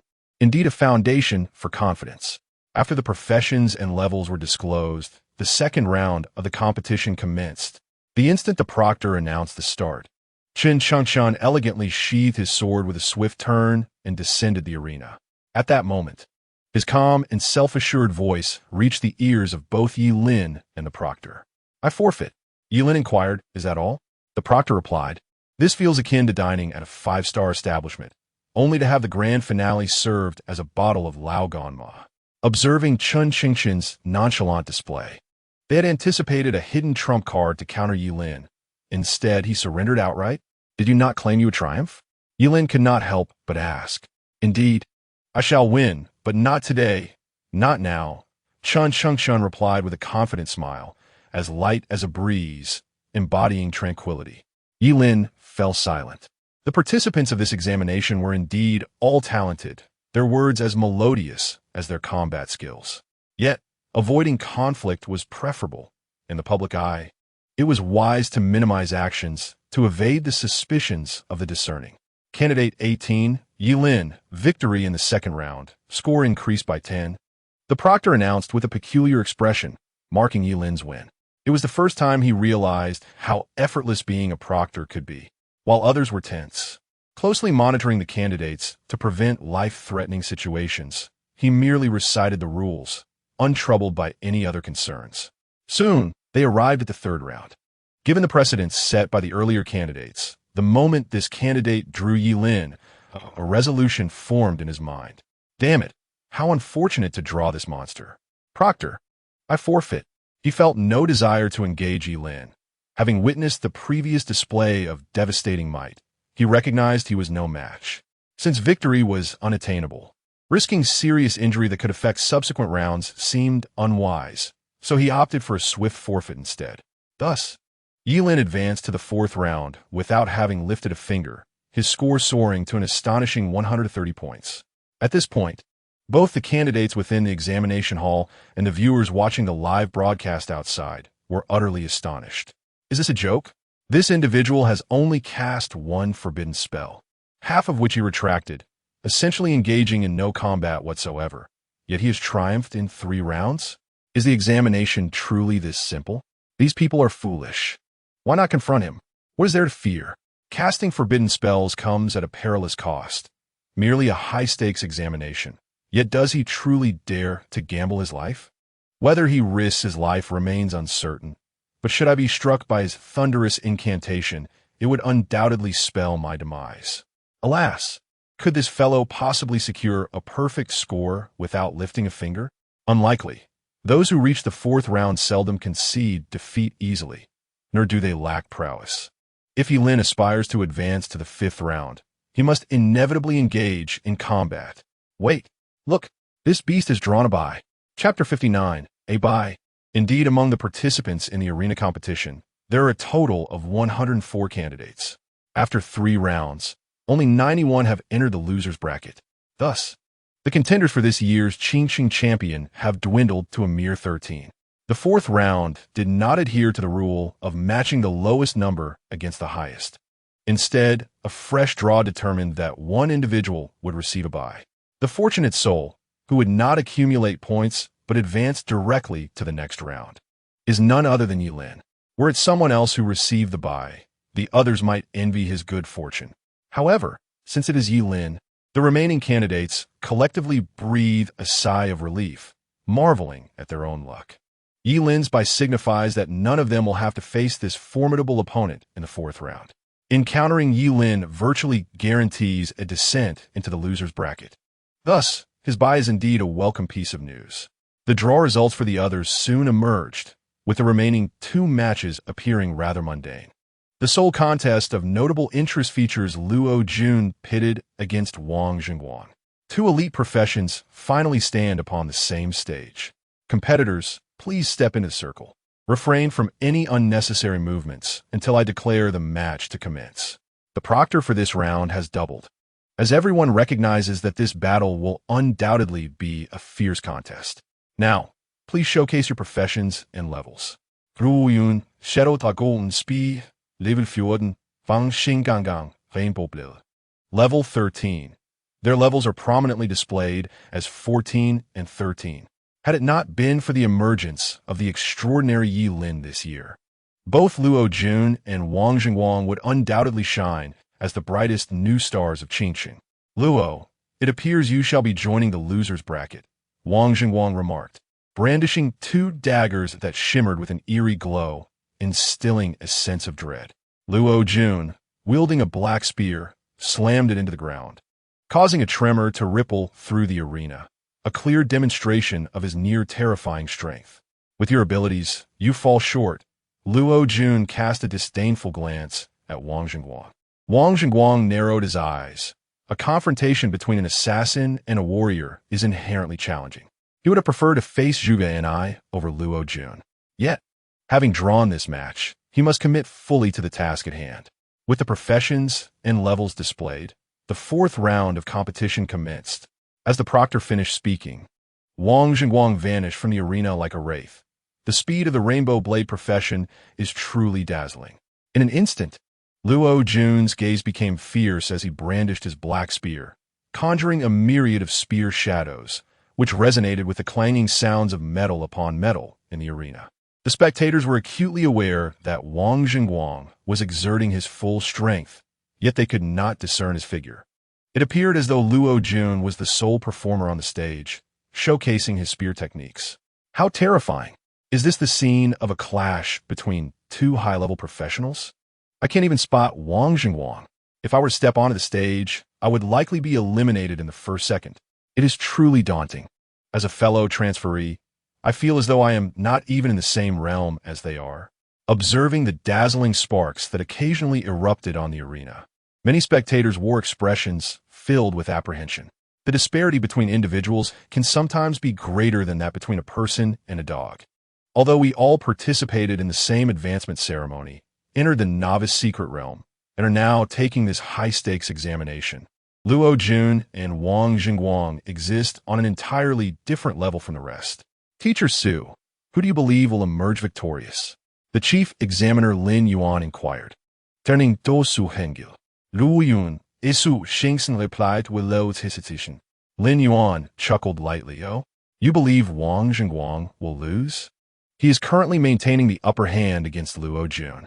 On the stage, Luo Jun continued to defend, not even managing to graze Wang Jingguang's clothing. It is not merely my belief. He will undoubtedly lose.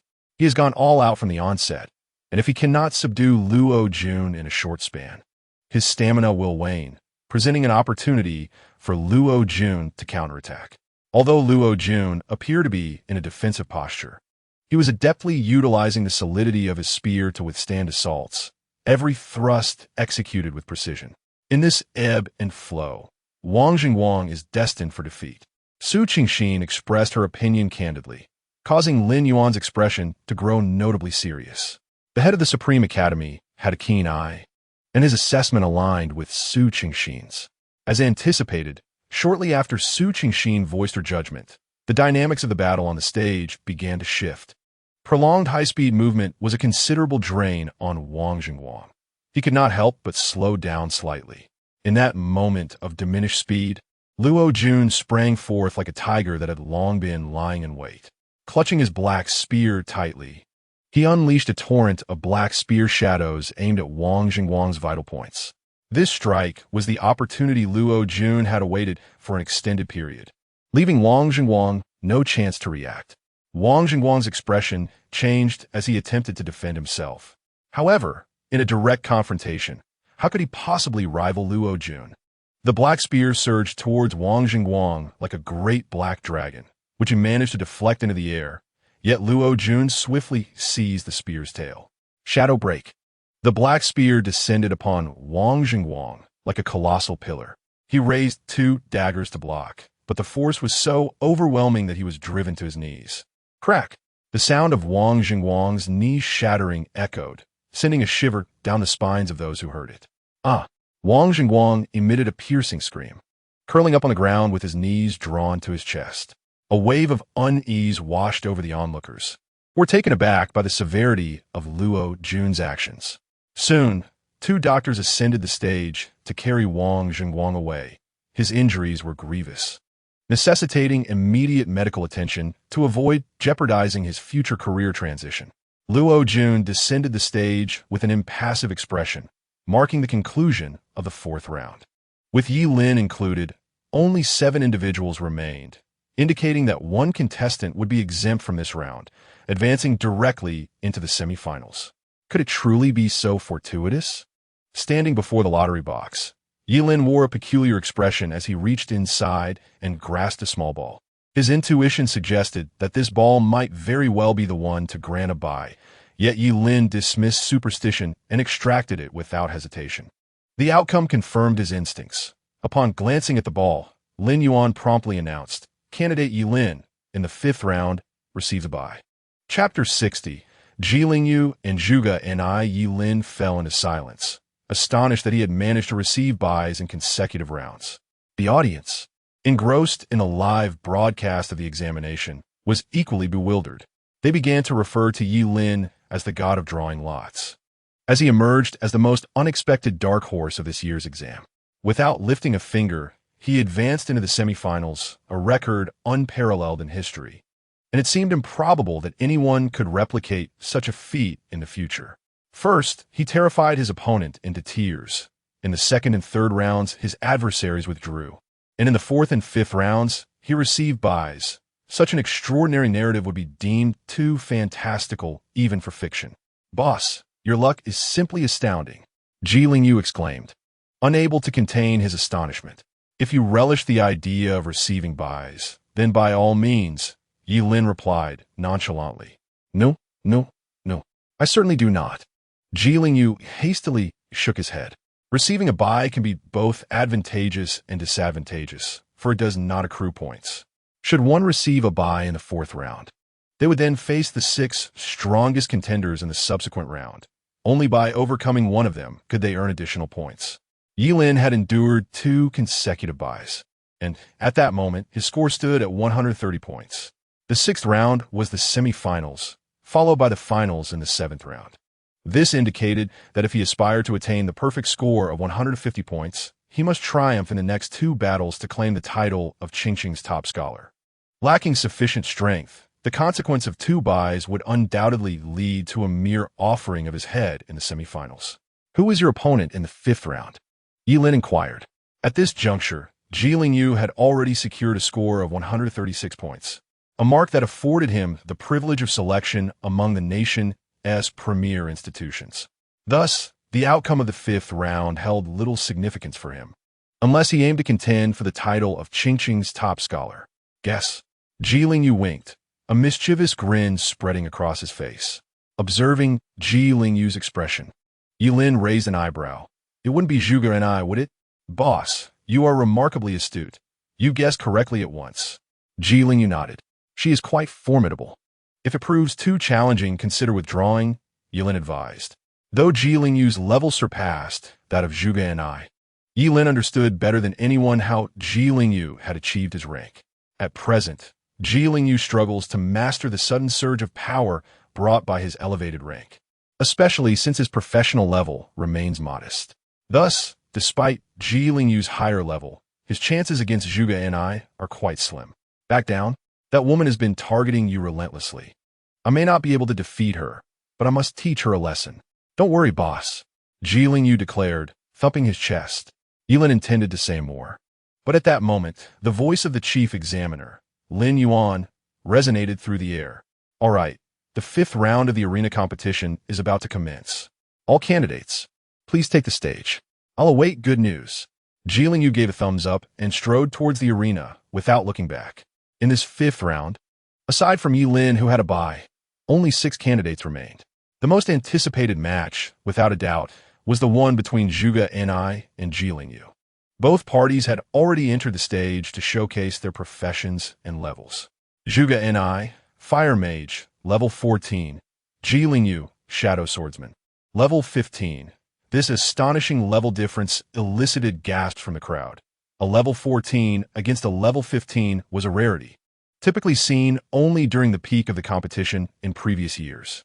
Yet this year, even before the top 4 were determined, a battle between a level 14 and a level 15 had already emerged, prompting much discussion among the spectators. "Shadow Swordsman? I recall that is a level 1 profession, isn't it? How could a level 1 profession reach level 15? Everyone's physique is different. I once managed to reach 20 in a state of extreme rage. You probably don't know this, but I witnessed Yi Lin severely injure a monster, then let Ji Lingyu deliver the finishing blow, enabling his level to skyrocket." "Really? Is there such a fortunate arrangement? I have a friend curious to know if Yi Lin still needs any leg ornaments. No wonder a level 1 profession can achieve level 15. It seems there's more to this than meets the eye." At this moment in the arena, Zhuge and I coldly regarded Ji Lingyu, her exquisite and beautiful visage devoid of any emotion. "Ji Lingyu, I truly do not comprehend what kind of enchantment Yi Lin has cast upon you to make you so subservient to him," Zhuge and I remarked, clutching her tome. "You need not understand. One call a boss is a lifetime of loyalty." Clang! Ji Lingyu unsheathed a long sword glistening with a chilling light, his demeanor turning serious. "When the day comes that you fully realize what kind of person Yi Lin is, you will certainly regret your choices." Zhuge and I shook her head. clearly dismissive of Ji Lingyu's decision. To her, he was merely a fool deceived by Yilin. As the examiner announced the beginning of the match, Zhuge Ni unleashed her skill. Explosive Phoenix Fire. The tome in her hands radiated brilliance, and immediately, countless fireballs ascended from Zhuge Ni's graceful figure, hurtling towards Ji Lingyu. The terrifying heat caused the temperature of the arena to rise sharply. Even before the attack reached him, beads of sweat began to form on Ji Lingyu's brow. Firmly gripping his long sword, Ji Lingyu's figure flickered like a phantom. He did not attempt to recklessly withstand the fireballs. Instead, he deftly utilized the edges and corners of the arena to evade Zhuge Ni's onslaught with remarkable agility. The fireballs erupted around him, flames splattering in every direction. Yet they could not touch him in the slightest. How many times could you evade? Zhuge Ni calmly leafed through her tome. All the fireballs instantly coalesced into a colossal wall of flames, surging towards Ji Lingyu with a cataclysmic force. Confronted by such indiscriminate assault, Ji Lingyu's gaze sharpened. He understood that this strike could not be dodged and must be met head-on. Drawing a deep breath, the power within him erupted instantaneously, his longsword gleaming with a chilling light as he swung it directly towards the oncoming inferno. Sword technique, slash. The blade's aura surged forth, fiercely colliding with the firewall, producing a deafening roar. The firewall was torn asunder by the sword energy, transforming into countless fiery embers that blossomed in the air like a blooming fire lotus. Ji Lingyu's figure flickered amidst the flames, the falling embers threatening to scorch his skin, yet he recklessly charged towards Zhuge Ni. He was acutely aware that, in the face of Zhuge Ni, a fire mage, only close combat would afford him a chance of victory. Zhuge Ni, witnessing this, displayed a fleeting surprise in her beautiful eyes. She had not anticipated Ji Lingyu would withstand her formidable assault. Simultaneously, a surge of irritation arose within her. She was determined to conquer Yilin and prove herself to her father. If she could not even handle Ji Lingyu, how could she contend with Yilin? With this thought, a sharp glimmer flashed in Zhuge Ni's eyes. As Ji Lingyu approached her, she remained unflustered, responding with a calm demeanor.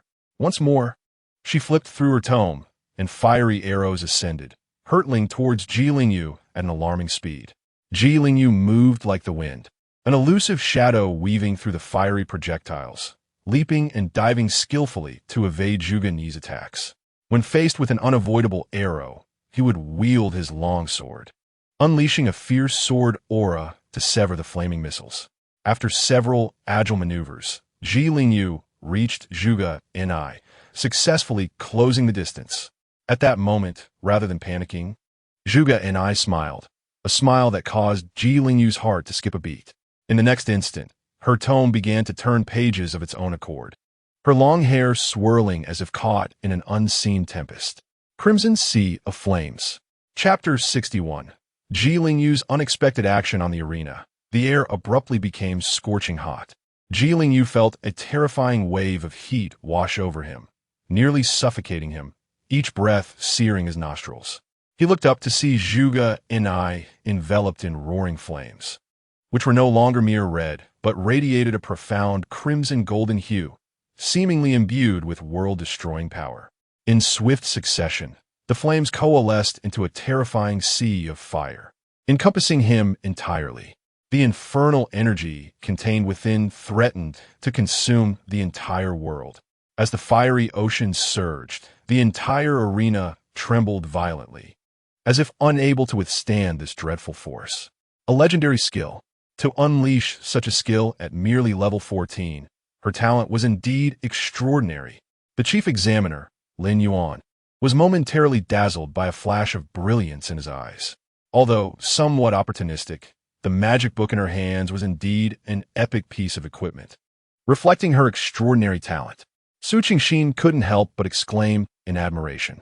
It seems that the young man, named Ji Lingyu, is destined to lose. Another examiner shook his head. At that moment, Ji Lingyu on the stage appeared incredibly grim.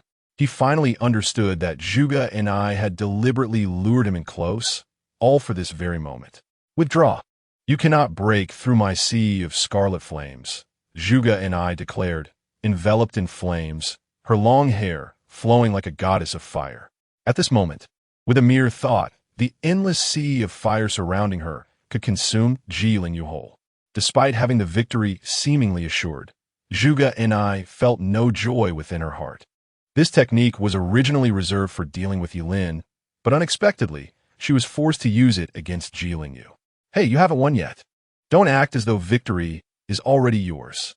A fierce glint flashed in Ji Lingyu's eyes. With no retreat left, he resolved to charge headlong into the inferno, disregarding the flames that threatened him. Foolish, Zhuge and I frowned slightly, raising her pristine arm. The sea of flames coalesced, forming a terrifying wave of fire that surged towards Ji Lingyu. Under the engulfing blaze, Ji Lingyu had no chance of approaching her. The fiery wave descended upon him like an apocalyptic force, rendering Ji Lingyu's figure insignificantly small amidst the inferno, as if he could be swallowed by the relentless flames at any moment. However, faced with such a horrifying assault, Ji Lingyu did not flinch.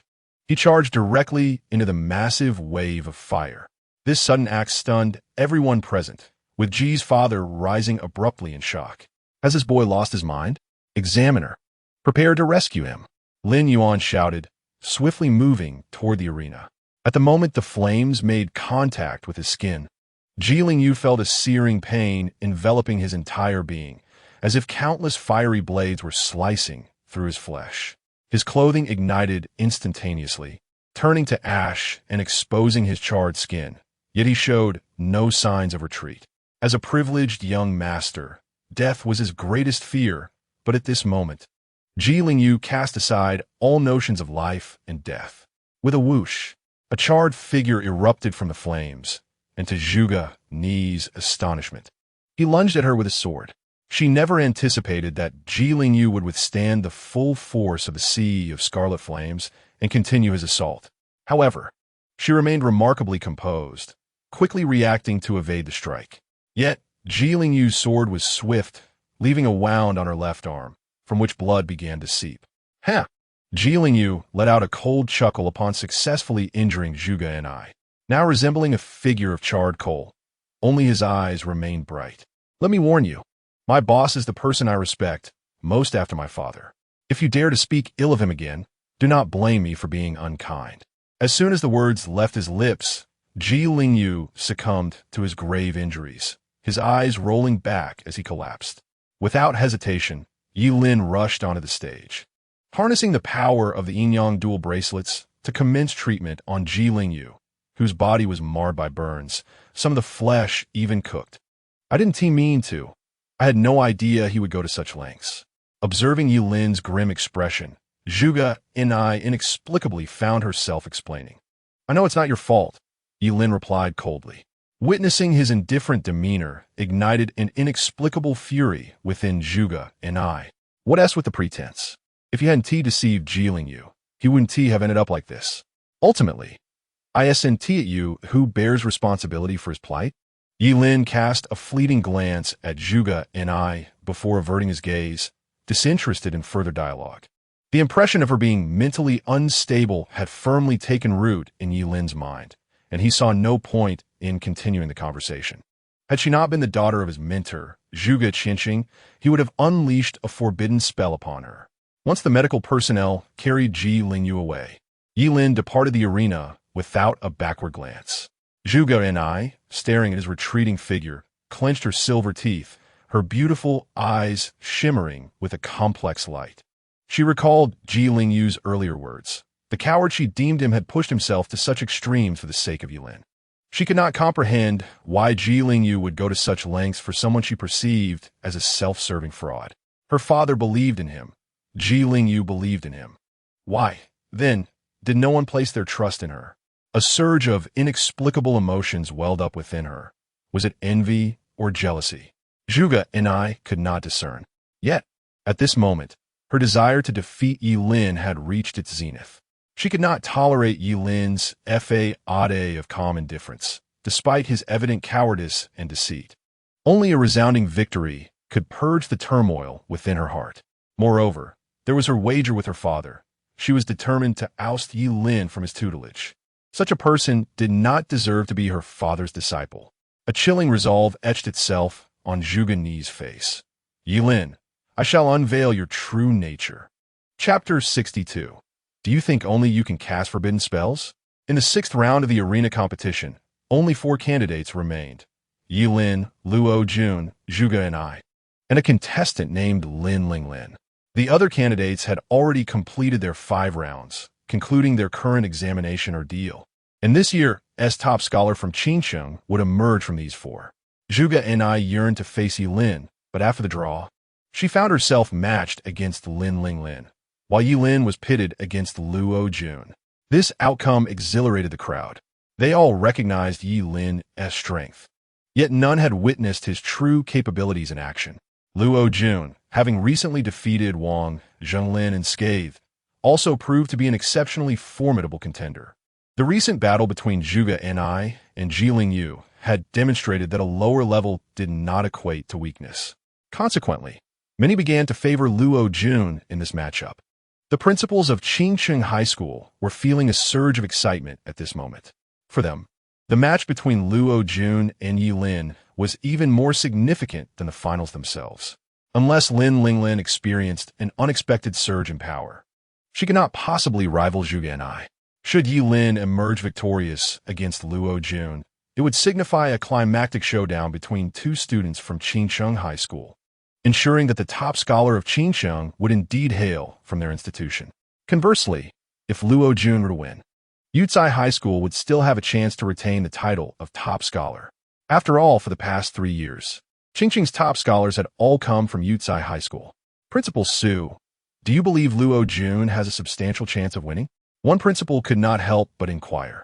Naturally, he is my student, and I have great confidence in him. Principal Su replied with a subtle smile, brimming with an unspoken assurance. But he is an 18th level Forbidden Spellmaster, another principal remarked, astonished.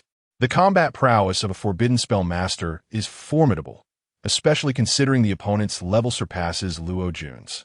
Can he truly prevail? Then what of it? Principal su ritorti dismissibili. In a competition arena, does he truly intend to recklessly unleash forbidden spells without regard for his own life? The other principals nodded in agreement, understanding that while everyone recognized the overwhelming power of forbidden spells, they were also incredibly taxing on the body. Unless in a dire situation, few would consider casting them outside of the Forbidden Spellmaster's profession. What if he can't withstand even a single forbidden spell? Gao Jinyu remarked quietly. We shall see once the match begins, Principal Su scoffed. On the competition stage, Yi Lin and Luo Jun had each revealed their levels. Luo Jun, Shadow Dragon Spear. Level 14.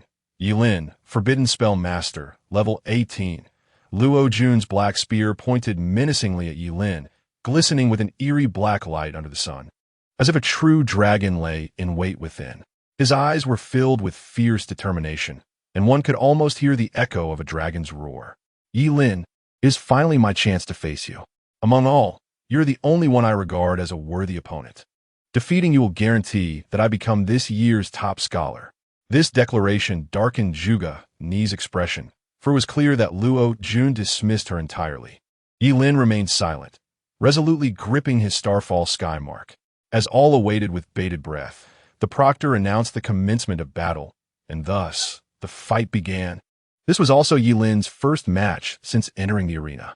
Luo Jun suddenly lunged forward like a fierce tiger, his black spear thrusting toward Yi Lin's heart with tremendous force. Yi Lin remained unflustered, slightly shifting his position, as the starfall sky mark drew a brilliant trajectory toward Luo Jun's spear. He refrained from employing any convoluted forbidden spells, instead opting for the simplest and most fundamental technique, the lifespan blade technique. At level 14, Luo Jun's attacks with the lifespan blade technique would each double in power with every successive strike.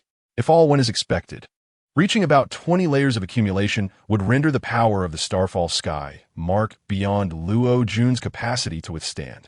Moreover, utilizing the lifespan blade technique alleviated Yi Lin's concerns about inadvertently ending Luo Jun's life, which was the primary reason for his choice. Using a blade? Luo Jun was somewhat taken aback. He had only witnessed Yi Lin wielding the cataclysmic thunder and had thus prepared himself for that. However, he never anticipated that Yi Lin would directly draw a blade. A forbidden spell master, excelling in close combat? How was he unaware of this? As the black spear and the stellar falling marks continuously clashed, Luo Jun felt increasingly alarmed. Yi Lin's swordsmanship, seemingly simple, contained an astonishing power within each strike. A power that compounded with each blow. The stellar falling marks traced resplendent arcs in the air, colliding with Luo Jun's black spear, emitting a crisp metallic sound and sparking a flurry of flames.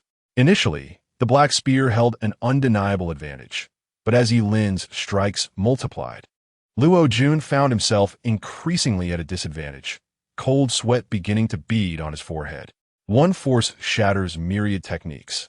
Although Yi Lin's attacks were merely straightforward slashes, the overwhelming potency of the Yangshuo sword technique was truly terrifying.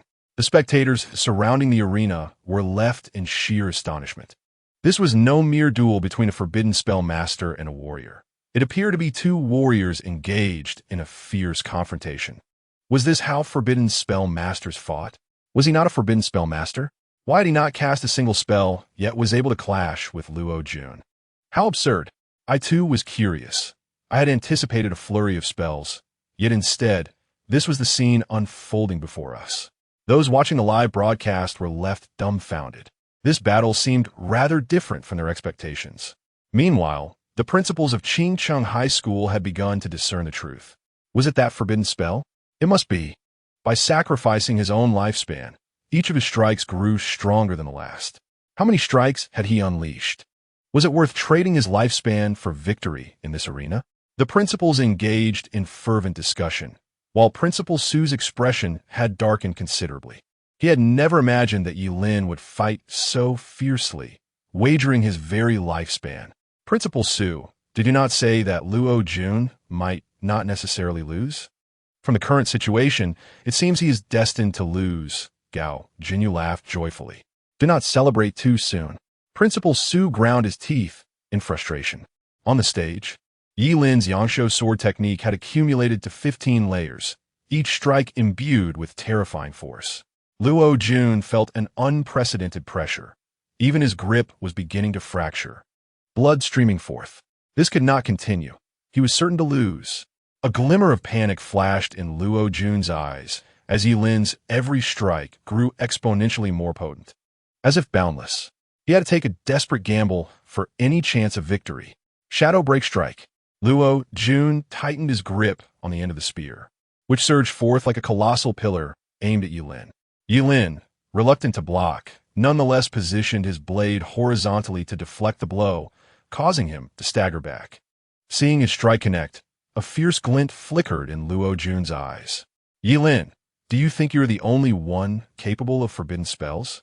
Forbidden spell, Dark Dragon's Descent. The tip of Luo Jun's spear coalesced into a brilliant burst of light, the culmination of his full power unleashed in a forbidden spell. Under the impact of that shot, the entire arena seemed to tremble, suffused with an ominous aura, as if the very strike could draw blood from a true dragon.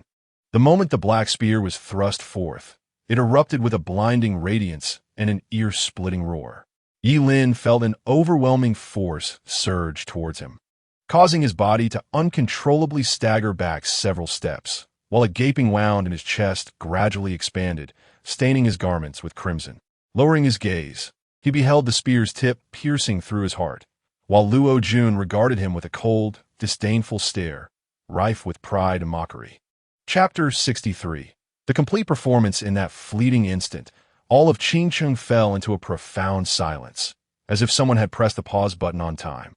The sudden turn of events astonished everyone present. No one had anticipated that Luo Jun would directly resort to a forbidden spell, nor could they have imagined that he would pierce Yi Lin's chest with a single thrust. Luo Jun emerged victorious. It was truly unexpected. Was not the forbidden spellcaster proclaimed to be invincible among peers? How could Yi Lin, defeated by someone 4 levels beneath him, succumb to Luo Jun's might? Luo Jun had indeed taken a bold gamble, openly employing a forbidden spell. The crowd buzzed with shock and disbelief. Old Su, you scoundrel. To secure a win, you would teach forbidden spells to your students? Gao Jinyu, consumed by fury, rushed towards Principal Su, intent on a confrontation. His current prowess was insufficient to wield a forbidden spell. The only plausible explanation was that Principal Su, in his relentless pursuit of Qingqing's top student, sacrificed Luo Jun's future for the sake of victory.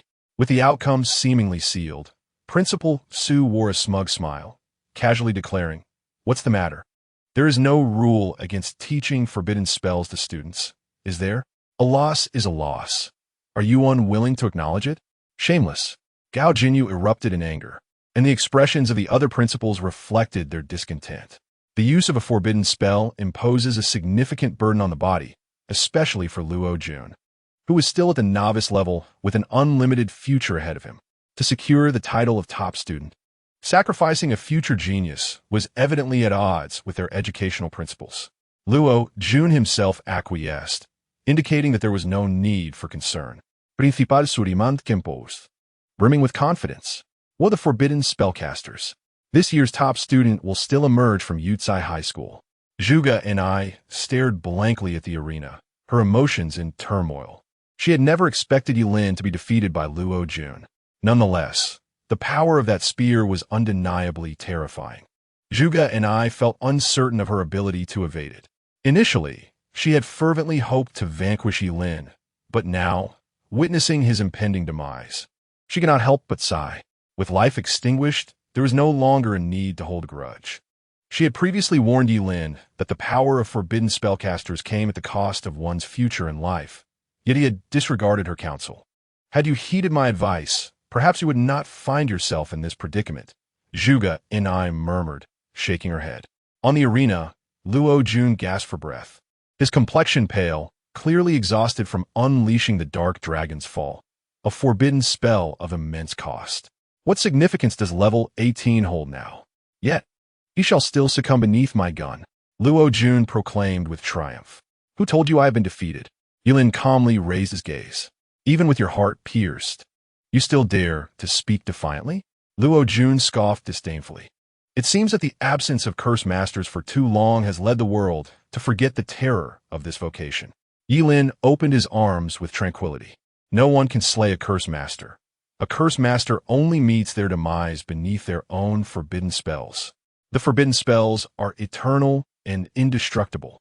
As Yilin invoked his forbidden spell, a mysterious force erupted from him, causing the air around the arena to feel as if it had solidified. Though his heart had been pierced, Yilin appeared unfazed, wielding the Starfall Celestial Scar to strike once more at Luo Jun. Luo Jun's expression changed drastically. How could one with a pierced heart wield such terrifying power? Is this individual truly human? Simultaneously, the dual yin-yang bracelets on Yilin's wrist glimmered with light, channeling a formidable energy that rapidly restored his body. The wounds inflicted by the dark dragon's fall healed at a visibly rapid pace until they were completely gone. This sudden spectacle left everyone in astonishment. They had never witnessed someone survive a pierced heart. Could this individual be immortal? Only a select few discern the truth, including the examiners like Lin Yuan. Immortal and indestructible? Hadn't this forbidden spell been lost to time? To witness it in a lifetime was truly remarkable. The vocation of a curse master is exceedingly fearsome, possessing an innate ability to comprehend forbidden spells. At the cost of one's own lifespan, one can become immune to lethal damage. This forbidden spell is indeed the most powerful and practical, capable of directly negating a guaranteed fatal blow. First, immune to fatal damage through immortality, then activating healing equipment to mend wounds. This young man is remarkably composed. Were he not a curse master, he would undoubtedly achieve great things in the future. An examiner could not help but shake his head, his eyes filled with regret. To be a curse master signifies a short life. This is an undeniable truth. Yilin pressed forward relentlessly, each swing of the Starfall Celestial Scar imbued with terrifying strength. Luo Jun found himself retreating step by step. He had initially believed that piercing the heart had secured his victory, But now it was clear that he had merely indulged in wishful thinking. As defeat loomed, a glint of malice flashed in Luo Jun's eyes. Since he had already cast the spell once, he did not mind doing so again. Forbidden spell, Dark Dragon's Fall. Luo Jun unleashed the forbidden spell again, this time aiming for Yi Lin's head. As the black spear erupted with radiant light, hurtling toward him once more, Yi Lin furrowed his brow. He did not wish to publicly invoke immortality again, for employing it excessively might reveal his secret one day. Thus, Yi Lin raised his hand decisively. Forbidden spell, Annihilating Thunder. Since this young man is so fond of forbidden spells, let them clash in a forbidden spell showdown. Yi Lin pressed his palm forward and instantly, dark clouds gathered in the sky, with flashes of lightning erupting as if to engulf the entire arena. Boom! With Yi Lin's motion, a massive bolt of lightning struck down from the clouds, directly aimed at Luo Jun. Impossible. A scream of terror erupted from Luo Jun, despite both utilizing forbidden spells. The potency of Yi Lin's incantation was utterly terrifying. In a frenzied attempt to evade the onslaught, he realized too late that the speed of the thunder was insurmountable, leaving him no time to react. The thunder struck him with tremendous force, sending his body hurtling away, crashing violently against the edge of the arena. Luo Jun lay there, charred and smoldering, sporadic arcs of electricity still flickering across his form. Had he not been sprawled at the arena's edge, his body convulsing, one might have thought he was already lifeless. The sight of Luo Jun in such a pitiful state rendered the audience silent. No one had anticipated that just a moment ago, he was in a position of assured victory, only to be reduced to ashes by Yi Lin's lightning strike. This sudden twist left the spectators momentarily at a loss for how to respond. Yi Lin stood calmly on the stage, but then, as if struck by a thought, he suddenly coughed up blood and collapsed to the ground, his face pale as a ghost. To maintain the illusion of power after unleashing such a formidable forbidden spell, he could not afford to appear unscathed. That would invite suspicion. Chapter 64. The dancer in the flames, Luo Jun, now reduced to charred remains by a lightning strike, was swiftly carried away by medical personnel. Given the brutality of his attack, Yi Lin showed no mercy in return. This battle concluded with Yi Lin emerging victorious, his score soaring to 140 points. This outcome signified that the finals of this year's college entrance examination would pit Zhuge Ni against Yi Lin, a true internal conflict for Qingcheng High School. Regardless of the victor, the top scorer would undoubtedly hail from Qingcheng, and Gao Jinyu had already commenced his celebrations with champagne. Among those most unable to accept Luo Jun's defeat was undoubtedly Principal Su of Yucai High School. His teeth were nearly ground to dust as he glared intently at Yi Lin on the stage. In his quest for victory, he had even imparted forbidden spells to Luo Jun, fully prepared to sacrifice his future for success. Yet, despite these efforts, defeat was the outcome, a reality that Principal Su found intolerable. I must lodge a complaint. I must report Yi Lin from Qingcheng High School for deliberately attempting to kill his opponent. As an 18th level transcendent, he employed such a powerful forbidden spell against a 14th level transcendent. This constitutes murder. Principal Su shouted vehemently. On the arena, deliberate attempts to kill an opponent were strictly forbidden. Every participant in the competition was a prodigy destined to achieve greatness. The loss of any one of them would be a significant detriment to the nation of Daxia. Thus, a regulation existed within the examination that stipulated disqualification and nullification of all scores if a competitor caused the death of another. Had this been any other moment, witnessing Luo Jun's precarious state would have swayed the crowd to Principal Su's side. However, recalling Luo Jun's brutal assault on Yi Lin, their expressions were decidedly complex.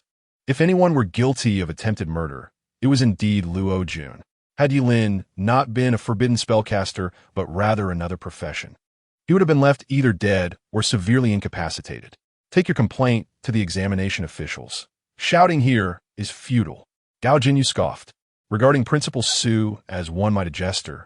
Gao Jinyu, just wait, this matter is far from over. Principal Su, gritting his teeth, turned on his heel, unwilling to witness further. What lay ahead was the internecine conflict at Qingcheng High School, observing it would only serve to vex him further. It's settled then, double happiness awaits. Gao Jinyu grinned, the creases on his face easing at that moment. He had thought that the impending internal battle at Qingsheng High School was already a source of joy. But unexpectedly, the bothersome individual had chosen to withdraw on his own. How splendid. Halfway through, Principal Su stumbled upon hearing this, nearly succumbing to the urge to turn back and confront Gao Jinyu. Ah, how exhausting. The college entrance examination is more taxing than battling Kinsen. Yilin muttered to himself as he descended the platform. In dealing with Kinsen, he could unleash his full power, deploying as many forbidden spells as he wished. However, in the examination arena, he felt constrained, fearful of revealing any hints of his true capabilities. After all, the arena battles were being broadcast live, with countless eyes scrutinizing their every move. Otherwise, with Luo Jun's strength, it would be a trivial matter to dispatch him. Even 100 Luo Jun combined would not suffice to pose a threat. He needed to elevate his power swiftly once he was strong enough. He would no longer fear exposure of his immortal essence, and he could act without restraint. Furthermore, the final bout was against Zhuge Ni, which added to Yilin's anxiety. He certainly could not employ a direct forbidden spell as he did against Luo Jun, for if he reduced Zhuge Ni to ashes, Zhuge Qinxing would undoubtedly seek retribution. Let me ponder if there exists a forbidden spell that can be utilized. Yilin lamented, desperately needing a spell that could defeat Zhuge Ni without inflicting excessive harm. Spells like World Destruction Thunder or Inferno of the Heavens would undoubtedly be inappropriate. Such spells could not even be withstood by a warrior of Luo Jun's caliber, let alone a mage like Zhuge Ni, who would perish at the slightest brush. Just as Yilin was deep in thought, the 7th round, the final showdown, approached. However, for many, this decisive match had lost its suspense. In combat with Luo Jun, Yilin had already demonstrated the terrifying potency of a forbidden spellmaster. A single spell would spell doom for Zhuge Ni. Standing on the platform, Zhuge Ni faced Yilin, her exquisite visage reflecting a myriad of emotions. She had initially believed that Yilin would meet his demise at Luo Jun's hands, only to witness him suddenly reverse the tide with a spell of immortality. With the examiner's command, the battle determining the top scholar of Qingsheng was formally underway. Strangely, neither Yilin nor Zhuge Ni exhibited any inclination to move. Both stood in place, seemingly transfixed. Yilin feared that a careless forbidden spell might inadvertently slay Zhuge Ni, while Zhuge Ni appeared lost in her own thoughts. After a moment, Zhuge Ni coldly remarked, "Yilin, if you require a moment to gather yourself, I can wait until you are ready to proceed. I do not wish to take advantage of you." "No need. You may strike first." Yilin waved his hand, a look of distress upon his face. He mentally reviewed all the forbidden spells he had at his disposal, only to find that none were applicable. Forbidden spells either lack offensive power, such as the Dance of Transience, the Wheel of Burning Rebirth, or the Return of the Undead, which possess other effects, or those that do wield offensive capabilities are invariably formidable.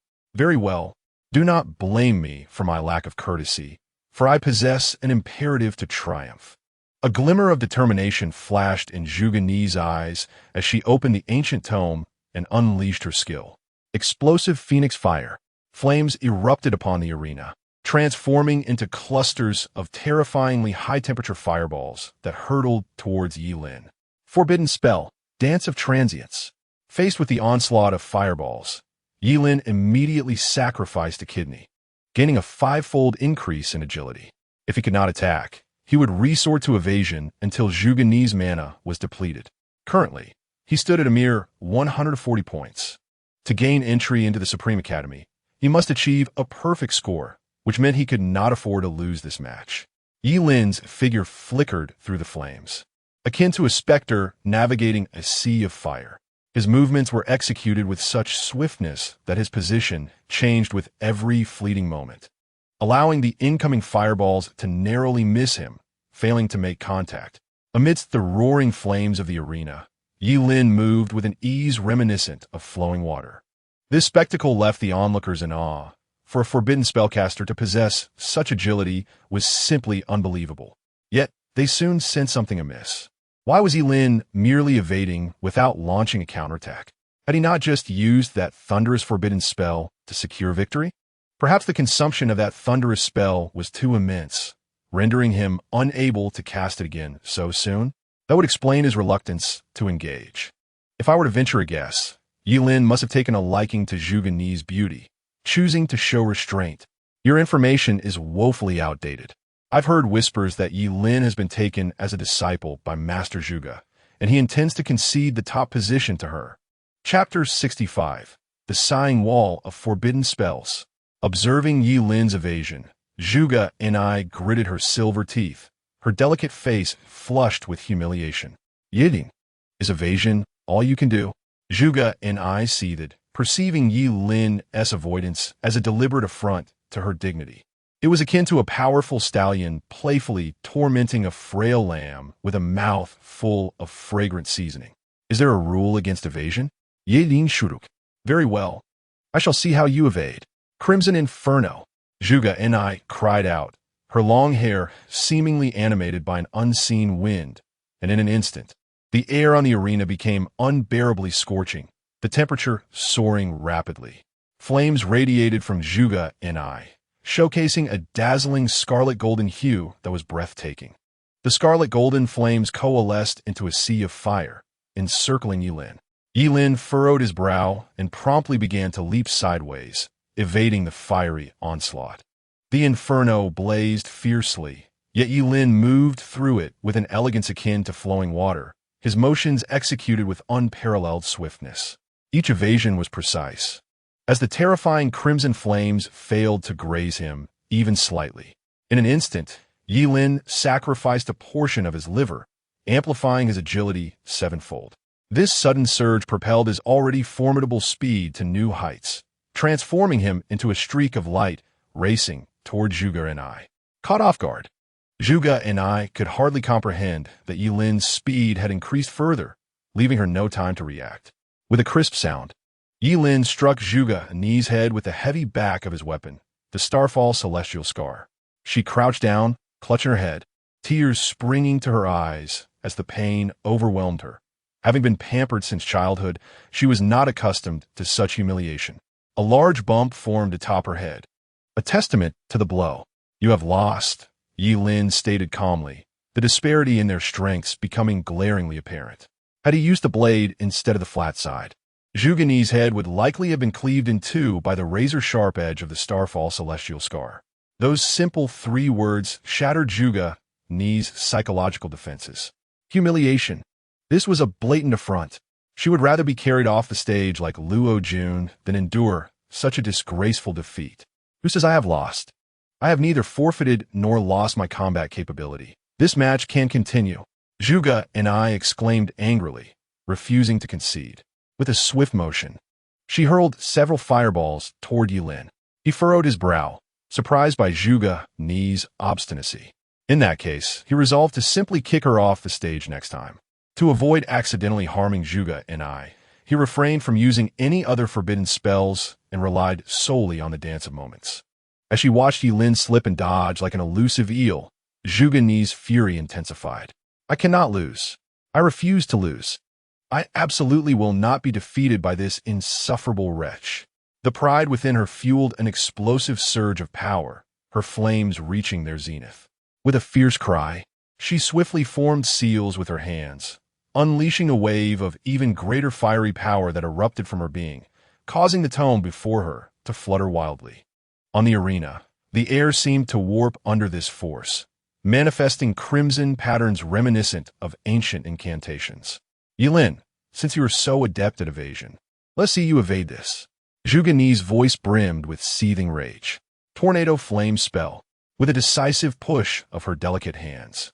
The crimson patterns converged into a colossal fiery vortex, hurtling toward Yilin with a deafening roar. This flame tornado was unlike the previous sea of fire. It appeared to possess a life of its own, swirling with reckless abandon in the air. Each rotation unleashed terrifying heat, as if it sought to incinerate everything in its path. After executing this skill, Zhuge Ni's body was drenched in fragrant sweat, her complexion slightly pale. clearly indicating that the exertion had taken a significant toll on her. The ancient tome was considerably damaged as well, a fact that weighed heavily on her heart, especially considering it was an epic-grade artifact. Nonetheless, she believed wholeheartedly that victory would render all sacrifices worthwhile. She was convinced that this move would leave Yi Lin with no escape. Indeed, regardless of how Yi Lin attempted to evade, the fiery tornado relentlessly pursued him as if it were an insatiable curse. Did he possess a skill with tracking capabilities? Yi Lin furrowed his brow, then caught sight of Zhuge and Ian not far away, and a solution sprang to mind. With sevenfold agility, he merely flickered and appeared behind her. A mage, unprotected by allies. Casting a skill with tracking capabilities against a swift opponent was akin to courting death. Such a simple truth. Did you not pay attention in class? Yi Lin's voice echoed in Zhuge Ni's ear. Meanwhile, the fiery tornado, resembling a rampaging fire dragon, surged towards them at breakneck speed.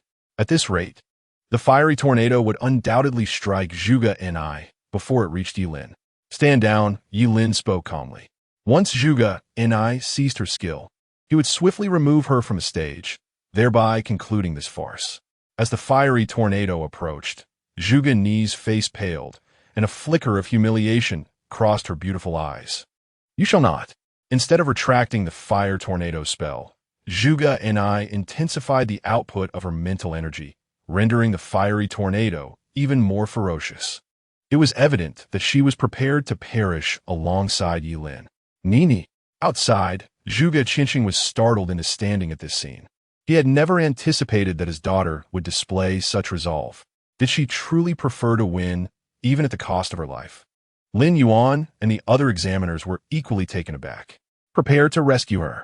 Faced with the frenzied Zhuge Ni, Yi Lin frowned slightly. Madwoman. Since Zhuge Ni refused to relent, he could not treat her as a mere shield, given that she was the daughter of his mentor. Despite Zhuge Ni's numerous flaws, Zhuge Qinqing had always treated him well. He could not bear to watch Zhuge Ni meet her demise.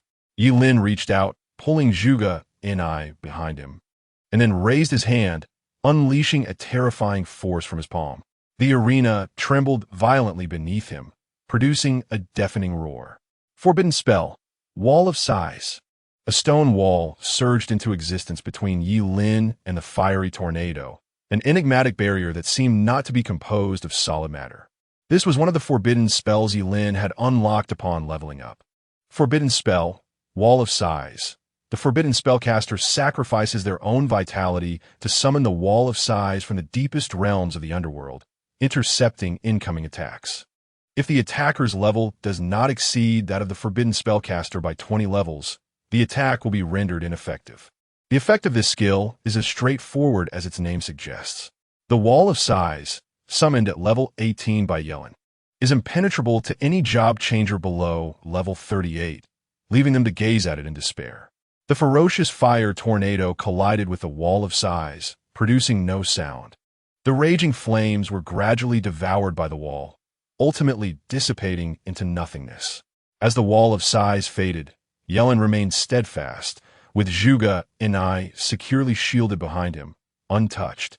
The examiners, witnessing Yellen's resolution of the fire tornado, instinctively halted their steps. What kind of power is this? Zhuge Ni stood frozen, her beautiful eyes filled with disbelief. She had braced herself for mutual destruction with Yellen, yet he had so effortlessly deflected her full force strike while protecting her. In that moment, Zhuge Ni finally recognized the terrifying chasm of strength that separated her from Yellen. Fool, stop daydreaming and turn around. Yellen affectionately tousled Zhuge Ni's hair, his smile gentle and warm, momentarily leaving her dazed. She suddenly felt that Yellen was not as detestable as she had imagined. Why did she feel a surge of sweetness? It seemed she was developing a soft spot for them. The proud and stubborn princess encountered the powerful and gentle knight. Oh heavens! The realization struck her. Yellen did not intend to relinquish the top position. He was merely afraid of harming Zhuge Ni, which is why he had been evading her attacks. How sweet! How could there be such a tender-hearted man? He truly couldn't bear the thought of Zhuge Ni facing even the slightest harm. As the crowd in Chingcheng watched the heartwarming scene unfold on the live broadcast, they couldn't help but smile with maternal affection. Under the gaze of the audience, Yelin slowly turned Zhuge and I around, then delivered a fierce kick to her backside. Get lost. What a nuisance.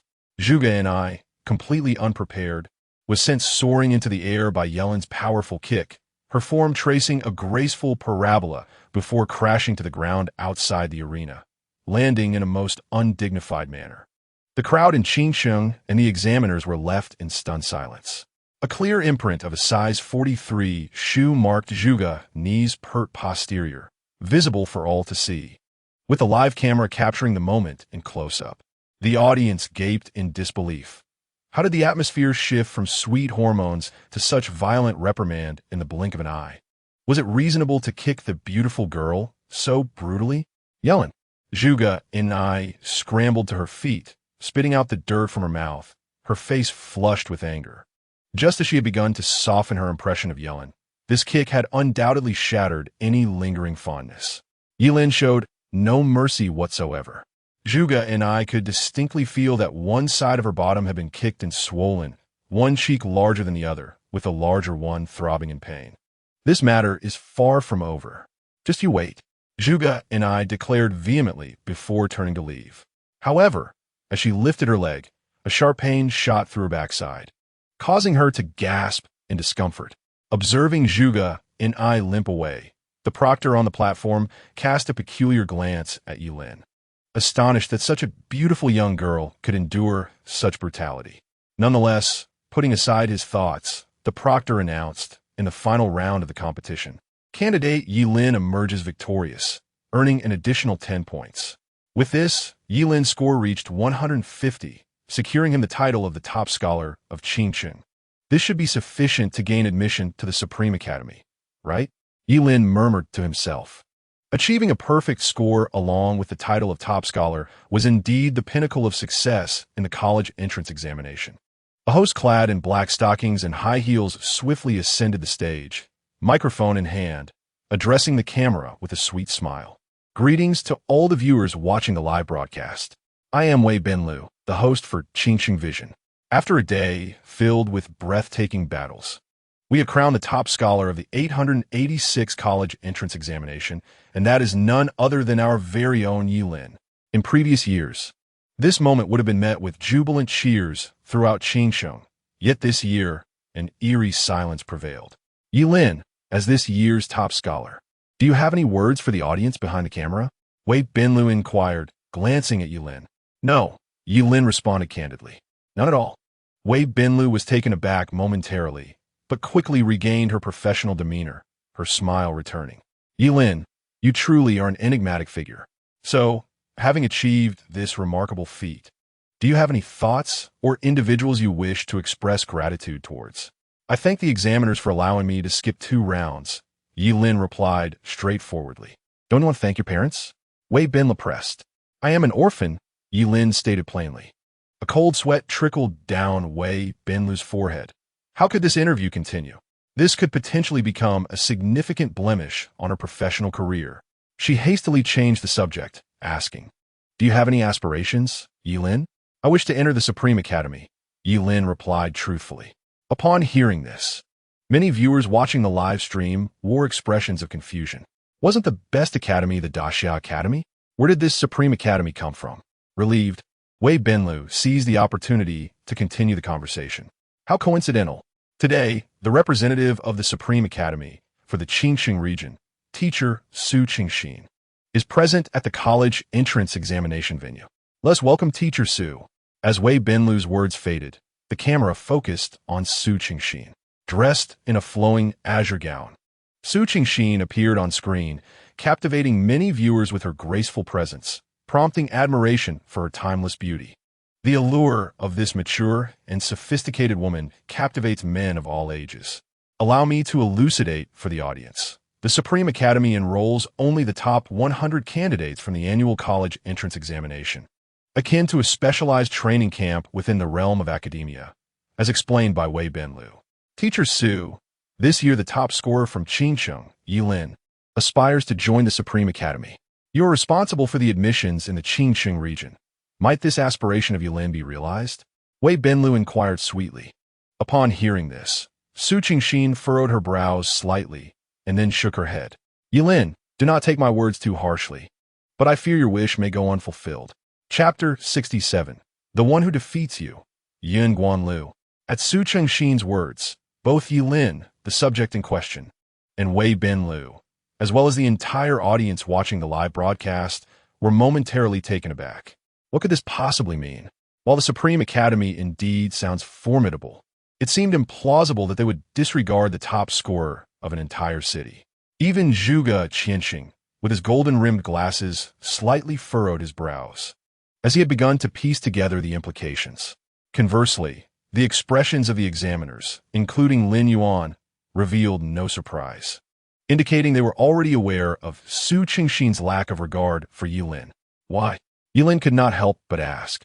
With a perfect score of 150 and being the top scholar from Qingcheng, it seemed unreasonable for the Supreme Academy to reject him. You are aware that your profession is that of a forbidden spellmaster. Su Qingxin's tone was notably cold. The role of a forbidden spellmaster has only appeared 11 times since the inception of the profession, with an average lifespan of merely 22 years. The longest lived among them reached only 24 years and 10 months. This implies that you hold no true value for cultivation. Your current strength is merely a depletion of your future and vitality. Investing resources in you is akin to casting money into the sea, yielding no return. Do not take my candor amiss. This is the truth. As Su Qingxin concluded her statement, many viewers of the live broadcast fell into contemplation. They could not deny that although her words were harsh, they bore undeniable logic. The short-lived nature of forbidden spellmasters is a well-known fact. Universities dedicate 4 years to cultivating a transferee. Yilin, at 18, would graduate at 22, mirroring the average lifespan of a forbidden spellmaster. This suggests that he might very well perish immediately upon graduation. Thus, the resources expended on his training would amount to naught. With this realization, the audience began to understand Su Qingxin's rationale for rejecting Yilin, and a touch of pity crept into their gazes towards him. What a dazzling new star he was. It was a tragedy that his brilliance would soon extinguish. I understand, Yilin replied calmly, nodding. Though a sense of disappointment lingered, it was not insurmountable. He had exerted every effort to pursue his ambition. If Su Qingxin dismissed him, there was little he could do. After all, he could not publicly declare that he possessed an immortal essence. Could he? In such a case, it seems that I would not be entering the Supreme Academy, but rather some experimental laboratory. At that moment, a figure appeared beside Yilin, clad in a trench coat and adorned with gold-rimmed glasses, exuding an air of refined elegance. It was none other than Zhuge Qianxing.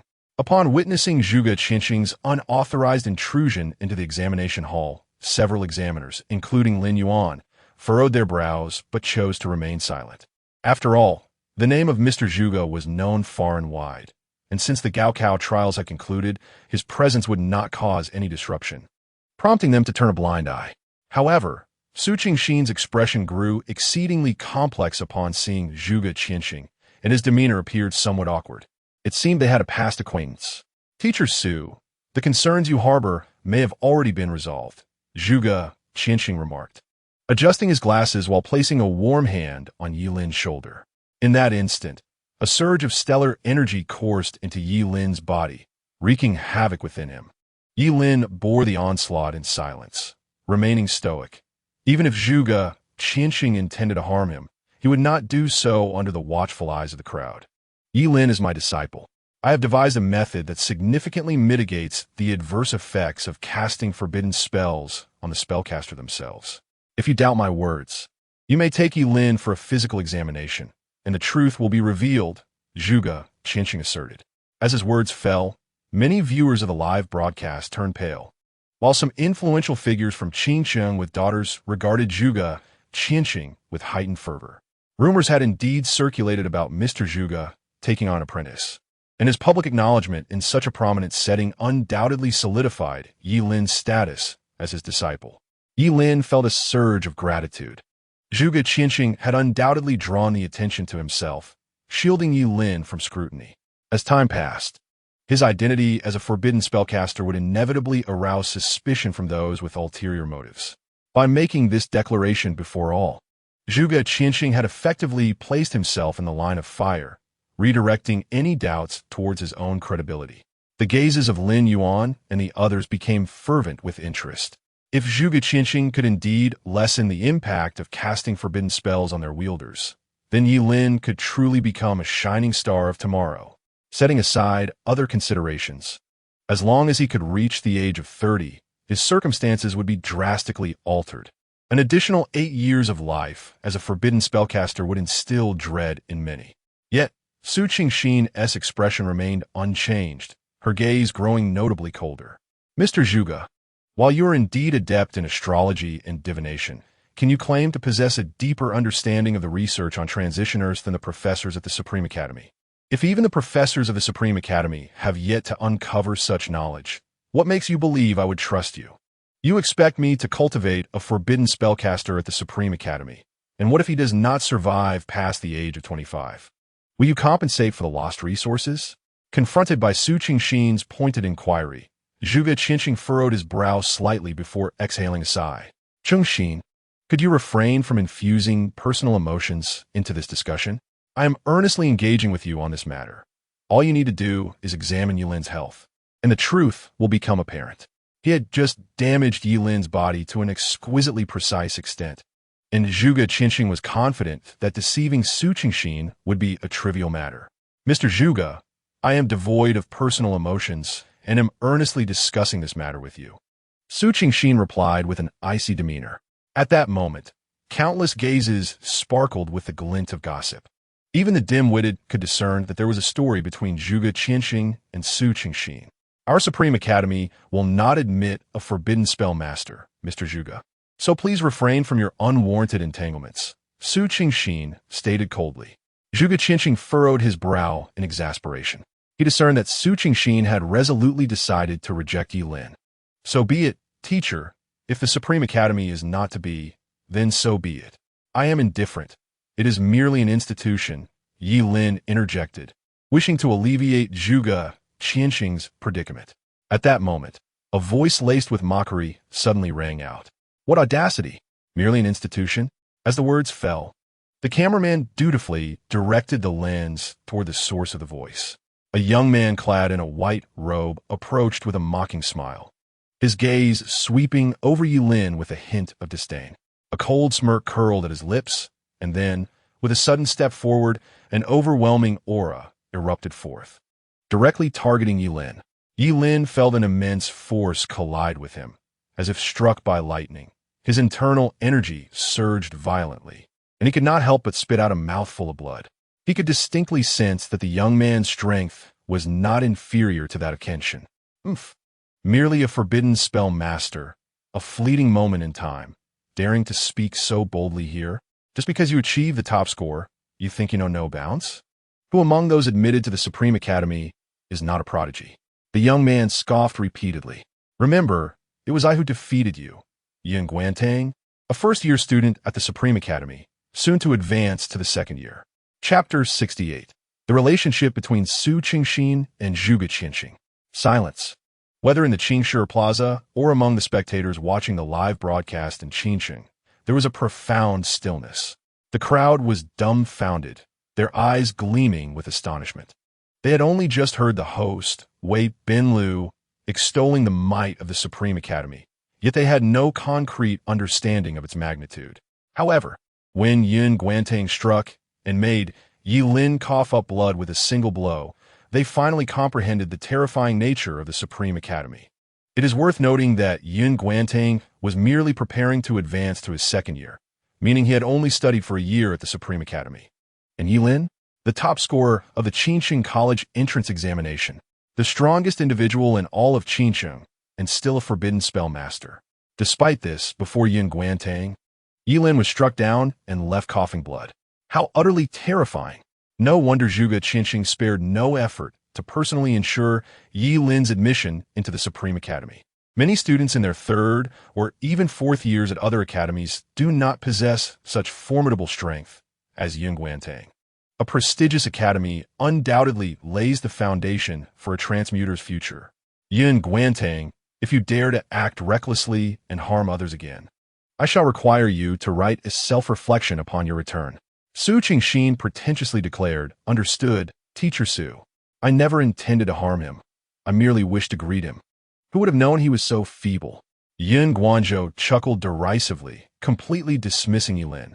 Rising from the ground, Yilin wiped the blood from the corner of his mouth and gazed calmly at Yin Guanzhou. If he were to unleash his full strength without restraint, the outcome between him and Yin Guanzhou would be uncertain. Yet at this moment, he was indeed no match for Yin Guanzhou. Noticing that Yilin dared to meet his gaze, Yin Guanzhou's expression grew colder, and a slight smirk danced on his lips. "What is this? Are you dissatisfied? If you're not pleased, you're always welcome to challenge me. Rest assured, I will remember today's events," Yilin replied. "Ha, just a worthless fool. And you take my words to heart? You will never have the chance to defeat me in this lifetime. You simpleton." Yin Guanzhou scoffed. "Your confidence, is it derived from that Zhuge Qinqing? You are but a frog in a well, revered in Qingcheng, referred to as Mr. Zhuge, yet in the grand scheme of the great Xia, he is insignificant." Su Qingxin's refusal to admit Yilin into the Supreme Academy signified his exclusion from that esteemed institution. Regardless of which academy Yilin might attend, he would never catch up to Yin Guanzhou, who was a student of the Supreme Academy. Yin Guanzhou understood the stark contrast between the Supreme Academy and ordinary institutions, both in terms of resources and faculty, which are incomparable. "Since you are so confident, let us make a wager, shall we?" Yilin invited calmly. Though Yin Guanzhou's insults did not faze him, the disparagement of Zhuge Qinqing had crossed a line for Yilin. "Oh, what shall we wager?" Yin Guanzhou asked, intrigued. "In a year, I will challenge you at the Supreme Academy and see if the students there are truly invincible," Yilin declared. "Do you truly dare to challenge me?" Ha. Yin Guanzhou laughed until tears streamed down his face, regarding Yilin as a mere jester. Indeed, not only to determine superiority, but also to settle life and death, Yilin stated earnestly. At this proclamation, not only did Yin Guanzhou freeze in surprise, but the others were also astounded. This was a life and death agreement. Everyone knew the terror of a forbidden spellcaster fighting for their life. "Yilin, do not act impulsively." Zhuge Qinqing quickly intervened, grasping Yilin's arm. Despite Yin Guanzhou's arrogance, he possessed the merit to be so. His level was nearing 45, and within a year, breaking 50 and approaching 60 was not impossible. "Rest assured, teacher, I am not acting rashly," Yilin reassured Zhuge Qinqing with a confident look. Zhuge Qinqing furrowed his brow, not out of concern for Yilin's potential defeat, but rather fear that Yilin might inadvertently expose the secret of his immortality, not only to determine superiority, but also to settle life and death. Yin Guanzhou's expression became serious. "Very well. I, Yin Guanzhou, accept this wager." This scene was broadcast live, leaving the crowd in Qingcheng utterly astonished. They had never expected Yilin to possess such audacity as to challenge Yin Guanzhou to a life-and-death duel. At present, Yin Guan Tower can effortlessly defeat him. A year from now, it will only grow stronger. What, I wonder, fuels his confidence? Since Teacher Su resolutely refuses to admit Yilin, I shall not impose any further. Farewell. Zhuge Qinqing ceased to elaborate, calling upon Zhuge Ni and Yilin as they prepared to depart. "Zhuge Qinqing, do you have nothing else to say to me?" Su Qingxin said through clenched teeth. "Nothing." Zhuge Qinqing did not turn back, his expression unyielding. Su Hengenes countenance paled abruptly. Observing this scene, Yilin silently followed Zhuge Qinqing, yet felt an insatiable curiosity gnawing at him. Clearly, the relationship between Zhuge Qinqing and Su Qingxin was far from simple. What indeed was their connection? Zhuge Ni, unusually, did not seek trouble with Yilin, quietly trailing behind Zhuge Qinqing, equally eager to uncover the truth. The curiosity of young women regarding gossip evidently surpasses that of young men. Upon returning to Qingcheng, Yilin intended to inquire about the matter when a wave of cheers erupted. He looked up to see Gao Zhenyu and the faculty and students of Qingcheng High rushing toward him, their faces alight with excitement. "Our top scholar has returned." I've always believed in this lad.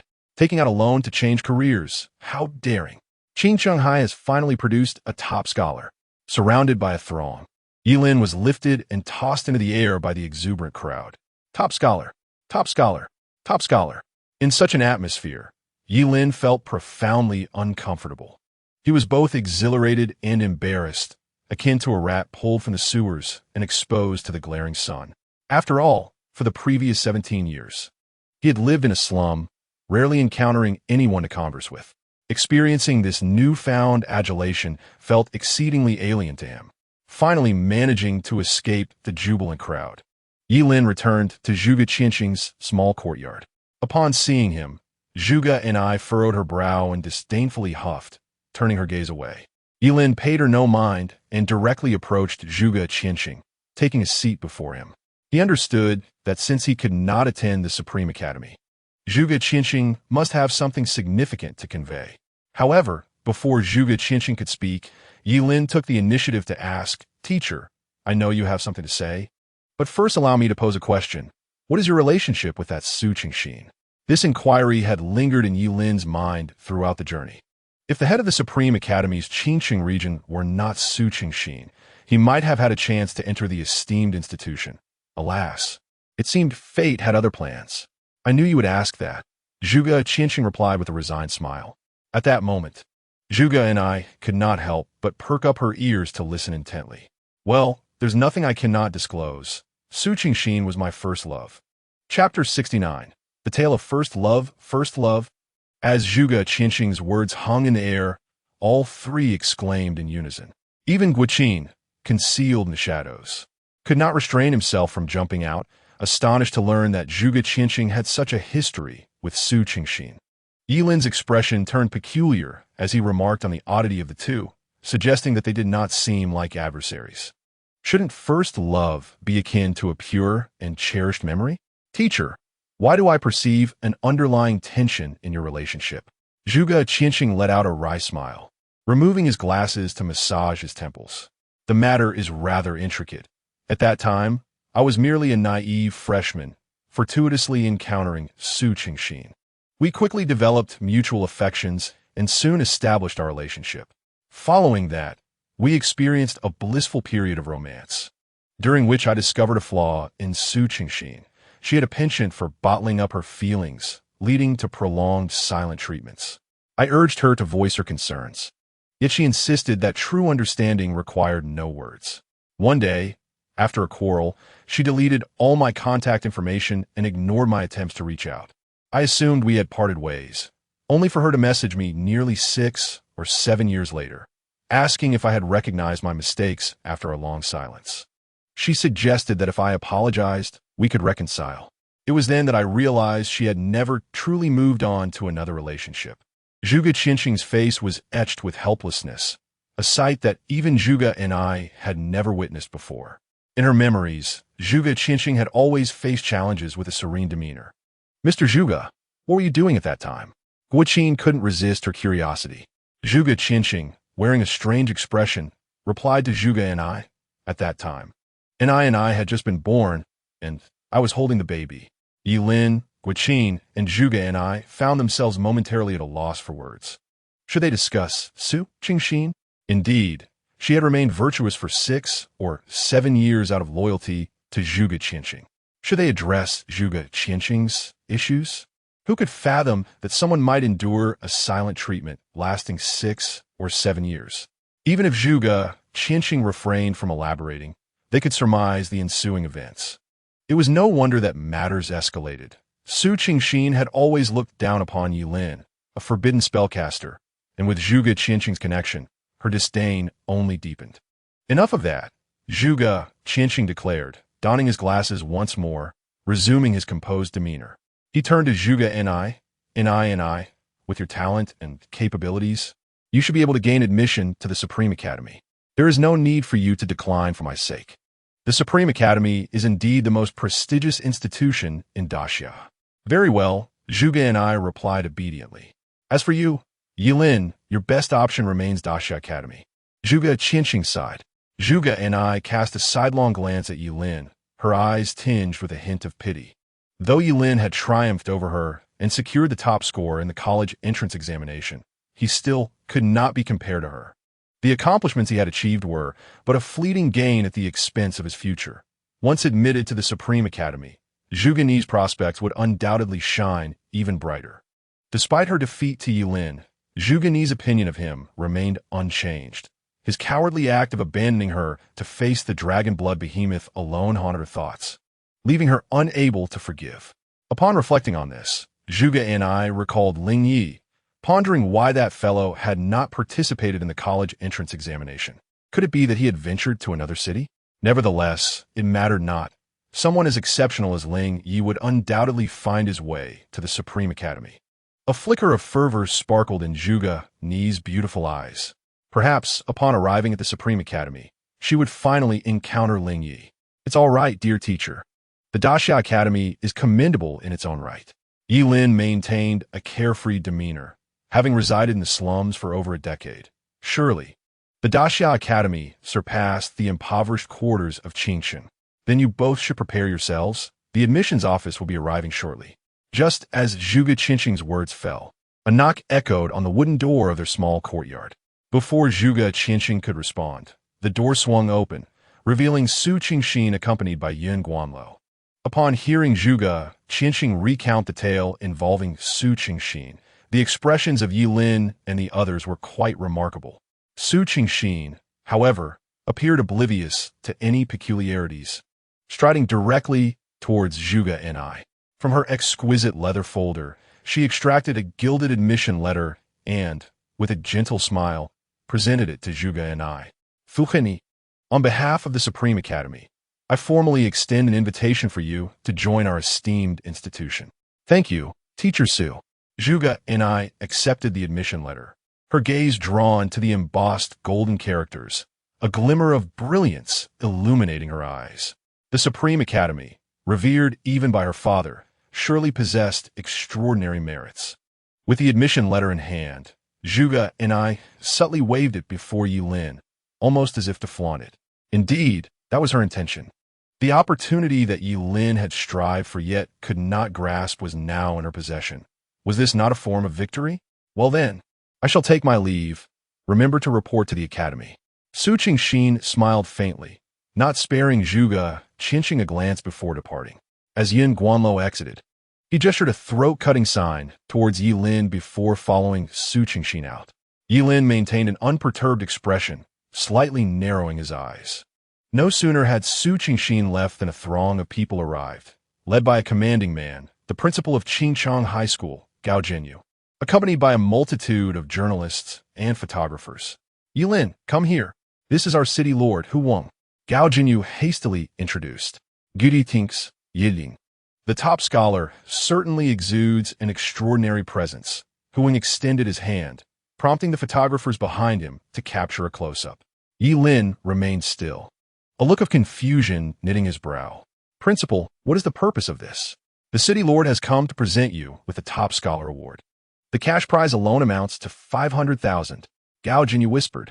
Upon hearing this, Yilin's expression transformed, his brow unfurling into a joyful smile as he eagerly grasped Hu Wang's hand. Ah, so it is Lord Hu. I have long admired your esteemed reputation.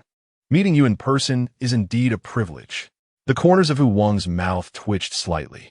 His intuition suggested that, were it not for the reward, Yilin would hardly consider acknowledging him.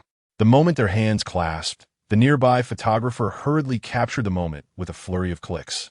Wei Benlu reappeared, flashing a sweet smile at the camera. Ladies and gentlemen, we observe that Lord Hu is engaging in amicable dialogue with the top scholar. Lord Hu harbors great expectations for this year's Qingcheng champion. Yilin, ever accommodating, offered a polite smile to the lens, while quietly inquiring, by the way, Lord, how will the 5 million be distributed? Will it be wired to my card or in cash? I don't possess a bank card. Lord Hu, caught between amusement and exasperation, reassured him, rest assured, Yilin, this sum will not be lacking. Yilin candidly replied, you don't understand. I've lived in a slum for over a decade, and I'm terrified of poverty. I can't feel secure until the money is in my hands. Lord Hu responded, though 5 million is no small amount, I, as the esteemed Lord of Qingcheng, would surely not default on such a debt. Xiao Lu, expedite the process. Let us proceed directly to the award presentation, he instructed with a sigh. Understood, Lord Hu. Wait, Ben Lu complied, bypassing the tedious formalities and heading straight to the awarding segment. 3 elegantly dressed MCs approached, each bearing a tray. The first reward was a cash prize of 5 million yuan, a token of encouragement from the Qingcheng officials. We hope, Yilin, that you will remain humble and continue to achieve greatness. Lord Hu stated with a smile as he presented a large plaque inscribed with the amount to Yilin. The photographer clicked away, and once the photos were taken, Lord Hu handed Yilin a card. The second reward was a bundle of epic self-selected skill scrolls. At this announcement, many gasped in shock. Epic self-selected skill scrolls represent an exceptionally generous reward. This meant that regardless of one's profession, one could choose an epic skill that suited them. However, as Lord Hu offered this precious scroll to Yilin, he couldn't help but twitch his lips. As a forbidden spellcaster, skill scrolls were of no use to him, akin to using something too rigid for a delicate task. Yet, he accepted it, unwilling to embarrass Lord Hu in front of the assembly. The third reward was an entry token to the Scholar's Secret Realm. Lord Hu handed Yilin a token, explaining, the Scholar's Secret Realm is accessible only to the top scholars of various cities. This realm is exceedingly unique. Each individual who enters is granted immortality. What? Exclaimed Guiqin, taken aback. In that realm, one could disregard everything else and focus solely on grinding monsters? Indeed, Lord Hu nodded. Anyone emerging from the Scholar's Secret Realm will not be below level 20. Then why not stay in there and grind until level 99 before coming out? After all, one cannot die. Guiqin questioned, puzzled. Because the monsters within the Secret Realm are finite. It can only be reopened after a year of nurturing, Zhuge Qianxing interjected.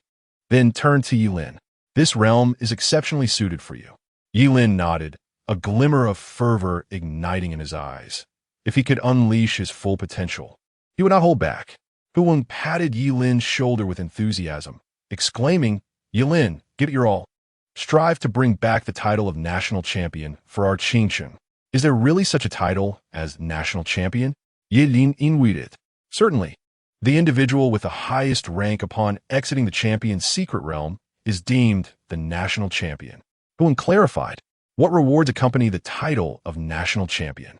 Yilin pressed, for this was what truly mattered to him.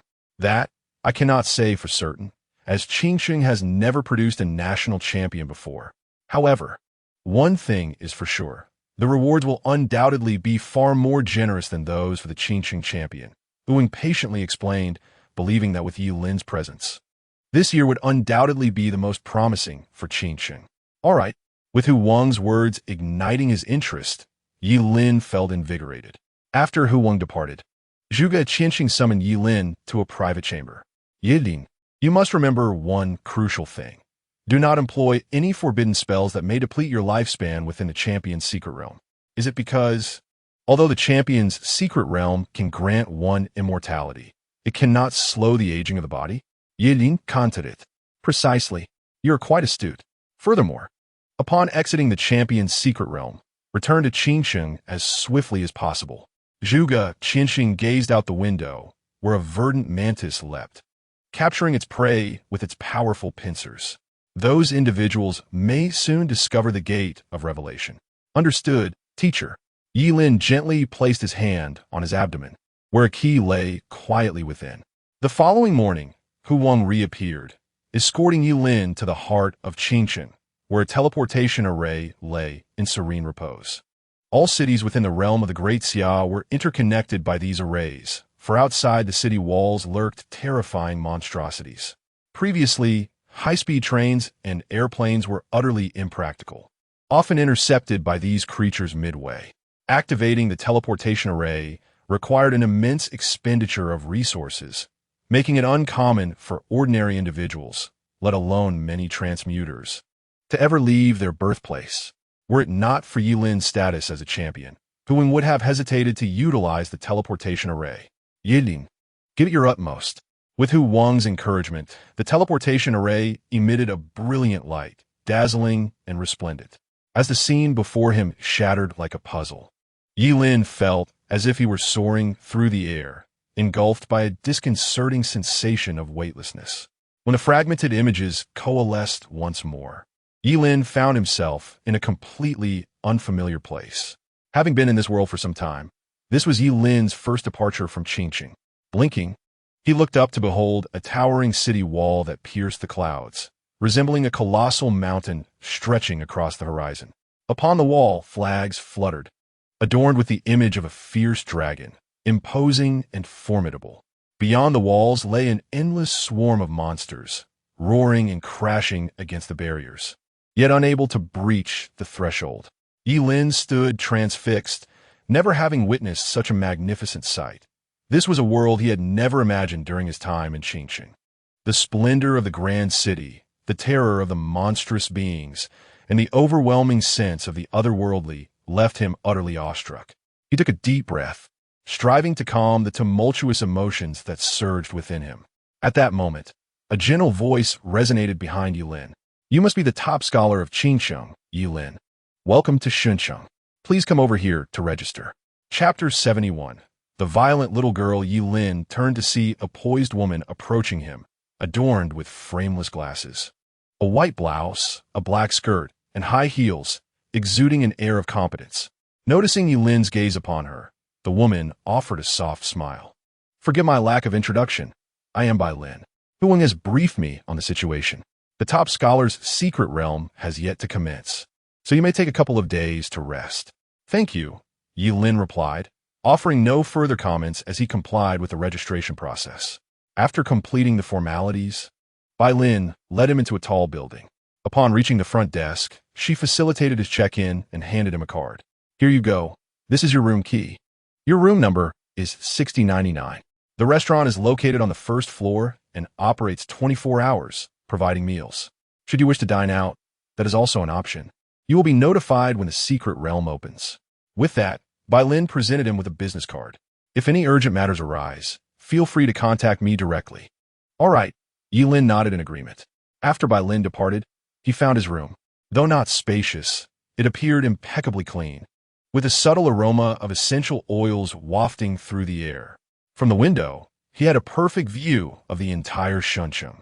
Standing by the window, Yi-Lin gazed at the nightscape of the city.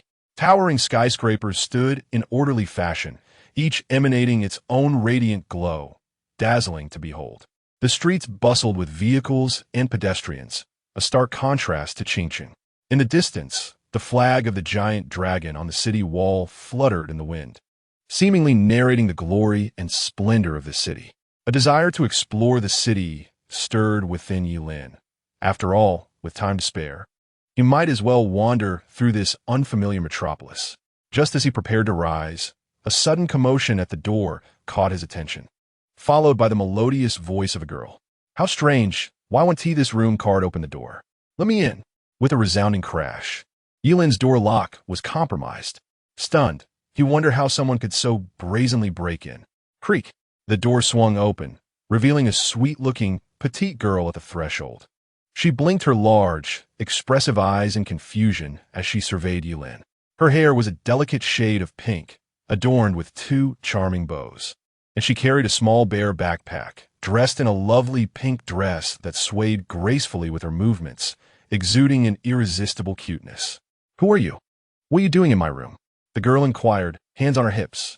Yi-Lin fell into a stunned silence, pondering how someone could so unceremoniously force their way into a room when the card failed to work. Noticing his silence, the girl suddenly realized, "I understand. You're a pervert. How dare you have such intentions toward me? Lurking in my room. Prepare to face my wrath." The girl brought her 5 fingers together, and her originally fair arms suddenly swelled, brimming with solid muscle, veins protruding prominently. Without hesitation, she unleashed a punch, and the terrifying force of her blow sliced through the air. Just as her fist was about to collide with Yi-Lin's face, he reacted swiftly, activating the dance of instants, sidestepping the impending strike. He was utterly astonished.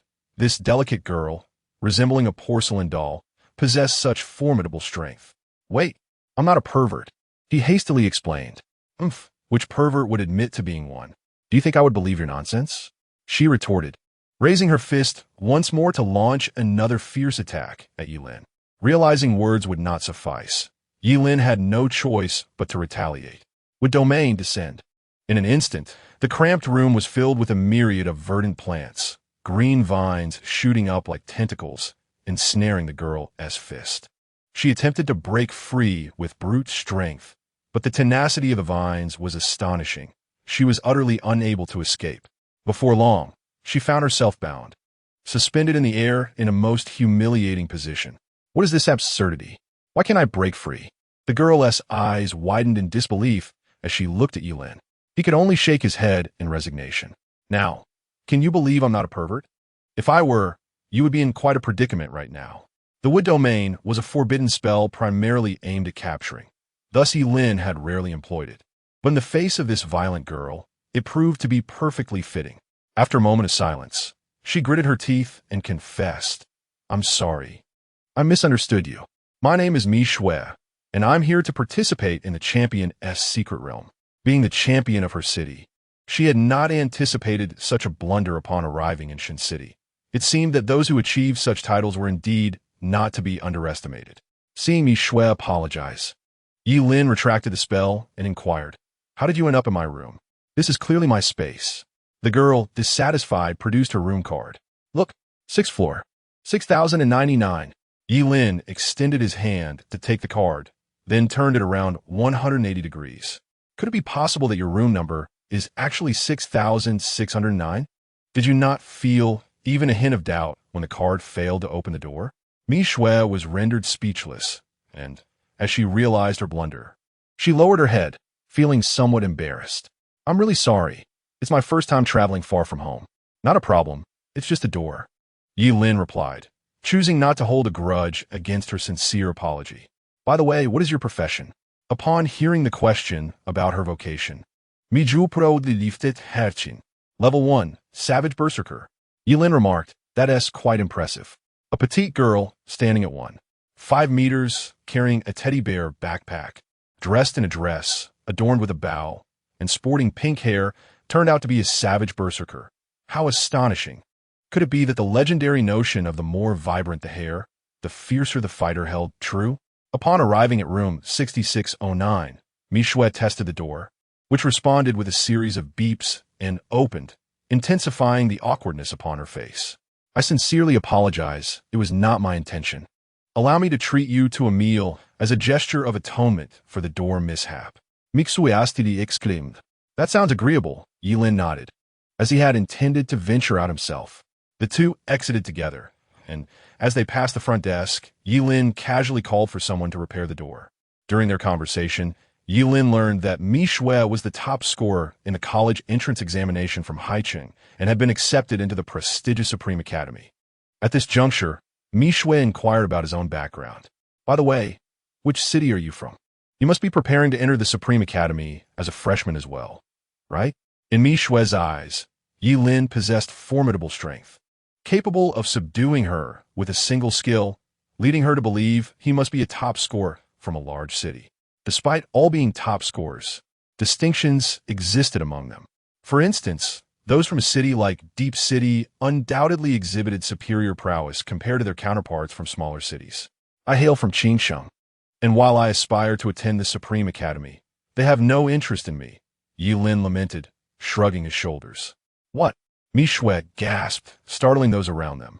With your level of strength, how could the Supreme Academy possibly disregard you? And what kind of place is Qingsheng? Qingsheng is relatively obscure in the grand scheme of the Great Xia. And as for why the Supreme Academy would refuse me, are you familiar with a profession known as a Forbidden Spellcaster? Yilin inwided. A Forbidden Spellcaster? That explains everything. Mi Shui's large, glistening eyes brimmed with guilt. Forbidden Spellcasters are notoriously short-lived, and she had not only damaged his door, but had also pursued him as if he were a lecher. She felt utterly remorseful. Let us not dwell on such sorrowful matters. I shall take you out for a meal, Mi Shui urged, pulling Yilin into a restaurant bustling with patrons. They eventually found a corner table. Mi Shui handed the menu to Yilin. You order. Choose whatever you desire. No need to be modest. Your words make it sound as though I am on the brink of death, Yi Lin remarked, bemusedly rubbing his nose. Nevertheless, he did not hesitate to order an extravagant feast. Soon, the dishes arrived, and it appeared that Mi Shui had chosen a well-established eatery, as each dish was cooked to perfection. Just as they were savoring their meal, a tall woman clad in a form-fitting black outfit and high heels approached them with a confident stride. Well, is this not our esteemed top scorer, Mi Shui? I can hardly believe a brute like you has managed to find a man to dine with. The woman taunted. Upon hearing this, Mi Shui's expression darkened. Ning Yi, I do not wish to quarrel with you today. Kindly keep your distance. She felt a sense of guilt towards Yi Lin and preferred to avoid any further conflict. However, Ning Yi had other intentions. Noticing Mi Shui's reaction, she became emboldened and extended her hand towards Yi Lin. Hello, handsome. Allow me to introduce myself. I am Ning Yi. Yi Lin chose to ignore her and instead turned to Mi Shui, inquiring, Who is she? She? A coward, afraid of losing to me. Fled to another city to take the college entrance examination. Mi Shui lifted her small head. First, she was ignored by Yi Lin, and then mocked by Mi Shui, causing Ning Yi's expression to darken momentarily. However, she soon smiled radiantly and addressed Yi Lin. Handsome, what do you see in Mi Shui? She possesses nothing of value, merely a flatboard. Why not come with me? I can introduce you to several beautiful friends. Ning Yi slightly bent forward, revealing a glimpse of her ample assets. Yi Lin subtly took a step back. Hello, please keep your distance. You have halitosis. Mi Shui couldn't hold back and sprayed the noodles she had just taken in, splattering them onto Ning Yi's face. She hadn't anticipated Yi Lin's sharp retort, publicly stating that a beauty has bad breath is akin to plunging a dagger into her heart. Ning Yi's face darkened like a charred pot bottom as she wiped the noodles away, glaring coldly at Yi Lin and Mi Shui. Darling, what's wrong? Just as Ning Yi was about to explode, a slender man entered the restaurant. Dressed in luxurious Versace, he walked with a confident stride, exuding an undeniable aura. Upon reaching Ning Yi, he wrapped his arm around her slim waist. Seeing the man, Ning Yi's expression softened considerably. Leaning against him, she pointed at Yi Lin and Mi Shui, complaining, These two are bullying me. The man followed her finger's direction, his gaze lingering on Yi Lin and the others for a moment before he smiled slightly. Apologize. His tone was calm, yet imbued with an undeniable authority. Observing that Yi Lin and Mi Shui remained unmoved, the man's eyes narrowed, revealing a glimmer of danger. You have one last chance. Apologize. As his words fell, the man revealed his profession and rank. Wu Shaoqi, Angelic Paladin, level 22. This level caused Mi Shui's expression to turn serious, and even Yi Lin's pupils contracted slightly. Level 22, Wu Shaoqi's rank was indeed intimidating. It seemed he must hail from a prominent city in the Great Xia, where resources in both novice dungeons and the wild were far more abundant, allowing for quicker leveling up of adventurers. Ultimately, Qingsheng was merely a corner of the world. I know you have just emerged from your small county, achieving top honors, and are currently full of self-importance. You may be gold, but here, the ground is paved with glittering treasures. My demand for an apology is a gesture of leniency, should you fail to recognize your fortune. Do not blame me for my impoliteness, Wu Shaoqi stated coldly. Yi Lin reclined strategically, leaning back in his chair. Attaining level 22 indeed gave Wu Shaoqi a sense of superiority, yet to be frank, Yi Lin did not regard him as a threat. Without distinction, Wu Shaoqi had no right to demand an apology from him. After pondering for a moment, Yi Lin spoke kindly, Apologize to your mother. What did you say? Wu Shaoqi's expression shifted abruptly, his aura condensing intensely as a formidable pressure emanated from him, swiftly filling the entire restaurant. Following this, a resplendent angelic apparition slowly materialized behind him, bathed in a sacred radiance, exuding an intense and pure holiness. A high-ranking profession, the Angelic Paladin. Those present in the restaurant gasped at the sight. Yi Lin slightly raised his hand, silver arcs of lightning gathering within it, the bolts dancing like ethereal serpents. As the atmosphere grew tense, on the verge of confrontation, a commanding voice resonated from the entrance of the restaurant. Within the depths of the city, It is strictly forbidden for those who have undergone class transitions to engage in reckless violence. Violators will incur a penalty of 30,000 and face 10 days of detention. A man spoke coldly, easily identifiable as a member of the investigation bureau by his attire. Wu Xiaoqi and Yi Lin promptly withdrew. As the prestigious examination realm was about to commence, and being detained for 10 days at such a critical moment was evidently unwise. However, the fury in Wu Xiaoqi's eyes remained undiminished as he held Ning Yi close, threatening in a dark tone, "I will remember you. It would be wise to avoid crossing paths with me in the prestigious examination realm.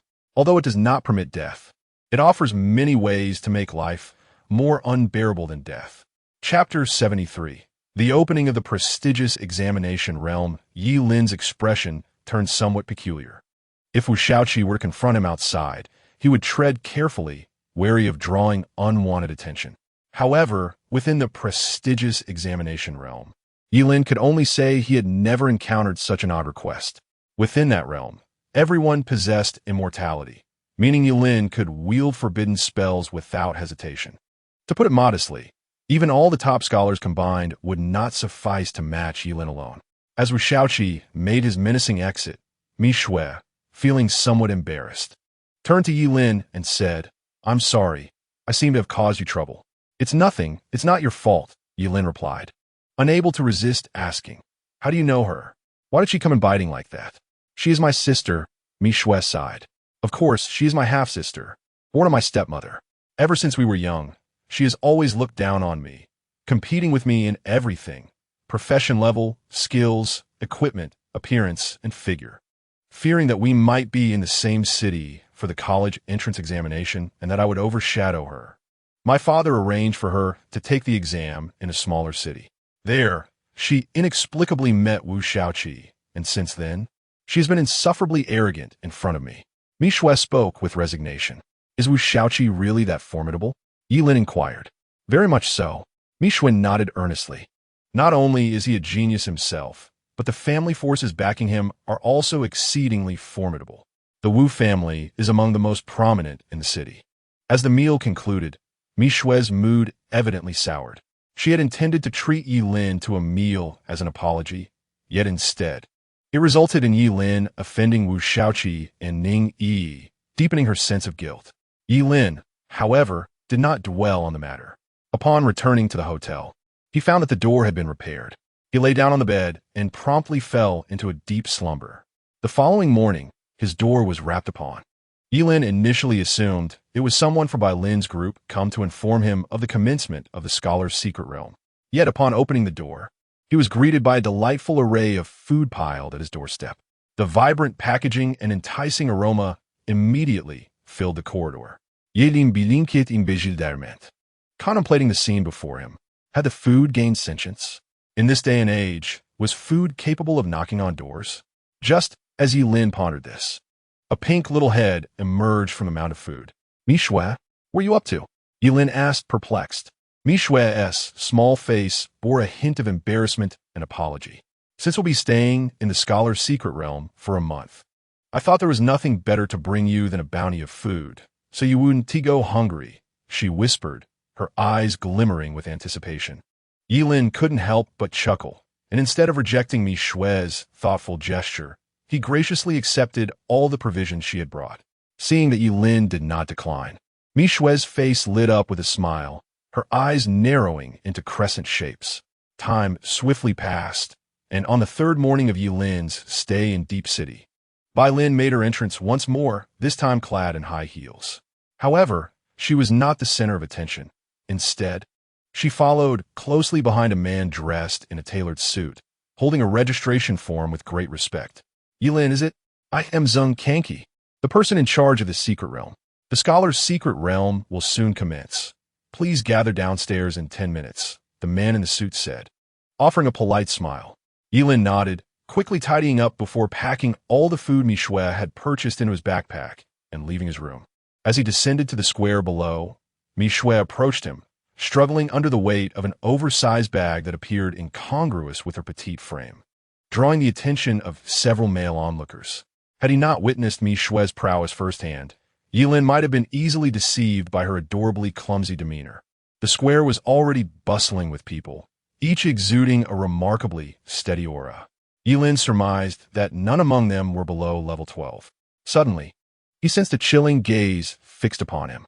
Turning to look, he indeed found Wu Shaoqi, who, surrounded by admirers, directed a provocative gesture towards Yilin, exuding arrogance.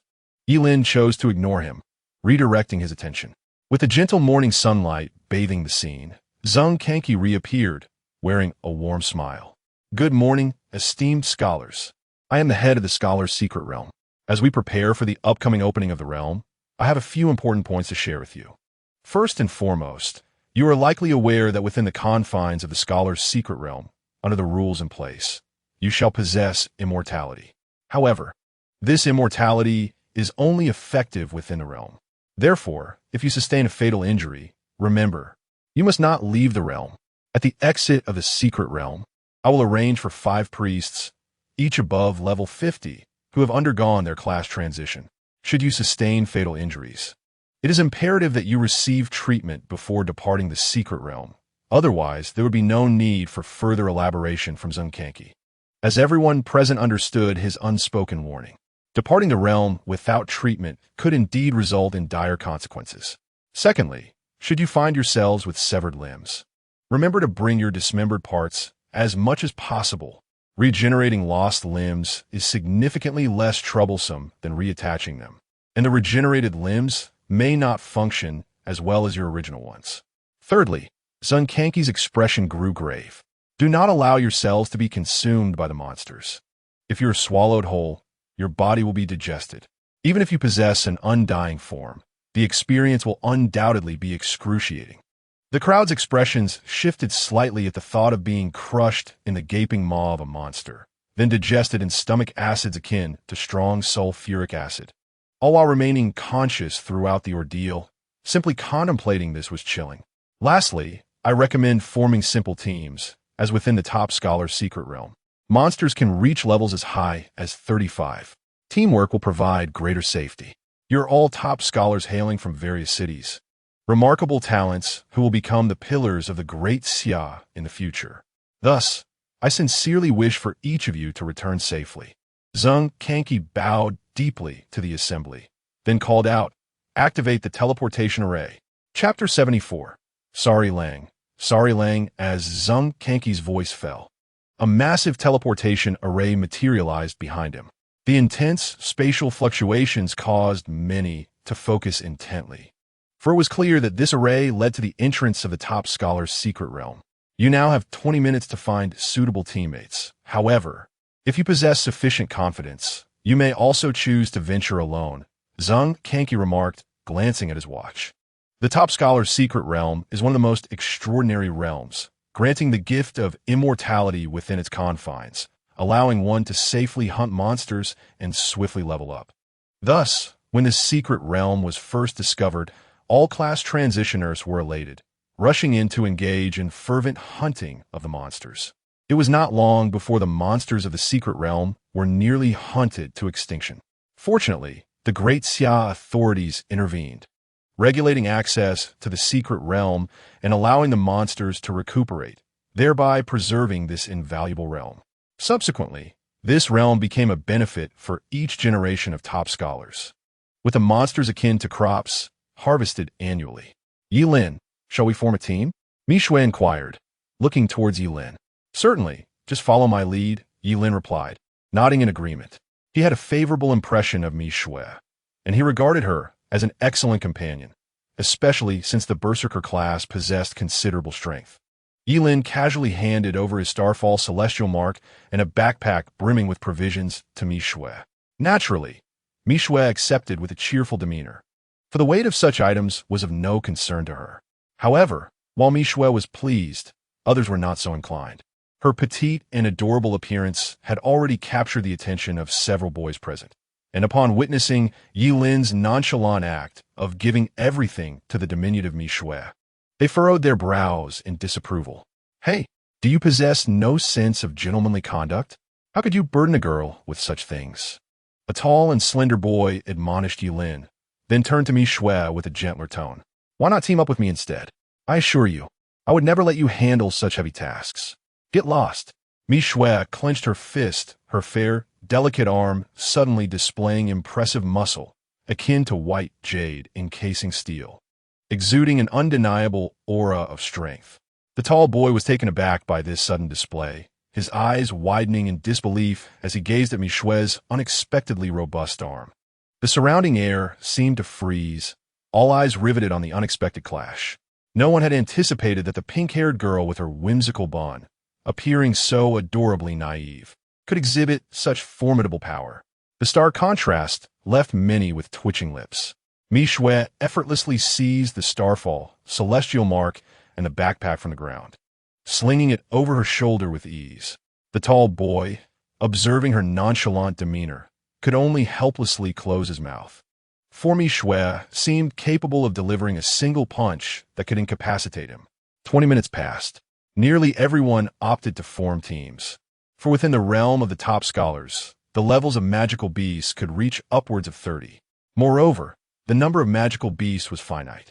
Aside from defending against them, these scholars were also rivals to one another.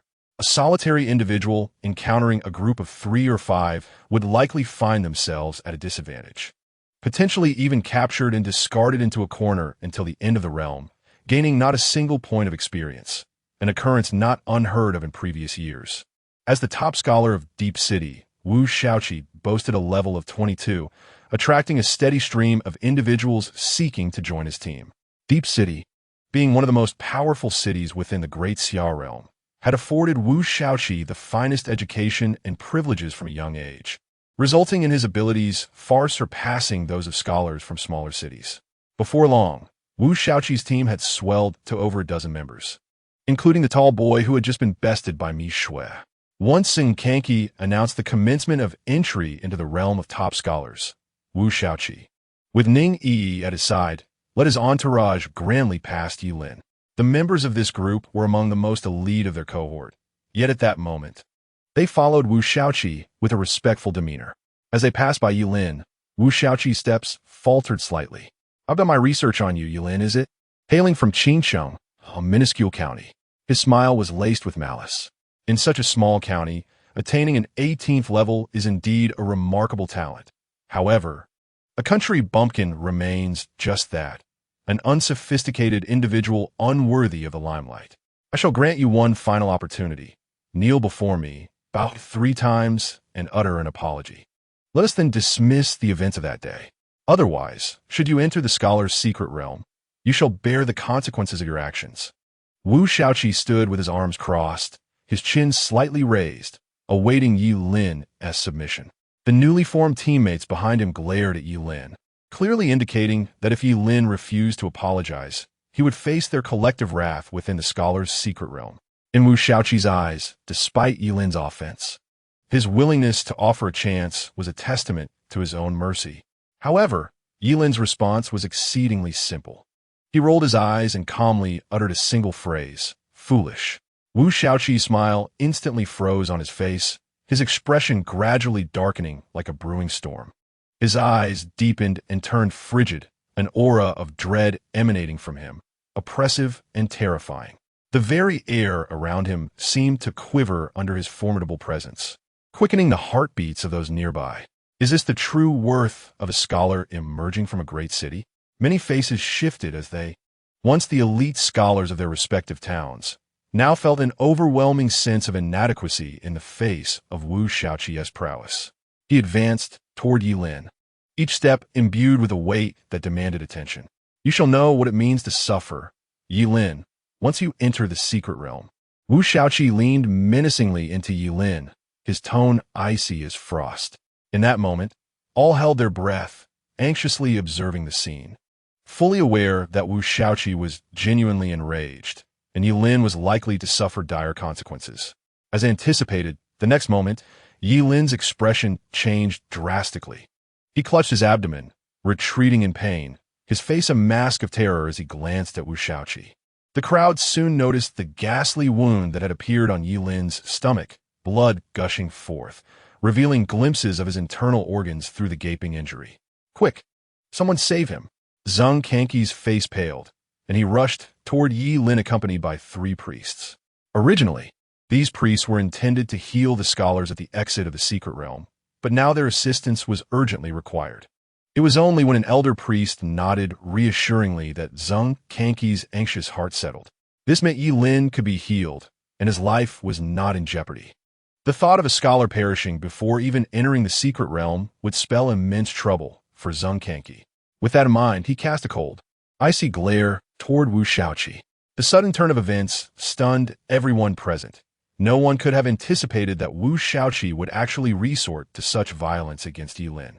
Even Wu Shaoqi himself had not anticipated that he was currently engulfed in a state of profound confusion. Who am I? Where am I? What am I doing? He was certain he had not harmed Yi Lin. Even he would not be foolish enough to attempt murder in broad daylight. To be branded with the crime of slaying a top scholar in front of everyone would mean severe consequences, even for someone from the Wu family. Wu Shaoqi had not descended to such depths of stupidity. Yet, how could Yi Lin have sustained such injuries? Did he inflict them upon himself in an attempt to frame him? A fleeting thought illuminated Wu Shaoqi's mind. Although this reasoning seemed preposterous, it appeared to be the only plausible explanation.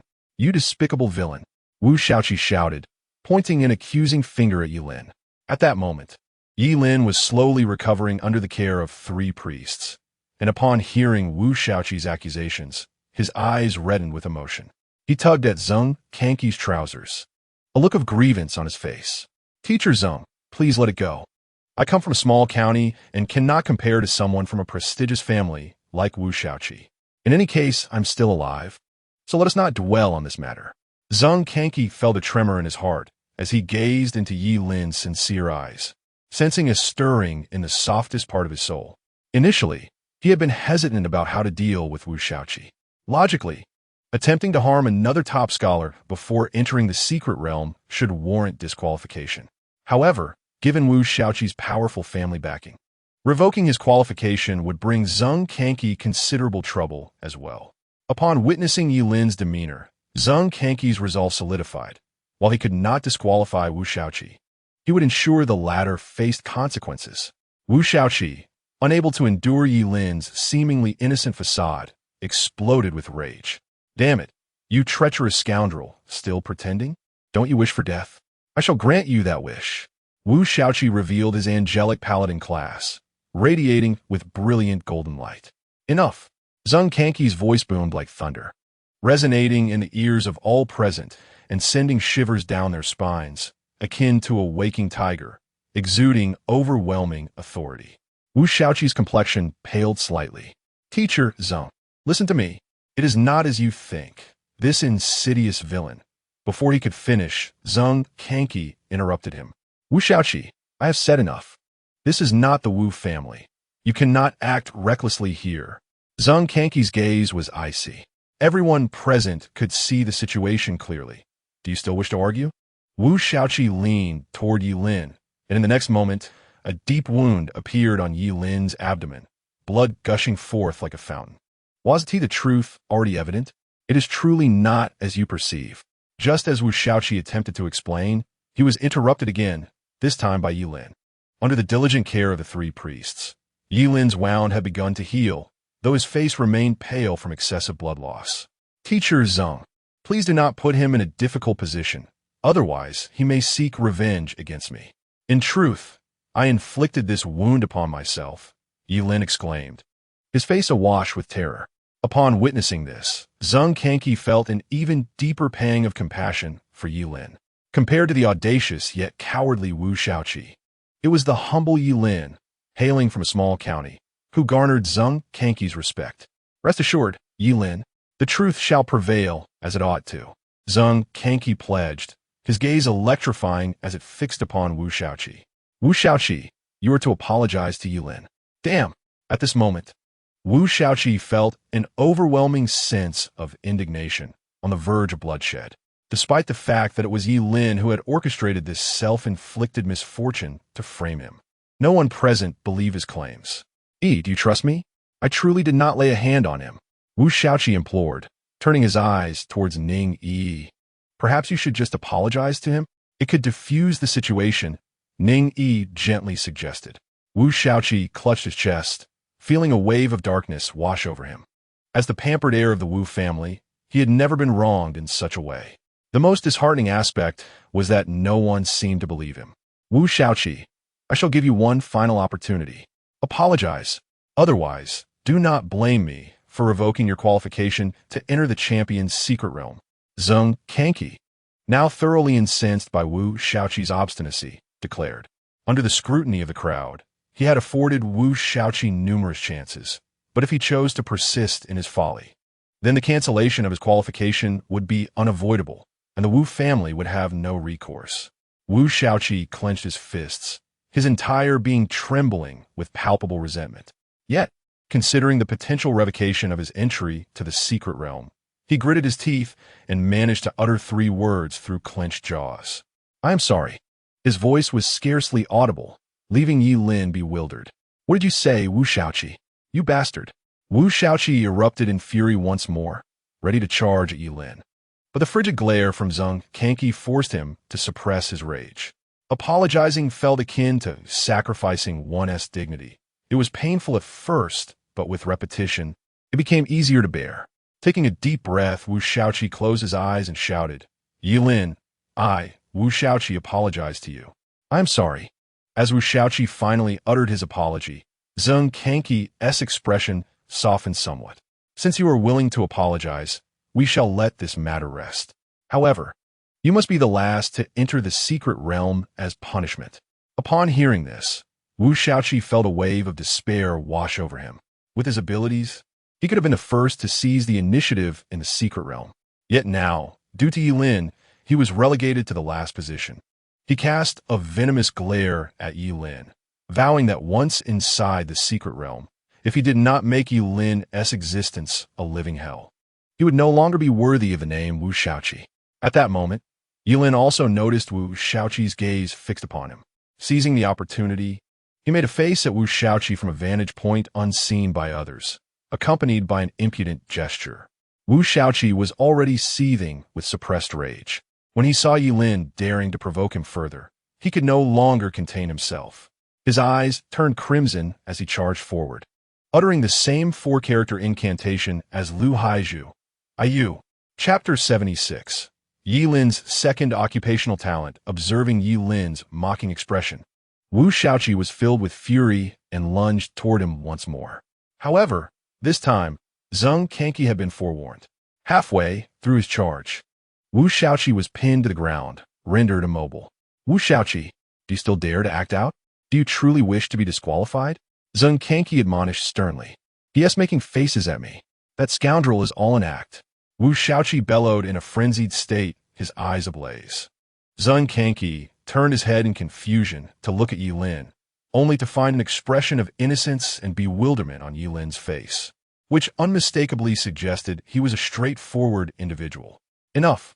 Wu Shaoqi, how long will you continue this unreasonable ruckus? Zheng Kanki frowned, and then addressed the 2 transferees restraining Wu Shaoqi. Watch him. Ensure he does not cause any further disturbances. Understood. The 2 transferees nodded solemnly and dragged Wu Shaoqi aside. None of this concerned Yi Lin, who, thanks to Wu Shaoqi's antics, along with Mi Shui, was the first to step onto the teleportation array. I'm so sorry. I've burdened you. Mi Shui felt increasingly guilty. Had it not been for her, Yi Lin would not have crossed paths with Wu Shaoqi and suffered such severe injuries before the secret realm commenced. Lianing Kulosur, Tumiju, Yilin Yispirit. The injury was self-inflicted. He was wronged by me. Mi Shui's eyes widened in astonishment, filled with shock. So Wu Shaoqi had been falsely accused? No wonder he was so agitated. She then realized that the seemingly honest Yi Lin before her was, in fact, more cunning than she had imagined. As the teleportation array shimmered with light, Yi Lin and Mi Shui found themselves in a brand new world. The scholar's secret realm lay nestled within a forest, surrounded by soft mist, as if each step was taken upon clouds. Within the secret realm, ancient trees towered, and the air was filled with the melodic chirping of birds and fragrant flowers, resembling a paradise on earth. Yet beneath this beauty lurked a palpable danger. Suddenly, the mist ahead began to churn violently, and a colossal beast burst forth, its grotesque visage and razor-sharp claws sending chills down one's spine. The creature's eyes gleamed with hunger as it lunged at Yi Lin and Mi Shui. Be careful, it's a level 20 gargoyle. Just as Yi Lin intended to unleash a forbidden spell, Mi Shui forcefully pushed him aside. The petite girl wielded surprising strength, and Yi Lin felt as though his ribs might have been fractured from her shove. Mi Shui positioned herself protectively in front of Yi Lin, her muscles bulging, creating a striking contrast with her innocent appearance. The gargoyle emitted a deafening roar, yet Mi Shui stood undaunted, charging forward to engage in fierce combat with the creature. The level 20 gargoyle found no advantage against Mi Shui, as she landed punch after punch, causing stone fragments to fly from its body. As time passed, it became inevitable that the gargoyle would fall to the hands of Mi Shui. Just as the battle between Mi Shui and the gargoyle reached its peak intensity, the sky suddenly darkened, and blue lightning serpents churned within the clouds, as if the wrath of the heavens was about to descend. With a thunderous roar, a thick bolt of lightning struck down, akin to the divine sword of the gods, directly impacting the gargoyle. The level 20 gargoyle was obliterated into a multitude of stone fragments by the force of the strike. Mi Shui, taken aback, covered her mouth in astonishment, her eyes wide with disbelief. Instant kill? Was it truly possible to slay a level 20 creature in a mere moment?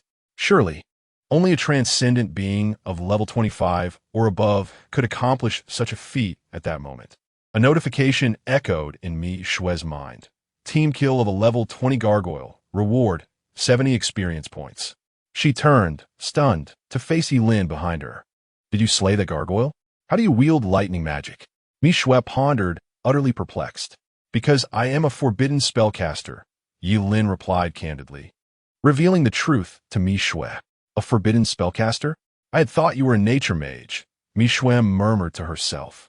That day, when Yi Lin summoned numerous tendrils to bind her so tightly, she had assumed it was merely his area of expertise. Enough dawdling.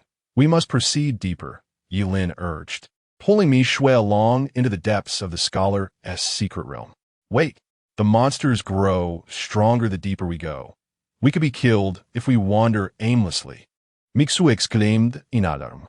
Typically, adventurers would tackle weaker creatures on the periphery to gain strength before delving deeper. But why did Yi Lin charge headlong into the abyss? As anticipated, they had not ventured far when a dark figure began to rise ominously. It was a colossal creature, adorned with impenetrable armor, its eyes gleaming with a fierce red light, and massive pincers dripped with purple venom. The ground around them hissed and steamed as the toxic liquid corroded it, clearly lethal. The appearance of this creature seemed to darken the sky itself, as the ominous clouds descended, as if to press upon the beast's back. A level 25 creature. The venomous giant scorpion. Mi Shui swallowed hard, instinctively retreating a few steps. She understood that this creature was far beyond the gargoyle they had previously encountered, extremely perilous. Run. We must hurry, Mi Shui urged, grasping Yi Lin's arm, but he remained unflustered, raising his hand with calm determination. Forbidden spell, annihilating thunder. The familiar thunderous dragon reappeared, and a bolt of blue-purple lightning descended. The fearsome, venomous giant scorpion, which had appeared so terrifying to Mi Shui, did not even have time to resist before it was reduced to a charred corpse, with silvery arcs of lightning still crackling from its remains. The air was thick with the acrid scent of burnt protein. Is it truly dead? Mi Shui felt as though her mind could hardly grasp the reality of it all. What manner of sorcery was this? She recalled a previous encounter with a level 22 beast, where she and her 3 companions had to collaborate diligently, employing various strategies to finally vanquish it. Yet now, before her stood a level 25 monster, destined only for a swift demise at Yi Lin's hands. Stop daydreaming, let's go, he urged, pulling Mi Shui along. The subsequent scenes utterly left Mi Shui's mind in a state of bewilderment. A level 22 venomous scorpion lunged, only to be struck down by a bolt of lightning. A level 25 skeletal sword and shield warrior charged ferociously, but met the same fate with another lightning strike. When a level 28 abyssal rat man attempted a surprise attack from beneath the ground, Yilin effortlessly plunged a resplendent golden spear downwards, resulting in its instant demise. Instant kill. Regardless of the type of beast encountered, Yilin dispatched them with a single strike. This spectacle astonished Mi Shui. She had never imagined that clearing dungeons could be so effortless. There was no need to kite the monsters, no need to study their weaknesses, nor to avoid their desperate last-ditch retaliations. Without a second thought, she would cast a forbidden spell and depart with unparalleled grace. She didn't even register her own ascent from level 17 to 18. Wait, I understand. After Yilin effortlessly dispatched a level 23 goblin, Mi Shui's eyes lit up with realization, as if she had unraveled a historical enigma. You are a forbidden spellcaster. In the scholar's secret realm, you are immortal, allowing you to unleash the full power of your forbidden spells with unwavering resolve, rendering them immensely potent. Yilin mused that he had expected Mi Shui to comprehend this when he revealed his identity as a forbidden spellcaster. Despite her muscular physique, her intellect seemed somewhat lacking. Yet, it was not entirely her fault. Yilin's extraordinary prowess was simply beyond comprehension as he dispatched monsters of any level with a singular blow. It was akin to witnessing a man on the basketball court exclaiming Lan Dai Huan Yun while effortlessly leaping from half-court for a slam dunk. One would certainly experience a moment of cognitive dissonance. All right, let's move on. No need to dwell on this, Yilin said, urging Mi Shui onward. He was acutely aware that the monsters in the scholar's secret realm were finite, and having secured the first opportunity to enter, he must act swiftly to eliminate as many creatures as possible before others could catch up. Gradually, Mi Shui too began to feel numb to the spectacle. The monsters seemed to materialize solely to bestow experience upon Yilin, charging forth with ferocious roars, only to be obliterated by one of his forbidden spells without exception. In the blink of an eye, 5 days passed. During this time, Yilin resurrected the glory of his early days in the novice realm, with thunderous roars echoing throughout the scholar's secret realm, causing the lower-level monsters to tremble in terror at the sound of thunder. After vanquishing a level 24 giant venomous scorpion, Yilin reached level 20, and at that moment, he had mastered 20 forbidden spells. Level 20 marked a significant threshold for all class changers, as attaining this level awakened a second-class talent. Yilin, filled with anticipation, eagerly began to investigate. Name, Yilin. Occupation, Forbidden Spellcaster. Level, 20001. Strength, 200, 300. Agility, 300. Spirit, 600, 710. Occupational Talent 1.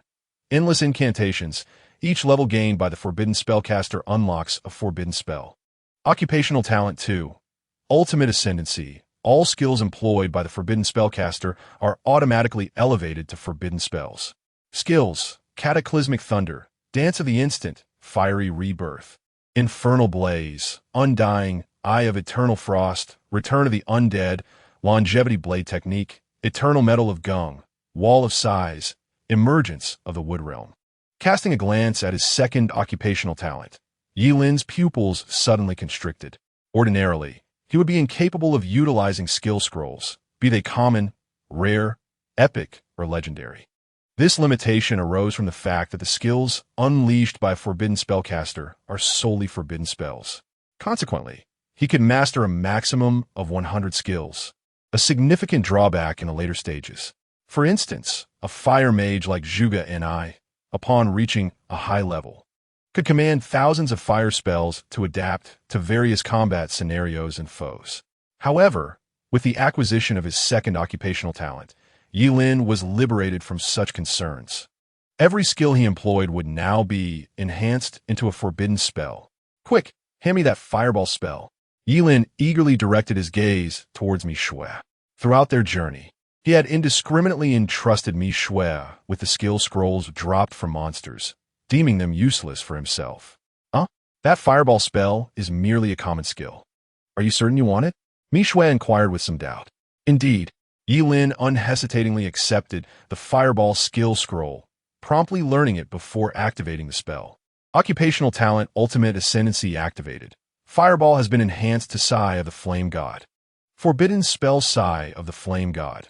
The Forbidden Spellcaster ignites the fire of their own life, summoning the Flame God to unleash divine fire that incinerates all. Accompanied by a dazzling radiance, a surge of formidable energy instantly radiated outward. The surrounding air seemed ignited by this energy, the temperature soaring dramatically, forming a colossal fireball. The fireball continued to expand, radiating scorching light and heat, as if it sought to devour everything in its vicinity. Yilin infused the fireball with his own life fire. It instantly became resplendent, emanating a golden-red glow, akin to a true sun ablaze upon the earth. A flicker of astonishment danced in Yilin's eyes. Indeed, it was as he had suspected. With the ultimate ascendancy occupational talent, he no longer needed to fret over forbidden spells. Whatever type of forbidden spell he desired could be achieved by simply procuring the corresponding low-level skill scroll. In fact, there was no distinction between epic and common skill scrolls for him, as both would inevitably be enhanced into forbidden spells. He merely needed to purchase the most ordinary skill scrolls, which cost only a few thousand each. What a tremendous windfall! Yilin was filled with joy. Had another forbidden spellcaster been in possession of this occupational talent, they would undoubtedly be lamenting their fate. After all, life itself is inherently limited.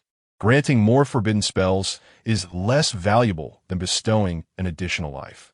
However, for Yilin, the situation is quite different. His singular advantage lies in his abundance of lives. Possessing more forbidden spells undoubtedly enhances Yilin's adaptability and tactical prowess when confronted by adversaries stronger than himself. Let us go level up. In high spirits, Yilin beckoned Mi Shui to continue their journey of ascension. For the past 5 days, Mi Shui's duties had revolved around carrying burdens, transporting spoils, preparing meals for Yilin, and fetching water, embodying the role of a devoted handmaiden. Yet, Mi Shui found joy in her servitude, even wishing to personally feed Yilin. With Yilin as her steadfast ally, her own level had surged remarkably, reaching level 19, just 1 tier below Yilin. At this moment, when Yilin urged her to continue leveling, she eagerly followed suit. However, after only a few steps, she collided with a broad back, prompting Yilin to swiftly cover her rosy lips. Shoo! Look, what is that? A spark of excitement flickered in Yilin's eyes. Not far ahead lay a crystal-clear spring, with water cascading like a miniature waterfall into its basin. Perched upon a massive black rock beside the spring was a golden toad.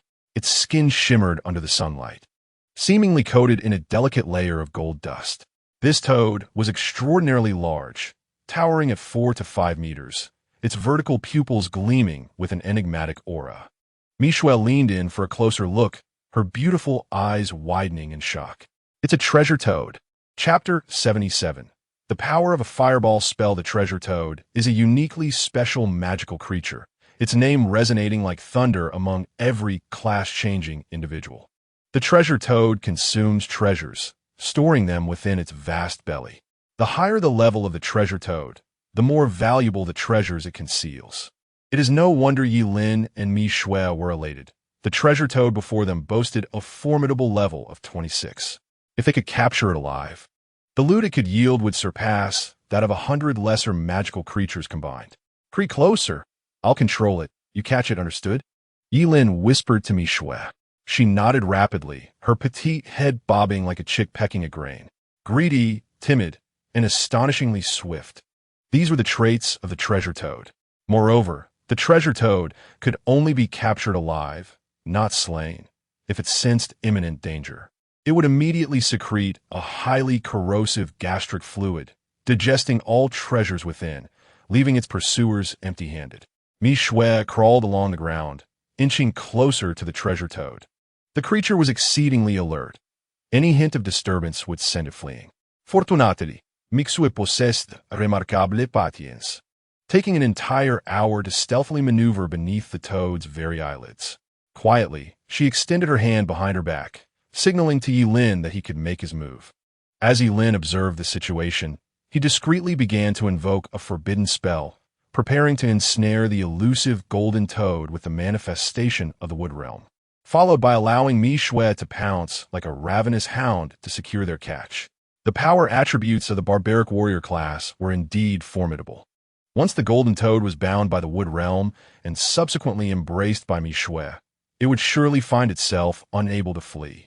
Just as Yi Lin and Mi Shui were poised to strike, a sinister voice echoed from behind them. Yi Lin, indeed, you are here. You have proven quite the challenge to locate. Yi Lin's expression shifted dramatically as he bellowed.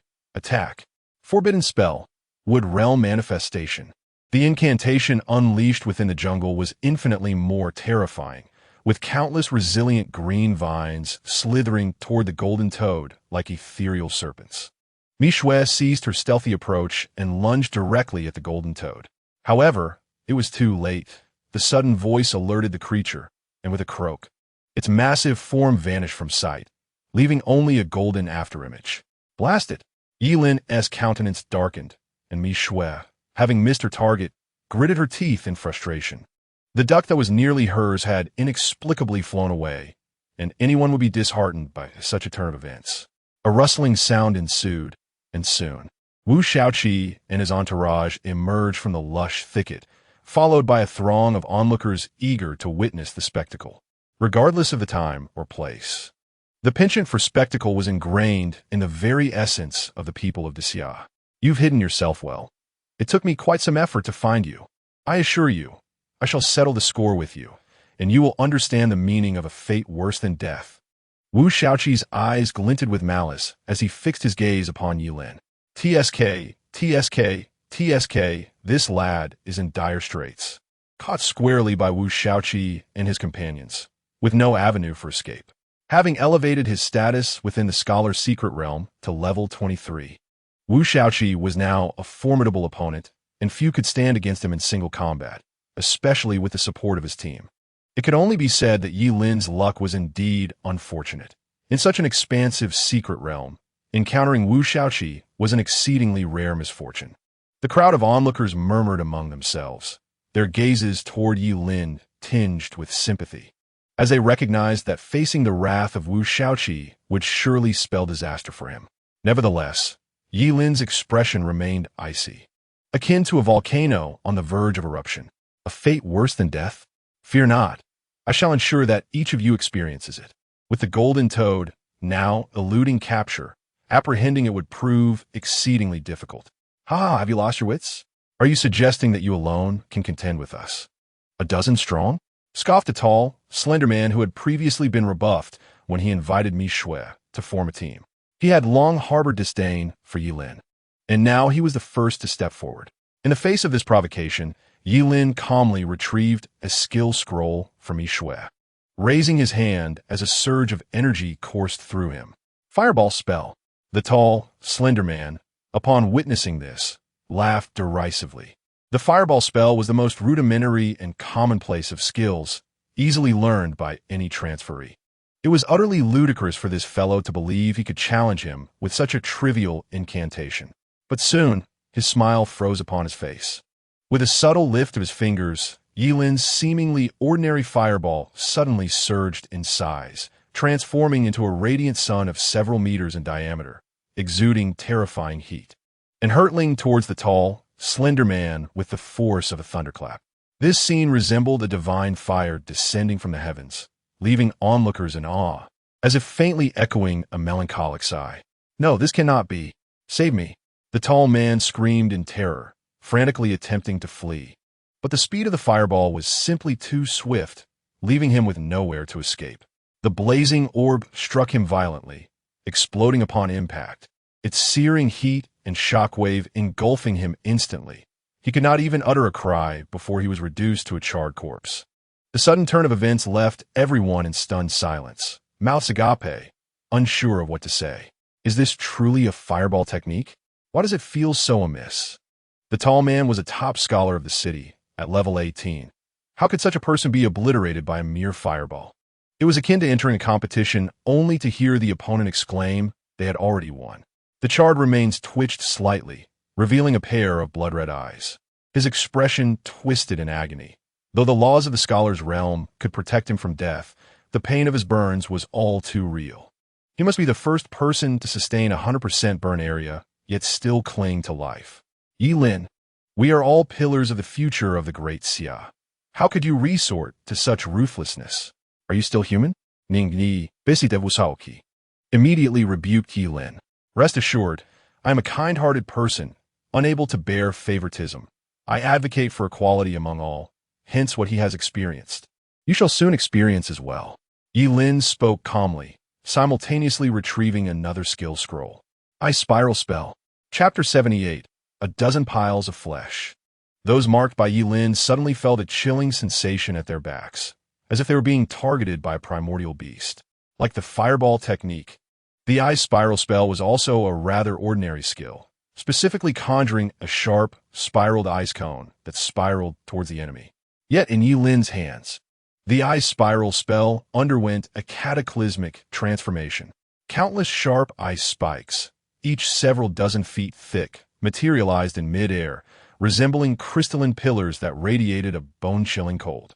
They spun rapidly, like a colossal ice-colored top, hurtling towards the still-stunned Wu Shaoqi and his companions with devastating power. How is this possible? The Ice Spiral Spell cannot possess such might. This is absurd. Moreover, how can he wield both fire and ice magic? Wu Shaoqi, utterly astonished, dropped his jaw in disbelief. He immediately summoned his class ability, the Angelic Paladin, raising a golden shield that shone with brilliance, attempting to thwart the icy assault. However, it merely blocked the first ice spike before countless spiderweb-like cracks formed upon the golden shield. As the second ice spike struck, the shield shattered instantly.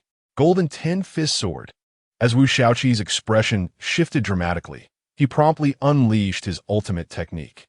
A resplendent, golden, long sword materialized in his grasp, slicing through the sky in a cross-shaped arc towards the myriad of icy shards. Let's strike together. I refuse to believe he can contend with so many of us at once. Wu Shaoqi's commanding shout jolted Ning Yi and the others from their astonishment, prompting them to join forces and fend off the ice spell cast by Yi Lin. Onlookers were utterly dumbfounded. One individual against a dozen top scholars. Such a scenario seemed unbelievable, yet unfolded before their very eyes. Could this individual be an elemental mage? How could he wield both fire and ice abilities? No, the prowess of an elemental mage does not compare to this. A chilling thought struck them. What if he belonged to an exceedingly fearsome profession? What? A forbidden spellcaster. The mere mention of these three words sent a collective shiver through the crowd. Forbidden spellcasters are notoriously short-lived. Casting multiple spells often results in grievous injuries. However, within the confines of the scholar's secret realm, the potential for a forbidden spellcaster to operate was vastly amplified. After all, in the scholar's secret realm, everyone is immortal, which liberates the forbidden spellcaster from the usual constraints. Indeed, Yi Lin's third assault confirmed their suspicions. Falling stones. He raised his palm and once again released what appeared to be a mundane skill. The Falling Stones spell summons a large rock to plummet from the heavens towards the enemy. Yet what descended was no ordinary stone, but a brilliant celestial star. That star traced a dazzling trajectory through the void, resembling a meteor imbued with apocalyptic power as it hurtled towards Wu Shaoqi and his companions. The very fabric of space seemed to tear as the star passed, emitting a hissing sound. Wu Shaoqi and his allies turned pale. They had never encountered such a terrifying skill. The oppressive force emanating from the star robbed them of any courage to resist. This is no mere falling stone spell. This is clearly the forbidden spell, Celestial Starfall. My heavens, he truly is a forbidden spellcaster. Several onlookers recognized the spell Yi Lin had cast, their faces paling instantly. Wu Shaoqi's countenance darkened considerably, while Ning Yi and the others appeared horrified. Despite their formidable strength, they felt utterly powerless against a forbidden spellcaster within the scholar's secret realm. Before they could resolve the icy shards, an even more fearsome star was already descending upon them. Had they known Yi Lin was a forbidden spellcaster, they would never have dared provoke him. They attempted to resist, but the star bore down upon them with the weight of 1,000 mountains, pinning them beneath its might. Yi Lin, I am a direct descendant of the Wu family. Are you certain you wish to oppose me? Wu Shaoqi bellowed. Faced with the futility of defeating Yi Lin, he resorted to invoking his family lineage. Do not worry. You will not perish here, merely feel some pain. If the Wu family must intervene over this, then so be it, Yilin replied, gesturing as the star pressed down even further. Wu Shaoqi's face flushed crimson. Yiding, even if you disregard the Wu family, what about the Supreme Academy? We are all students of the Supreme Academy. We will inevitably encounter each other again. Are you truly intent on severing all ties? How fortuitous. The Supreme Academy refuses to accept me. So you may proceed with your plans, Yilin replied. In that very moment, a brilliant star plummeted from the heavens. Boom! A thunderous sound erupted, akin to the collapse of the earth and sky, as the star struck above Wu Shaoqi and his companions. In an instant, radiance erupted, saturating the entire space with the dazzling brilliance of the fallen star. No! Wu Shaoqi screamed in agony. When the light dissipated, onlookers beheld Wu Shaoqi and his companions deeply embedded in the ground, surrounded by a network of fissures resembling spider webs. As though the star had truly descended from the sky, wielding cataclysmic power, the group of over a dozen individuals was reduced to a grotesque mass of flesh. However, under the influence of the rules of the champion's secret realm, they remained alive, writhing in a frenzied manner. The gruesome sight of several heaps of mangled flesh, intermingled with shattered organs and bones, squirming incessantly, was enough to instill dread in anyone who beheld it. It was akin to a heap of rotting meat possessing human consciousness. Witnessing its own torn flesh, ruptured eyes, and fractured bones, an image potent enough to shatter the resolve of even the stoutest spirit. At this moment, an eerie silence enveloped the scene. Those who had come to spectate began to regret their decision. They held their breath, not daring to make a sound, fearful that Yilin would turn his gaze upon them and subject them to the same fate. Ah, kind souls, would you be so gracious as to escort Wu Shaoqi and his companions for treatment? Yilin said with a disarming smile. In truth, he could hardly discern which mass of flesh belonged to Wu Shaoqi. The onlookers exchanged glances, paralyzed by fear, until Yilin raised his hand once more, lightning crackling in his palm, prompting them to rush forward in a flurry. Lacking suitable tools, they resorted to shovels, without appropriate containers. They stripped off their garments to wrap the disfigured remains. A throng of individuals hastily made their way towards the exit of the champion's secret realm, burdened with heaps of mangled flesh and a charred corpse. Phew! With those pests dealt with, peace has finally returned, Yilin sighed in relief. Although Wu Shaoqi and his companions could potentially be revived, the process would undoubtedly be lengthy. After all, reconstructing a mass of flesh into a living being would entail an immense amount of effort. By the time Wu Shaoqi was restored to his former self, the champion's secret realm would likely have concluded. Let us proceed and see if we can still pursue that elusive golden toad, Yilin called out to Mi Shui. At that moment, Mi Shui's face had turned pale with fright, and without hesitation, she gathered all her belongings onto her person. In hindsight, she realized she had narrowly escaped a brush with death. She shuddered at the thought that had she misjudged Yilin as a lecher, her fate might not have been any better than that of Wu Shaoqi, a beautiful maiden transformed into a slime. How absurd. Chapter 79. The Advanced Magical Creature, the Hellhound. At the exit of the champion's secret realm, Zun Kanki stood ready with 3 priests and a dozen skilled medical personnel. Although it was only the 6th day since the realm had opened, with over 20 days remaining, they remained vigilant, for in previous years, injuries had already begun to occur by this time. This year's group of champions is quite impressive, Zun Kanki remarked with a smile. Priest 1 replied, Indeed. Usually we would already be quite busy by now. It's evident that the strength of this year's champions is extraordinary. Priest 2 added, Let's hope they navigate this smoothly. It would certainly ease our burdens. Priest 3 concurred, absolutely. As they engaged in their light-hearted conversation, a large group rushed towards them with urgency. Zung Kanki's heart sank. Such a situation surely indicated that someone had been injured. What happened? Who is hurt? He inquired.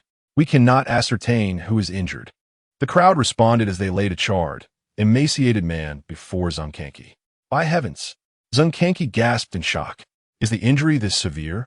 Did he encounter a highly ranked fire-type magical creature? Priests, quickly come. as the three priests worked together to administer healing. The burns on the emaciated man gradually began to mend, revealing tender, new skin akin to that of an infant. Thank goodness, it's just one. This is still far better than previous years. Zhang Kanki breathed a sigh of relief. However, in the next moment, a dozen writhing masses of flesh were presented before him. What is this? Low-level magical creature slime? Zhang Kanki furrowed his brow. No, Teacher Zhang, this is from a champion, Wu Xiaoqi, one of the terrified onlookers explained. What? Zhang Kanki's eyes widened in disbelief, nearly popping from their sockets. Are you saying these dozen masses of flesh are all humans? In response to Zhang Kanki's astonished gaze, the individuals present slowly nodded. Zhang Kanki's vision darkened, and he nearly fainted on the spot. Just moments ago, he had remarked on the strength of this year's champions, only to find that the so-called champions had been reduced to mere blobs of flesh. The three priests were similarly astonished.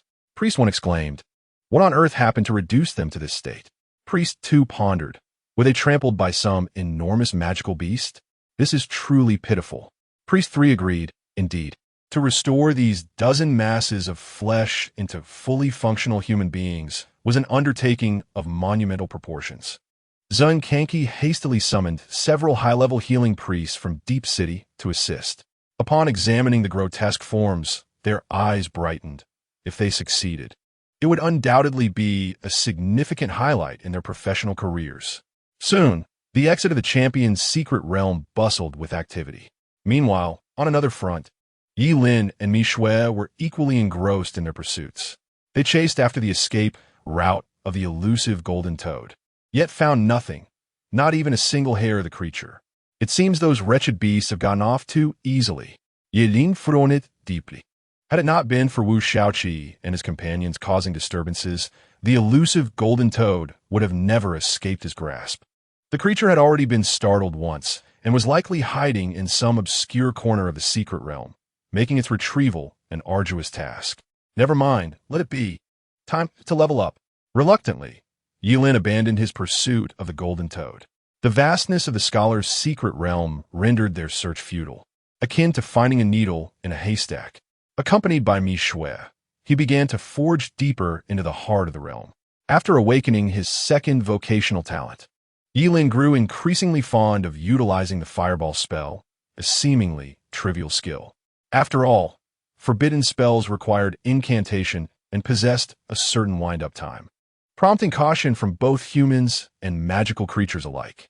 In contrast, the fireball spell could be unleashed instantaneously, and when propelled by enhancement, its potency could rival that of a forbidden spell, making it exceptionally useful for ambushes. Having swiftly vanquished the monsters that obstructed their path, the duo pressed onward into the depths of the scholar's secret realm. Soon, they encountered several terrifying creatures. As they approached the center of the realm, the number and strength of the monsters escalated. Gradually, they began to face 30-level beasts, and Yi Lin's countenance grew grave. For a creature of that level, a single forbidden spell would no longer suffice for an easy kill. 2 would be necessary. All right, we shall pause here for today. With the moon hanging high in the sky, Yi Lin came to a halt. Though his mana was not yet depleted, fatigue was beginning to weigh on his mind. Despite his immortal body, Yi Lin still required a semblance of rest. He ignited a campfire and entrusted Mi Shui with the night watch. After all, the girl had reaped a considerable amount of experience by following him, and it was only fair she take her turn. In an effort to fall asleep quickly, Yi Lin grasped the starfall blade and struck the back of his head with it, instantly granting him a sleep as pure as that of an infant. Listening to the rhythm of his steady breathing, Mi Shui could not help but murmur, what an odd person. Throughout her life, the men who approached her, aside from her father, harbored ill intentions, with 9 out of 10 being infatuated with Lolis. Yet Yi Lin was different. He did not regard her as a woman, nor even as a human being. To him, she seemed merely a somewhat useful humanoid tool. Lost in thought, Mi Shui's mind wandered far afield as she gazed vacantly at Yi Lin's sleeping visage. However, in the darkness, 3 pairs of crimson eyes were fixated upon them from a distance. A sudden chill coursed through Mi Shui, as if she sensed something amiss. Instinctively, she turned her head, but saw nothing. How strange. Was it merely an illusion? She furrowed her brow, having distinctly felt the sensation of being watched. In the next moment, a wave of imminent danger washed over her. Yilin, be careful. She had no time for further reactions, instinctively cradling the sleeping Yilin and leaping aside. The sound of tearing fabric echoed in the night. Mixue felt a liquid cascade on her back, followed by an intense burning sensation, akin to being splashed with sulfuric acid. She gasped sharply in pain. At that moment, Yilin was jolted awake and turned to inspect Mixue's back, only to discover that her clothing had been completely corroded by a viscous, foul-smelling green liquid, deeply eroding even her previously delicate, fair skin. Yilin furrowed his brow as he gazed into the darkness, his expression turning grave. Before him stood an advanced magical beast, the hellhound Cerberus. Chapter 80. The terrifying advanced magical beast. The night was as dark as ink, silent and still, when suddenly a deep growl shattered the tranquility. Reminiscent of a demon from the depths of hell, a massive canine figure leapt forth from the shadows, its imposing form cloaked in black flames, with crimson eyes glinting ominously in the night. It dripped with a noxious, corrosive saliva, its fangs exposed, capable of rending anything apart. More chillingly, this creature possessed 3 heads. 6 scarlet eyes scrutinized Yilin and Mixue. This was none other than the legendary hellhound, Cerberus, a true embodiment of an advanced magical beast. The disparity between low-level and high-level magical beasts is vast. The former are not only deficient in strength and intellect, but also capped at a mere level 50. Level 50 represents the pinnacle for low-level creatures, such as the common slime. In stark contrast, advanced magical beasts possess superior strength, higher level limits, and exceptional intelligence, often employing strategies and traps. An advanced beast can effortlessly obliterate dozens of low-level counterparts of the same rank. Before them, this hellhound stood at an impressive level 36. It was no wonder that Mixue was gravely injured at the outset. Had she not been compelled to save the slumbering Yilin, she could have evaded that initial strike. Stay back. This creature is formidable. Yilin Seishin Miju. Recognizing that this hellhound might be the most powerful beast within the prestigious secret realm, the hellhound growled, circling the campfire several times, clearly perceiving Yilin and Mixue as its prey. Fireball. Yilin was the first to strike, utilizing a skill scroll.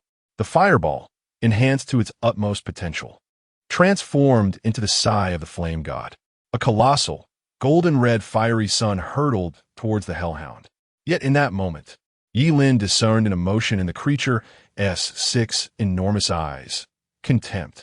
The second head of the hellhound opened its mouth wide, lunging to bite down upon the golden sun that Yilin had unleashed. With a resounding gulp, the forbidden spell he had cast was consumed by the hellhound. What manner of beast is this? Yilin felt a shiver run down his spine, for it was his first encounter with a formidable high-level monster. He had not anticipated the sheer terror that this creature could evoke, effortlessly swallowing the forbidden spell he had cast. After consuming his incantation, the 3-headed hellhound displayed a glimmer of mocking humanity in its eyes. Subsequently, its 3rd head opened wide, unleashing a noxious green liquid towards Yilin. Furrowing his brow, Yilin swiftly sacrificed 2 of his kidneys in exchange for a 10-fold increase in agility, narrowly evading the corrosive spray. This vile green substance possessed an appalling ability to erode, as Mixue had recently confirmed, and he had no desire to become contaminated by it. The massive canine head relentlessly pursued him, spewing the vile liquid that corroded every flower, tree, and even the ground beneath, releasing wisps of white smoke in its wake. Just as Yilin narrowly escaped the corrosive liquid, he suddenly felt a fierce wind rush at his back. He quickly pivoted, only to see a sharp black claw descending upon him with deadly intent. Not daring to confront it head-on, he executed a swift lateral leap, barely evading the lethal strike. At that moment, Yilin comprehended the gravity of his situation. Against such a high-level monster, he could no longer afford hesitation or restraint. Forbidden spell, burning reincarnation. A resplendent crimson flame surged from within him, representing the very fire of his life. without the doubled three-dimensional attributes granted by the burning reincarnation. He stood no chance against the Hellhound. Beast, do you relish swallowing? I shall grant you your fill. Yi Lin raised his hand, and metallic elements surged forth from his body, coalescing into a brilliant golden spear that shimmered with radiant light. Forbidden spell, eternal metal of Gung. The golden spear shot forth like a meteor streaking across the night sky, imbued with an unstoppable force as it drove toward the Hellhound. The spear glimmered with the unique luster of eternal metal of Gung, seemingly capable of piercing any obstacle. A flicker of fear crossed the Hellhound's eyes, quickly replaced by a snarl of rage. It let out a low growl, and its second head opened its gaping maw, exhaling torrents of black flames in an attempt to counter Yi Lin's assault. However, the eternal metal of Gung was renowned for its ability to pierce through barriers. While its destructive power may not rival that of apocalyptic thunder, the defensive capability was undeniably supreme. The spear surged forth like a dragon emerging from the sea, unstoppable, piercing through the black flames and plunging deep into the throat of the Hellhound's second head. A piercing scream echoed as the creature's body convulsed violently, as if enduring unimaginable agony. After struggling momentarily, the second head fell limp, silence forever. With one head slain, the Hellhound was evidently enraged.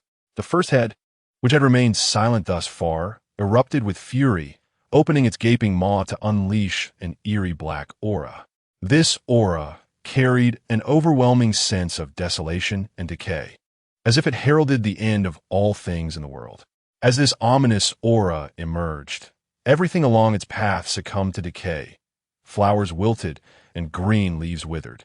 A frightened little white rabbit, in its panic, scurried aimlessly and was swiftly enveloped by the dark energy. In an instant, the poor creature collapsed, rapidly transforming into desiccated remains. It is not difficult to imagine that should a human fall victim to this malevolent force, they too would swiftly become mere husks. Witnessing this, Yi Lin was filled with rage. Such a lovely rabbit. How could you harm it? Fireball. Although it was the same spell, Yi Lin now possessed the double enhancement of the burning rebirth. The radiant golden sun that manifested was exponentially more terrifying than before. As the dark aura approached, it was instantaneously vaporized by the searing heat. Without losing momentum, the golden sun hurtled towards the Cerberus.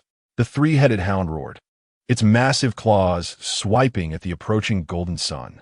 With a resounding crash, the golden sun was shattered, yet the Cerberus's claws were scorched, releasing a rich aroma of charred flesh.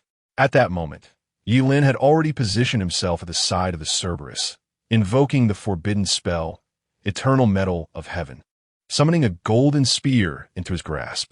In the face of such a colossal foe, there was no more effective spell than Eternal Metal of Heaven. Even a casual throw was bound to find its mark. This time, Yi Lin aimed for the third head, which spewed corrosive liquid. Just as the golden spear was about to strike true, an astonishing event unfolded before Yi Lin's eyes.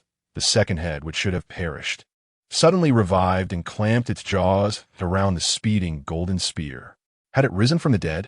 With a clang that echoed like the clash of metal, the reanimated second head accurately bit down on the spear forged from Eternal Metal of Heaven. Yi Lin distinctly remembered piercing the head just moments ago, ensuring it was dead beyond resurrection. Yet, in the brief span of time, its wounds had fully healed, appearing as though nothing had transpired. Could this beast possess some form of immortality? Yi Lin gazed at the Cerberus with uncertainty. At this juncture, the creature's injuries had completely mended, and all three heads unleashed a terrifying roar. The second head fixated on Yi Lin, its eyes brimming with malice and vengeance. Then, the enormous Cerberus lunged toward Yi Lin. As he dodged, he shouted to Michui, who was hiding nearby, "I recall that your bag contains an abundance of chocolate. Toss some to me." "Huh? Are you hungry?" Michui was momentarily taken aback, perplexed as to why Yi Lin would crave chocolate during their encounter with the formidable Cerberus. "Forget that. Just throw it over," Yi Lin urged. "All right." Michui fumbled to open her backpack, hastily tossing dozens of chocolate bars towards Yi Lin. "Chocolate? being small in size yet rich in calories, was ideal for outdoor camping and strenuous activities, providing a swift boost of energy, which is why Mishue had prepared so many. After receiving the chocolate, Yilin raised his hand and cast a fireball spell at the Cerberus. The three-headed hellhound, enraged, lunged at Yilin with frenzied ferocity. Its three gaping maws were strikingly visible, even illuminated by the moonlight, revealing the depths of its throat. This fortuitously spared Yilin considerable trouble. He gripped the chocolate tightly and, like a skilled darts player, relentlessly hurled the chocolate into the belly of the beast. In an effort to be fair, he did not neglect any of the three heads. Who knows if these three heads shared a single digestive system or possessed three distinct ones?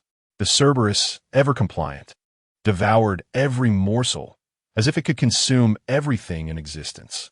Soon, all the chocolate was tossed into the belly of the formidable Cerberus. Mixue watched in astonishment. Utterly bewildered by Yilin's actions, was he really feeding the hellhound? However, a dramatic transformation soon unfolded. The massive Cerberus suddenly collapsed, its muscles convulsing violently, while all three heads began to froth at the mouth, losing control of their bladders and bowels, a foul stench permeating the air. "Ah!" Mishue exclaimed, her rosy lips parting in confusion, her fair face etched with bewilderment. She could not comprehend how the fearsome Cerberus, which had been relentlessly pursuing Yilin, had now succumbed. Yilin glanced at the dazed Mishue and explained, "Are you not aware? Dogs are poisoned by chocolate. Theobromine and other substances in chocolate can cause muscle spasms in dogs. Symptoms include vomiting, diarrhea, and excessive salivation, with severe cases leading to death. I know that, but this is Cerberus, the advanced magical beast." Mishue murmured, her astonishment only deepening with his explanation. The realization struck her: Cerberus, being a dog, was indeed susceptible to chocolate poisoning. Who would have thought that the terrifying advanced magical beast nemesis could be something as innocuous as chocolate? Yilin approached the still-twitching Cerberus and activated his burning reincarnation, summoning a cataclysmic thunderstorm that crashed down. Sensing its impending doom, the hellhound staggered to its feet as the furious thunder was about to strike. Its 6 eyes fixated on Yilin, emitting a low, guttural growl. Then, the black flames enveloping the Cerberus surged toward Yilin and Mishue at a terrifying speed. The flames radiated intense heat, capable of incinerating anything in their path.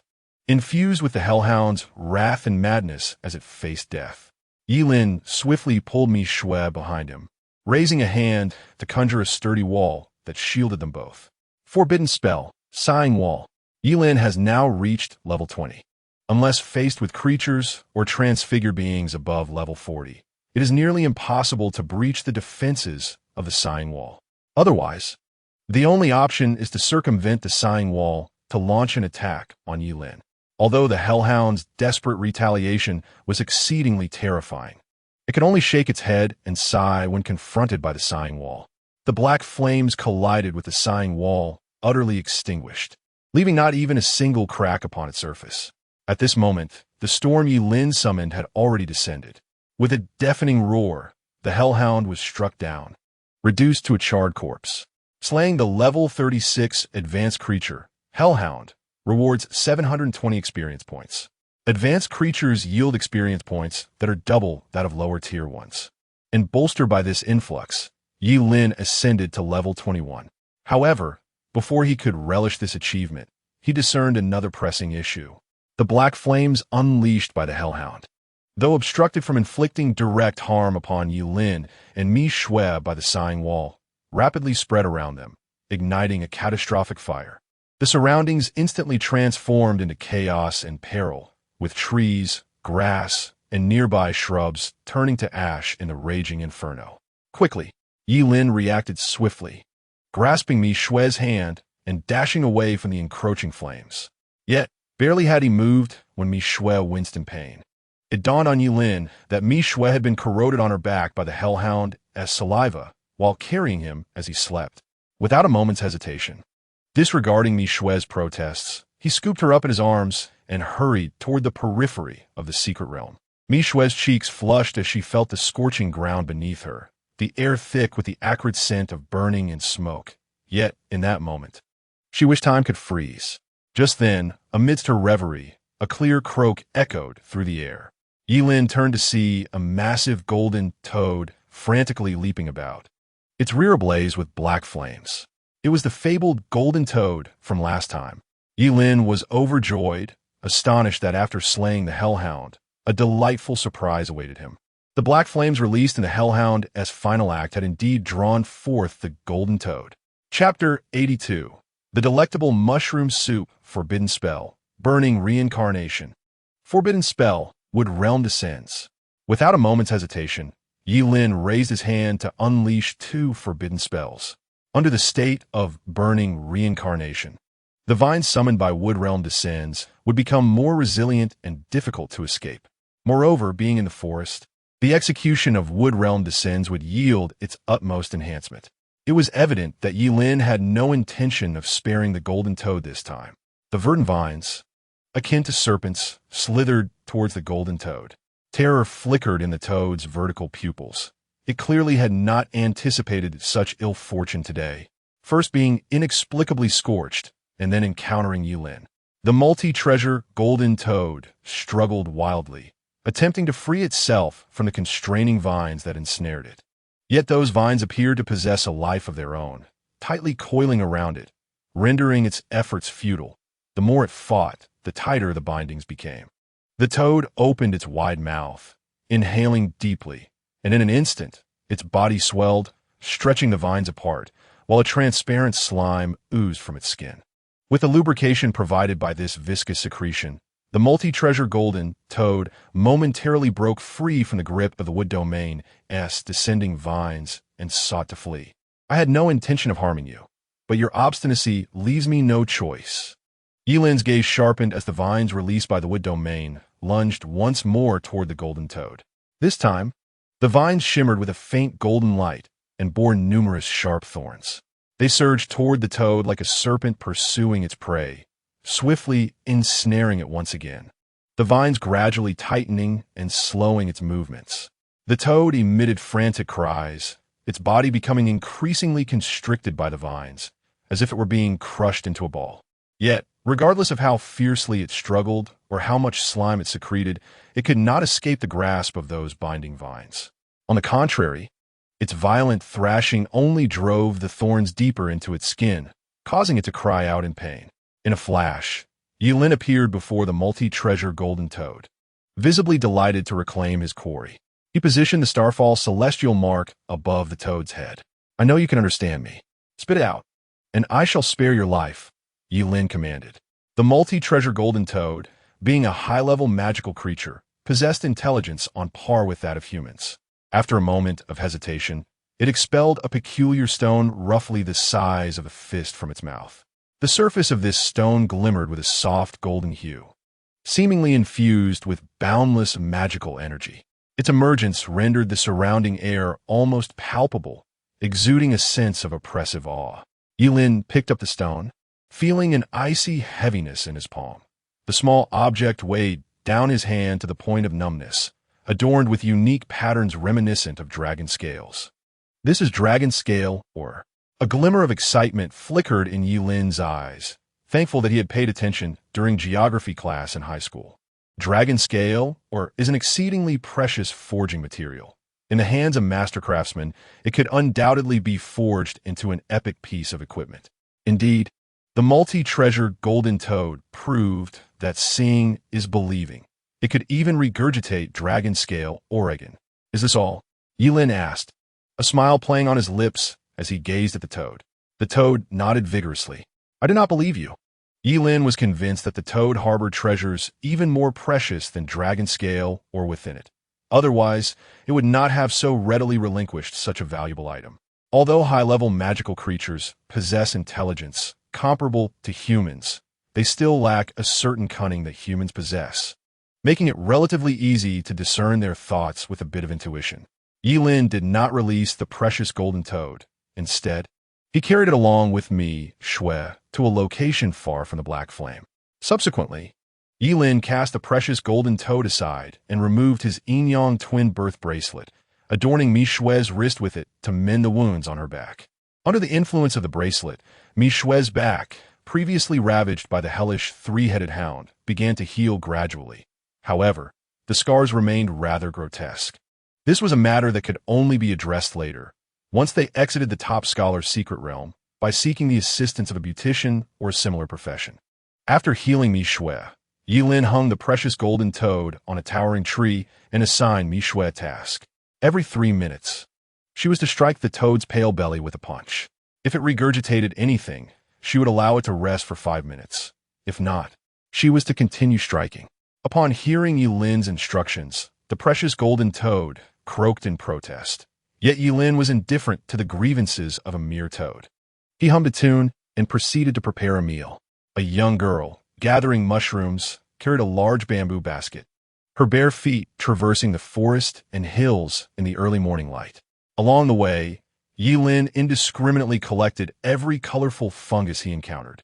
Before long, he returned with a considerable assortment of peculiar mushrooms, while Mi Shue had been diligently tormenting the precious golden toad for quite some time. Although the toad had regurgitated a substantial amount, the items were hardly more valuable than scrap compared to the dragon pattermine gold. Yilin was certain that the toad was still concealing its true treasures, so he did not release it, but rather moved aside to start a fire for cooking. Preparing for a late-night snack. Forbidden spell, Wood realm descends. Forbidden spell, fiery hell burns the sky. Forbidden spell, eternal metal of gong. With the utterance of these 3 incantations, firewood was gathered, a flame ignited, and an iron pot crafted from eternal gong metal was produced. This display left both Mi Shue and the precious golden toad in utter astonishment. They could scarcely believe that forbidden spells could be employed in such a manner.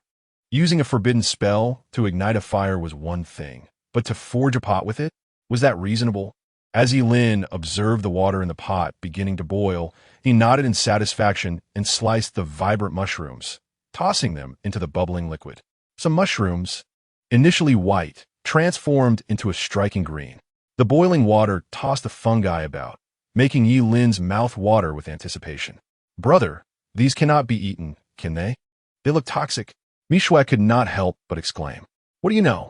A friend of mine from Yunnan told me that the more vivid the mushroom, the more potent its toxicity. However, the greater the toxicity, the more delectable it becomes. Yilin replied earnestly. While we are in the top scholar's secret realm and possess immortality, we must seize this opportunity to indulge.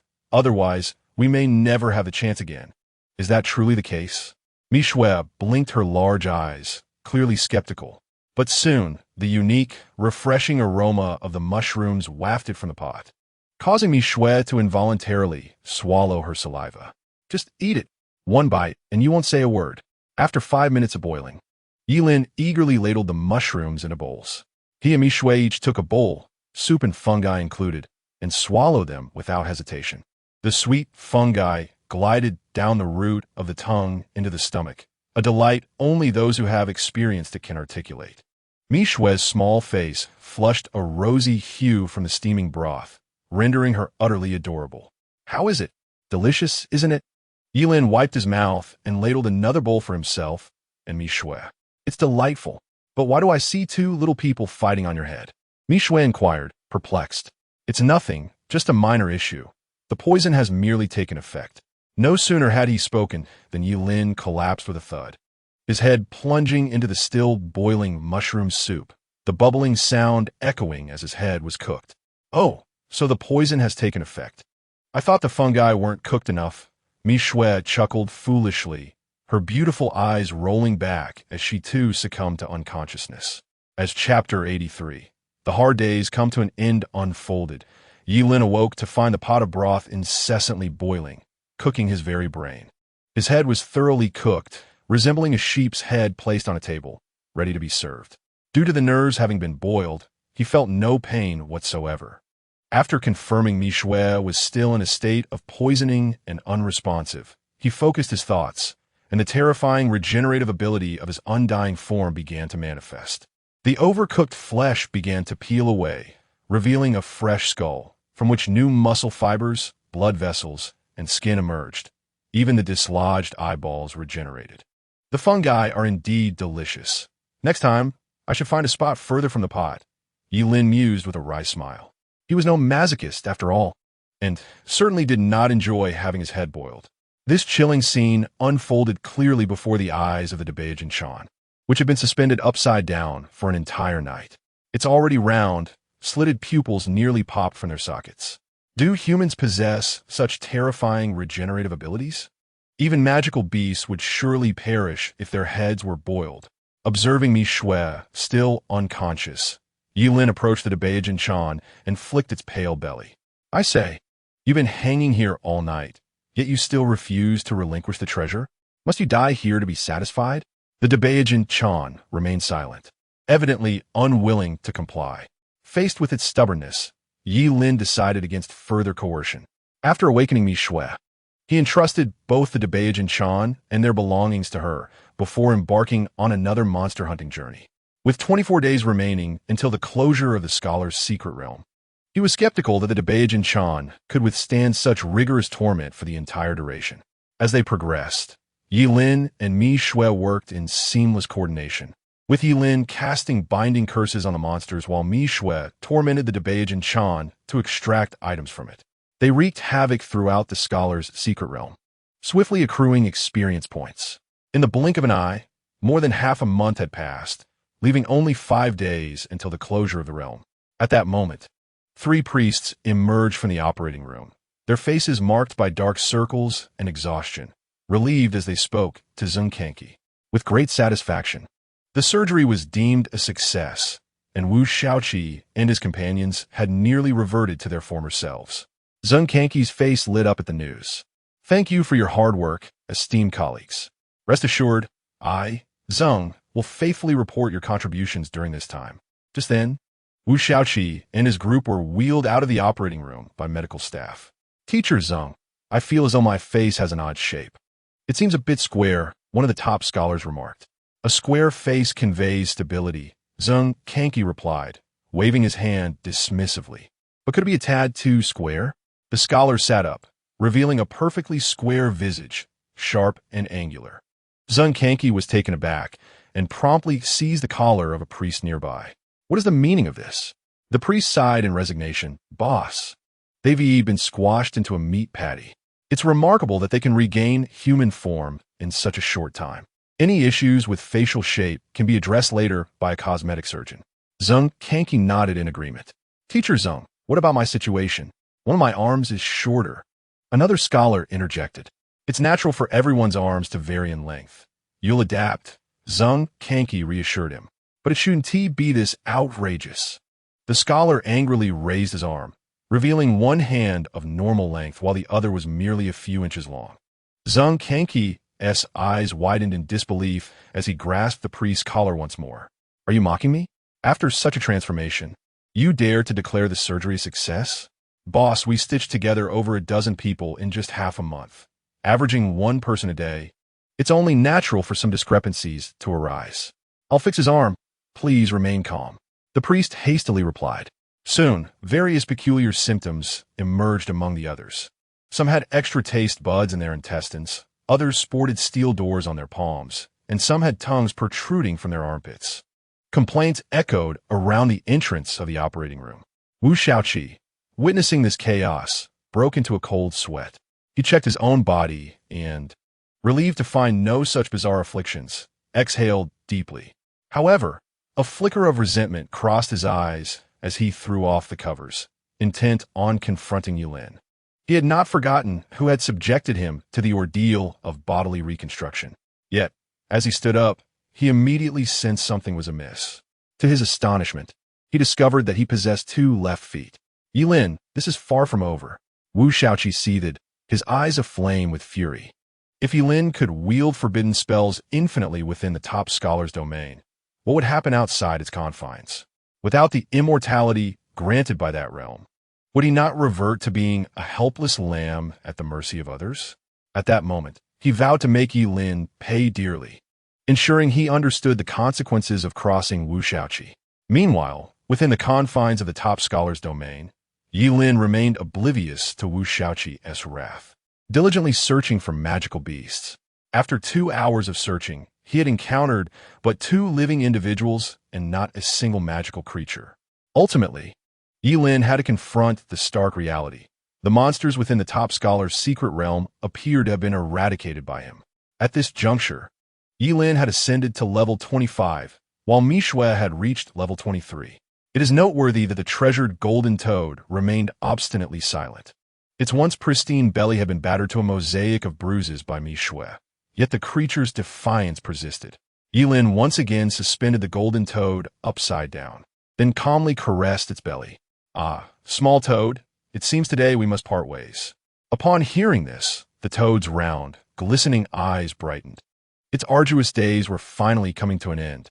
"Since you are reluctant to regurgitate the treasures from your belly, I shall not force you. Perhaps it is simply fate's cruel jest." Yi Lin sighed wistfully. "Having tormented you for so long, I shall grant you a swift release today." Raising his hand, the sky darkened instantly as storm clouds converged and silver lightning danced within them. Then, a bolt of furious thunder descended like a colossal dragon, crashing down to connect with Yi Lin's palm. Forbidden spell, cataclysmic thunder. The golden toad's vertical pupils reflected the violent lightning serpent, filled with sheer terror. The good news was that its suffering was at an end. The bad news was that its existence was also nearing its conclusion. It had anticipated Yi Lin would set it free, only to realize that Yi Lin intended to send it off for good. Quack, quack, quack. The golden toad waved its limbs frantically, as if pleading for mercy. "What is it? Do you have something more to say?" Yi Lin inquired with a smile. The toad fell silent for a moment, then seemed to come to a resolute decision.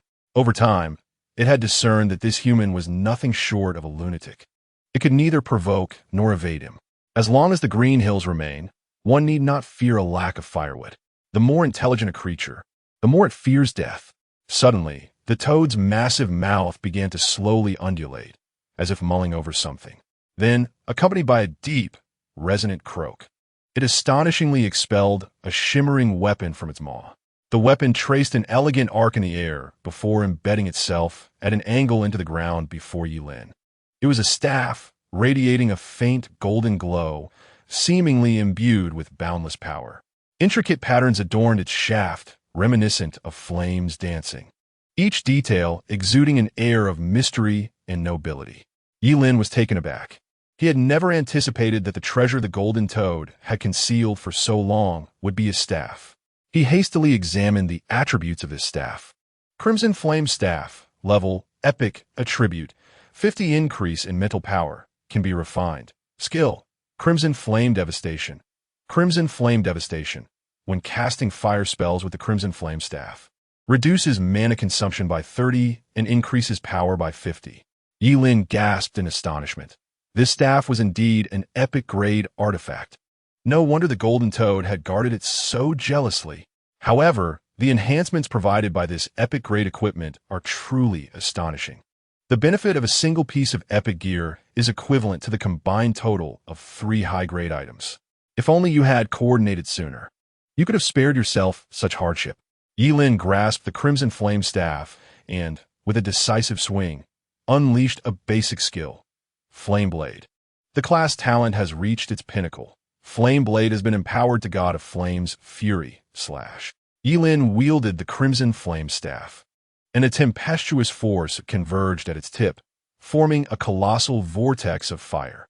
With a pointed gesture, the fiery vortex erupted instantaneously, morphing into a searing blade of flame that surged forward with tremendous might. The air seemed to part before this fiery blade, producing a sharp, whistling sound. Wherever the flame blade passed, the ground was instantly melted by the intense heat, leaving behind a lengthy charred scar. The God of Flame's Fury Slash, being a forbidden spell, had its power amplified by 50 due to the Crimson Flame Staff, and coupled with Yi Lin's level. This strike was more than sufficient to effortlessly annihilate any creature or job changer below level 35. The treasured golden toad, witnessing this, was momentarily struck with fear. It had not anticipated that Yi Lin would break his promise after it had already relinquished its treasures, yet still intended to slay it. This strike was beyond its capacity to withstand. Inherently lacking in combat prowess, The treasured golden toad could only close its eyes and await its demise. However, at the critical moment, the flame blade halted right before it, allowing the treasured golden toad to distinctly sense the searing heat emanating from the blade. It seems you truly have nothing left inside you. Yilin nodded in satisfaction, subsequently releasing his hold and allowing the treasured golden toad to descend. He recalled that in the face of mortal peril, the treasured golden toad would detonate along with its treasures, leaving nothing for its pursuers. The fact that this toad had not self-destructed even on the brink of death indicated it had been thoroughly drained of its bounty. The treasured golden toad, having narrowly escaped death, stood bewildered. With its limited intellect, it could not fathom why Yilin, just a moment ago intent on its demise, now chose to spare it. Yet it understood that it had been liberated. Overcome with joy, the treasured golden toad darted away. Though its recent tribulations at the hands of Yilin and Mi Shui had evidently diminished its speed. Let us depart directly. We shall not waste any more time here. Yilin led Mi Shui to the exit of the scholar's secret realm. Damn it, I don't understand why. But there are still 5 days until the realm closes. It seems there is not a single monster left inside. Indeed, I was just about to mention that. Our team hunted on the outskirts for 10 days. And only after leveling up did we venture into the inner depths, but all we found were scorched remnants. Not a single creature in sight, right? I noticed that too. There are actually more monsters on the periphery than in the deeper areas. Is that logical? Let us wait for Wu Xiaoqi and the others. Once they recover from their injuries, they can also enter to level up. Perhaps they will shed light on this mystery. A multitude gathered, engaged in fervent discussions regarding the astonishing upheaval within the realm of the top scholars. However, upon catching sight of Yilin and Mi Shui, the onlookers recoiled in fear, akin to encountering a malevolent specter. They had learned that it was this seemingly delicate youth who had reduced Wu Xiaoqi and his entourage to mere pulp. They were in no rush to experience the sensation of being crushed and then reassembled in a human form. Yilin ignored their trepidation and strode directly toward the exit. Yilin, if you depart now, it signifies the conclusion of your trial in the realm of the top scholars. There are still 5 days remaining. Are you certain you wish to leave at this moment? Zheng Kanki kindly cautioned. Absolutely, Yilin replied with a nod. Having vanquished nearly all the monsters within the realm, he saw no reason to linger. Very well, please register your level here, Zheng Kanki stated. Yilin promptly revealed his status. Yilin, Forbidden Spellmaster, level 25. Zheng Kanki gasped in astonishment. Level 25? He recalled that Yilin had entered the realm at merely level 18. This individual had ascended a staggering 7 levels during his time inside. In previous years, the highest level attained by anyone emerging from the realm had been merely 24. Thus Yilin had shattered the record. This commotion quickly attracted the attention of others, their expressions filled with shock as they gazed upon Yilin's level. It seemed they began to grasp why the deeper regions were devoid of monsters. Had this fellow truly exterminated all the creatures lurking within? Simultaneously, having recovered from his injuries, Wu Xiaoqi, eager to elevate his rank before the realm's closure, let out an enraged roar. What the hell is going on? Why are there no monsters left? Chapter 85. The Desolate Realm of the Top Scholar's Teacher Zone. May I leave now? Yilin inwided. Huh? Oh, yes, of course, Zheng Kanki responded, jolted from his stupor by Yilin's voice. How terrifying. To rise 7 levels in just a month. It's simply astonishing. He could hardly fathom the efficiency with which Yilin must have slain the monsters within the realm. No wonder the profession of Forbidden Spell Master rarely sees individuals reach the age of 25. When God opens a window, he promptly shuts a door, often pinching one's head in the process.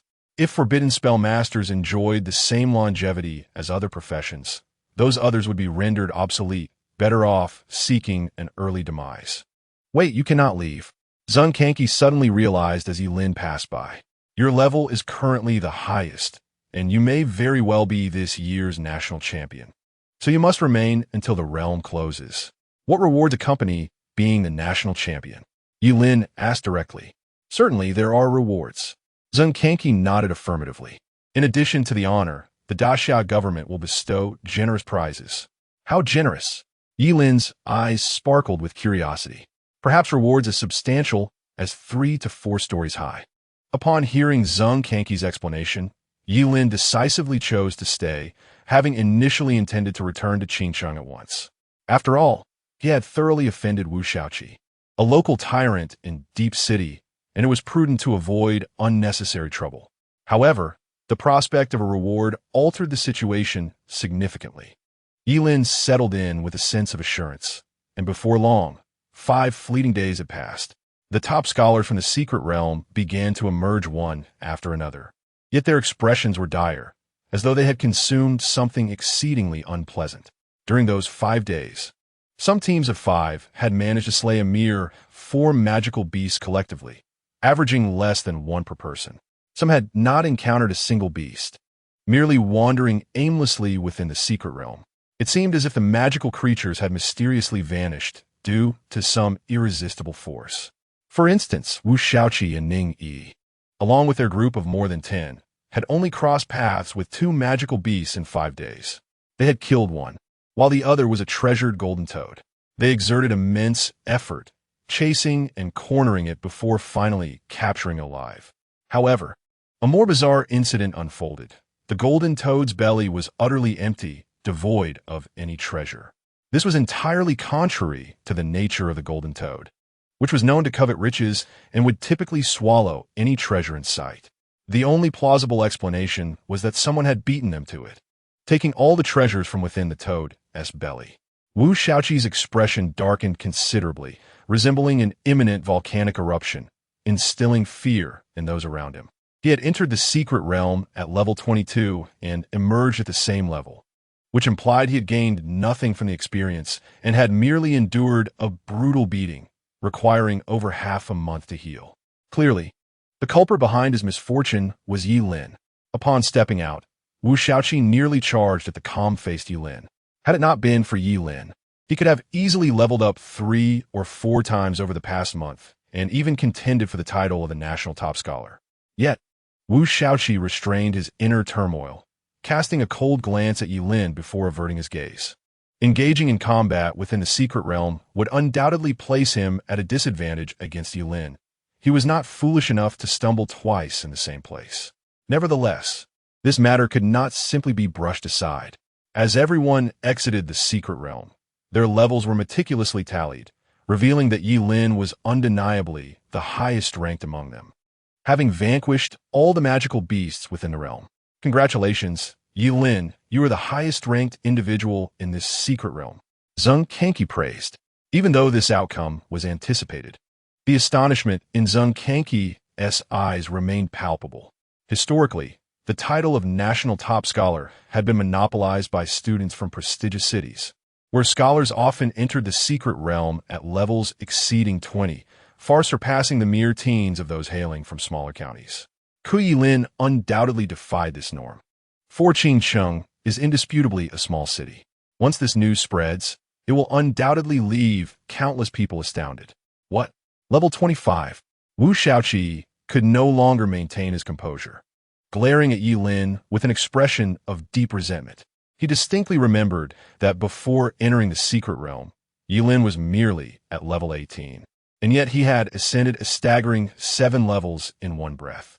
It was no wonder that the magical creatures within the top scholar's secret realm had dwindled to almost nothing. This meant that Yilin not only reduced him to a pulp, leaving him nursing his injuries for over half a month, but during his recovery, he had also eradicated all the magical beasts. Yilin, you despicable wretch, I shall not let this matter rest. Wu Shaoqi gritted his teeth in fury. The expressions of the top scholars from other cities also darkened, revealing an unmistakable hostility. They now understood that the culprit behind their inability to encounter a single magical creature over the past 5 days was none other than Yilin. How infuriating! A mere forbidden spellcaster who won't last long, and yet he dares to steal our kills. Absolutely revolting. Indeed, it is utterly disgusting. In previous years, the national top scholars were all at level 26 or even 27. It is all because of him that the prestige of the national top scholar has diminished. Damn it, why can a forbidden spellcaster even participate in the college entrance examination? There is not a single one who survives past the age of 25. What is the significance of cultivating forbidden spellcasters? They are merely a hindrance to the future pillars of Artistia. The crowd was in heated discussion, clearly expressing their dissatisfaction with Yilin. Yilin, however, remained unfazed, but Mishue could no longer tolerate it and actively confronted the crowd. Though how could she possibly argue against so many? Just as their debate escalated, the sky above the top scholar's secret realm suddenly darkened. As if all light had been consumed, a wave of inexplicable fear swept through everyone, and at that moment, a deafening roar emanated from the center of the secret realm, as if something was awakening from beneath the ground. Subsequently, the entire secret realm began to tremble violently, disorienting everyone. Everyone remained calm and crouched down. Zhang Kanki's face paled in alarm as he realized that the exit of the top scholar's secret realm had inexplicably closed, and no matter how he attempted to open it, he could not. This secret realm had never encountered issues before. What was happening now? The sky grew increasingly ominous, a dense darkness pressing upon each individual's soul as if it were tangible. Suddenly, a scarlet beam of light surged from the depths of the secret realm, piercing through the suffocating darkness and illuminating every face. Within that radiance, monstrous figures could be faintly discerned, each unique in form, some adorned with horns, others with wings, and some entirely covered in scales, exuding an overwhelming aura of malevolence. Zhang Kanki's pupils constricted sharply, and he could no longer maintain his composure. Even his voice quivered with trepidation. This is the demonic race. Chapter 86, The Terrifying Opponent. Monsters are classified into low-level and high-level creatures. High-level monsters can even command low-level ones. Above the monsters, there exists an even more terrifying entity, the demonic race. No one knows where the demonic race originates. But one thing is certain. Each member of the demonic race is terrifying to the extreme. They possess intelligence that rivals that of humans and can even articulate speech. Each emergence of the demonic race heralds an unparalleled crisis, and now, Zhengchachi has witnessed firsthand the appearance of demons within the esteemed secret realm. How could this not instill terror in Zhengchachi? The audacity of the demonic race to invade the domain of humanity is truly astonishing, Zhengchachi exclaimed with fervor. However, the demons paid him no heed. Instead, they all bowed low to the ground, as if welcoming a significant figure. Amidst the astonished gazes of all present, a tall man with skin unnaturally pale stepped forward. The only notable difference from a typical human was his eerily deep purple eyes, which were profound and frigid. Zhengchachi was rendered speechless by shock. Demons. Moreover, demons that bore an uncanny resemblance to humans. In this moment, he fervently wished that this individual was a traitor among humanity, but observing the reverence with which the other demons regarded him, such a possibility seemed bleak. The man lifted his deep purple gaze and surveyed the surroundings. You humans are but mere sustenance for my kind.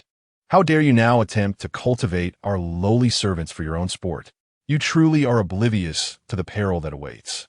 His voice was cold and measured, instilling an intangible dread that seeped into the very marrow of every soul present. A profound terror surged within Zhengchachi. He feared not for his own life, but for the lives of all who might perish here.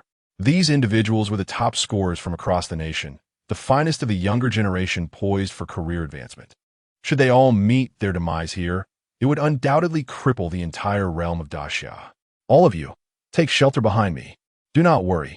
The anomalies here will soon be detected by those in the deep city, and perhaps they are already on their way. Zhengchachi reassured the candidates, then stepped forward to confront the demons before him. A formidable aura emanated from Zhengchachi, revealing him to be a remarkable level 70 career changer. Yet, the demon resembling a human displayed no sign of alarm. He cast a disdainful glance at Zhengchachi. Luda, I entrust you with this task. I wish to have some fun with these humans. Yes, my lord, came the deep, resonant response from a figure as imposing as a fortress. With a stride that caused the ground to quake, he stood at an impressive height of 3 meters, adorned with 2 sweeping horns and gleaming crimson armor. The man then attempted to bypass Zhang Chanqi and charge towards Yi Lin and the others. Zhang Chanqi stepped forward, wielding a great blade to intercept this man. However, Luda barreled directly into Zhang Chanqi. Do not disturb my lord's enjoyment. Despite Luda's colossal size, his speed was astonishing, knocking Zhang Chanqi aside with ease. You shall not harm them. Zhang Chanqi desperately tried to breach Luda's blockade, but Luda stood as an insurmountable chasm, thwarting every effort Zhang Chanqi made. The blade in his hand struck Luda, igniting a cascade of sparks, yet failing to inflict even the slightest wound. Do not worry, I am merely toying with them, the man remarked, sauntering before the assembled champions with a low chuckle. So, you're the most formidable humans selected from across the realms this year? Cool, me. Let's engage in a duel. If but one of you can best me, I shall allow all of you to depart. The demon man extended his hands, a visage of eager anticipation upon his face. Fear not.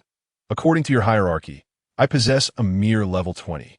The crowd exchanged glances, some focusing intently, realizing that the aura emanating from this demon man was indeed akin to that of a level 20 creature. Suddenly, courage surged among them. They had anticipated facing an insurmountable foe, yet a mere level 20? What was there to fear? After all, they were the cream of the crop, the champions selected from myriad lands. A tall young man stepped forward from the throng, his short hair and sun-kissed skin a testament to years of rigorous training. Clad in a form-fitting combat suit that accentuated his muscular physique, he approached the demon man with unwavering resolve.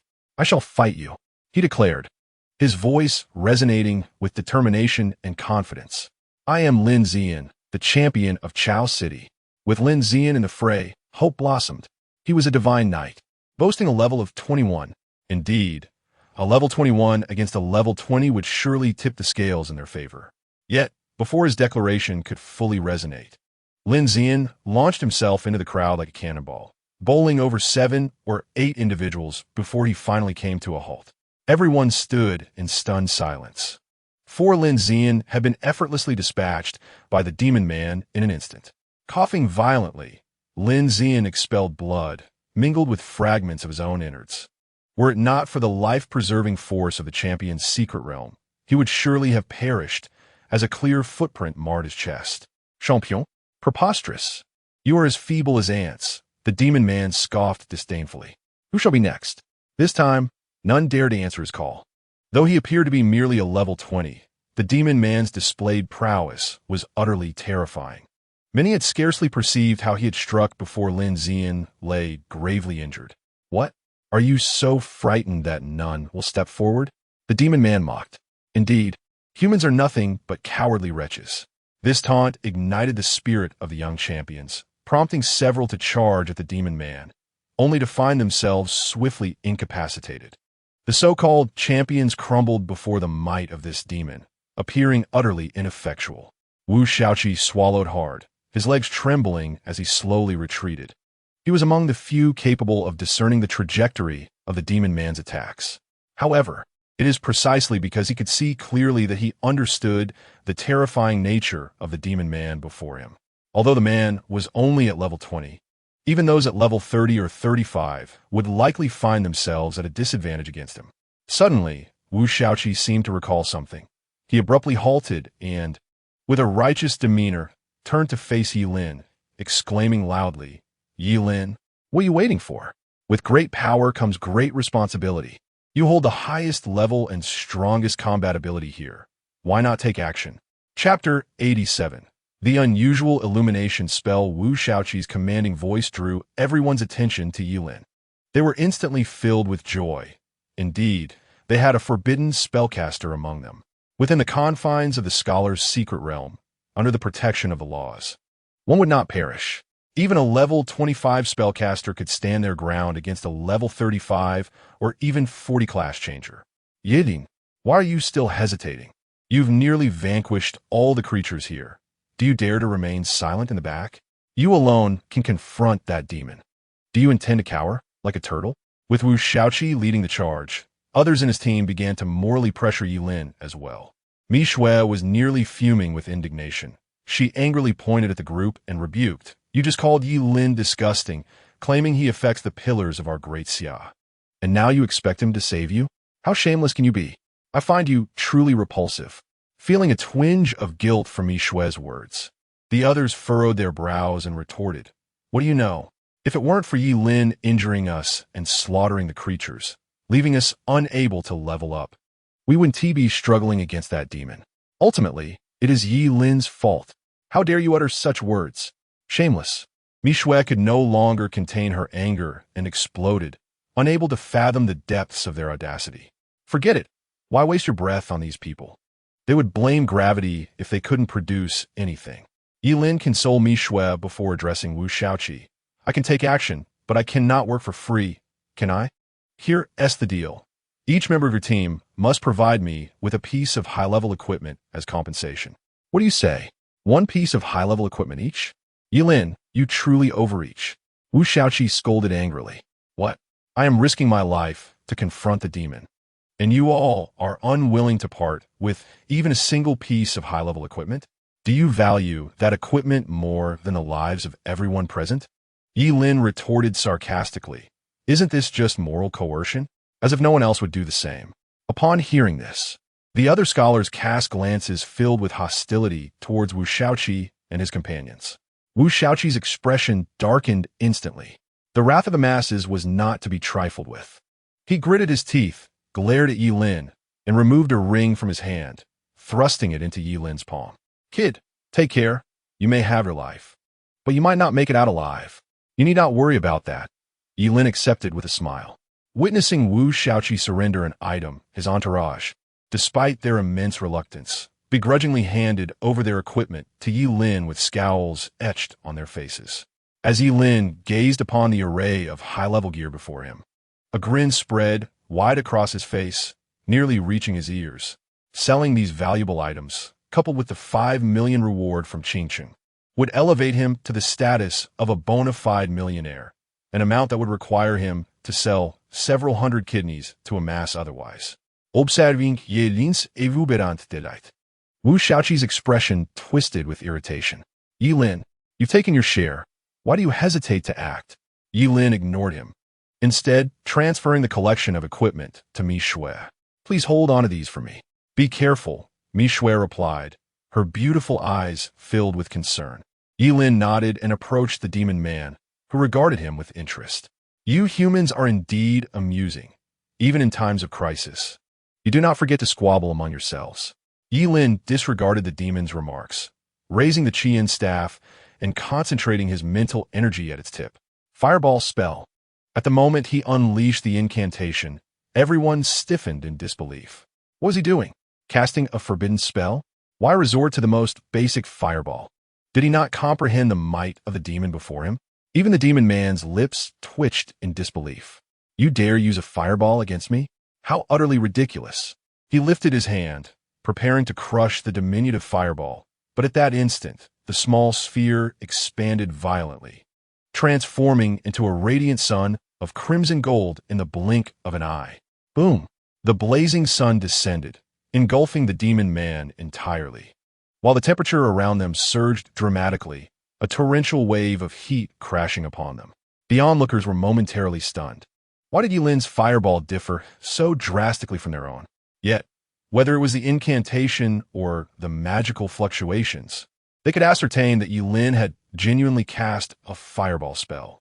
Had the potency of fireballs escalated to such heights in recent times? Only Wu Shaoqi and his companions wore grim expressions, for they had witnessed Yi Lin's terrifying prowess firsthand. A fireball might seem reasonable, but a landslide spell capable of summoning a small asteroid was an entirely different matter. After a brief moment of shock, exhilaration surged through the crowd. "We're saved. We won. We actually won." Though forbidden spellcasters may have short lives, their combat prowess is undeniably formidable. Just as they reveled in their victory, the roaring flames vanished without a trace. As if consumed by a black hole, the demon man reappeared, his countenance calm, though his right arm bore severe burn marks. "I can sense you are different from the others. I admire you. Serve as my loyal hound, and I shall grant you endless glory. What say you? I too hold you in high regard. Here's my proposition. Call me your son, and when I become emperor, you shall be the prince. How does that sound? Yelin retorted. It appears there is no room for negotiation. Thus, I shall be left with no choice but to eliminate you. The demon man shook his head with a hint of regret. Then, astonishingly, the flesh on his arm, which had been charred almost to ashes, began to regenerate wildly at that moment. In just a few breaths, his right hand was restored to its former state. Yelin's gaze involuntarily sharpened. The regenerative power of the demon race was indeed formidable. This rapid recovery rate was only slightly inferior to his own immortal body. However, it remained uncertain whether this demon's ability to heal was limitless. Yilin raised the crimson flame staff once more, and the surrounding air seemed to ignite, forming a searing vortex of flames. Illumination spell, Yilin called out, and the light at the tip of his staff instantly became dazzlingly bright. The illumination spell was a practical fire-type skill that released a bright flame for lighting. However, the version conjured by Yilin was evidently unusual.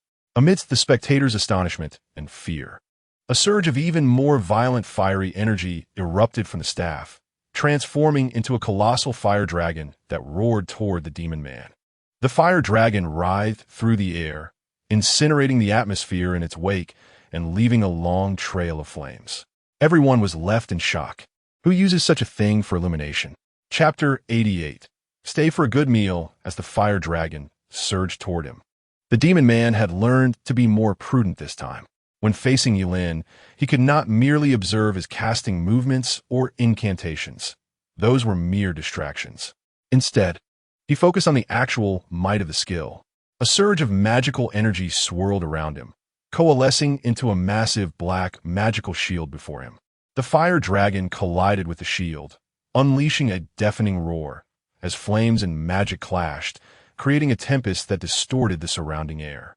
The fire dragon struggled against the black shield, attempting to break through, but no matter how it writhed and roared, the shield remained immovable, like an eternal mountain. The demon man stood behind the shield, a hint of disdain curling his lips. At that moment, a tiny golden light, no larger than a pinhead, landed on the black shield. By the time the demon man realized what had happened, a brilliant golden spear had already pierced his heart. He lowered his head, gazing at the spear that had impaled his chest, disbelief filling his eyes as purple blood dripped from the spear tip. I lost to a human? How is that possible? The demon man slowly raised his head, the nonchalance he once possessed replaced by a snarl of fury. You have provoked my wrath. I shall sever your head and hang it as a trophy in my study. With a roar, he summoned his magic, instantly shattering the brilliant golden spear. The eternal Gungjin spear was adept at breaching defenses, its lethality not as terrifying as other forbidden spells. Thus, despite having his heart pierced, the demon man still retained his fighting spirit. He charged angrily toward Yilin. But Yilin was not foolish enough to engage in close combat with a demon blinded by rage. Forbidden spell, instantaneous dance. Yilin's speed surged instantaneously, moving with an ethereal grace that rendered him almost untouchable to the demon man. He then raised the crimson flame staff once more, and with its 50 enhancement to fire magic, Yilin developed a profound affinity for fire spells. The intense flames danced upon the staff, as if yearning to ignite the very air surrounding him. This time, Yilin held nothing back. Forbidden spell, burning reincarnation, illumination spell. He chanted fervently, unleashing a colossal fire dragon that roared from his staff, hurtling towards the demon man. A flicker of terror crossed the demon's eyes as he hastily summoned his magical energy, attempting to conjure an indestructible magical shield once again. However, the power of this fire dragon seemed to exceed his expectations. The might of the forbidden spell was already formidable, and under the dual enhancement of burning reincarnation and the crimson flame staff, its strength was now a dire threat to even a level 50 class changer. The black shield trembled violently under the impact of the fire dragon, and soon, cracks began to mar its surface. With another collision from the fire dragon, the magical shield shattered with a thunderous roar. The demon man was sent flying as if struck by a heavy hammer, crashing through several towering trees before finally coming to a halt. Struggling to rise, he barely managed to get to his feet before collapsing once more, coughing up a stream of purple blood, his eyes reflecting a deep sense of unwillingness. He had been defeated by a mere human. How could this be? How could such a trivial human possess such formidable combat prowess? Yilin narrowed his eyes, realizing that while the demon's regenerative abilities were potent, they too had their limits. Alleviating his concerns, "My lord," seeing their comrade injured, the other demons could no longer remain passive, rushing forward with an overwhelming surge of demonic energy. Yilin's gaze sharpened. These demons were far more formidable than the one he had just faced, radiating an aura that was far beyond what his level 25 self could contend with. "Stop right there." A commanding voice rang out. Zhang Kanki, leaning on his sword, staggered to his feet, unsteadily placing himself before the advancing horde of demons. His body was battered, blood staining his garments, and his left arm hung limply at his side, clearly broken. How was he still alive? A demon named Ruda bellowed in frustration. The towering figure of Ruda stood firm, but in the next instant, he collapsed like a giant, his horned head rolling several meters away, the cut on his neck smooth and precise, indicating he had been severed by a sharp weapon. "Ruda!" The demons were taken aback, unable to fathom that Ruda had fallen to Zhang Kanki's blade. Zhang Kanki raised his sword, a wild light gleaming in his eyes. "Come on, you demon scum. Let us see how many of you I can take down before I perish." At this moment, Zhang Kanki was grievously wounded and on the brink of death. However, an overwhelming and terrifying aura emanated from him, momentarily intimidating all the demons into inaction. Yet, it was not long before one of the demons, a grotesque creature with a pair of wings sprouting from its back, surged towards Zhang Kanki with alarming speed. A mere human dares to boast. "I shall devour every morsel of flesh from your body. This is for Luda's revenge." The demon's velocity was extraordinary, and in the blink of an eye, it stood before Zhang Kanki. Despair welled in Zhang Kanki's eyes, having already exerted every ounce of his strength to slay Luda. He found himself too exhausted to contend with another demon. Nonetheless, he resigned himself to his fate, taking solace in the thought that he would die before the eyes of all the top scholars, fulfilling his mission, albeit at a great cost. As he closed his eyes, he braced for the anticipated agony, yet it never came. Upon reopening his eyes, he discovered a tall figure had inexplicably positioned itself before him. The figure merely extended a finger, pinning the winged demon in place, rendering it immobile. A glimmer of hope illuminated Zhang Kanki's countenance as he recognized the identity of his savior. He Yunfeng, the Lord of Deep City. Lord He. The appearance of He Yunfeng filled Zhang Kanki with elation, for it signified salvation for all. As the ruler of a prominent city, He Yunfeng's prowess ranked among the elite throughout the entire Great Xia. "You have performed admirably this time," He Yunfeng remarked, nodding slightly, his piercing gaze sweeping over the group of demons, infused with an icy intensity. "Since these demons dare to invade our territory, none shall escape today. Let them remain for a feast." Chapter 89. Serving Deep City in the Great Xia, there's an ancient saying, when one arrives, they should make themselves at home. Since they have come, let them be buried here. As He Yunfeng's words fell, a brilliant light erupted from his fingertip. In an instant, the head of the winged demon was consumed by the radiant glow. When the brilliance faded, the demon had been reduced to a headless corpse. The remaining demons, witnessing this, recoiled in terror, instinctively taking several steps back. The sheer might displayed in the swift annihilation of a demon stirred profound excitement among all the scholars present. They could not help but fantasize about a future where they, too, might replicate He Yunfeng's singular courage, repelling countless demons alone. "My lord, we must depart. The human powerhouses are likely to arrive shortly." One demon swiftly approached the fallen demon, assisting him. The demon's eyes were filled with resentment as he glared intently at Yilin. "Your name is Yilin, is it not? I shall remember you. I am Galahad. One day, I will skin you alive and sever your head, claiming it as my trophy." Even in the face of peril, he dared to issue threats. He Yunfeng's voice turned cold as he acted again, unleashing a dazzling light from his fingertip. The radiance shot forth like a meteor streaking across the night sky, piercing through the surrounding void and embodying boundless power. As the light traversed the space, the air seemed to ignite instantaneously, crackling with sound. "Master, be careful." A demon beside Galahad hurriedly shielded him from the impending attack, only to be struck directly by the blinding light, which melted a gaping hole through his chest. "Retreat." Galahad clenched his teeth and let out a cold snarl. He had never anticipated that there would be a human capable of defeating him, which had caused him to waste too much time. Now that He Yunfeng had arrived, any further delay would invite more formidable human warriors, leading to significant losses, especially since this was human territory. Several demons quickly gathered around He Yunfeng, their dark energy surging, evidently preparing to buy time for their retreat. One of the demons brandished its sharp claws and charged at He Yunfeng, the claws slicing through the air with a piercing whistle. He Yunfeng's eyes sparkled with brilliant light once more.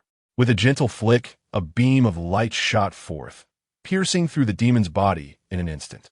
The demon's figure stiffened momentarily in midair before crashing down, dissolving into a wisp of black smoke. The remaining demons showed no signs of fear. Instead, they continued to encircle He Yunfeng, while Galahad hastily retreated towards the exit. "Get away from me!" As Galahad attempted to flee, He Yunfeng instantly became displeased. His entire being radiated with resplendent light, akin to a miniature sun, as he charged directly at the demons before him. The demons were utterly incapable of resisting He Yunfeng's onslaught, being sent hurtling backward. It was evident that He Yunfeng was resolute in his determination to capture Galahad. Galahad's expression shifted dramatically, clearly having underestimated both the strength and resolve of He Yunfeng.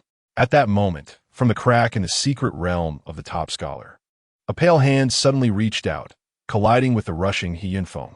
A tremendous crash ensued, unleashing a terrifying wave of energy that severed the towering ancient trees surrounding them. Seizing the opportunity, Galahad and the other demons swiftly dove into the crack, returning to their domain. As the dust settled, He Yunfeng's figure reemerged, his expression darkened.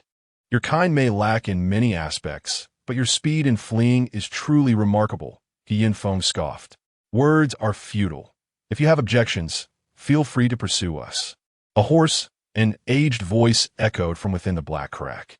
"One day, the warriors of the Great Xia will tread upon the demon realm and annihilate all demons." He Yunfeng replied coldly, then turned to scan the faces of all the top scholars present. "Do you possess confidence?" "Yes," resounded a deafening chorus of fervent shouts from within the secret realm, as the youthful scholars, recently crowned as champions, were ignited with passion under He Yunfeng's encouragement. "Oomph! I shall await that day." The ancient, hoarse voice echoed once more from the crack, before falling silent. He Yunfeng turned and deeply bowed to all present. "Esteemed champions from various regions of the Great Xia, on behalf of Deep City, I extend my sincerest apologies for the negligence that allowed the demons to exploit our defenses, nearly resulting in catastrophe. Rest assured, Deep City shall make amends." As the crowd witnessed He Yunfeng bowing to them, they were profoundly moved. This is indeed a formidable transmuter of the Great Xia, who is willing to lower himself and bow to a group of students barely in their 20s. Mayor He, do not blame yourself. It is the fault of those despicable demons. Indeed, it is those vile creatures. Yes, one day, we shall drive every demon and demonic entity from the lands of Great Xia. Hearing the comforting words of the crowd, He Yunfeng nodded with a smile. "Yes, that day will surely come. You all should return and rest well. The results of the scholar's secret realm trial will be announced shortly." Soon, staff from Deep City appeared, assisting Zheng Kanki in his recovery, while the severely injured candidates were also taken for treatment. Those who were unscathed were escorted back to their hotel for rest. Upon returning to the hotel, Yilin opened the door and was startled to find another person in his room. Instantly on guard, he feared that Wu Shaoqi had sent someone to exact revenge. However, upon recognizing the figure, Yilin was taken aback, for it was none other than He Yunfeng. "Mayor He," Yilin greeted politely. "Yes, I am aware of the circumstances within the scholar's secret realm. You performed admirably in defeating a holder of royal-level demonic bloodline without sustaining any injuries. Thank you for the compliment, Mayor He." Yi Lin was momentarily at a loss regarding He Yunfeng's intentions and could only respond with polite evasiveness. The demonic entities possess a bloodline hierarchy, categorized into various ranks. Those of royal status and above bear a striking resemblance to humans, commanding other demons with terrifying strength, rendering them nearly invincible among their peers. He Yunfeng elucidated the origins of the demons with a subtle smile, then shifted the conversation. Yi Lin, would you be interested in serving Deep City? Me? Yi Lin questioned, pointing to himself in confusion. Are you certain? I am aware that you are a forbidden spellcaster. Training such an individual is indeed a costly endeavor, fraught with challenges. Yet given the current stirrings of the demonic forces, Deep City genuinely requires a powerful presence capable of instilling fear in them. Chapter 90. The Assassin's Choice. After hearing He Yunfeng's words, Yi Lin fell into a contemplative silence. Forming a party to slay monsters comes with restrictions. Primarily, the level gap between the highest and lowest members must not exceed 10 levels. Furthermore, experience points are distributed based on contribution, with a minimum of 1 point awarded upon a monster's demise. Cultivating a forbidden spellcaster requires leveling them up without allowing them to cast spells. Without the ability to unleash their spells, a forbidden spellcaster is left with only a sword or dagger to wield, resulting in minimal experience gain. The resources, financial, human, and material, needed to elevate a forbidden spellcaster to level 90 could instead nurture hundreds of other transmuters of the same rank. This explains why few are willing to undertake the training of forbidden spellcasters. Major powers disdain the endeavor, unwilling to engage in a losing proposition. Smaller factions may covet the potential but lack the means to support such an investment. He Yunfeng's intention was clear. Should Yi Lin serve Deep City, they would cultivate him as a strategic asset, akin to a nuclear warhead, should the day arrive when the demonic forces launch a grand assault on the city. It would be the moment he would risk his life to serve the City of Depths. The affluent City of Depths is willing to invest in training. Had Yi Lin merely been a forbidden spellcaster, he would have eagerly accepted the offer. Alas, he possesses an immortal body. The rate of advancement within the City of Depths could never match the speed of his own monster-hunting endeavors. Lord He, while I am inclined to agree, I must first consult my mentor, Yi Lin remarked, attempting to deflect any suspicion from He Yunfeng by invoking his rather frugal master. Your mentor? Who might that be? He Yunfeng inquired, astonished that someone would take a forbidden spellcaster as an apprentice. Zhuge Qinxing. Oh, so who is Mr. Zhuge? He Yunfeng's eyes narrowed slightly, a glimmer of intelligence flashing within. Could it be that Mr. Zhuge has foreseen something? Rest assured, when you return to Qingcheng, I shall accompany you. I will personally discuss this matter with Mr. Zhuge. He Yunfeng sighed heavily. After the last successful repulsion of a large-scale demonic invasion, peace had barely endured for a century before the demons began to stir once more. A storm was brewing. He Yunfeng opened his mouth, seemingly poised to speak. But in the next moment, his gaze sharpened, fixating on the doorway. Yi Lin followed his gaze, sensing the presence of someone at the entrance. Knock, knock, knock. Mister. Yi Lin, good day to you. I'm a hotel attendant here to bring you some fruit to ease your nerves, a sweet voice called from outside. At He Yunfeng's subtle gesture, Yi Lin stepped forward and opened the door. Standing, there was an enchanting woman clad in a maid's outfit, complete with cat ears and black stockings, delicately holding a fruit platter. Hello, Mr. Yi Lin, may I come in? She purred, her voice as smooth as silk.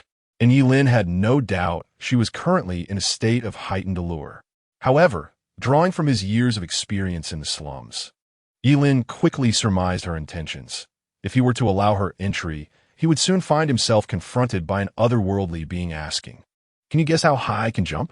Yet, with the Yunfeng present in the room, Yi Lin felt no trepidation and simply stepped aside. "Certainly, please come in." "Thank you," she replied, her stiletto heels clicking rhythmically as she entered, thoughtfully closing the door behind her. A faint, intoxicating fragrance wafted into Yi Lin's nostrils as she brushed past him. She bent down to place the fruit platter on the table, and in that moment, the short maid's skirt could scarcely conceal her assets, momentarily revealing an enticing allure. Oblivious to her own display, she began to arrange the fruit platter, seemingly intent on captivating Yilin's gaze further. Yilin found this behavior exceedingly distasteful and fixed her with a critical glare. "Well then, I kindly invite you to enjoy the fruit platter, Mr. Yilin," she said sweetly. Yilin did not refuse. Instead, he approached and sat down. While he initially had an appetite, he soon realized the nefarious intentions behind the fruit platter were far too blatant. "Sister, the medicinal scent of this platter is overwhelming. And to add insult to injury, the powdered substance atop, it is not even mixed properly. How dare you? Even a fool as dull as a pig would not dare to touch this fruit platter." The woman's expression shifted slightly. "Mr. Yilin, what nonsense are you spouting? This fruit is clearly sprinkled with sweet plum powder. Keep your distance. I refuse you." As the woman drew nearer, Yilin forcefully pushed her away.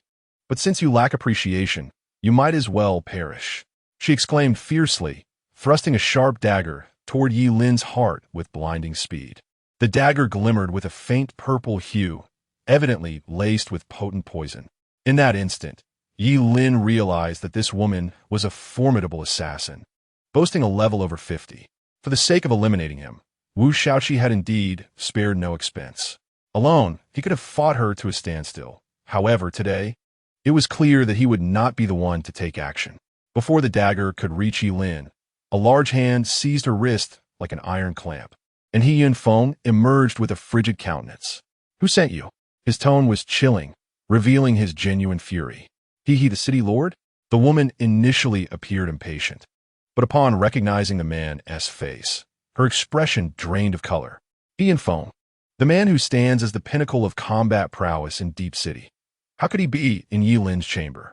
Initially reluctant to assassinate a scholar at Wu Shaoqi's behest due to the high risks, she was swayed by the substantial reward.